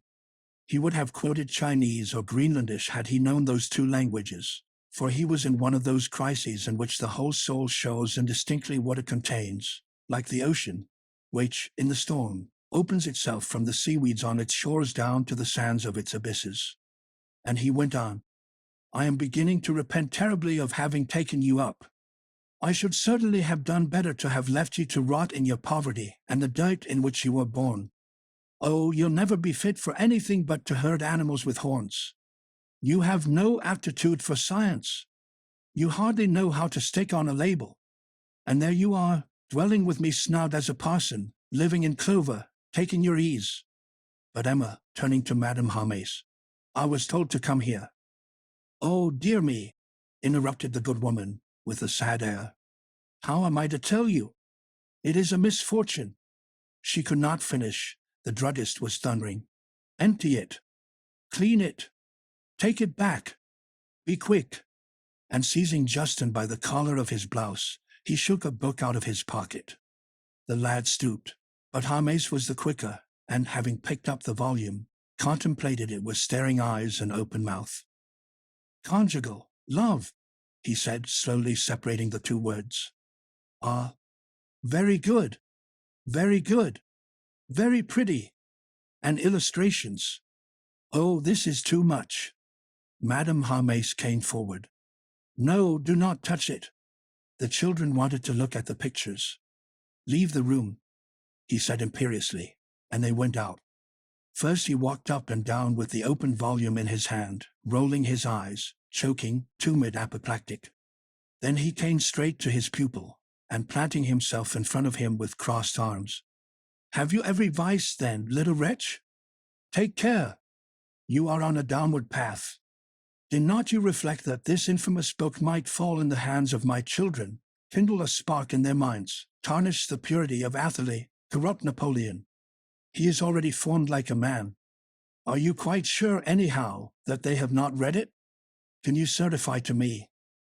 "But really, sir," said Emma, "you wish to tell me—" "Ah, yes, madam. Your father-in-law is dead. In fact, Monsieur Bovary Sr. had expired the evening before suddenly from an attack of apoplexy as he got up from table, and by way of greater precaution, on account of Emma's sensibility, Charles had begged Hermès to break the horrible news to her gradually. Hermès had thought over his speech. He had rounded, polished it, made it rhythmical. It was a masterpiece of prudence and transitions, of subtle turns and delicacy. But anger had got the better of rhetoric. Emma, giving up all chance of hearing any details, left the pharmacy, for Monsieur Hermès had taken up the thread of his vituperations. However, he was growing calmer, and was now grumbling in a paternal tone whilst he fanned himself with his skullcap. "It is not that I entirely disapprove of the work. Its author was a doctor. There are certain scientific points in it that it is not a man should know, and I would even venture to say that a man must know. But later. At any rate, not till you are man yourself and your temperament is formed." When Emma knocked at the door, Charles, who was waiting for her, came forward with open arms and said to her with tears in his voice, "Ah, my dear," and he bent over her gently to kiss her. But at the contact of his lips the memory of the other seized her, and she passed her hand over her face shuddering. But she made answer, "Yes, I know. He showed her the letter in which his mother told the event without any sentimental hypocrisy. She only regretted her husband had not received the consolations of religion, as he had died at Daudeville, in the street, at the door of a café after a patriotic dinner with some ex-officers. Emma gave him back the letter. Then at dinner, for appearance's sake, she affected a certain repugnance. But as he urged her to try, she resolutely began eating, while Charles opposite her sat motionless in a dejected attitude. Now and then he raised his head and gave her a long look full of distress. Once he sighed, "I should have liked to see him again." She was silent. At last, understanding that she must say something, "How old was your father?" she asked. 58. "Ah, and that was all." A quarter of an hour after he added, "My poor mother! What will become of her now?" She made a gesture that signified she did not know. Seeing her so taciturn, Charles imagined her much affected, and forced himself to say nothing, not to reawaken the sorrow which moved him. And shaking off his own, "Did you enjoy yourself yesterday?" he asked. "Yes." When the cloth was removed, Bovary did not rise, nor did Emma, and as she looked at him, the monotony of the spectacle drove little by little all pity from her heart. He seemed to her paltry, weak, a cipher, in a word, a poor thing in every way. How to get rid of him? What an interminable evening! Something stupefying like the fumes of opium seized her. They heard in the passage the sharp noise of a wooden leg on the boards. It was Hippolyte bringing back Emma's luggage. In order to put it down, he described painfully a quarter of a circle with his stump. "He doesn't even remember any more about it," she thought, looking at the poor devil, whose coarse red hair was wet with perspiration.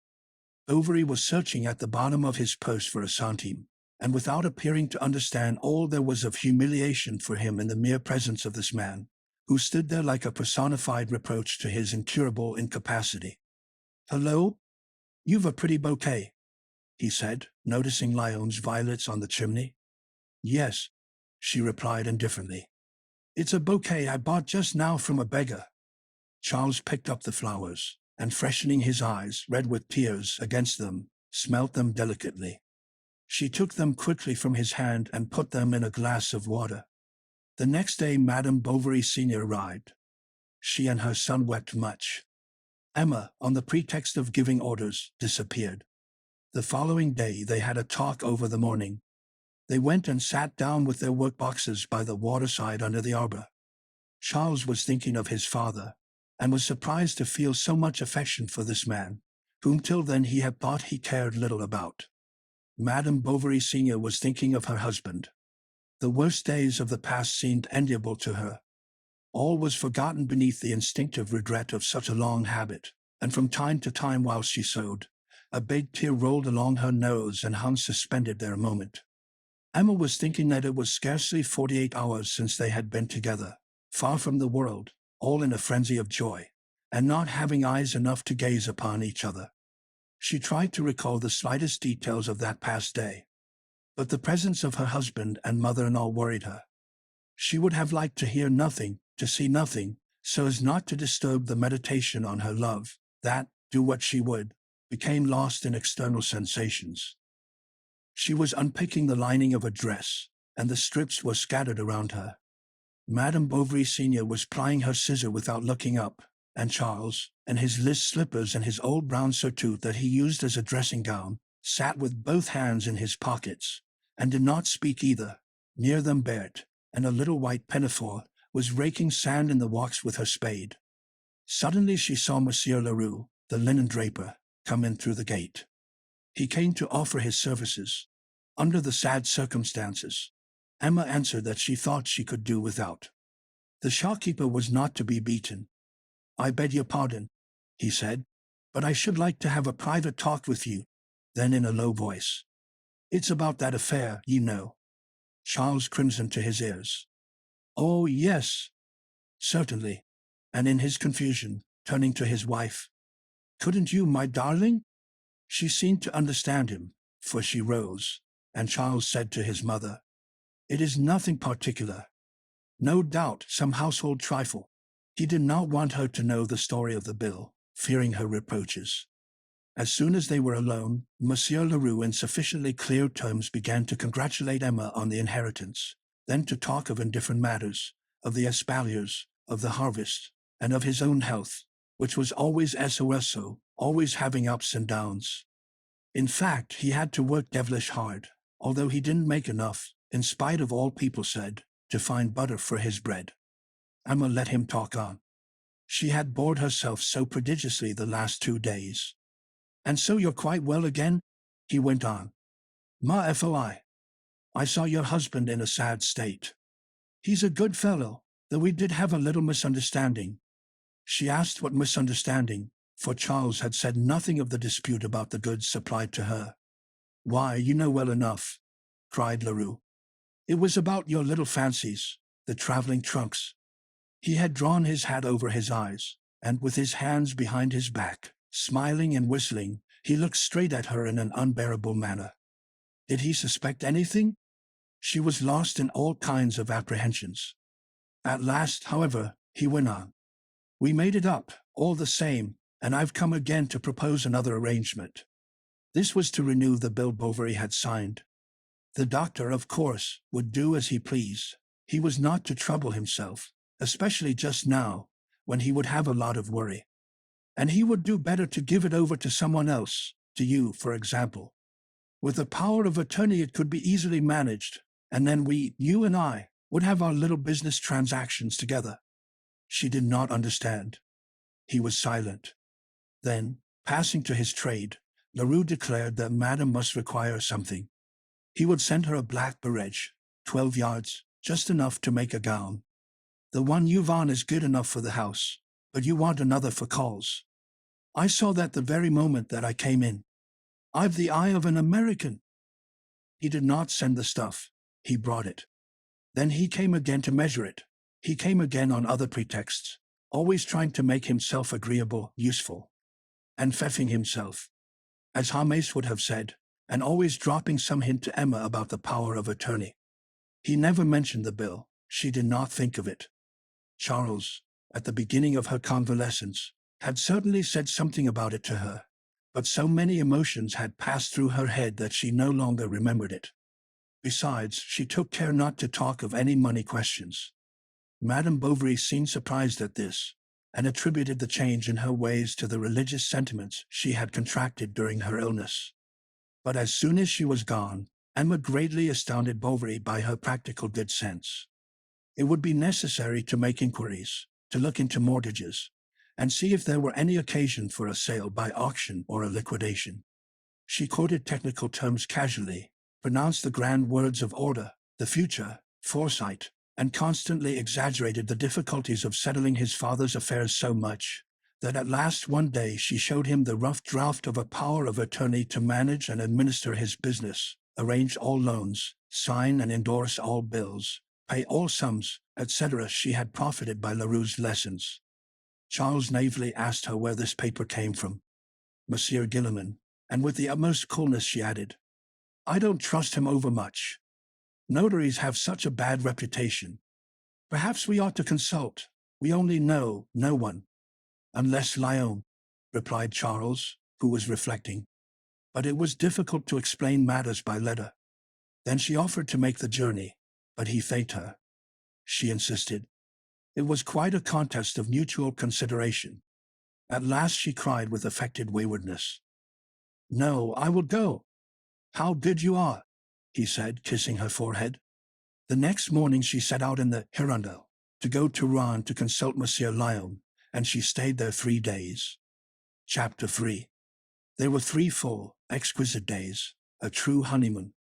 They were at the Hotel de Boulogne on the harbor, and they lived there, with drawn blinds and closed doors, with flowers on the floor, and iced syrups were brought them early in the morning. Towards evening they took a covered boat and went to dine on one of the islands. It was the time when one hears by the side of the dockyard the caulking mallets sounding against the hull of vessels. The smoke of the tar rose up between the trees. There were large fatty drops on the water, undulating in the purple color of the sun, like floating plaques of Florentine bronze. They rowed down in the midst of moored boats, whose long oblique cables grazed lightly against the bottom of the boat. The din of the town gradually grew distant, the rolling of carriages, the tumult of voices, the yelping of dogs on the decks of vessels. She took off her bonnet, and they landed on their island. They sat down in the low-ceilinged room of a tavern, at whose door hung black nets. They ate fried smelts, cream and cherries. They lay down upon the grass. They kissed behind the poplars, and they would fain, like 2 Robinsons, have lived forever in this little place, which seemed to them in their beatitude the most magnificent on earth. It was not the first time that they had seen trees, a blue sky, meadows, that they had heard the water flowing and the wind blowing in the leaves. But, no doubt, they had never admired all this, as if nature had not existed before, or had only begun to be beautiful since the gratification of their desires. At night they returned. The boat glided along the shores of the islands. They sat at the bottom, both hidden by the shade, in silence. The square oars rang in the iron thwarts, and in the stillness seemed to mark time, like the beating of a metronome, while at the stern the rudder that trailed behind never ceased its gentle splash against the water. Once the moon rose, they did not fail to make fine phrases, finding the orb melancholy and full of poetry. She even began to sing. "One night, do you remember, we were sailing," etc. Her musical but weak voice died away along the waves, and the winds carried off the trills that Lyon heard pass like the flapping of wings about him. She was opposite him, leaning against the partition of the shallop, through one of whose raised blinds the moon streamed in. Her black dress, whose drapery spread out like a fan, made her seem more slender, taller. Her head was raised, her hands clasped, her eyes turned towards heaven. At times the shadow of the willows hid her completely. Then she reappeared suddenly, like a vision in the moonlight.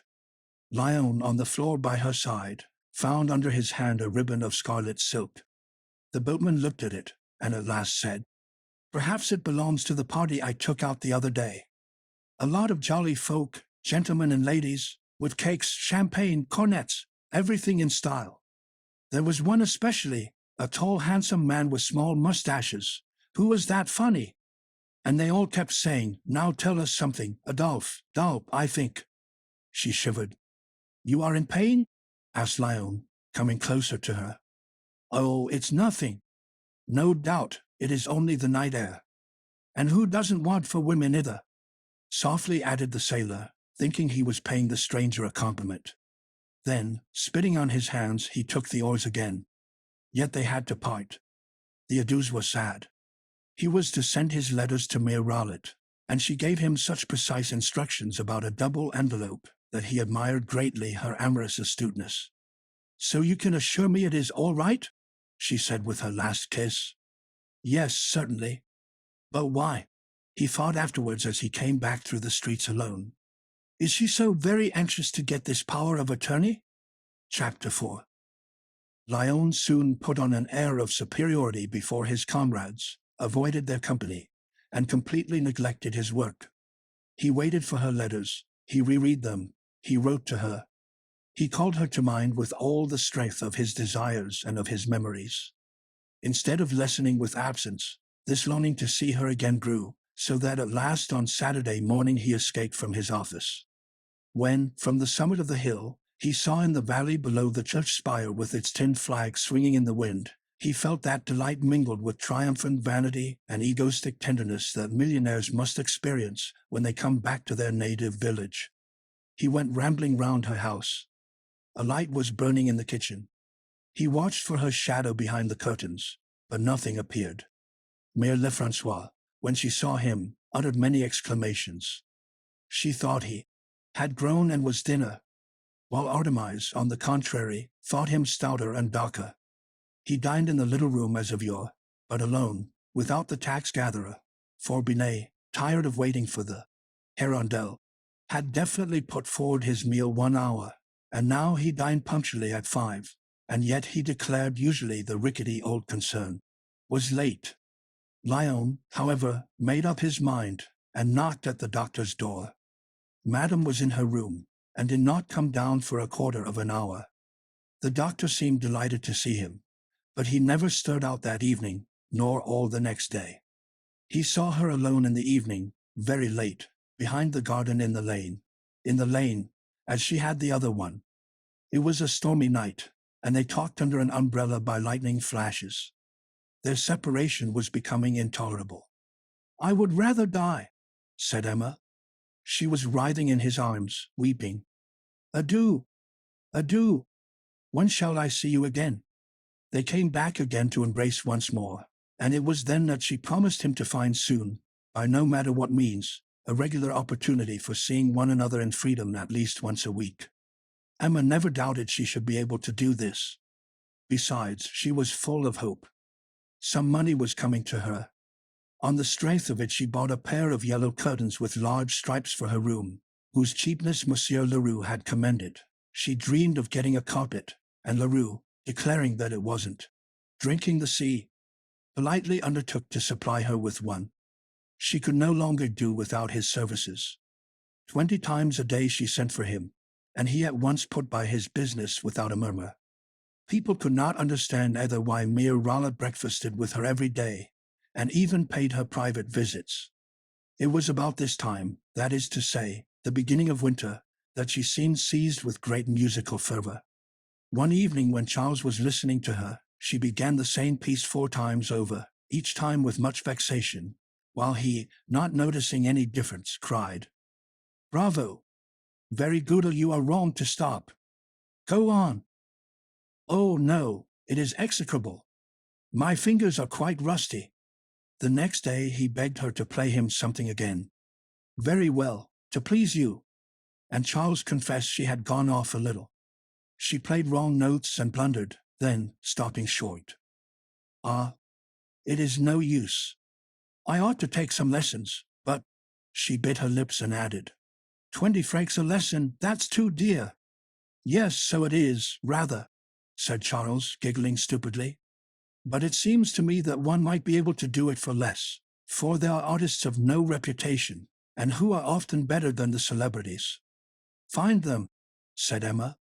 The next day when he came home he looked at her shyly, and at last could no longer keep back the words. "How obstinate you are sometimes. I went to Barfitcher's today. Well, Madame Legard assured me that her 3 young ladies who are at La Miséricorde have lessons at 50 sous apiece, and that from an excellent mistress." She shrugged her shoulders and did not open her piano again. But when she passed by it, If Bovary were there, she sighed. Ah, my poor piano! And when anyone came to see her, she did not fail to inform them she had given up music, and could not begin again now for important reasons. Then people commiserated her. What a pity! She had so much talent. They even spoke to Bovary about it. They put him to shame, and especially the chemist. You are wrong. One should never let any of the faculties of nature lie fallow. Besides, just think, my good friend, that by inducing Madame to study, you are economizing on the subsequent musical education of your child. For my own part, I think that mothers ought themselves to instruct their children. That is an idea of Rousseau's, still rather new perhaps, but that will end by triumphing, I am certain of it, like mothers nursing their own children and vaccination. So Charles returned once more to this question of the piano. Emma replied bitterly that it would be better to sell it. This poor piano, that had given her vanity so much satisfaction, to see it go was to Bovary like the indefinable suicide of a part of herself. If you like, he said, a lesson from time to time, that wouldn't after all be very ruinous. But lessons, she replied, are only of use when followed up. And thus was she set about obtaining her husband's permission to go to town once a week to see her lover. At the end of a month she was even considered to have made considerable progress. Chapter 5. She went on Thursdays. She got up and dressed silently, in order not to waken Charles, who would have made remarks about her getting ready too early. Next she walked up and down, went to the windows, and looked out at the place.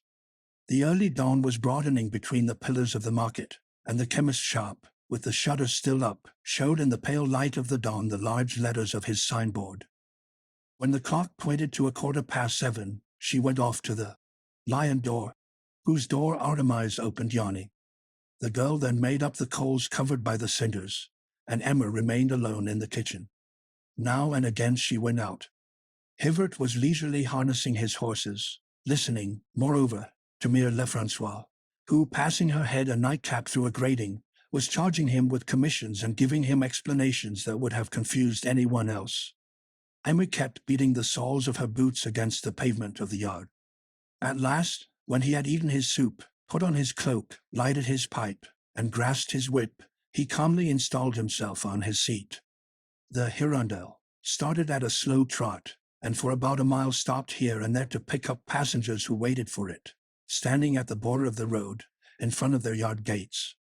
Those who had secured seats the evening before kept it waiting. Some even were still in bed in their houses. Hivert called, shouted, swore. Then he got down from his seat and went and knocked loudly at the doors. The wind blew through the cracked windows. The 4 seats, however, filled up. The carriage rolled off. Rows of apple trees followed one upon another, and the road between its 2 long ditches, full of yellow water, rose, constantly narrowing towards the horizon. Emma knew it from end to end. She knew that after a meadow there was a signpost, next an elm, a barn, or the hut of a lime-kiln tender. Sometimes even, in the hope of getting some surprise, she shut her eyes, but she never lost the clear perception of the distance to be traversed.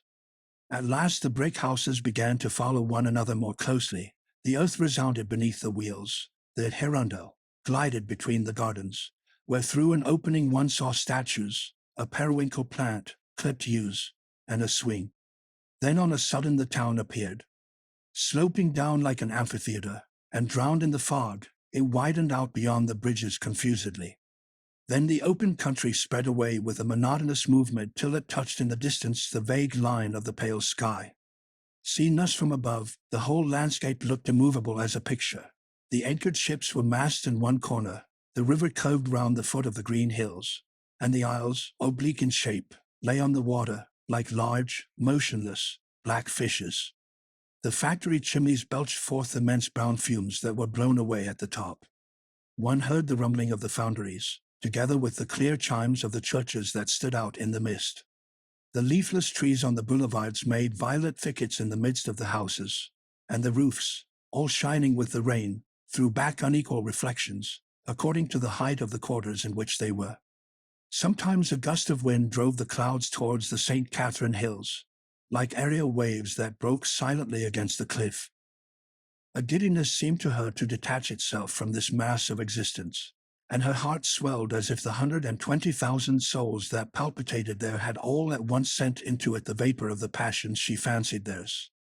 Her love grew in the presence of this vastness, and expanded with tumult to the vague murmurings that rose towards her. She poured it out upon the square, on the walks, on the streets, and the old Norman city outspread before her eyes as an enormous capital, as a Babylon into which she was entering. She leant with both hands against the window, drinking in the breeze.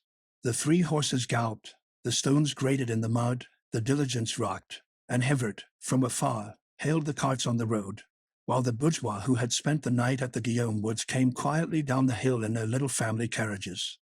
They stopped at the barrier. Emma undid her overshoes, put on other gloves, rearranged her shawl, and some 20 paces farther she got down from the Hirondelle. The town was then awakening. Shop boys in caps were cleaning up the shop fronts, and women with baskets against their hips, at intervals uttered sonorous cries at the corners of streets. She walked with downcast eyes, close to the walls, and smiling with pleasure under her lowered black veil. For fear of being seen, she did not usually take the most direct road. She plunged into dark alleys, and, all perspiring, reached the bottom of the Rue Nationale, near the fountain that stands there. It is the quarter for theaters, public houses, and horrors. Often a cart would pass near her, bearing some shaking scenery. Waiters in aprons were sprinkling sand on the flagstones between green shrubs. It all smelt of absinthe, cigars, and oysters. She turned down a street. She recognized him by his curling hair that escaped from beneath his hat. Lyon walked along the pavement. She followed him to the hotel. He went up, opened the door, entered. What an embrace! Then, after the kisses, the words gushed forth. They told each other the sorrows of the week, the presentiments, the anxiety for the letters. But now everything was forgotten. They gazed into each other's faces with voluptuous laughs and tender names. The bed was large, of mahogany, in the shape of a boat.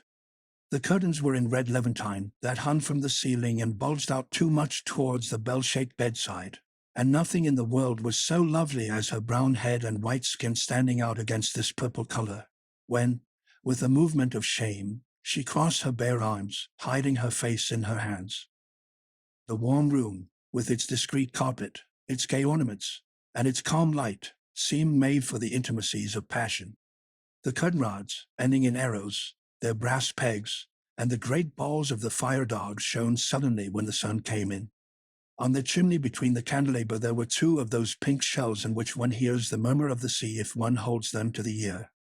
How they loved that dear room, so full of gaiety, despite its rather faded splendor. They always found the furniture in the same place, and sometimes hairpins, that she had forgotten the Thursday before, under the pedestal of the clock. They lunched by the fireside on a little round table, and laid with rosewood. Emma carved, put bits on his plate with all sorts of coquettish ways, and she laughed with a sonorous and libertine laugh when the froth of the champagne ran over from the glass to the rings on her fingers. They were so completely lost in the possession of each other that they thought themselves in their own house, and that they would live there till death, like 2 spouses eternally young. They said, "Our room, our carpet." She even said, "My slippers," a gift of Lyon's, a whim she had had. They were pink satin, bordered with swan's down. When she sat on his knees, her leg, then too short, hung in the air, and the dainty shoe, that had no back to it, was held only by the toes to her bare foot. He for the first time enjoyed the inexpressible delicacy of feminine refinements. He had never met this grace of language, this reserve of clothing, these poses of the weary dove. He admired the exaltation of her soul and the lace on her petticoat. Besides, was she not a lady and a married woman, a real mistress, in fine? By the diversity of her humor, in turn mystical or mirthful, talkative, taciturn, passionate, careless, she awakened in him 1,000 desires, called up instincts or memories. She was the mistress of all the novels, the heroine of all the dramas, the vague she of all the volumes of verse. He found again on her shoulder the amber coloring of the odalisque bathing. She had the long waist of feudal chatelaines, and she resembled the pale woman of Barcelona. But above all she was the angel, Often looking at her, it seemed to him that his soul, skating towards her, spread like a wave about the outline of her head, and descended drawn down into the whiteness of her breast. He knelt on the ground before her, and with both elbows on her knees looked at her with a smile, his face upturned. She bent over him, and murmured, as if choking with intoxication, "Oh, do not move! Do not speak! Look at me! Something so sweet comes from your eyes that helps me so much." She called him, "Child, child, do you love me?" And she did not listen for his answer in the haste of her lips that fastened to his mouth. On the clock there was a bronze Cupid, who smirked as he bent his arm beneath a golden garland. They had laughed at it many a time, but when they had to part everything seemed serious to them. Motionless in front of each other, they kept repeating, "Till Thursday, till Thursday." Suddenly she seized his head between her hands, kissed him hurriedly on the forehead, crying, "Adieu," and rushed down the stairs. She went to a hairdresser's in the Rue de la Comédie to have her hair arranged. Night fell. The gas was lighted in the shop. She heard the bell at the theater calling the mummers to the performance, and she saw, passing opposite, men with white faces and women in faded gowns going in at the stage door. It was hot in the room, small, and too low where the stove was hissing in the midst of wigs and pomades. The smell of the tongs, together with the greasy hands that handled her head, soon stunned her, and she dozed a little in her wrapper. Often, as he did her hair, the man offered her tickets for a masked ball. Then she went away. She went up the streets, reached the Croix Rouge, put on her overshoes, that she had hidden in the morning under the seat, and sank into her place among the impatient passengers. Some got out at the foot of the hill. She remained alone in the carriage. At every turning all the lights of the town were seen more and more completely, making a great luminous vapor about the dim houses. Emma knelt on the cushions and her eyes wandered over the dazzling light. She sobbed, called on Lyon, sent him tender words and kisses lost in the wind. On the hillside a poor devil wandered about with his stick in the midst of the diligences. A mass of rags covered his shoulders, and an old staved-in beaver, turned out like a basin, hid his face. But when he took it off he discovered in the place of eyelids empty and bloody orbits. The flesh hung in red shreds, and there flowed from it liquids that congealed into green scale down to the nose, whose black nostrils sniffed convulsively. To speak to you he threw back his head with an idiotic laugh. Then his bluish eyeballs, rolling constantly, at the temples beat against the edge of the open wound. He sang a little song as he followed the carriages. And all the rest was about birds and sunshine and green leaves.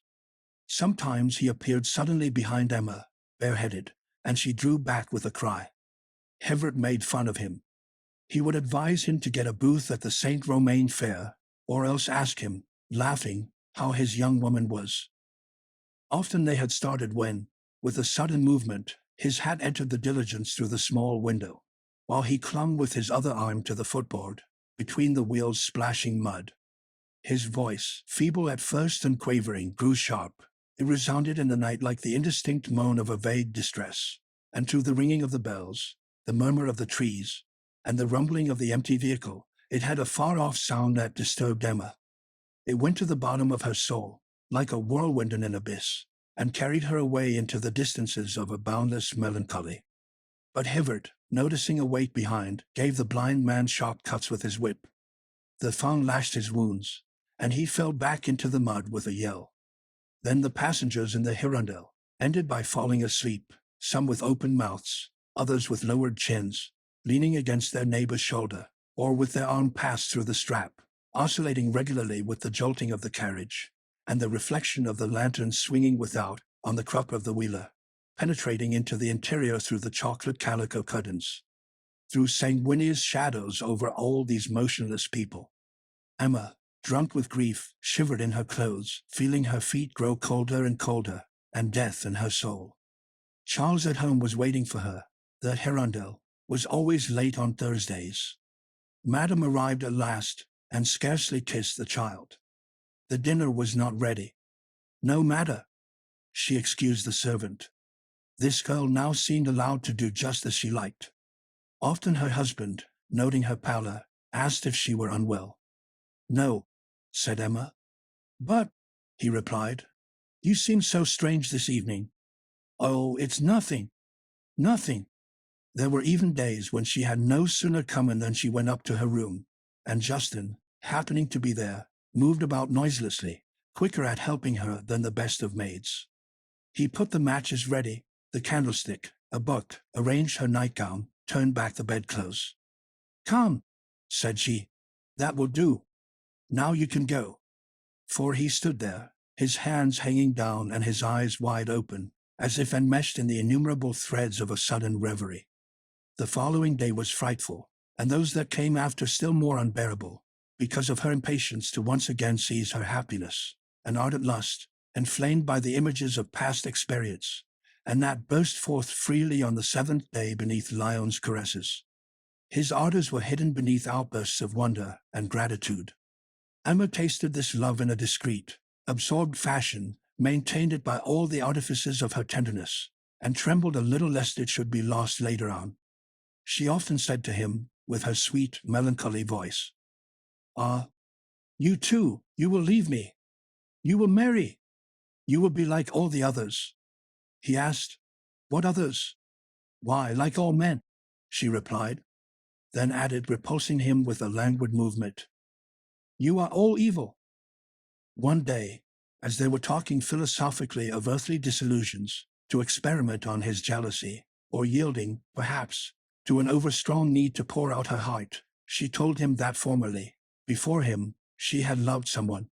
"Not like you," she went on quickly, protesting by the head of her child that nothing had passed between them. The young man believed her, but none the less questioned her to find out what he was. "He was a ship's captain, my dear." Was this not preventing any inquiry, and, at the same time, assuming a higher ground through this pretended fascination exercised over a man who must have been of warlike nature and accustomed to receive homage? The clerk then felt the loneliness of his position. He longed for epaulets, crosses, titles. All that would please her. He gathered that from her spendthrift habits. Emma nevertheless concealed many of these extravagant fancies, such as her wish to have a blue tilbury to drive into Rouen, drawn by an English horse and driven by a groom in top boots. It was Justin who had inspired her with this whim, by begging her to take him into her service as valet de chambre, and if the privation of it did not lessen the pleasure of her arrival at each rendezvous, it certainly augmented the bitterness of the return. Often, when they talked together of Paris, she ended by murmuring, "Ah, how happy we should be there!" "Are we not happy?" gently answered the young man, passing his hands over her hair. "Yes, that is true," she said. "I am mad. Kiss me." To her husband she was more charming than ever. She made him pistachio creams, and played him waltzes after dinner. So he thought himself the most fortunate of men, and Emma was without uneasiness, when, one evening suddenly, he said, "It is Mademoiselle l'Empereur, isn't it, who gives you lessons?" "Yes." "Well, I saw her just now," Charles went on, "at Madame Ligard's. I spoke to her about you, and she doesn't know you." This was like a thunderclap. However, she replied quite naturally, "Ah, no doubt she forgot my name. But perhaps," said the doctor, "there are several Demoiselles l'Empereur at Rouen who are music mistresses." "Possibly." Then quickly, "But I have my receipts here. See." And she went to the writing table, ransacked all the drawers, rummaged the papers, and at last lost her head so completely that Charles earnestly begged her not to take so much trouble about those wretched receipts. "Oh, I will find them," she said. And in fact, on the following Friday, as Charles was putting on one of his boots in the dark cabinet where his clothes were kept, he felt a piece of paper between the leather and his sock. He took it out and read, "Received, for 3 months' lessons and several pieces of music, the sum of 63 francs dot. Félicie l'Empereur, professor of music." "How the devil did it get into my boots?" "It must," she replied, "have fallen from the old box of bills that is on the edge of the shelf." From that moment her existence was but one long tissue of lies, in which she enveloped her love as in veils to hide it. It was a want, a mania, A pleasure carried to such an extent that if she said she had the day before walked on the right side of a road, one might know she had taken the left. One morning, when she had gone, as usual, rather lightly clothed, it suddenly began to snow, and as Charles was watching the weather from the window, he caught sight of Monsieur Bernigent in the chaise of Monsieur Tuvache, who was driving him to Rouen. Then he went down to give the priest a thick shawl that he was to hand over to Emma as soon as he reached the Croix Rouge. When he got to the inn, Monsieur Bernigent asked for the wife of the Yonville doctor.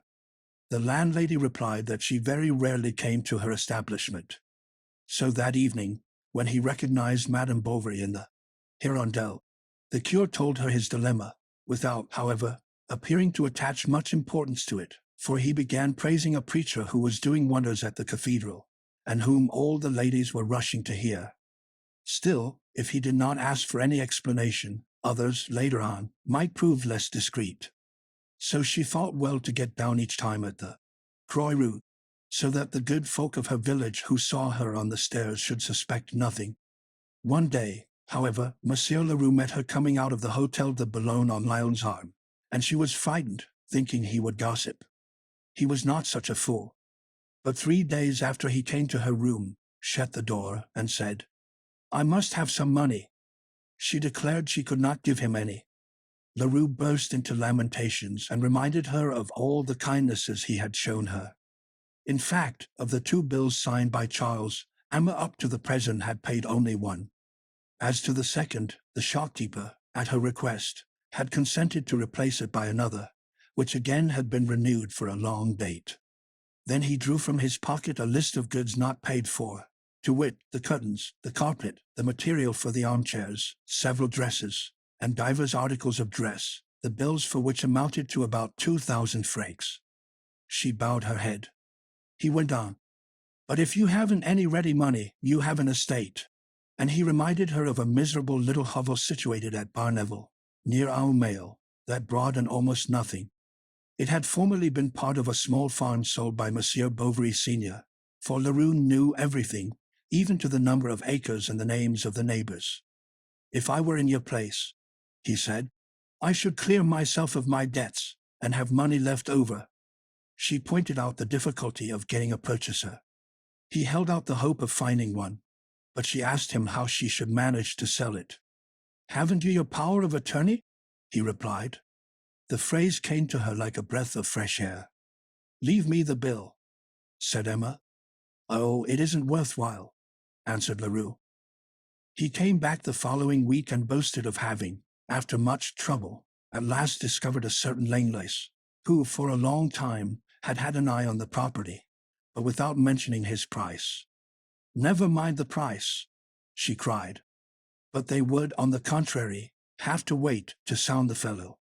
The thing was worth a journey, and, as she could not undertake it, he offered to go to the place to have an interview with Langlois.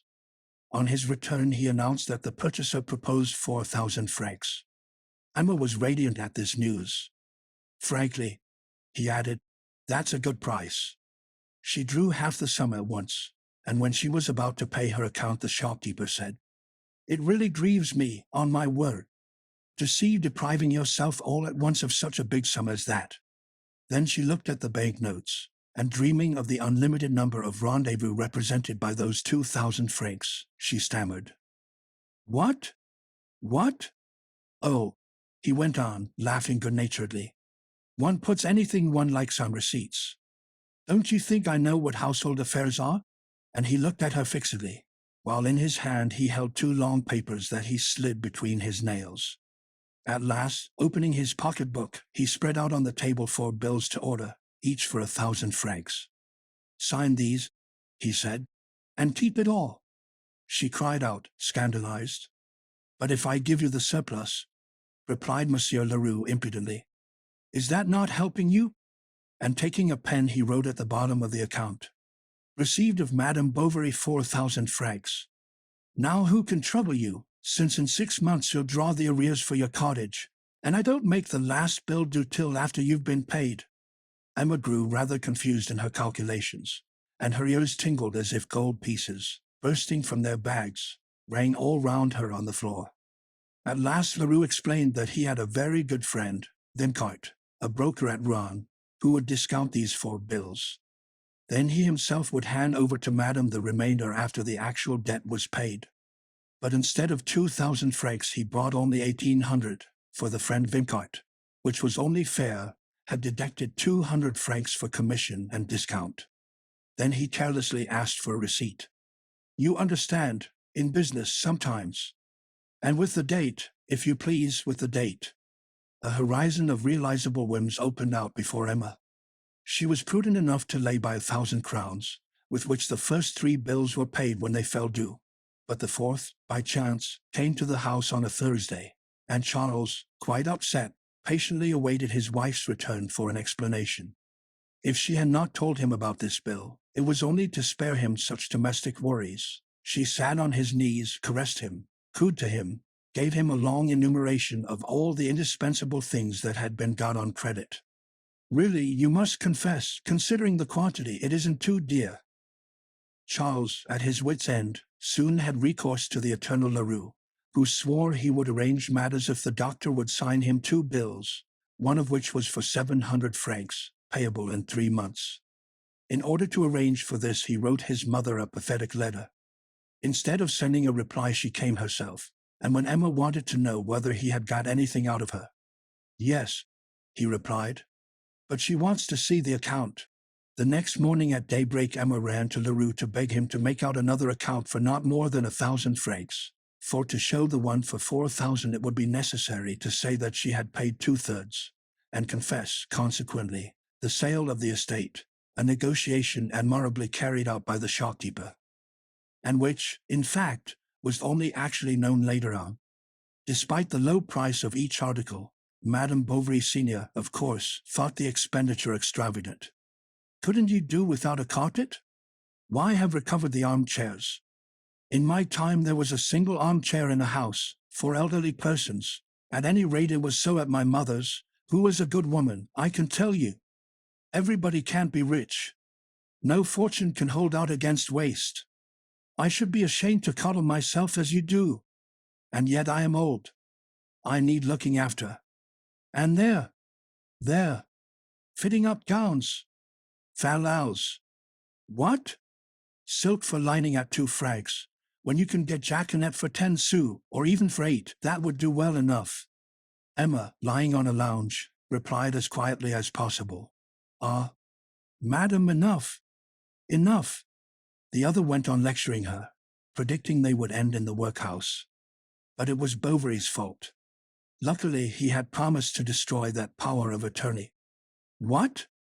Ah, he swore he would, went on the good woman. Emma opened the window, called Charles, and the poor fellow was obliged to confess the promise torn from him by his mother. Emma disappeared, then came back quickly, and majestically handed her a thick piece of paper. Thank you, said the old woman, and she threw the power of attorney into the fire. Emma began to laugh, a strident, piercing, continuous laugh. She had an attack of hysterics. "Oh, my God!" cried Charles. "Ah, you really are wrong. You come here and make scenes with her." His mother, shrugging her shoulders, declared it was all put on. But Charles, rebelling for the first time, took his wife's part, so that Madame Bovary, Senior, said she would leave. She went the very next day, and on the threshold, as he was trying to detain her, she replied, "No, no. You love her better than me, and you are right. It is natural. For the rest, so much the worse. You will see. Good day, for I am not likely to come soon again, as you say, to make scenes." Charles nevertheless was very crestfallen before Emma, who did not hide the resentment she still felt at his want of confidence, and it needed many prayers before she would consent to have another power of attorney. He even accompanied her to Monsieur Guillemot to have a second one, just like the other, drawn up. "I understand," said the notary. "A man of science can't be worried with the practical details of life." And Charles felt relieved by this comfortable reflection, which gave his weakness the flattering appearance of higher preoccupation. And what an outburst the next Thursday at the hotel in their room with Lyon! She laughed, cried, sang, sent for sherbets, wanted to smoke cigarettes, seemed to him wild and extravagant, but adorable, superb. He did not know what recreation of her whole being drove her more and more to plunge into the pleasures of life. She was becoming irritable, greedy, voluptuous, and she walked about the streets with him carrying her head high, without fear, so she said, of compromising herself. At times, however, Emma shuddered at the sudden thought of meeting Rodolphe, for it seemed to her that, although they were separated forever, she was not completely free from her subjugation to him. One night she did not return to Yonville at all. Charles lost his head with anxiety, and little Berthe would not go to bed without her mamma, and sobbed enough to break her heart.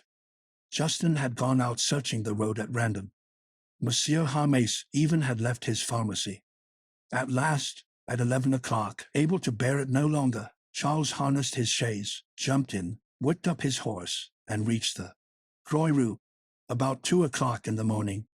No one there. He thought that the clerk had perhaps seen her, but where did he live? Happily, Charles remembered his employer's address, and rushed off there. Day was breaking, and he could distinguish the escutcheons over the door, and knocked. Someone, without opening the door, shouted out the required information, adding a few insults to those who disturb people in the middle of the night. The house inhabited by the clerk had neither bell, knocker, nor porter. Charles knocked loudly at the shutters with his hands. A policeman happened to pass by. Then he was frightened, and went away. "I am mad," he said. "No doubt they kept her to dinner at Monsieur Lorme's dot." But the Lormers no longer lived at Rouen. She probably stayed to look after Madame de Breau. Why, Madame de Breau has been dead these 10 months. Where can she be? An idea occurred to him. At a cafe he asked for a directory, and hurriedly looked for the name of Mademoiselle Lempereur, who lived at number 74 Rue de la Renelle de Mariquiniers. As he was turning into the street, Emma herself appeared at the other end of it. He threw himself upon her rather than embraced her, crying, "What kept you yesterday?" "I was not well." "What was it? Where? How?" She passed her hand over her forehead and answered, "At Mademoiselle Lempereur's." "I was sure of it. I was going there." "Oh, it isn't worthwhile," said Emma.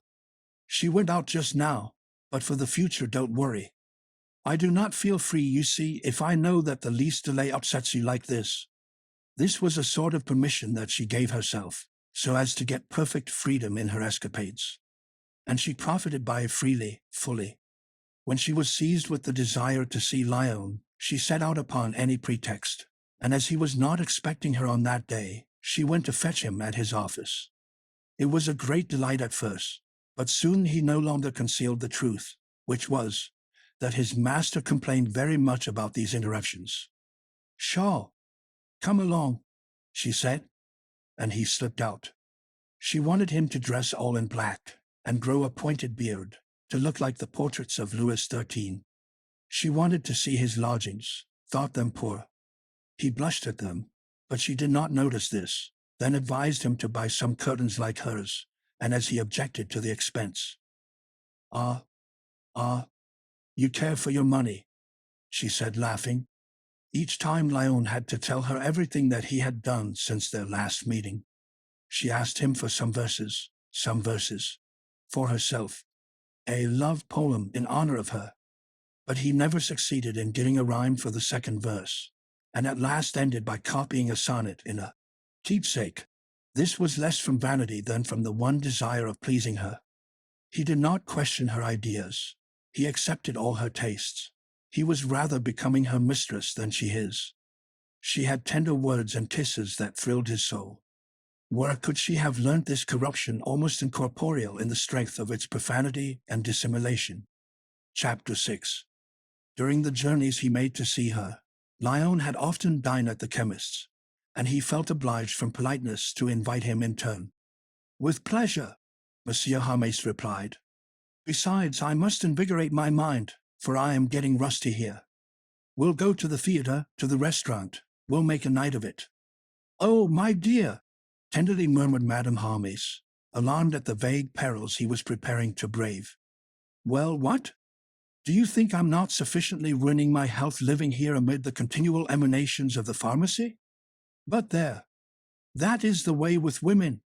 They are jealous of science, and then are opposed to our taking the most legitimate distractions. No matter. Count upon me. One of these days I shall turn up at Rouen, and we'll go the pace together.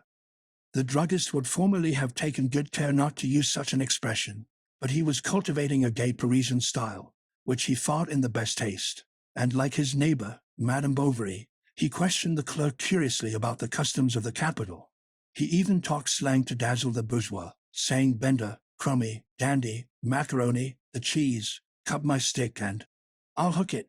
For I am going. So one Thursday Emma was surprised to meet Monsieur Hermes in the kitchen of the Lion d'Or, wearing a traveler's costume, that is to say, wrapped in an old cloak which no one knew he had, while he carried a valise in one hand and the foot warmer of his establishment in the other. He had confided his intentions to no one, for fear of causing the public anxiety by his absence. The idea of seeing again the place where his youth had been spent no doubt excited him, for during the whole journey he never ceased talking, and as soon as he had arrived, he jumped quickly out of the diligence to go in search of Lyon. In vain the clerk tried to get rid of him. Monsieur Hermes dragged him off to the large Café de la Normandie, which he entered majestically, not raising his hat, thinking it very provincial to uncover in any public place. Emma waited for Lyon 3/4 of an hour. At last she ran to his office, and lost in all sorts of conjectures, accusing him of indifference, and reproaching herself for her weakness, she spent the afternoon, her face pressed against the window panes. At 2 o'clock they were still at a table opposite each other. The large room was emptying. The stovepipe, in the shape of a palm tree, spread its gilt leaves over the white ceiling, and near them, outside the window, in the bright sunshine, a little fountain gurgled in a white basin, where, in the midst of watercress and asparagus, 3 torpid lobsters stretched across to some quails that lay heaped up in a pile on their sides. Hermes was enjoying himself. Although he was even more intoxicated with the luxury than the rich fare, the palmered wine all the same rather excited his faculties, and when the omelette au rhum appeared, he began propounding immoral theories about women. What seduced him above all else was chic. He admired an elegant toilette in a well-furnished apartment, and as to bodily qualities, he didn't dislike a young girl. Lyon watched the clock in despair. The druggist went on drinking, eating, and talking. "You must be very lonely," he said suddenly. "Here at Rouen. To be sure your lady love doesn't live far away." And the other blushed. "Come now, be frank. Can you deny that at Yonville?" The young man stammered something. "At Madame Bovary's, you're not making love to—" "To whom?" "The servant." He was not joking, but vanity getting the better of all prudence, Lyon, in spite of himself, protested. Besides, he only liked dark women. "I approve of that," said the chemist. "They have more passion." And whispering into his friend's ear, he pointed out the symptoms by which one could find out if a woman had passion. He even launched into an ethnographic digression. The German was vaporish, the French woman licentious, the Italian passionate. "And negresses?" asked the clerk. "They are an artistic taste," said Hermes. "Waiter, 2 cups of coffee." "Are we going?" at last asked Lyon impatiently. "Sure." But before leaving he wanted to see the proprietor of the establishment, and made him a few compliments. Then the young man, to be alone, alleged he had some business engagement. "Ah, I will escort you," said Hermes. And all the while he was walking through the streets with him he talked of his wife, his children, of their future, and of his business, told him in what a decayed condition it had formerly been, and to what a degree of perfection he had raised it. Arrived in front of the Hotel de Boulogne, Lyon left him abruptly, ran up the stairs, and found his mistress in great excitement. At mention of the chemist she flew into a passion. He, however, piled up good reasons. It wasn't his fault. Didn't she know Hermes? Did she believe that he would prefer his company? But she turned away. He drew her back, and sinking on his knees, clasped her waist with his arms in a languorous pose, full of concupiscence and supplication. She was standing up, Her large flashing eyes looked at him seriously, almost terribly. Then tears obscured them. Her red eyelids were lowered. She gave him her hands, and Lyon was pressing them to his lips when a servant appeared to tell the gentleman that he was wanted. "You will come back?" she said. "Yes." "But when?" "Immediately." "It's a trick," said the chemist when he saw Lyon. "I wanted to interrupt this visit that seemed to me to annoy you. Let's go and have a glass of Garris at Brideadot." Lyon vowed that he must get back to his office. Then the druggist joked him about quill drivers and the law. "Leave Cujas and Bardhole alone a bit. Who the devil prevents you? Be a man. Let's go to Brida. You'll see his dog. It's very interesting." And as the clerk still insisted, "I'll go with you. I'll read a paper while I wait for you, or turn over the leaves of a code." Lyon, bewildered by Emma's anger, Monsieur Homais' chatter, and perhaps by the heaviness of the luncheon, was undecided, and, as it were, fascinated by the chemist, who kept repeating, "Let's go to Brida. It's just by here, in the Rue Malpalu." Then, through cowardice, through stupidity, through that indefinable feeling that drags us into the most distasteful acts, he allowed himself to be led off to Brida, whom they found in his small yard, superintending 3 workmen, who panted as they turned the large wheel of a machine for making seltzer water. Homais gave them some good advice. He embraced Brida. They took some Garris. 20 times Lyon tried to escape, but the other seized him by the arm, saying, "Presently. I'm coming. We'll go to the Fanal de Rouen to see the fellows there. I'll introduce you to Fornassin." At last he managed to get rid of him, and rushed straight to the hotel. Emma was no longer there. She had just gone in a fit of anger. She detested him now. This failing to keep their rendezvous seemed to her an insult, and she tried to rake up other reasons to separate herself from him. He was incapable of heroism, weak, banal, more spiritless than a woman, avaricious too, and cowardly. Then, growing calmer, she at length discovered that she had, no doubt, calumniated him. But the disparaging of those we love always alienates us from them to some extent. We must not touch our idols. The guilt sticks to our fingers. They gradually came to talking more frequently of matters outside their love, and in the letters that Emma wrote him she spoke of flowers, verses, the moon and the stars, naive resources of a waning passion striving to keep itself alive by all external aids. She was constantly promising herself a profound felicity on her next journey. Then she confessed to herself that she felt nothing extraordinary. This disappointment quickly gave way to a new hope, and Emma returned to him more inflamed, more eager than ever. She undressed brutally, tearing off the thin laces of her corset that nestled around her hips like a gliding snake. She went on tiptoe, barefooted, to see once more that the door was closed, then, pale, serious, and without speaking, with one movement, she threw herself upon his breast with a long shudder. Yet there was upon that brow covered with cold drops, on those quivering lips, in those wild eyes, in the strain of those arms, something vague and dreary that seemed to Lyon to glide between them subtly as if to separate them. He did not dare to question her, but seeing her so skilled, she must have passed, he thought, through every experience of suffering and of pleasure. What had once charmed now frightened him a little. Besides, he rebelled against his absorption, daily more marked by her personality. He begrudged Emma this constant victory. He even strove not to love her. Then, when he heard the creaking of her boots, he turned coward, like drunkards at the sight of strong drinks. She did not fail, in truth, to lavish all sorts of attentions upon him, from the delicacies of food to the coquetries of dress and languishing looks. She brought roses to her breast from Yonville, which she threw into his face, was anxious about his health, gave him advice as to his conduct, and in order the more surely to keep her hold on him, hoping perhaps that heaven would take her part, she tied a medal of the Virgin round his neck. She inquired like a virtuous mother about his companions. She said to him, "Don't see them, don't go out, think only of ourselves, love me." She would have liked to be able to watch over his life, and the idea occurred to her of having him followed in the streets. Near the hotel there was always a kind of loafer who accosted travelers, and who would not refuse. But her pride revolted at this. Bah!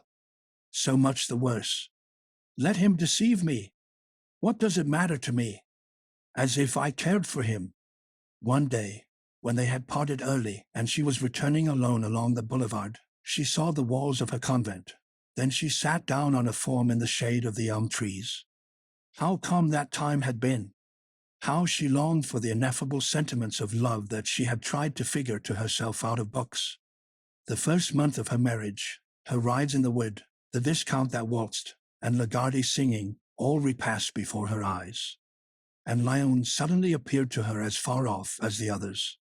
Yet I love him, she said to herself. No matter. She was not happy, she never had been. Whence came this insufficiency in life, this instantaneous turning to decay of everything on which she leant?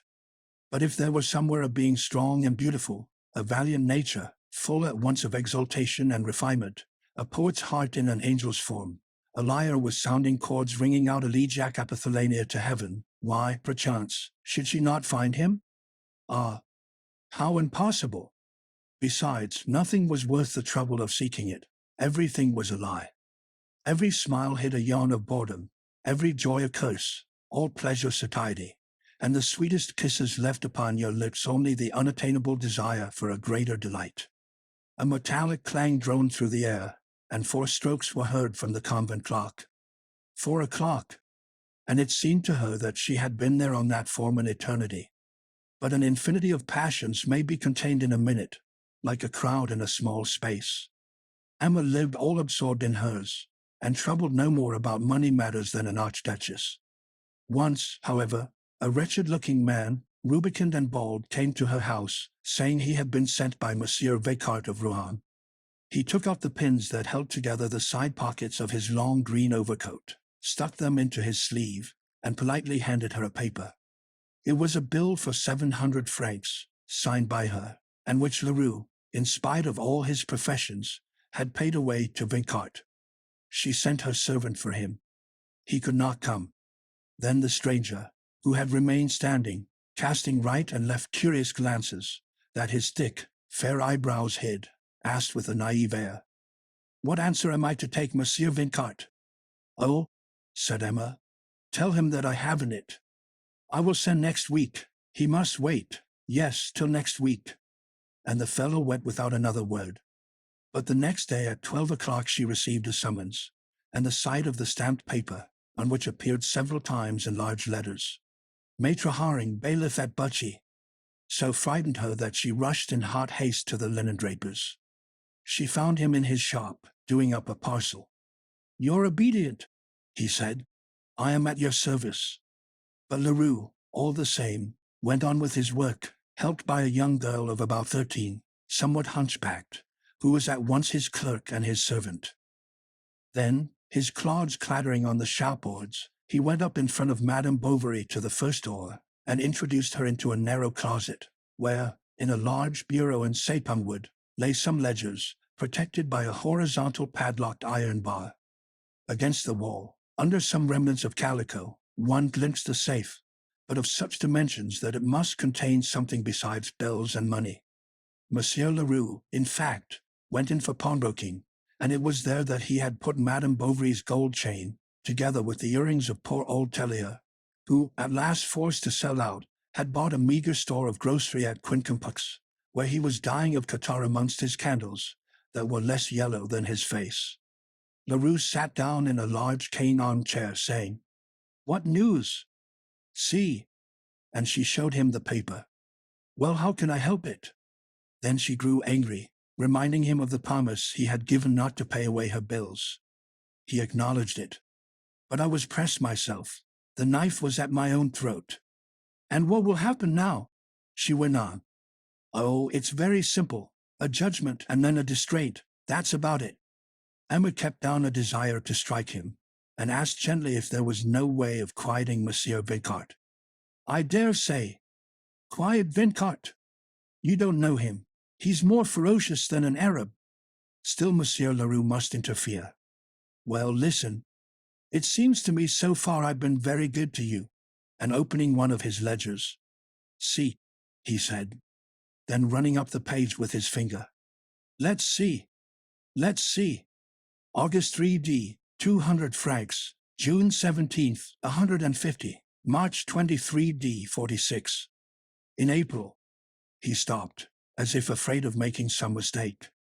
Not to speak of the bills signed by Monsieur Bovary, one for 700 francs, and another for 300. As to your little installments, with the interest, why, there's no end to 'em. One gets quite muddled over 'em. I'll have nothing more to do with it. She wept. She even called him her good Monsieur Leroux, but he always fell back upon that rascal Vincart. Besides, he hadn't a brass farthing.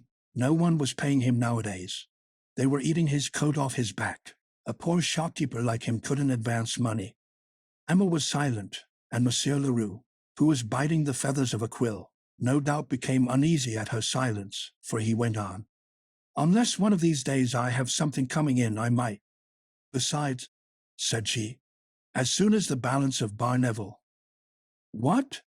And on hearing that Langlois had not yet paid, he seemed much surprised. Then in a honeyed voice.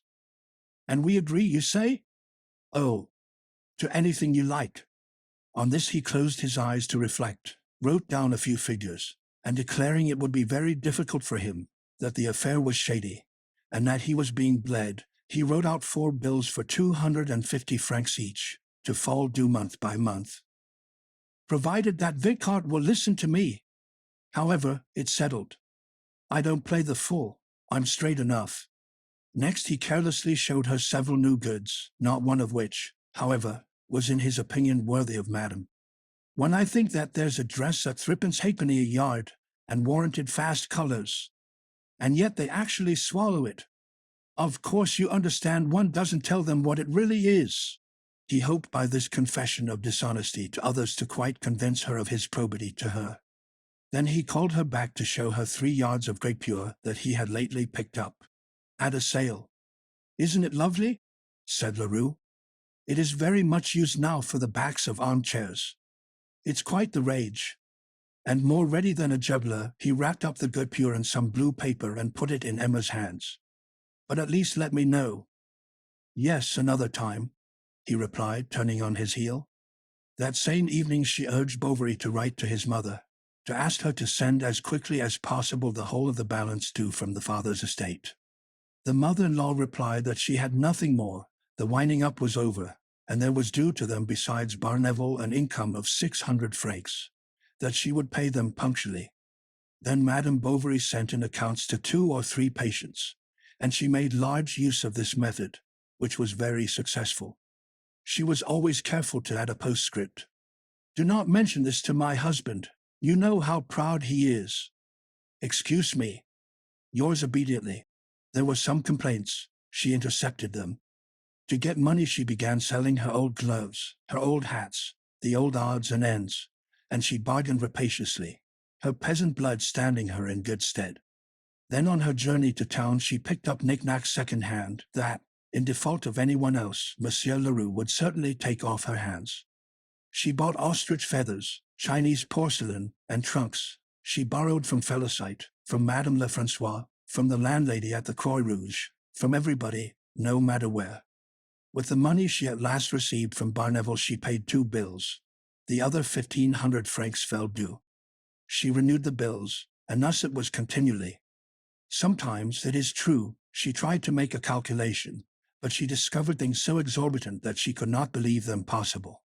Then she recommenced, soon got confused, gave it all up, and thought no more about it. The house was very dreary now. Tradesmen were seen leaving it with angry faces. Handkerchiefs were lying about on the stoves, and little Berthe, to the great scandal of Madame Harmes, wore stockings with holes in them. If Charles timidly ventured a remark, she answered roughly that it wasn't her fault. What was the meaning of all these fits of temper?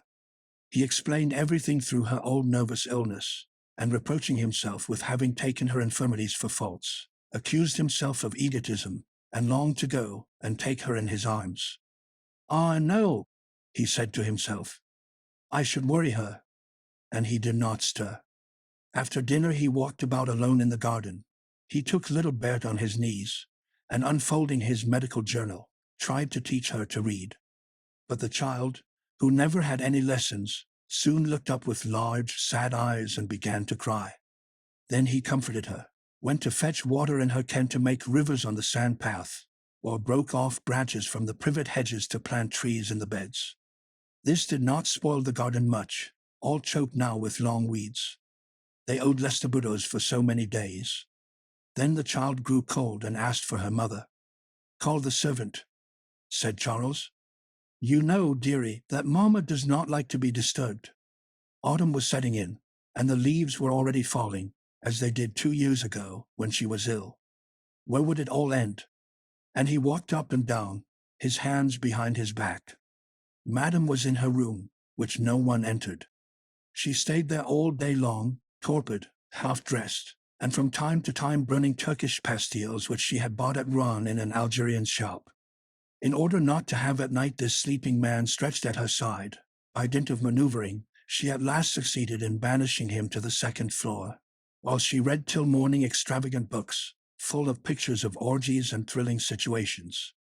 Often, seized with fear, she cried out, and Charles hurried to her. "Oh, go away," she would say.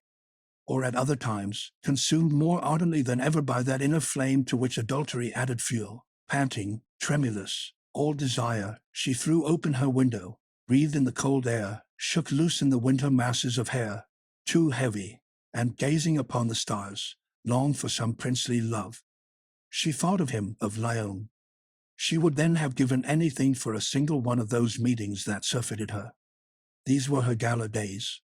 She wanted them to be sumptuous, and when he alone could not pay the expenses, she made up the deficit liberally, which happened pretty well every time. He tried to make her understand that they would be quite as comfortable somewhere else, in a smaller hotel, but she always found some objection. One day she drew 6 small silver-gilt spoons from her bag. They were old Rouault's wedding present, begging him to pawn them at once for her, and Lyon obeyed, though the proceeding annoyed him. He was afraid of compromising himself. Then, on reflection, he began to think his mistress's ways were growing odd, and that they were perhaps not wrong in wishing to separate him from her. In fact, someone had sent his mother a long anonymous letter to warn her that he was ruining himself with a married woman, and the good lady at once conjuring up the eternal bugbear of families, the vague pernicious creature, the siren, the monster, who dwells fantastically in depths of love, wrote to Lawyer de Beausiège, his employer, who behaved perfectly in the affair. He kept him for 3/4 of an hour trying to open his eyes, to warn him of the abyss into which he was falling. Such an intrigue would damage him later on, when he set up for himself. He implored him to break with her, and if he would not make this sacrifice in his own interest, to do it at least for his, de Beausiège's sake. At last Lyon swore he would not see Emma again, and he reproached himself with not having kept his word, considering all the worry and lectures this woman might still draw down upon him, without reckoning the jokes made by his companions as they sat round the stove in the morning. Besides, he was soon to be head clerk. It was time to settle down. So he gave up his flute, exalted sentiments, and poetry, for every bourgeois in the flush of his youth, were it but for a day, a moment, has believed himself capable of immense passions, of lofty enterprises. The most mediocre libertine has dreamed of sultanas. Every notary bears within him the debris of a poet. He was bored now when Emma suddenly began to sob on his breast, and his heart, like the people who can only stand a certain amount of music, dozed to the sound of a love whose delicacies he no longer noted. They knew one another too well for any of those surprises of possession that increase its joys 100-fold. She was as sick of him as he was weary of her. Emma found again in adultery all the platitudes of marriage. But how to get rid of him? Then, though she might feel humiliated at the baseness of such enjoyment, she clung to it from habit or from corruption, and each day she hungered after them the more, exhausting all felicity in wishing for too much of it. She accused Lyon of her baffled hopes, as if he had betrayed her, and she even longed for some catastrophe that would bring about their separation, since she had not the courage to make up her mind to it herself. She none the less went on writing him love letters, in virtue of the notion that a woman must write to her lover.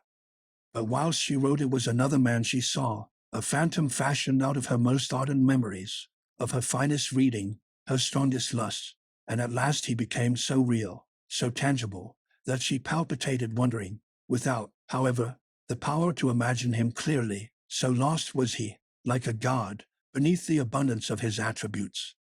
He dwelt in that azure land where silk ladders hang from balconies under the breath of flowers, in the light of the moon. She felt him near her. He was coming, and would carry her right away in a kiss.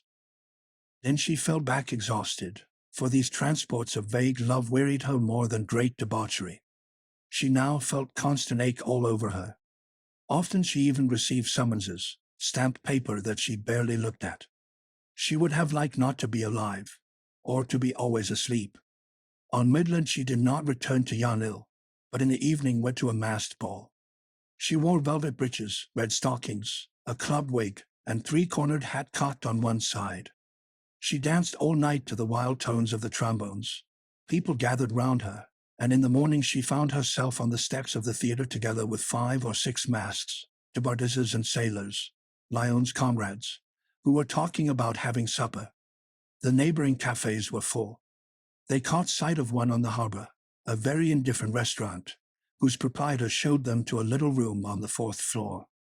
The men were whispering in a corner, no doubt consorting about expenses. There were a clerk, 2 medical students, and a shopman. What company for her! As to the women, Emma soon perceived from the tone of their voices that they must almost belong to the lowest class. Then she was frightened, pushed back her chair, and cast down her eyes. The others began to eat. She ate nothing. Her head was on fire, her eyes smarted, and her skin was ice-cold. In her head she seemed to feel the floor of the ballroom rebounding again beneath the rhythmical pulsation of the thousands of dancing feet. And now the smell of the punch, the smoke of the cigars, made her giddy. She fainted, and they carried her to the window. Day was breaking, and a great stain of purple color broadened out and the pale horizon over the St. Catherine Hills. The livid river was shivering in the wind. There was no one on the bridges. The street lamps were going out. She revived, and began thinking of Bertha asleep yonder in the servants' room. Then a cart filled with long strips of iron passed by, and made a deafening metallic vibration against the walls of the houses. She slipped away suddenly, threw off her costume, told Lyon she must get back, and at last was alone at the Hotel de Boulogne. Everything, even herself, was now unbearable to her. She wished that, taking wing like a bird, she could fly somewhere, far away to regions of purity, and there grow young again. She went out, crossed the boulevard, the Place Coches, and the Faubourg, as far as an open street that overlooked some gardens. She walked rapidly, the fresh air calming her, and little by little, the faces of the crowd, the masks, the quadrilles, the lights, the supper, those women, all disappeared like mist fading away. Then, reaching the Croix Rouge, she threw herself on the bed in her little room on the 2nd floor, where there were pictures of the Tour de Nesle. At 4 o'clock Herbert awoke her. When she got home, Felicite showed her behind the clock a grey paper. She read, "In virtue of the seizure and execution of a judgment." What judgment? As a matter of fact, the evening before another paper had been brought that she had not yet seen, and she was stunned by these words. "By order of the King, law and justice, to Madame Bovary." Then, skipping several lines, she read, "Within 24 hours, without fail." But what? To pay the sum of 8,000 francs. And there was even at the bottom, "She will be constrained thereto by every form of law, and notably by a writ of distraint on her furniture and effects." What was to be done? In 24 hours, tomorrow. Leroux, she thought, wanted to frighten her again, for she saw through all his devices, the object of his kindnesses. What reassured her was the very magnitude of the sum. However, by dint of buying and not paying, of borrowing, signing bills, and renewing these bills that grew at each new falling in, she had ended by preparing a capital for Monsieur Leroux which he was impatiently awaiting for his speculations. She presented herself at his place with an offhand air. "You know what has happened to me? No doubt it's a joke." "How so?" He turned away slowly, and folding his arms, said to her, "My good lady, did you think I should go on to all eternity being your purveyor and baker, for the love of God? Now be just. I must get back what I've laid out. Now be just. She cried out against the debt. Ah, so much the worse. The court has admitted it. There's a judgment. It's been notified to you. Besides, it isn't my fault. It's Vincart's. Could you not? Oh, nothing whatever. But still, now talk it over. And she began beating about the bush. She had known nothing about it. It was a surprise. Whose fault is that? Said Leroux, bowing ironically. While I'm slaving like a nigger, you go gallivanting about. Ah, no lecturing. It never does any harm, he replied. She turned coward. She implored him. She even pressed her pretty white and slender hand against the shopkeeper's knee. There, that'll do. Anyone think you wanted to seduce me? You are a wretch, she cried. Oh, oh. Go it. Go it. I will show you up. I shall tell my husband. All right. I too. I'll show your husband something. And Leroux drew from his strong box the receipt for 1,800 francs that she had given him when Vincart had discounted the bills. Do you think, he added, that he'll not understand your little theft, the poor dear man? She collapsed, more overcome than if felled by the blow of a poleaxe. He was walking up and down from the window to the bureau, repeating all the while, Ah, I'll show him. I'll show him. Then he approached her, and in a soft voice said, It isn't pleasant, I know, but after all, no bones are broken, and since that is the only way that is left for you paying back my money. But where am I to get any? Said Emma, wringing her hands. Bah! When one has friends like you. And he looked at her in so keen, so terrible a fashion, that she shuddered to her very heart. I promise you, she said, to sign. I've enough of your signatures. I will sell something. Get along, he said, shrugging his shoulders. You've not got anything. And he called through the peephole that looked down into the shop. Annette, don't forget the 3 coupons of number 14. The servant appeared. Emma understood and asked how much money would be wanted to put a stop to the proceedings. It is too late. But if I brought you several thousand francs, a quarter of the sum, a third, perhaps the whole? No, it's no use. And he pushed her gently towards the staircase. I implore you, Monsieur Leroux, just a few days more. She was sobbing. There. Tears now. You are driving me to despair. What do I care? Said he, shutting the door. Chapter 7. She was stoical the next day when Maitre Haring, the bailiff, with 2 assistants, presented himself at her house to draw up the inventory for the distraint. They began with Bovary's consulting room, and did not write down the phrenological head, which was considered an instrument of his profession, but in the kitchen they counted the plates, the saucepans, the chairs, the candlesticks, and in the bedroom all the knickknacks on the whatnot. They examined her dresses, the linen, the dressing-room, and her whole existence to its most intimate details was, like a corpse on whom a post-mortem is made, outspread before the eyes of these 3 men. Maitre Haring, buttoned up in his thin black coat, wearing a white choker and very tight foot straps, repeated from time to time, Allow me, madam. You allow me? Often he uttered exclamations. Charming. Very pretty. Then he began writing again, dipping his pen into the horn inkstand in his left hand. When they had done with the rooms, they went up to the attic. She kept a desk there in which Rodolphe's letters were locked. It had to be opened. Ah, a correspondence, said Maitre Haring with a discreet smile. But allow me, for I must make sure the box contains nothing else. And he tipped up the papers lightly, as if to shake out Napoleons. Then she grew angered to see this coarse hand, with fingers red and pulpy like slugs, touching these pages against which her heart had beaten. They went at last. Felicite came back. Emma had sent her out to watch for Bovary in order to keep him off, and they hurriedly installed the man in possession under the roof, where he swore he would remain. During the evening Charles seemed to her careworn. Emma watched him with a look of anguish, fancying she saw an accusation in every line of his face. Then, when her eyes wandered over the chimney-piece ornamented with Chinese screens over the large curtains, the armchairs, all those things, in a word, that had softened the bitterness of her life. Remorse seized her, or rather an immense regret that, far from crushing, irritated her passion. Charles placidly poked the fire, both his feet on the fire dogs. Once the man, no doubt bored in his hiding place, made a slight noise. "Is anyone walking upstairs?" said Charles. "No," she replied. "It is a window that has been left open, and is rattling in the wind." The next day, Sunday, she went around to call on all the brokers whose names she knew. They were at their country places or on journeys. She was not discouraged, and those whom she did manage to see she asked for money, declaring she must have some, and that she would pay it back. Some laughed in her face, all refused. At 2 o'clock she hurried to Lyon, and knocked at the door. No one answered. At length he appeared. "What brings you here? Do I disturb you?" "No, but—" and he admitted that his landlord didn't like his having women there. "I must speak to you," she went on.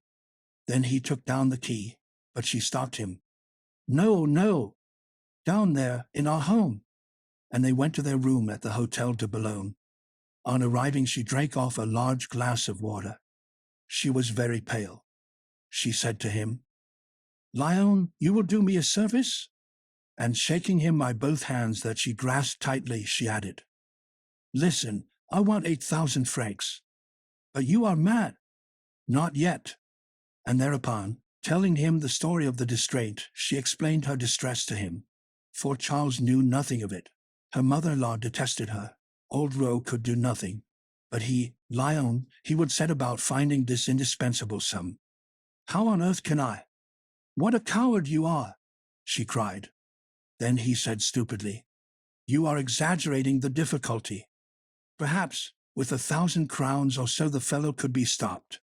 All the greater reason to try and do something. It was impossible that they could not find 3,000 francs. Besides, Lyon could be security instead of her. Go, try. I will love you so." He went out, and came back at the end of an hour, saying, with sullen face, "I have been to 3 people with no success." Then they remained sitting face to face at the 2 chimney corners, motionless, in silence. Emma shrugged her shoulders as she stamped her feet. He heard her murmuring, "If I were in your place I should soon get some." "But where?" "At your office." And she looked at him. An infernal boldness looked out from her burning eyes, and their lids drew close together with a lascivious and encouraging look, so that the young man felt himself growing weak beneath the neat will of this woman who was urging him to a crime. Then he was afraid, and to avoid any explanation he smote his forehead, crying, "Morel is to come back tonight. He will not refuse me, I hope." This was one of his friends, the son of a very rich merchant. "And I will bring you tomorrow," he added. Emma did not seem to welcome this hope with all the joy he had expected. Did she suspect the lie? He went on, blushing. "However, if you don't see me by 3 o'clock, do not wait for me, my darling. I must be off now. Forgive me. Goodbye." He pressed her hand, but it felt quite lifeless. Emma had no strength left for any sentiment. 4 o'clock struck, and she rose to return to Yonville, mechanically obeying the force of old habits. The weather was fine. It was one of those March days, clear and sharp, when the sun shines in a perfectly white sky. The Rouen folk, in Sunday clothes, were walking about with happy looks. She reached the Place du Parvis. People were coming out after vespers. The crowd flowed out through the 3 doors like a stream through the 3 arches of a bridge, and in the middle one, more motionless than a rock, stood the beadle. Then she remembered the day when, all anxious and full of hope, she had entered beneath this large nave that had opened out before her, less profound than her love, and she walked on weeping beneath her veil, giddy, staggering, almost fainting. "Take care!" cried a voice issuing from the gate of a courtyard that was thrown open. She stopped to let pass a black horse, pawing the ground between the shafts of a tilbury, driven by a gentleman in sable furs. Who was it? She knew him. The carriage darted by and disappeared. Why, it was he, the Viscount. She turned away. The street was empty. She was so overwhelmed, so sad that she had to lean against a wall to keep herself from falling. Then she thought she had been mistaken. Anyhow, she did not know. All within her and around her was abandoning her. She felt lost, sinking at random into indefinable abysses, and it was almost with joy that, on reaching the Croix route, she saw the good James, who was watching a large box full of pharmaceutical stores being hoisted onto the Hirondelle. In his hand he held tied in a silk handkerchief 6 cheminots for his wife. Madame James was very fond of these small, heavy turban-shaped loaves that are eaten in Lent with salt butter, a last vestige of Gothic food that goes back, perhaps, to the time of the Crusades, and with which the robust Normans gorged themselves of yore, fancying they saw on the table, and the light of the yellow torches, between takards of hippocras and huge boars' heads, the heads of Saracens to be devoured. The druggist's wife crunched them up as they had done, heroically, despite her wretched teeth. And so whenever James journeyed to town, he never failed to bring her home some that he bought at the great baker's in the Rue Massacre. "Charmed to see you," he said, offering Emma a hand to help her into the Hirondelle. Then he hung up his cheminots to the cords of the netting, and remained bareheaded in an attitude pensive and Napoleonic.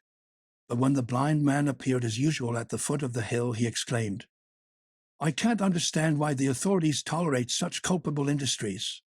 Such unfortunates should be locked up and forced to work. Progress, my word, creeps at a snail's pace. We are floundering about in near barbarism." The blind man held out his hat, that flapped about at the door, as if it were a bag in the lining that had come unnailed. "This," said the chemist, "is a scrofulous affection." And though he knew the poor devil, he pretended to see him for the first time, murmured something about cornea, opaque cornea, sclerotic facies, then asked him in a paternal tone, "My friend, have you long had this terrible infirmity? Instead of getting drunk at the public, you'd do better to die yourself." He advised him to take good wine, good beer, and good joints. The blind man went on with his song. He seemed, moreover, almost idiotic. At last Monsieur James opened his purse. "Now there's a sou, give me back 2 lairds, and don't forget my advice, you'll be the better for it." Hibbert openly cast some doubt on the efficacy of it. But the druggist said that he would cure himself with an antiphlogistic pomade of his own composition, and he gave his address. "Monsieur James, near the market, pretty well known." "Now," said Hibbert, "for all this trouble you give us your performance." The blind man sank down on his haunches, with his head thrown back, whilst he rolled his greenish eyes, lolled out his tongue, and rubbed his stomach with both hands as he uttered a kind of hollow yell like a famished dog. Emma, filled with disgust, threw him over her shoulder a 5-franc piece. It was all her fortune. It seemed to her very fineness to throw it away. The coach had gone on again when suddenly Monsieur James leant out through the window, crying, "No farinaceous or milk food, where will next the skin, and expose the diseased parts to the smoke of juniper berries." The sight of the well-known objects that defiled before her eyes gradually diverted Emma from her present trouble. An intolerable fatigue overwhelmed her, and she reached her home stupefied, discouraged, almost asleep. "Come what may come," she said to herself. And then, who knows? Why, at any moment could not some extraordinary event occur? Leroux even might die. At 9 o'clock in the morning she was awakened by the sound of voices in the place. There was a crowd round the market reading a large bill fixed to one of the posts, and she saw Justin, who was climbing onto a stone and tearing down the bill. But at this moment the rural guard seized him by the collar. Monsieur James came out of his shop, and mere Lefranges, in the midst of the crowd, seemed to be perorating. "Madam, madam," cried Felicite, running in. "It's abominable." And the poor girl, deeply moved, handed her a yellow paper that she had just torn off the door. Emma read with a glance that all her furniture was for sale. Then they looked at one another silently. The servant and mistress had no secret one from the other. At last Felicite sighed. "If I were you, madam, I should go to Monsieur Guillemin. Do you think?" And this question meant to say, "You who know the house through the servant, has the master spoken sometimes of me?" "Yes, you'd do well to go there." She dressed, put on her black gown, and her hood with jet beads, and that she might not be seen, there was still a crowd in the place. She took the path by the river, outside the village. She reached the notary's gate quite breathless. The sky was somber, and a little snow was falling. At the sound of the bell, Theodore in a red waistcoat appeared on the steps. He came to open the door almost familiarly, as to an acquaintance, and showed her into the dining room. A large porcelain stove crackled beneath a cactus that filled up the niche in the wall, and in black wood frames against the oak-stained paper hung Steuben's, Esmeralda, and Chopin's, Potiphar. The ready-laid table, the two silver chafing dishes, the crystal doorknobs, the parquet and the furniture, all shone with a scrupulous, English cleanliness. The windows were ornamented at each corner with stained glass. Now this, thought Emma, is the dining room I ought to have. The notary came in pressing his palm-leaf dressing gown to his breast with his left arm, while with the other hand he raised and quickly put on again his brown velvet cap, pretentiously cocked on the right side, whence looked out the ends of 3 fair curls drawn from the back of the head, following the line of his bald skull. After he had offered her a seat, he sat down to breakfast, apologizing profusely for his rudeness. "I have come," she said, "to bed you, sir." "What, madam?" "I am listening." And she began explaining her position to him. Monsieur Guillemot knew it, being secretly associated with the linen draper, from whom he always got capital for the loans on mortgages that he was asked to make. So he knew, and better than she herself, the long story of the bills, small at first, bearing different names as endorsers, made out at long dates, and constantly renewed up to the day, when, gathering together all the protested bills, the shopkeeper had bidden his friend Vincart take in his own name all the necessary proceedings, not wishing to pass for a tiger with his fellow citizens. She mingled her story with recriminations against Leroux, to which the notary replied from time to time with some insignificant word.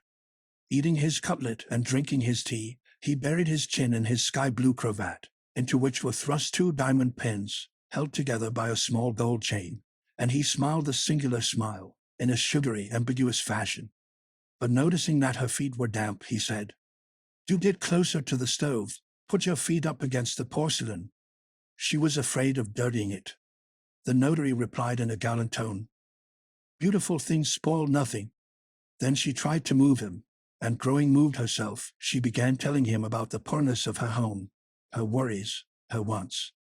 He could understand that, an elegant woman, and without leaving off eating, he had turned completely round towards her, so that his knee brushed against her boot, whose sole curled round as it smoked against the stove. But when she asked for 1,000 sous, he closed his lips, and declared he was very sorry he had not had the management of her fortune before, for there were hundreds of ways very convenient, even for a lady, of turning her money to account. They might, either in the tough peats of Grumsnel or building round at Havre, almost without risk, have ventured on some excellent speculations, and he let her consume herself with rage at the thought of the fabulous sums that she would certainly have made. "How was it," he went on, "that you didn't come to me?" "I hardly know," she said. "Why, hey, did I frighten you so much? It is I, on the contrary, who ought to complain. We hardly know one another, yet I am very devoted to you. You do not doubt that, I hope?" He held out his hand, took hers, covered it with a greedy kiss, then held it on his knee, and he played delicately with her fingers whilst he murmured 1,000 blandishments. His insipid voice murmured like a running brook. A light shone in his eyes through the glimmering of his spectacles, and his hand was advancing up Emma's sleeve to press her arm. She felt against her cheek his panting breath. This man oppressed her horribly. She sprang up and said to him, "Sir, I am waiting." "For what?" said the notary, who suddenly became very pale. "This money." "But," then, yielding to the outburst of too powerful a desire, "well, yes." He dragged himself towards her on his knees, regardless of his dressing gown. "For pity's sake, stay. I love you." He seized her by her waist. Madame Bovary's face flushed purple. She recoiled with a terrible look, crying, "You are taking a shameless advantage of my distress, sir. I am to be pitied, not to be sold." And she went out. The notary remained quite stupefied, his eyes fixed on his fine embroidered slippers. They were a love gift, and the sight of them at last consoled him. Besides, he reflected that such an adventure might have carried him too far. "What a wretch! What a scoundrel! What an infamy!" she said to herself, as she fled with nervous steps beneath the aspens of the path. The disappointment of her failure increased the indignation of her outraged modesty. It seemed to her that Providence pursued her implacably, and strengthening herself in her pride, she had never felt so much esteem for herself nor so much contempt for others. A spirit of warfare transformed her. She would have liked to strike all men, to spit in their faces, to crush them, and she walked rapidly straight on, pale, quivering, maddened, searching the empty horizon with tear-dimmed eyes, and as it were rejoicing in the hate that was choking her. When she saw her house a numbness came over her. She could not go on, and yet she must. Besides, whither could she flee? Felicite was waiting for her at the door. "Well?" "No," said Emma. And for a quarter of an hour the two of them went over the various persons in Yonville who might perhaps be inclined to help her. But each time that Felicite named someone, Emma replied, "Impossible. They will not. And the master'll soon be in. I know that well enough. Leave me alone."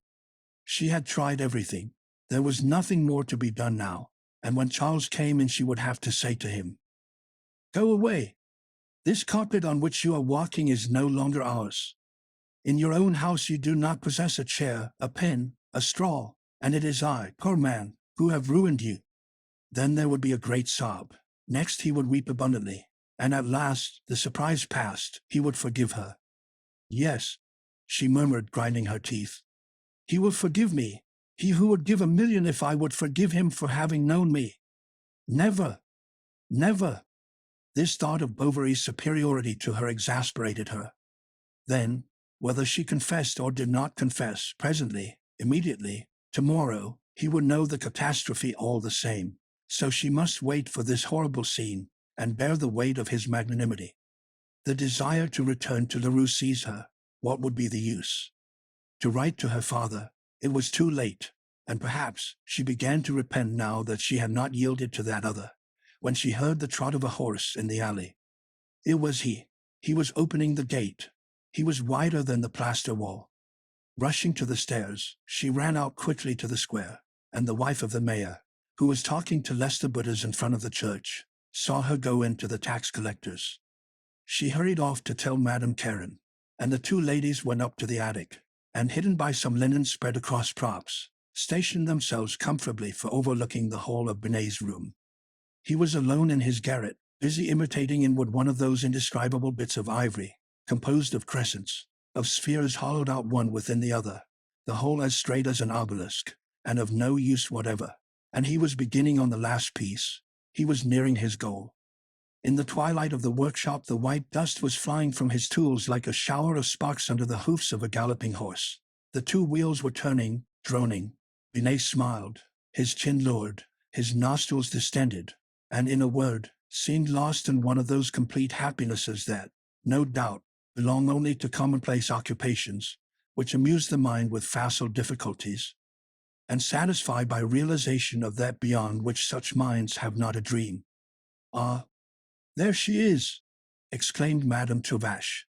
But it was impossible because of the lathe to hear what she was saying. At last these ladies thought they made out the word francs, and Madame Tuvache whispered in a low voice, "She is begging him to give her time for paying her taxes." "Apparently," replied the other. They saw her walking up and down, examining the napkin rings, the candlesticks, the banister rails against the walls, while Binet stroked his beard with satisfaction. "Do you think she wants to order something of him?" said Madame Tuvache. "Why, he doesn't sell anything," objected her neighbor. The tax collector seemed to be listening with wide-open eyes, as if he did not understand. She went on in a tender, suppliant manner. She came nearer to him, her breast heaving. They no longer spoke. "Is she making him advances?" said Madame Tuvache. Binet was scarlet to his very ears. She took hold of his hands. "Oh, it's too much." and no doubt she was suggesting something abominable to him. For the tax collector, yet he was brave, had fought at Botzen and at Lutzen, had been through the French campaign, and had even been recommended for the cross. Suddenly, as at the sight of a serpent, recoiled as far as he could from her, crying, "Madam, what do you mean? Women like that ought to be whipped," said Madame Tuvache. "But where is she?" continued Madame Karen, for she had disappeared whilst they spoke. Then catching sight of her going up the Grande Rue, and turning to the right as if making for the cemetery, they were lost in conjectures. "Nurse Rollet," she said on reaching the nurses, "I am choking. Unlace me." She fell on the bed sobbing. Nurse Rollet covered her with a petticoat, and remained standing by her side. Then, as she did not answer, the good woman withdrew, took her wheel and began spinning flax. "Oh, leave off," she murmured, fancying she heard Benet's lathe. "What's bothering her?" said the nurse to herself. "Why has she come here?" She had rushed thither, impelled by a kind of horror that drove her from her home. Lying on her back, motionless, and with staring eyes, she saw things but vaguely, although she tried to with idiotic persistence. She looked at the scales on the walls, 2 brands smoking end to end, and a long spider crawling over her head in a rent in the beam. At last she began to collect her thoughts. She remembered, one day, Lyon. Oh, how long ago that was! The sun was shining on the river, and the clematis were perfuming the air. Then, carried away as by a rushing torrent, she soon began to recall the day before. "What time is it?" she asked. Mere Rollet went out, raised the fingers of her right hand to that side of the sky that was brightest, and came back slowly, saying, "Nearly 3. Ah, thanks, thanks." For he would come. He would have found some money. But he would, perhaps, go down yonder, not guessing she was here, and she told the nurse to run to her house to fetch him. "Be quick." "But, my dear lady, I'm going." She wondered now that she had not thought of him from the first. Yesterday he had given his word. He would not break it. And she already saw herself at Leroux's spreading out her 3 banknotes on his bureau. Then she would have to invent some story to explain matters to Bovary. What should it be? The nurse, however, was a long while gone. But as there was no clock in the cot, Emma feared she was perhaps exaggerating the length of time. She began walking round the garden, step by step. She went into the path by the hedge, and returned quickly, hoping that the woman would have come back by another road. At last, weary of waiting, assailed by fears that she thrust from her, no longer conscious whether she had been here a century or a moment, she sat down in a corner, closed her eyes, and stopped her ears. The gate grated. She sprang up. Before she had spoken, Mere Rollet said to her, "There is no one at your house." "What?" "Oh, no one. And the doctor is crying. He is calling for you. They're looking for you." Emma answered nothing. She gasped as she turned her eyes about her, while the peasant woman, frightened at her face, drew back instinctively, thinking her mad. Suddenly she struck her brow and uttered a cry, for the thought of Rodolphe, like a flash of lightning in a dark night, had passed into her soul. He was so good, so delicate, so generous. And besides, should he hesitate to do her this service, she would know well enough how to constrain him to it by rewaking, in a single moment, their lost love. So she set out towards La Hachette, not seeing that she was hastening to offer herself to that which but a while ago had so angered her, not in the least conscious of her prostitution. Chapter 8. She asked herself as she walked along, "What am I going to say? How shall I begin?" And as she went on she recognized the thickets, the trees, the sea rushes on the hill, the chateau yonder. All the sensations of her first tenderness came back to her, and her poor aching heart opened out amorously. A warm wind blew in her face. The melting snow fell drop by drop from the buds to the grass. She entered, as she used to, through the small park gate. She reached the avenue bordered by a double row of dense lime trees. They were swaying their long whispering branches to and fro. The dogs in their kennels all barked, and the noise of their voices resounded, but brought out no one. She went up the large straight staircase with wooden balusters that led to the corridor paved with dusty flags. into which several doors in a row opened, as in a monastery or an inn. His was at the top, right at the end, on the left. When she placed her fingers on the lock, her strength suddenly deserted her. She was afraid, almost wished he would not be there, though this was her only hope, her last chance of salvation. She collected her thoughts for one moment, and strengthening herself by the feeling of present necessity, went in. He was in front of the fire, both his feet on the mantelpiece, smoking a pipe. "What? It is you," he said, getting up hurriedly. "Yes, it is I, Rodolphe. I should like to ask your advice." And despite all her efforts, it was impossible for her to open her lips. "You have not changed. You are charming as ever." "Oh," she replied bitterly, "they are poor charms since you disdained them." Then he began a long explanation of his conduct, excusing himself in vague terms, in default of being able to invent better. She yielded to his words, still more to his voice and the sight of him, so that she pretended to believe, or perhaps believed, in the pretext he gave for their rupture. This was a secret on which depended the honor, the very life of a third person.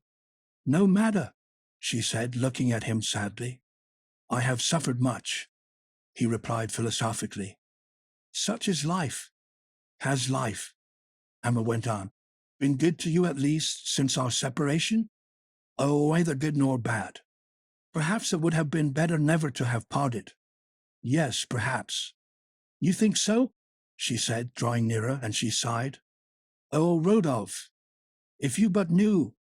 I loved you so." It was then that she took his hand, and they remained some time, their fingers intertwined, like that first day at the show. With a gesture of pride he struggled against this emotion. But sinking upon his breast she said to him, "How did you think I could live without you? One cannot lose the habit of happiness. I was desolate. I thought I should die. I will tell you about all that and you will see. And you fled from me." For all the 3 years, he had carefully avoided her in consequence of that natural cowardice that characterizes the stronger sex. Emma went on, with dainty little nods, more coaxing than an amorous kitten. "You love others, confess it." "Oh, I understand them, dear. I excuse them. You probably seduce them as you seduce me. You are indeed a man. You have everything to make one love you. But we'll begin again, won't we? We will love one another. See, I am laughing. I am happy. Oh, speak." And she was charming to see, with her eyes, in which trembled a tear, like the rain of a storm in a blue corolla. He had drawn her upon his knees, and with the back of his hand was caressing her smooth hair, where in the twilight was mirrored like a golden arrow one last ray of the sun. She bent down her brow. At last he kissed her on the eyelids quite gently with the tips of his lips. "Why, you have been crying. What for?" She burst into tears. Rodolphe thought this was an outburst of her love. As she did not speak, he took this silence for a last remnant of resistance, and then he cried out, "Oh, forgive me. You are the only one who pleases me. I was imbecile and cruel. I love you. I will love you always. What is it? Tell me." He was kneeling by her. "Well, I am ruined, Rodolphe. You must lend me 3,000 francs. But, said he, getting up slowly, while his face assumed a grave expression. "You know," she went on quickly, "that my husband had placed his whole fortune at a notary's. He ran away. So we borrowed. The patients don't pay us. Moreover, the settling of the estate is not yet done. We shall have the money later on. But today, for one of 3,000 francs, we are to be sold up. It is to be at once, this very moment, and counting upon your friendship, I have come to you." "Ah," thought Rodolphe, turning very pale. That was what she came for. At last he said with a calm air, "Dear madam, I have not got them." He did not lie. If he had had them, he would, no doubt, have given them, although it is generally disagreeable to do such fine things, a demand for money being, of all the winds that blow upon love, the coldest and most destructive. First she looked at him for some moments. "You have not got them," she repeated several times. "You have not got them. I ought to have spared myself this last shame. You never loved me. You are no better than the others. She was betraying, ruining herself. Rodolphe interrupted her, declaring he was hard up himself. Ah, I pity you, said Emma. Yes, very much. And fixing her eyes upon an embossed carabin that shone against its panoply. But when one is so poor one doesn't have silver on the butt of one's gun. One doesn't buy a clock inlaid with tortoise shell. She went on, pointing to a gilt timepiece. Nor silver-gilt whistles for one's wits. And she touched them. Nor charms for one's watch. Oh, he wants for nothing. Even to a liqueur stand in his room. For you love yourself, you live well. You have a chateau, farms, woods, you go hunting, you travel to Paris. Why, if it were but that, she cried, taking up 2 studs from the mantelpiece. But the least of these trifles, one can get money for them. Oh, I do not want them, keep them. And she threw the 2 links away from her, their gold chain breaking as it struck against the wall. But I would have given you everything. I would have sold all, worked for you with my hands. I would have begged on the high roads for a smile, for a look, to hear you say thanks, and you sit there quietly in your armchair, as if you had not made me suffer enough already. But for you, and you know it, I might have lived happily. What made you do it? Was it a bet? Yet you loved me, you said so. And but a moment since, it would have been better to have driven me away. My hands are hot with your kisses, and there is the spot on the carpet where at my knees you swore an eternity of love. You made me believe you. For 2 years you held me in the most magnificent, the sweetest dream. Our plans for the journey, do you remember? Oh, your letter. Your letter. It tore my heart. And then when I come back to him, rich, happy, free, to implore the help the first stranger would give, a suppliant, and bringing back to him all my tenderness, he repulses me because it would cost him 3,000 francs. I haven't got them, replied Rodolphe, with that perfect calm with which resigned rage covers itself as with a shield. She went out. The walls trembled, the ceiling was crushing her, and she passed back through the long alley, stumbling against the heaps of dead leaves scattered by the wind. At last she reached the ha-ha hedge in front of the gate. She broke her nails against the lock in her haste to open it. Then 100 steps farther on, breathless, almost falling, she stopped. And now turning round, she once more saw the impassive chateau, with the park, the gardens, the 3 courts, and all the windows of the façade. She remained lost in stupor, and having no more consciousness of herself than through the beating of her arteries, that she seemed to hear bursting forth like a deafening music filling all the fields. The earth beneath her feet was more yielding than the sea, and the furrows seemed to her immense brown waves breaking into foam. Everything in her head, of memories, ideas, went off at once like 1,000 pieces of fireworks. She saw her father, Leroux's closet, their room at home, another landscape. Madness was coming upon her. She grew afraid, and managed to recover herself, in a confused way, it is true, for she did not in the least remember the cause of the terrible condition she was in, that is to say, the question of money. She suffered only in her love, and felt her soul passing from her in this memory, as wounded men dying feel their life ebb from their bleeding wounds. Night was falling, crows were flying about. Suddenly it seemed to her that fiery spheres were exploding in the air like fulminating balls when they strike, and were whirling, to melt at last upon the snow between the branches of the trees. In the midst of each of them appeared the face of Rodolphe. They multiplied and drew near her, penetrating her. It all disappeared. She recognized the lights of the houses that shone through the fog. Now her situation, like an abyss, rose up before her. She was panting as if her heart would burst. Then in an ecstasy of heroism that made her almost joyous, she ran down the hill, crossed the cow lake, the footpath, the alley, the market, and reached the chemist's shop. She was about to enter, but at the sound of the bell someone might come, and slipping in by the gate, holding her breath, feeling her way along the walls, she went as far as the door of the kitchen, where a candle stuck on the stove was burning. Justin in his shirt sleeves was carrying out a dish. "Ah, they are dining. I will wait," he returned. She tapped at the window. He went out. The key. The one for upstairs where he keeps the... What? And he looked at her, astonished at the pallor of her face, that stood out white against the black background of the night. She seemed to him extraordinarily beautiful and majestic as a phantom. Without understanding what she wanted, he had the presentiment of something terrible. But she went on quickly in a low voice, in a sweet, melting voice. I want it. Give it to me. As the partition wall was thin, they could hear the clatter of the forks on the plates in the dining room.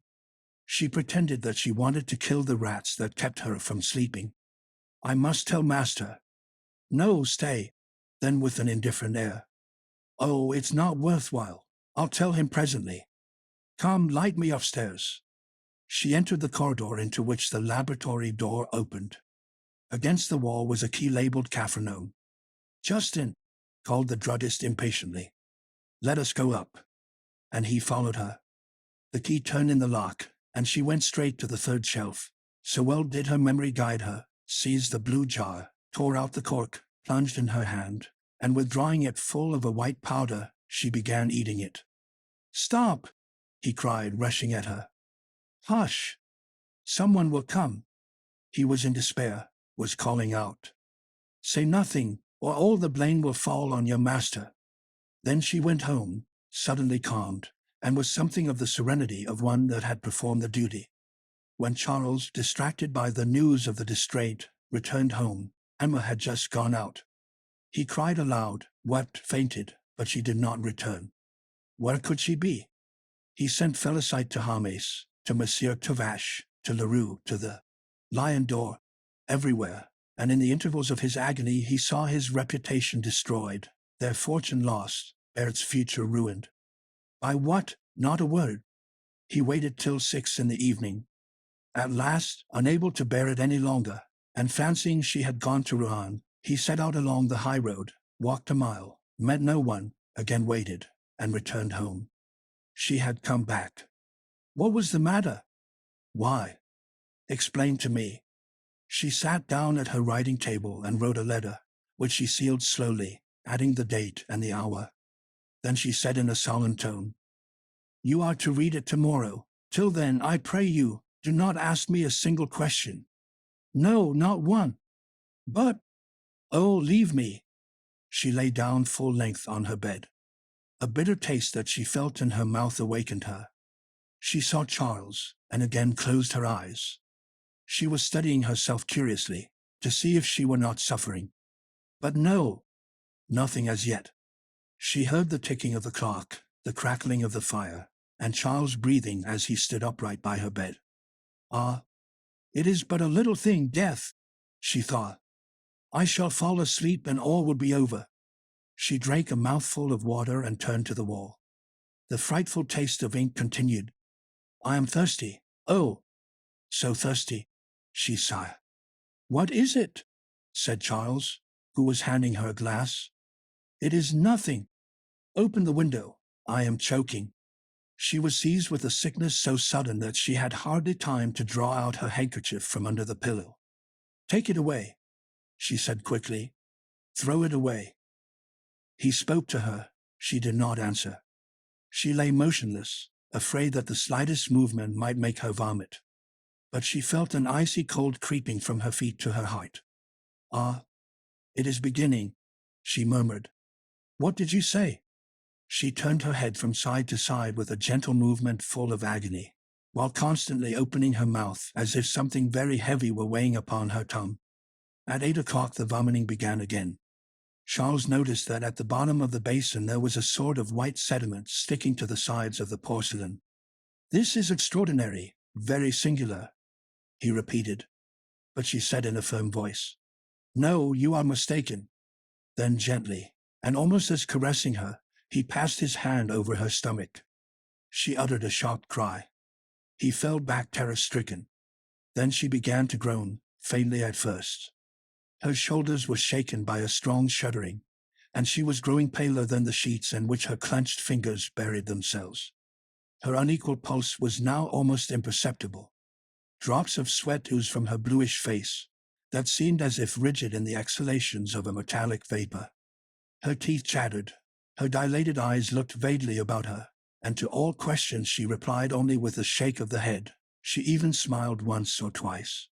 Gradually, her moaning grew louder. A hollow shriek burst from her. She pretended she was better and that she would get up presently. But she was seized with convulsions and cried out, "Ah, my God! It is horrible!" He threw himself on his knees by her bed. "Tell me, what have you eaten? Answer, for heaven's sake!" And he looked at her with a tenderness in his eyes such as she had never seen. "Well, there," she said in a faint voice. He flew to the writing table, tore open the seal, and read aloud. "Accuse no one." He stopped, passed his hands across his eyes, and read it over again. "What? Help, help!" He could only keep repeating the word. "Poisoned! Poisoned!" Felicite ran to Hermes, who proclaimed it in the marketplace. Madame Lefrancois heard it at the lion door. Some got up to go and tell their neighbors, and all night the village was on the alert. Distraught, faltering, reeling, Charles wandered about the room. He knocked against the furniture, tore his hair, and the chemist had never believed that there could be so terrible a sight. He went home to write to Monsieur Canavet and to Dr. Lariviere. He lost his head, and made more than 15 rough copies. Hippolyte went to Neuchâtel, and Justin so spurred Bovary's horse that he left it foundered and 3 parts dead by the hill at Bourgeois. Charles tried to look up his medical dictionary, but could not read it. The lines were dancing. "Be calm," said the druggist. "We have only to administer a powerful antidote." "What is the poison?" Charles showed him the letter. It was arsenic. "Very well," said Hermes. "We must make an analysis." For he knew that in cases of poisoning an analysis must be made, and the other, who did not understand, answered, "Oh, do anything. Save her." Then going back to her, he sank upon the carpet, and lay there with his head leaning against the edge of her bed, sobbing. "Don't cry," she said to him. "Soon I shall not trouble you any more." "Why was it? Who drove you to it?" She replied, "It had to be, my dear. Weren't you happy? Is it my fault? I did all I could." "Yes, that is true. You are good, you." And she passed her hand slowly over his hair. The sweetness of this sensation deepened his sadness. He felt his whole being dissolving in despair at the thought that he must lose her, just when she was confessing more love for him than ever. And he could think of nothing. He did not know. He did not dare. The urgent need for some immediate resolution gave the finishing stroke to the turmoil of his mind. So she had done, she thought, with all the treachery and meanness and numberless desires that had tortured her. She hated no one now. A twilight dimness was settling upon her thoughts, and of all earthly noises, Emma heard none but the intermittent lamentations of this poor heart, sweet and indistinct like the echo of a symphony dying away. "Bring me the child," she said, raising herself on her elbow. "You are not worse, are you?" asked Charles. "No, no." The child, serious, and still half asleep, was carried in on the servant's arm in her long white nightgown, from which her bare feet peeped out. She looked wonderingly at the disordered room, and half closed her eyes, dazzled by the candles burning on the table. They reminded her, no doubt, of the morning of New Year's Day in Nidlet, when thus awakened early by candlelight she came to her mother's bed to fetch her presents, for she began saying, "But where is it, Mamma?" And as everybody was silent, "But I can't see my little stocking." Felicite held her over the bed while she still kept looking towards the mantelpiece. "Has nurse taken it?" she asked. And at this name, that carried her back to the memory of her adulteries and her calamities, Madame Bovary turned away her head, as at the loathing of another bitterer poison that rose to her mouth. But Baird remained perched on the bed. "Oh, how big your eyes are, Mamma! How pale you are! How hot you are!" Her mother looked at her. "I am frightened," cried the child, recoiling. Emma took her hand to kiss it. The child struggled. "That will do. Take her away," cried Charles, who was sobbing in the alcove. Then the symptoms ceased for a moment. She seemed less agitated, and at every insignificant word, at every respiration a little more easy, he regained hope. At last, when Canavet came in, he threw himself into his arms. "Ah, it is you. Thanks. You are good. But she is better. See, look at her." His colleague was by no means of this opinion, and, as he said of himself, never beating about the bush. He prescribed an emetic in order to empty the stomach completely. She soon began vomiting blood. Her lips became drawn. Her limbs were convulsed, her whole body covered with brown spots, and her pulse slipped beneath the fingers like a stretched thread, like a heartstring nearly breaking. After this she began to scream horribly. She cursed the poison, railed at it, and implored it to be quick, and thrust away with her stiffened arms everything that Charles, in more agony than herself, tried to make her drink. He stood up, his handkerchief to his lips, with a rattling sound in his throat, weeping, and choked by sobs that shook his whole body. Felicite was running hither and thither in the room. Harmais, motionless, uttered great sighs, and Monsieur Canavet, always retaining his self-command, nevertheless began to feel uneasy. The devil! Yet she has been purged, and from the moment that the cause ceases, the effect must cease, said Harmais. That is evident. Oh, save her! Cried Bovary. And without listening to the chemist, who was still venturing the hypothesis, it is perhaps a salutary paroxysm. Canavet was about to administer some theriac, when they heard the cracking of a whip, all the windows rattled, and a post-chaise drawn by 3 horses abreast, up to their ears in mud, drove at a gallop round the corner of the market. It was Dr. Lariviere. The apparition of a god would not have caused more commotion. Bovary raised his hands. Canavet stopped short, and Harmais pulled off his skull-cap long before the doctor had come in. He belonged to that great school of surgery begotten of Bichat, to that generation, now extinct, of philosophical practitioners, who, loving their art with a fanatical love, exercised it with enthusiasm and wisdom. Everyone in his hospital trembled when he was angry, and his students so revered him that they tried, as soon as they were themselves in practice, to imitate him as much as possible. So that in all the towns about they were found wearing his long wadded merino overcoat and black frock coat, whose button cuffs slightly covered his brawny hands, very beautiful hands, and that never knew gloves, as though to be more ready to plunge into suffering. Disdainful of honors, of titles, and of academies, like one of the old night hospitallers, generous, fatherly to the poor, and practicing virtue without believing in it, he would almost have passed for a saint if the keenness of his intellect had not caused him to be feared as a demon. His glance, more penetrating than his bistouries, looked straight into your soul, and dissected every lie athwart all assertions and all reticences. And thus he went along, full of that debonair majesty that is given by the consciousness of great talent, of fortune, and of 40 years of a laborious and irreproachable life. He frowned as soon as he had passed the door when he saw the cadaverous face of Emma stretched out on her back with her mouth open. Then, while apparently listening to Canavet, he rubbed his fingers up and down beneath his nostrils, and repeated, "Good, good." But he made a slow gesture with his shoulders. Bovary watched him. They looked at one another, and this man, accustomed as he was to the sight of pain, could not keep back a tear that fell on his shirt frill. He tried to take Canavet into the next room. Charles followed him. "She is very ill, isn't she? If we put on synaptisms?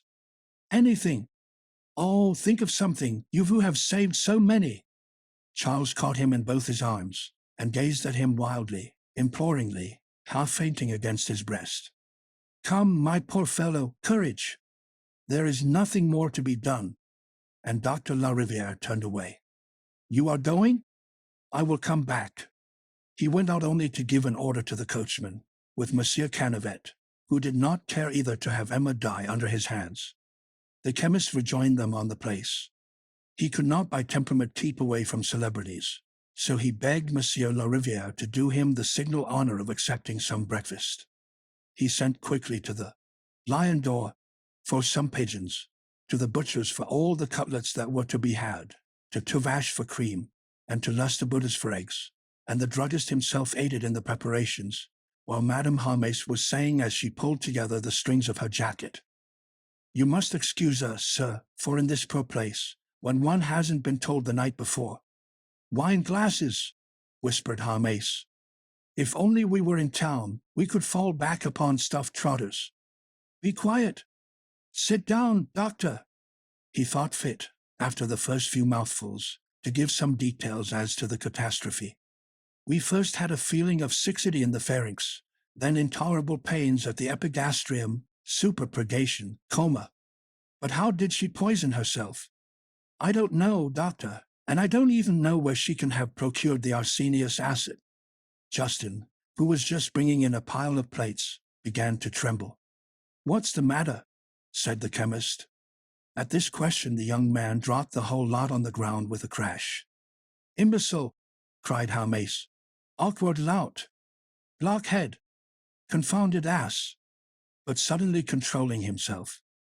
I wish, doctor, to make an analysis, and primo I delicately introduced the tube. You would have done better, said the physician, to introduce your fingers into her throat. His colleague was silent, having just before privately received a severe lecture about his emetic, so that this good Canavet, so arrogant, and so verbose at the time of the clubfoot, was today very modest. He smiled without ceasing in an approving manner. Harmace dilated in amphitryon pride, and the affecting thought of Bovary vaguely contributed to his pleasure by a kind of egotistic reflex upon himself. Then the presence of the doctor transported him. He displayed his erudition, cited Pomocantharides, Upus, the manchineal, vipers. I have even read that various persons have found themselves under toxicological symptoms, and, as it were, thunderstricken by black pudding that had been subjected to a too vehement fumigation. At least, this was stated in a very fine report drawn up by one of our pharmaceutical chiefs, one of our masters, the illustrious Cadet de Gassecourt. Madame Harmace reappeared, carrying one of those shaky machines that are heated with spirits of wine, for Harmace liked to make his coffee at table, having, moreover, torrefied it, pulverized it, and mixed it himself. Saccharum, doctor? Said he, offering the sugar. Then he had all his children brought down, anxious to have the physician's opinion on their constitutions. At last Monsieur Lariviere was about to leave, when Madame Harmace asked for a consultation about her husband. He was making his blood too thick by going to sleep every evening after dinner. Oh, it isn't his blood that's too thick, said the physician. And smiling a little at his unnoticed joke, the doctor opened the door. But the chemist's shop was full of people. He had the greatest difficulty in getting rid of Monsieur Tuvache, who feared his spouse would get inflammation of the lungs, because she was in the habit of spitting on the ashes, then of Monsieur Binet, who sometimes experienced sudden attacks of great hunger, and of Madame Caron, who suffered from tinglings, of Leroux, who had vertigo, of Lestiboutus, who had rheumatism, and of Madame Lefrancois, who had heartburn. At last the three horses started, and it was the general opinion that he had not shown himself at all obliging. Public attention was distracted by the appearance of Monsieur Bernigin, who was going across the market with the holy oil. Harmace, as was due to his principles, compared priests to ravens attracted by the odor of death. The sight of an ecclesiastic was personally disagreeable to him, for the cassock made him think of the shroud, and he detested the one from some fear of the other. Nevertheless, not shrinking from what he called his mission, he returned to Bovary's in company with Canavet, whom Monsieur Lariviere, before leaving, had strongly urged to make this visit, and he would, but for his wife's objections, have taken his two sons with him, in order to accustom them to great occasions, that this might be a lesson, an example, a solemn picture that should remain in their heads later on. The room when they went in was full of mournful solemnity. On the work table, covered over with a white cloth, there were 5 or 6 small balls of cotton in a silver dish, near a large crucifix between 2 lighted candles. Emma, her chin sunken upon her breast, had her eyes inordinately wide open, and her poor hands wandered over the sheets with that hideous and soft movement of the dying, that seems as if they wanted already to cover themselves with the shroud. Pale as a statue and with eyes red as fire, Charles, not weeping, stood opposite her at the foot of the bed, while the priest, bending one knee, was muttering words in a low voice. She turned her face slowly, and seemed filled with joy on seeing suddenly the violet stole, no doubt finding again, in the midst of a temporary lull in her pain, the lost voluptuousness of her first mystical transports, with the visions of eternal beatitude that were beginning. The priest rose to take the crucifix. Then she stretched forward her neck as one who is athirst, and gluing her lips to the body of the man-god, she pressed upon it with all her expiring strength the fullest kiss of love that she had ever given.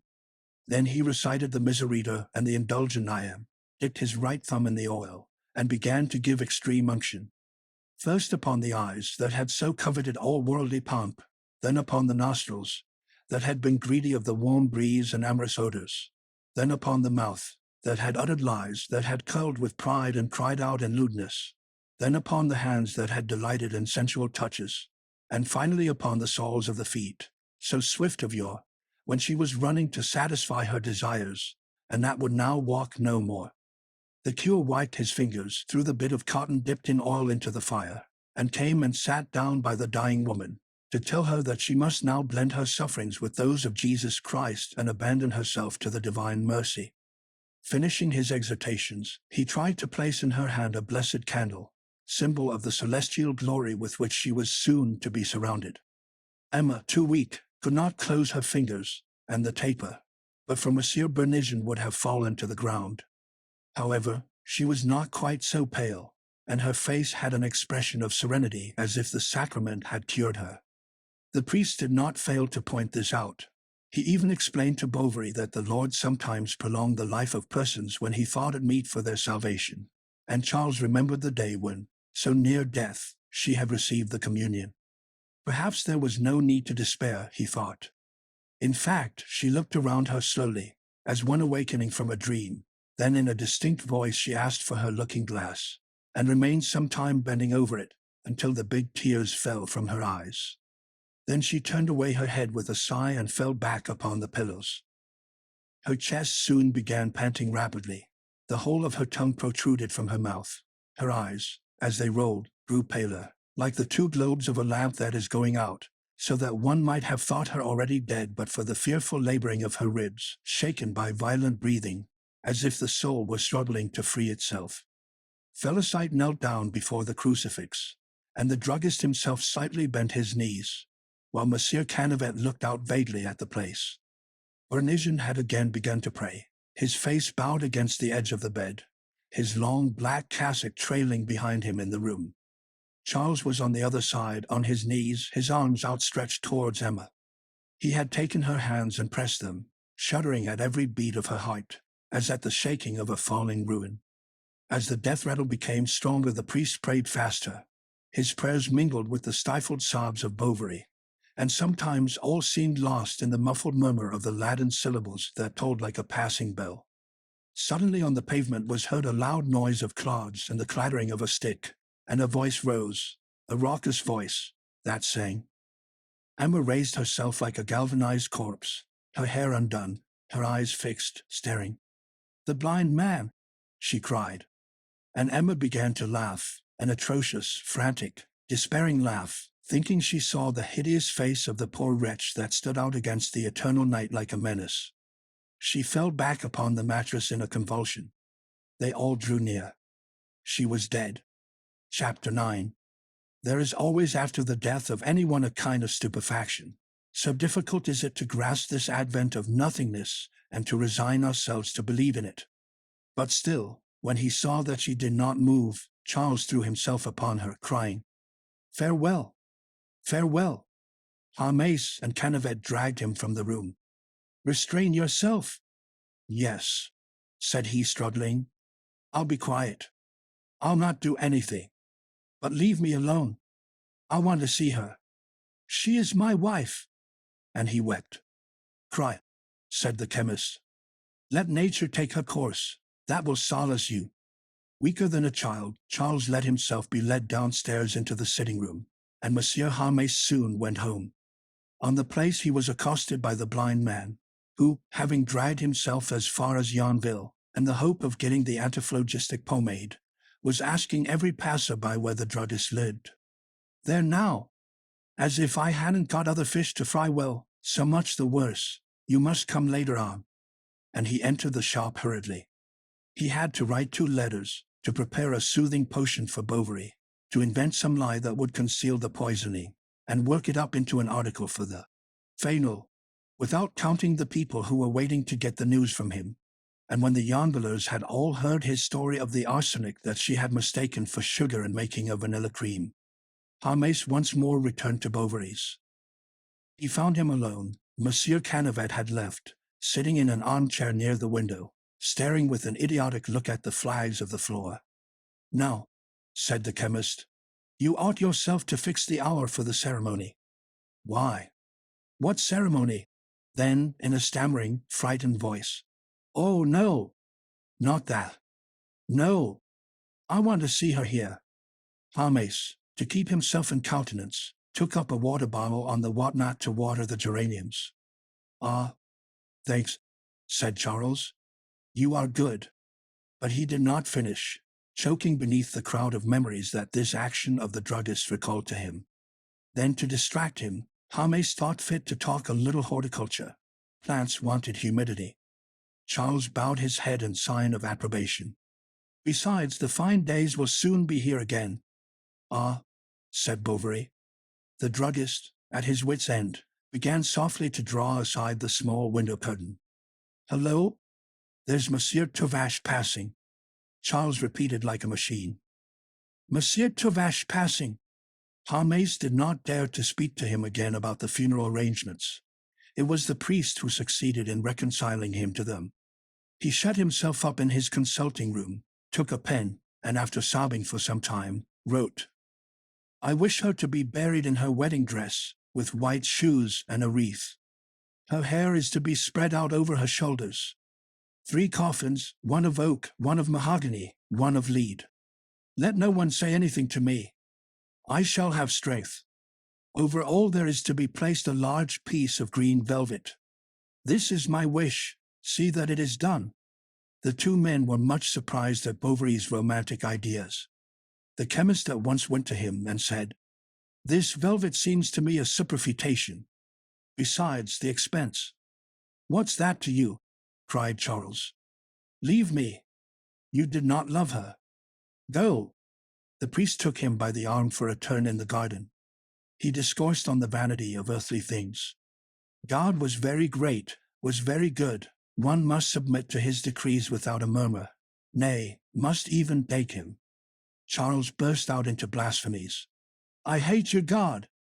The spirit of rebellion is still upon you," sighed the ecclesiastic. Bovary was far away. He was walking with great strides along by the wall, near the espalier, and he ground his teeth. He raised to heaven looks of malediction, but not so much as a leaf stirred. A fine rain was falling. Charles, whose chest was bare, at last began to shiver. He went in and sat down in the kitchen. At 6 o'clock a noise like a clatter of old iron was heard on the place. It was the Hirondelle, coming in, and he remained with his forehead against the window-pane, watching all the passengers get out, one after the other. Felicite put down a mattress for him in the drawing-room. He threw himself upon it and fell asleep. Although a philosopher, Monsieur Hermès respected the dead. So bearing no grudge to poor Charles, he came back again in the evening to sit up with the body, bringing with him 3 volumes and a pocket-book for taking notes. Monsieur Bernigin was there, and 2 large candles were burning at the head of the bed that had been taken out of the alcove. The druggist, on whom the silence weighed, was not long before he began formulating some regrets about this unfortunate young woman, and the priest replied that there was nothing to do now but pray for her. "Yet," Hermès went on, "one of 2 things. Either she died in a state of grace, as the Church has it, and then she has no need of our prayers, or else she departed impertinent, that is, I believe, the ecclesiastical expression, and then—" Bernigin interrupted him, replying testily that it was none the less necessary to pray. "But," objected the chemist, "since God knows all our needs, what can be the good of prayer?" "What?" cried the ecclesiastic. "Prayer? Why, aren't you a Christian?" "Excuse me," said Hermès. "I admire Christianity. To begin with, it enfranchised the slaves, introduced into the world immorality. That isn't the question. all the text dash. Oh, oh. As to texts, look at history. It is known that all the texts have been falsified by the Jesuits. Charles came in, and advancing towards the bed, slowly drew the curtains. Emma's head was turned towards her right shoulder. The corner of her mouth, which was open, seemed like a black hole at the lower part of her face. Her 2 thumbs were bent into the palms of her hands. A kind of white dust besprinkled her lashes, and her eyes were beginning to disappear in that viscous pallor that looks like a thin web, as if spiders had spun it over. The sheet sunken from her breast to her knees, and then rose at the tips of her toes, and it seemed to Charles that infinite masses, an enormous load, were weighing upon her. The church clock struck 2. They could hear the loud murmur of the river flowing in the darkness at the foot of the terrace. Monsieur Bernigent from time to time blew his nose noisily, and Homais' pen was scratching over the paper. "Come, my good friend," he said. "Withdraw. This spectacle is tearing you to pieces." Charles once gone, the chemist and the cure recommenced their discussions. "Read Voltaire," said the one.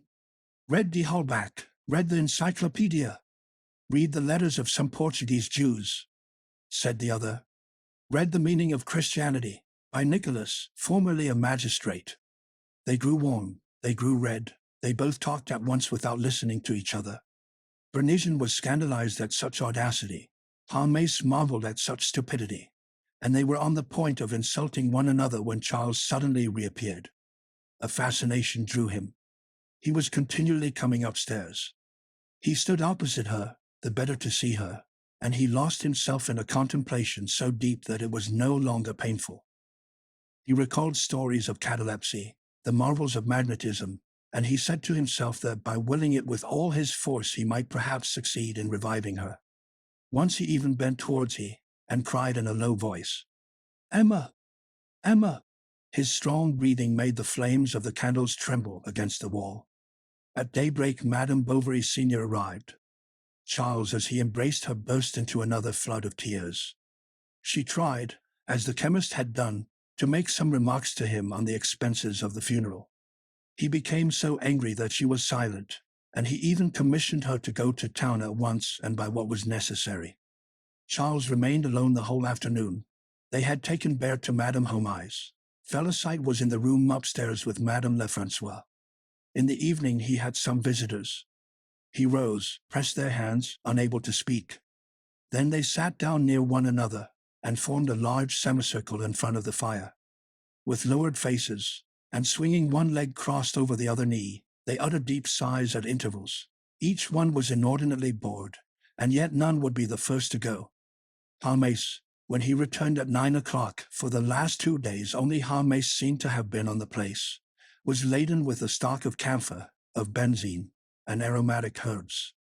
He also carried a large jar full of chlorine water, to keep off all miasmata. Just then the servant, Madame Lefrancois, and Madame Bovary Senior were busy about Emma, finishing dressing her, and they were drawing down the long stiff veil that covered her to her satin shoes. Félicite was sobbing.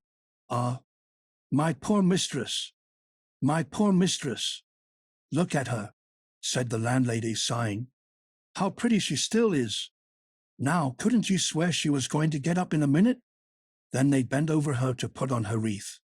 They had to raise the head a little, and a rush of black liquid issued, as if she were vomiting, from her mouth. "Oh, goodness! The dress, take care!" cried Madame Lefrancois. "Now, just come and help," she said to the chemist. "Perhaps you're afraid?" "I afraid?" replied he, shrugging his shoulders. "I dare say. I've seen all sorts of things at the hospital when I was studying pharmacy. We used to make punch in the dissecting room. Nothingness does not terrify a philosopher, and, as I often say, I even intend to leave my body to the hospitals, in order, later on, to serve science." The cure on his arrival inquired how Monsieur Bovary was, and on the reply of the druggist, went on, "The blow, you see, is still too recent."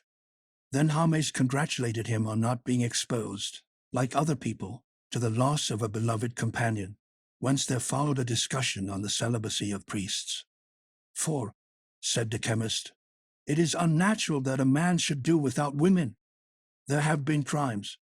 But, good heaven, cried the ecclesiastic, how do you expect an individual who is married to keep the secrets of the confessional, for example? Harmes fell foul of the confessional. Bernigin defended it. He enlarged on the acts of restitution that it brought about. He cited various anecdotes about thieves who had suddenly become honest. Military men on approaching the tribunal of penitence had felt the scales fall from their eyes. At Fribourg there was a minister. His companion was asleep. Then he felt somewhat stifled by the over-heavy atmosphere of the room. He opened the window. This awoke the chemist. "Come, take a pinch of snuff," he said to him. "Take it, it'll relieve you." A continual barking was heard in the distance. "Do you hear that dog howling?" said the chemist. "They smell the dead," replied the priest.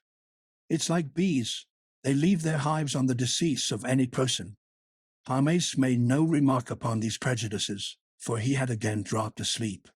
Monsieur Bernigin, stronger than he, went on moving his lips gently for some time, then insensibly his chin sank down, he let fall his big black boot, and began to snore. They sat opposite one another, with protruding stomachs, puffed-up faces, and frowning looks, after so much disagreement uniting at last in the same human weakness, and they moved no more than the corpse by their side, that seemed to be sleeping. Charles coming in did not wake them. It was the last time. He came to bid her farewell. The aromatic herbs were still smoking, and spirals of bluish vapor blended at the window sash with the fog that was coming in. There were few stars, and the night was warm. The wax of the candles fell in great drops upon the sheets of the bed. Charles watched them burn, tiring his eyes against the glare of their yellow flame. The watering on the satin gown shimmered white as moonlight. Emma was lost beneath it, and it seemed to him that, spreading beyond her own self, she blended confusedly with everything around her, the silence, the night, the passing wind, the damp odors rising from the ground. Then suddenly he saw her in the garden at Toasts, on a bench against the thorn hedge, or else at Rouen in the streets, on the threshold of their house, in the yard at Bertaux. He again heard the laughter of the happy boys beneath the apple trees. The room was filled with the perfume of her hair, and her dress rustled in his arms with a noise like electricity. The dress was still the same. For a long while he thus recalled all his lost joys, her attitudes, her movements, the sound of her voice. Upon one fit of despair followed another, and even others, inexhaustible as the waves of an overflowing sea. A terrible curiosity seized him.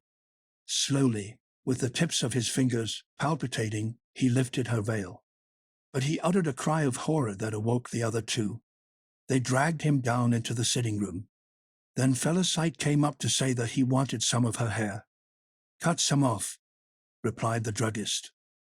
And as she did not dare to, he himself stepped forward, scissors in hand. He trembled so that he pierced the skin of the temple in several places. At last, stiffening himself against emotion, Harmes gave 2 or 3 great cuts at random that left white patches amongst that beautiful black hair. The chemist and the cure plunged anew into their occupations, not without sleeping from time to time, of which they accused each other reciprocally at each fresh awakening. Then Monsieur Bernigin sprinkled the room with holy water, and Harmes threw a little chlorine water on the floor.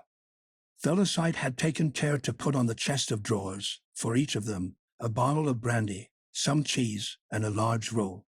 And the druggist, who could not hold out any longer, about 4 in the morning sighed, "My word! I should like to take some sustenance." The priest did not need any persuading.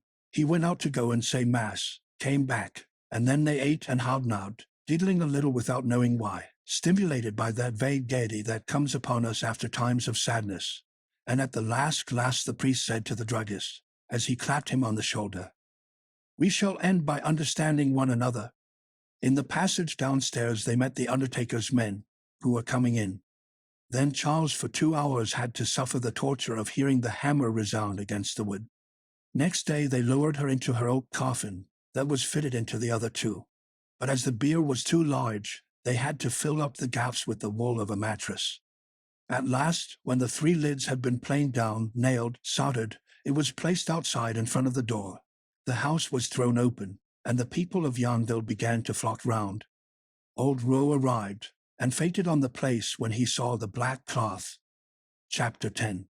He had only received the chemist's letter 36 hours after the event, and from consideration for his feelings, James had so worded it that it was impossible to make out what it was all about.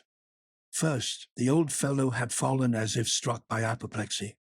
Next, he understood that she was not dead, but she might be. At last he had put on his blouse, taken his hat, fastened his spurs to his boots, and set out at full speed, and the whole of the way old Roe, panting, was torn by anguish. Once even he was obliged to dismount. He was dizzy. He heard voices round about him. He felt himself going mad. Day broke. He saw 3 black hens asleep in a tree. He shuddered, horrified at this omen. Then he promised the Holy Virgin 3 chasubles for the church, and that he would go barefooted from the cemetery at Bertard to the chapel of Vassonville. He entered Marama shouting for the people of the inn, burst open the door with a thrust of his shoulder, made for a sack of oats, emptied a bottle of sweet cider into the manger, and again mounted his nag, whose feet struck fire as it dashed along. He said to himself that no doubt they would save her. The doctors would discover some remedy surely. He remembered all the miraculous cures he had been told about. Then she appeared to him dead. She was there, before his eyes, lying on her back in the middle of the road. He reined up, and the hallucination disappeared. At Quincampox, to give himself heart, he drank 3 cups of coffee one after the other. He fancied they had made a mistake in the name in writing. He looked for the letter in his pocket, felt it there, but did not dare to open it. At last he began to think it was all a joke, someone's spite, the jest of some wag, and besides, if she were dead, one would have known it. But no, there was nothing extraordinary about the country. The sky was blue, the trees swayed, a flock of sheep passed. He saw the village. He was seen coming bending forward upon his horse, belaboring it with great blows, the girths dripping with blood. When he had recovered consciousness, he fell, weeping, into Bovary's arms. "My girl! Emma! My child! Tell me." The other replied, sobbing, "I don't know. I don't know. It's a curse. The druggist separated them. These horrible details are useless. I will tell this gentleman all about it. Here are the people coming. Dignity! Come now! Philosophy!" The poor fellow tried to show himself brave, and repeated several times, "Yes. Courage." "Oh," cried the old man, "so I will have, by God! I'll go along with her to the end." The bell began tolling. All was ready. They had to start. And seated in a stall of the choir, side by side, they saw pass and repass in front of them continually the 3 chanting choristers. The serpent player was blowing with all his might. Monsieur Bournisien, in full vestments, was singing in a shrill voice. He bowed before the tabernacle, raising his hands, stretched out his arms. Lester Butters went about the church with his whalebone stick. The bier stood near the lectern, between 4 rows of candles. Charles felt inclined to get up and put them out. Yet he tried to stir himself to a feeling of devotion, to throw himself into the hope of a future life in which he should see her again. He imagined to himself she had gone on a long journey, far away, for a long time. But when he thought of her lying there, and that all was over, that they would lay her in the earth, he was seized with a fierce, gloomy, despairful rage. At times he thought he felt nothing more, and he enjoyed this lull in his pain, whilst at the same time he reproached himself for being a wretch. The sharp noise of an iron-ferruled stick was heard on the stones, striking them at irregular intervals. It came from the end of the church, and stopped short at the lower aisles. A man in a coarse brown jacket knelt down painfully. It was Hippolyte, the stable boy at the lion door. He had put on his new leg. One of the choristers went round the nave making a collection, and the coppers chinked one after the other on the silver plate. "Oh, make haste! I am in pain!" cried Bovary, angrily throwing him a 5-franc piece. The churchmen thanked him with a deep bow. They sang, they knelt, they stood up. It was endless. He remembered that once, in the early times, they had been to mass together, and they had sat down on the other side, on the right, by the wall. The bell began again.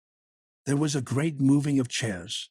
The bearers slipped their 3 staves under the coffin, and everyone left the church. Then Justin appeared at the door of the shop. He suddenly went in again, pale, staggering. People were at the windows to see the procession pass. Charles at the head walked direct. He affected a brave air, and saluted with a nod those who, coming out from the lanes or from their doors, stood amidst the crowd. The 6 men, 3 on either side, walked slowly, panting a little. The priests, the choristers, and the 2 quibers recited the De Profundis, and their voices echoed over the fields, rising and falling with their undulations. Sometimes they disappeared in the windings of the path, but the great silver cross rose always before the trees. The women followed in black cloaks with turned-down hoods. Each of them carried in her hands a large lighted candle, and Charles felt himself growing weaker at this continual repetition of prayers and torches, beneath this oppressive odor of wax and of cassocks. A fresh breeze was blowing, the rye and colza were sprouting, little dewdrops trembled at the roadsides and on the hawthorn hedges.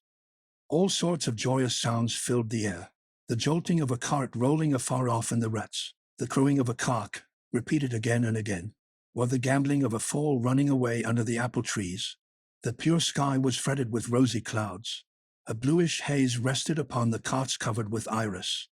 Charles, as he passed, recognized each courtyard.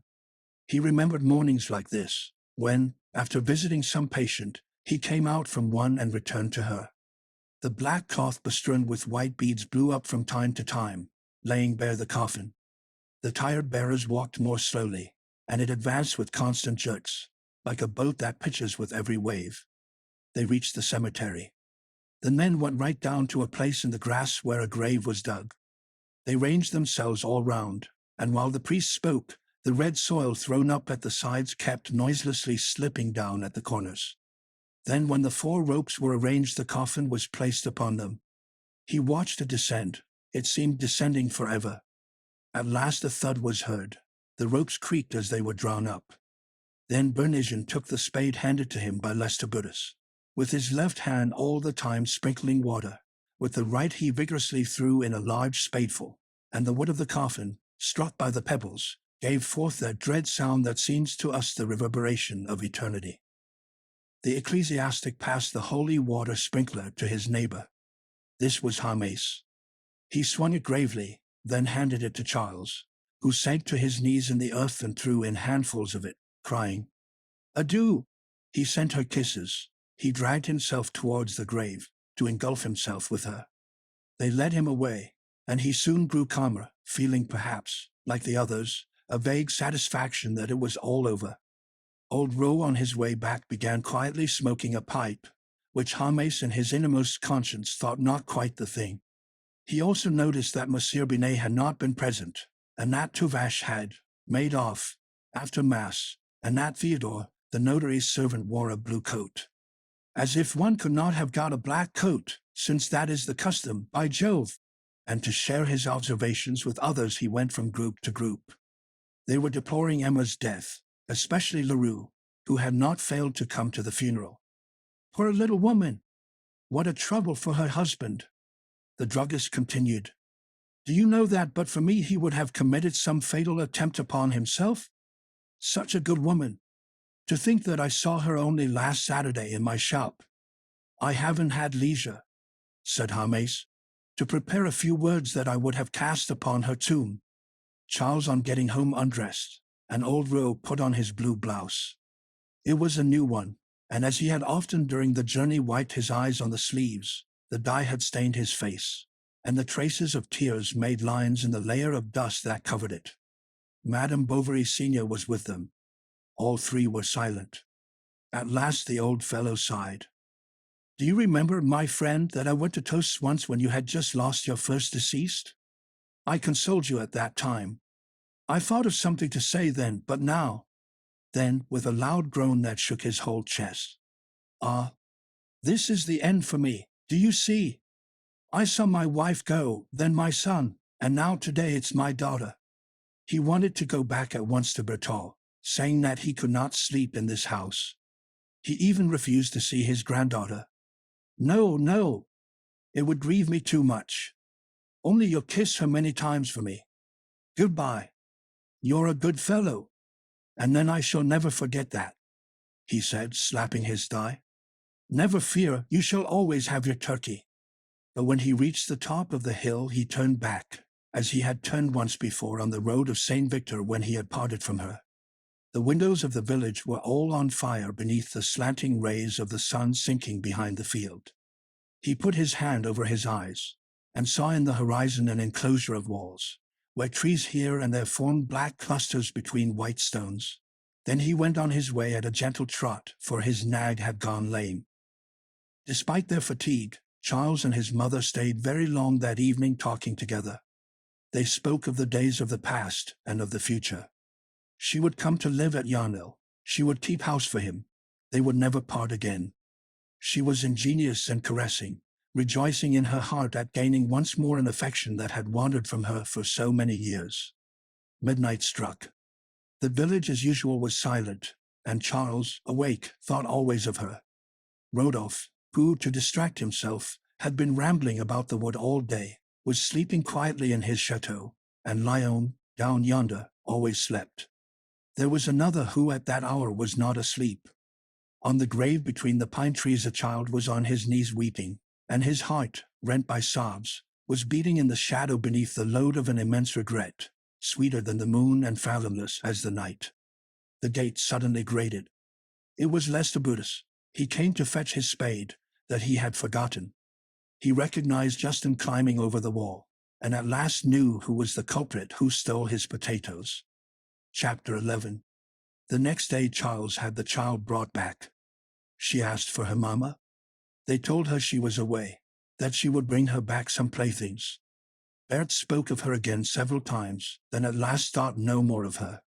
The child's gaiety broke Bovary's heart, and he had to bear besides the intolerable consolations of the chemist. Money troubles soon began again, Monsieur Leroux urging on anew his friend Vigoit, and Charles pledged himself for exorbitant sums, for he would never consent to let the smallest of the things that had belonged to her be sold. His mother was exasperated with him. He grew even more angry than she did. He had altogether changed. She left the house. Then everyone began, taking advantage of him. Mademoiselle Lempereur presented a bill for 6 months' teaching, although Emma had never taken a lesson, despite the receipted bill she had shown Bovary. It was an arrangement between the two women. The man at the circulating library demanded 3 years' subscriptions. Mirala claimed the postage due for some 20 letters, and when Charles asked for an explanation, she had the delicacy to reply, "Oh, I don't know. It was for her business affairs." With every debt he paid, Charles thought he had come to the end of them, but others followed ceaselessly. He sent in accounts for professional attendance. He was shown the letters his wife had written. Then he had to apologize. Félicite now wore Madame Bovary's gowns, not all, for he had kept some of them, and he went to look at them in her dressing room, locking himself up there. She was about her height, and often Charles, seeing her from behind, was seized with an illusion, and cried out, "Oh, stay, stay!" But at Whitsuntide she ran away from Yonville, carried off by Theodore, stealing all that was left of the wardrobe. It was about this time that the widow Dupuy had the honor to inform him of the marriage of Monsieur Léon Dupuy, her son, notary at Itot, to Mademoiselle Léocadie Leboeuf of Bonneville.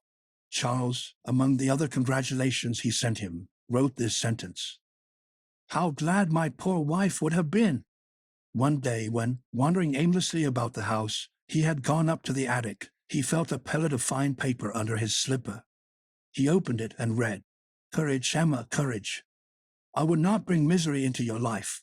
It was Rodolphe's letter, fallen to the ground between the boxes, where it had remained, and that the wind from the dormer window had just blown towards the door.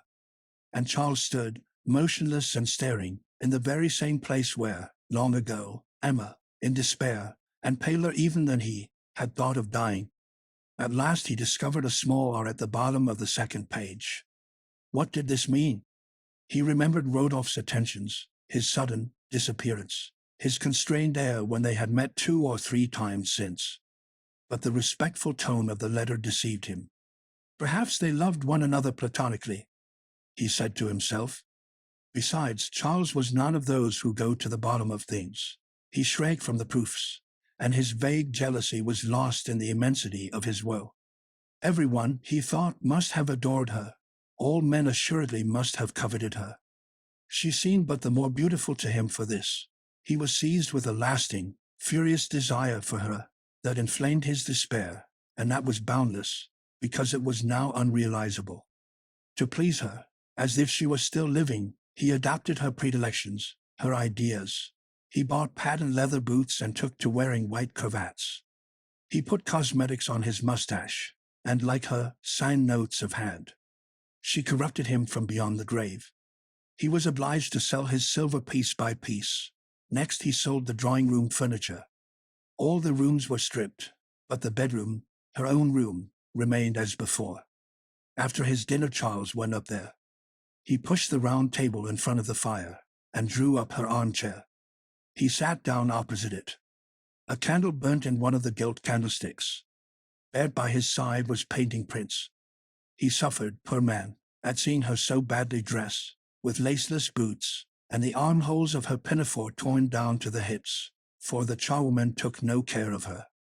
But she was so sweet, so pretty, and her little head bent forward so gracefully, letting the dear fair hair fall over her rosy cheeks, that an infinite joy came upon him, a happiness mingled with bitterness, like those ill-made wines that taste of resin. He mended her toys, made her puppets from cardboard, or sewed up half-torn dolls. Then, if his eyes fell upon the workbox, a ribbon lying about, or even a pin left in a crack of the table, he began to dream, and looked so sad that she became as sad as he. No one now came to see them, for Justin had run away to Rouen, where he was a grocer's assistant, and the druggist's children saw less and less of the child, Monsieur Harmes not caring, seeing the difference of their social position, to continue the intimacy. The blind man, whom he had not been able to cure with the pomade, had gone back to the hill of Bourgeois, where he told the travelers of the vain attempt of the druggist, to such an extent that Harmes, when he went to town, hid himself behind the curtains of the Hirondelle to avoid meeting him. He detested him, and wishing, in the interests of his own reputation, to get rid of him at all costs, he directed against him a secret battery that betrayed the depth of his intellect and the baseness of his vanity. Thus, for 6 consecutive months, one could read in the Fanal de Rouen editorials such as these: "All who bend their steps towards the fertile plains of Picardy have, no doubt, remarked by the Bois Guillaume hill a wretch suffering from a horrible facial wound. He importunes, persecutes one, and levies a regular tax on all travelers. Are we still living in the monstrous times of the Middle Ages, when vagabonds were permitted to display in our public places leprosy and scrofulas they had brought back from the Crusades? Or, in spite of the laws against vagabondage, the approaches to our great towns continue to be infected by bands of beggars. Some are seen going about alone, and these are not, perhaps, the least dangerous. What are our idols about?" Then Harmes invented anecdotes. "Yesterday, by the Bois Guillaume hill, a skittish horse," and then followed the story of an accident caused by the presence of the blind man. He managed so well that the fellow was locked up, but he was released. He began again, and Harmes began again. It was a struggle. Harmes won it, for his foe was condemned to lifelong confinement in an asylum. This success emboldened him, and henceforth there was no longer a dog run over, a barn burnt down, a woman beaten in the parish, of which he did not immediately inform the public, guided always by the love of progress and the hate of priests. He instituted comparisons between the elementary and clerical schools to the detriment of the latter, called to mind the massacre of St. Bartholomew apropos of a grant of 100 francs to the church, and denounced abuses, aired new views. That was his phrase. Harmes was digging and delving. He was becoming dangerous. However, he was stifling in the narrow limits of journalism, and soon a work was necessary to him. Then he composed General Statistics of the Canton of Yonville, followed by climatological remarks. The statistics drove him to philosophy. He busied himself with great questions: the social problem, moralization of the poorer classes, pisciculture, caoutchouc, railways, etc. He even began to blush at being a bourgeois. He affected the artistic style. He smoked. He bought 2 chic pompadour statuettes to adorn his drawing room. He by no means gave up his shop. On the contrary, he kept well abreast of new discoveries. He followed the great movement of chocolates. He was the first to introduce cocoa and revelenta into the Seine-et-Frise. He was enthusiastic about the hydroelectric pulvermacher chains. He wore one himself, and when at night he took off his flannel vest, Madame Harmé stood quite dazzled before the golden spiral beneath which he was hidden, and felt her ardor redouble for this man more bandaged than a Scythian, and splendid as one of the Magi.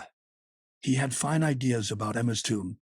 First he proposed a broken column with some drapery, next a pyramid, then a temple of Vesta, a sort of rotunda, or else a mass of ruins, and in all his plans Harmé always stuck to the weeping willow, which he looked upon as the indispensable symbol of sorrow. Charles and he made a journey to Rouen together to look at some tombs at a funeral furnisher's, accompanied by an artist, one Vaufrelard, a friend of Bridouil's, who made puns all the time. At last, after having examined some 100 designs, having ordered an estimate and made another journey to Rouen, Charles decided in favor of a mausoleum, which on the 2 principal sides was to have a spirit bearing an extinguished torch. As to the inscription, Harmé could think of nothing so fine as Estier Viator, and he got no further. He racked his brain. He constantly repeated Estier Viator. At last he hit upon a Mabillon Conjugum Calcas, which was adopted. A strange thing was that Bovary, while continually thinking of Emma, was forgetting her. He grew desperate as he felt this image fading from his memory in spite of all efforts to retain it. Yet every night he dreamt of her. It was always the same dream. He drew near her, but when he was about to clasp her she fell into decay in his arms. For a week he was seen going to church in the evening. Monsieur Bernigien even paid him 2 or 3 visits, then gave him up. Moreover, the old fellow was growing intolerant, fanatic, said Harmé. He thundered against the spirit of the age, and never failed, every other week, in his sermon, to recount the death agony of Voltaire, who died devouring his excrements, as everyone knows. In spite of the economy with which Bovary lived, he was far from being able to pay off his old debts. Leroux refused to renew any more bills. A distraint became imminent. Then he appealed to his mother, who consented to let him take a mortgage on her property, but with a great many recriminations against Emma, and in return for her sacrifice she asked for a shawl that had escaped the depredations of Felicite. Charles refused to give it her. They quarreled. She made the first overtures of reconciliation by offering to have the little girl, who could help her in the house, to live with her. Charles consented to this, but when the time for parting came, all his courage failed him. Then there was a final, complete rupture. As his affections vanished, he clung more closely to the love of his child. She made him anxious, however, for she coughed sometimes, and had red spots on her cheeks. Opposite his house, flourishing and merry, was the family of the chemist, with whom everything was prospering. Napoleon helped him in the laboratory. Athalie embroidered him a skullcap. Emma cut out rounds of paper to cover the preserves, and Franklin recited Pythagoras' table in a breath. He was the happiest of fathers, the most fortunate of men. Not so. A secret ambition devoured him. Harmé hankered after the cross of the Legion of Honor. He had plenty of claims to it. First, having at the time of the cholera distinguished myself by a boundless devotion. Second, by having published, at my expense, various works of public utility, such as, and he recalled his pamphlet entitled Cider, its manufacture and effects, besides observation on the lanigerous plant louse, sent to the Academy, his volume of statistics, and down to his pharmaceutical thesis. Without counting that I am a member of several learned societies, he was member of a single one. In short, he cried, making a pirouette, if it were only for distinguishing myself that fires. Then Harmé inclined towards the government. He secretly did the prefect great service during the elections. He sold himself, in a word, prostituted himself. He even addressed a petition to the sovereign in which he implored him to do him justice. He called him our good king, and compared him to Henri IV. And every morning the druggist rushed for the paper to see if his nomination were in it. It was never there. At last, unable to bear it any longer, he had a grass plot in his garden designed to represent the Star of the Cross of Honor with two little strips of grass running from the top to imitate the riband. He walked round it with folded arms, meditating on the folly of the government and the ingratitude of men. From respect, or from a sort of sensuality that made him carry on his investigations slowly, Charles had not yet opened the secret drawer of a rosewood desk which Emma had generally used. One day, however, he sat down before it, turned the key, and pressed the spring. All Lyon's letters were there. There could be no doubt this time. He devoured them to the very last, ransacked every corner, all the furniture, all the drawers, behind the walls, sobbing, crying aloud, distraught, mad. He found a box and broke it open with a kick. Rodolphe's portrait flew full in his face in the midst of the overturned love letters. People wondered at his despondency. He never went out, saw no one, refused even to visit his patients. Then they said, he shut himself up to drink. Sometimes, however, some curious person climbed on to the garden hedge, and saw with amazement this long-bearded, shabbily clothed, wild man, who wept aloud as he walked up and down.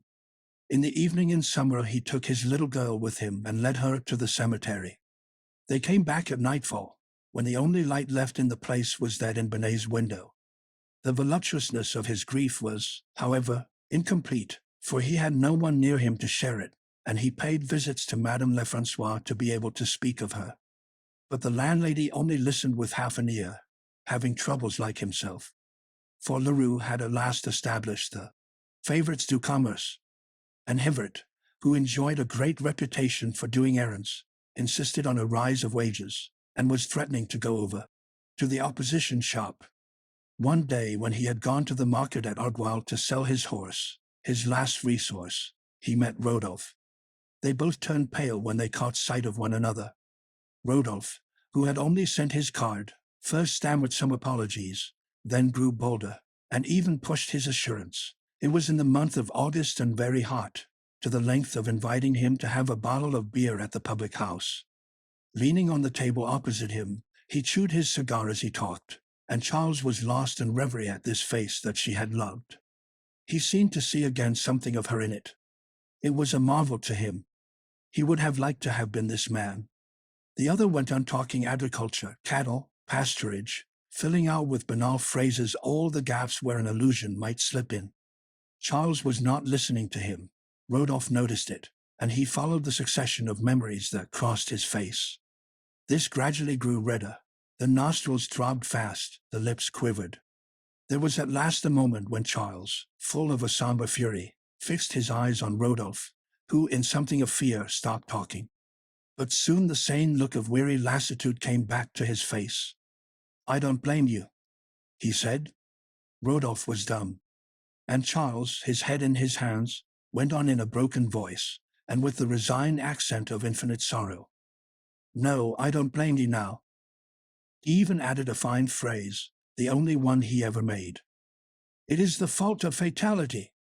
Rodolphe, who had managed the fatality, thought the remark very offhand from a man in his position, comic even, and a little mean. The next day Charles went to sit down on the seat in the arbor. Rays of light were straying through the trellis, the vine leaves threw their shadows on the sand, the jasmines perfumed the air, the heavens were blue, Spanish flies buzzed round the lilies in bloom, and Charles was suffocating like a youth beneath the vague love influences that filled his aching heart. At 7 o'clock little Bert, who had not seen him all the afternoon, went to fetch him to dinner. His head was thrown back against the wall, his eyes closed, his mouth open, and in his hand was a long tress of black hair. "Come along, Papa," she said, and thinking he wanted to play, she pushed him gently. He fell to the ground. He was dead. 36 hours after, at the druggist's request, Monsieur Canavet came thither. He made a post-mortem and found nothing. When everything had been sold, 12 francs 75 centimes remained, that served to pay for Mademoiselle Bovary's going to her grandmother. The good woman died the same year. Old Ro was paralyzed, and it was an aunt who took charge of her. She is poor, and sends her to a cotton factory to earn a living. Since Bovary's death, 3 doctors have followed one another at Yonville without any success. So severely did James attack them. He has an enormous practice. The authorities treat him with consideration, and public opinion protects him. He has just received the Cross of the Legion of Honor.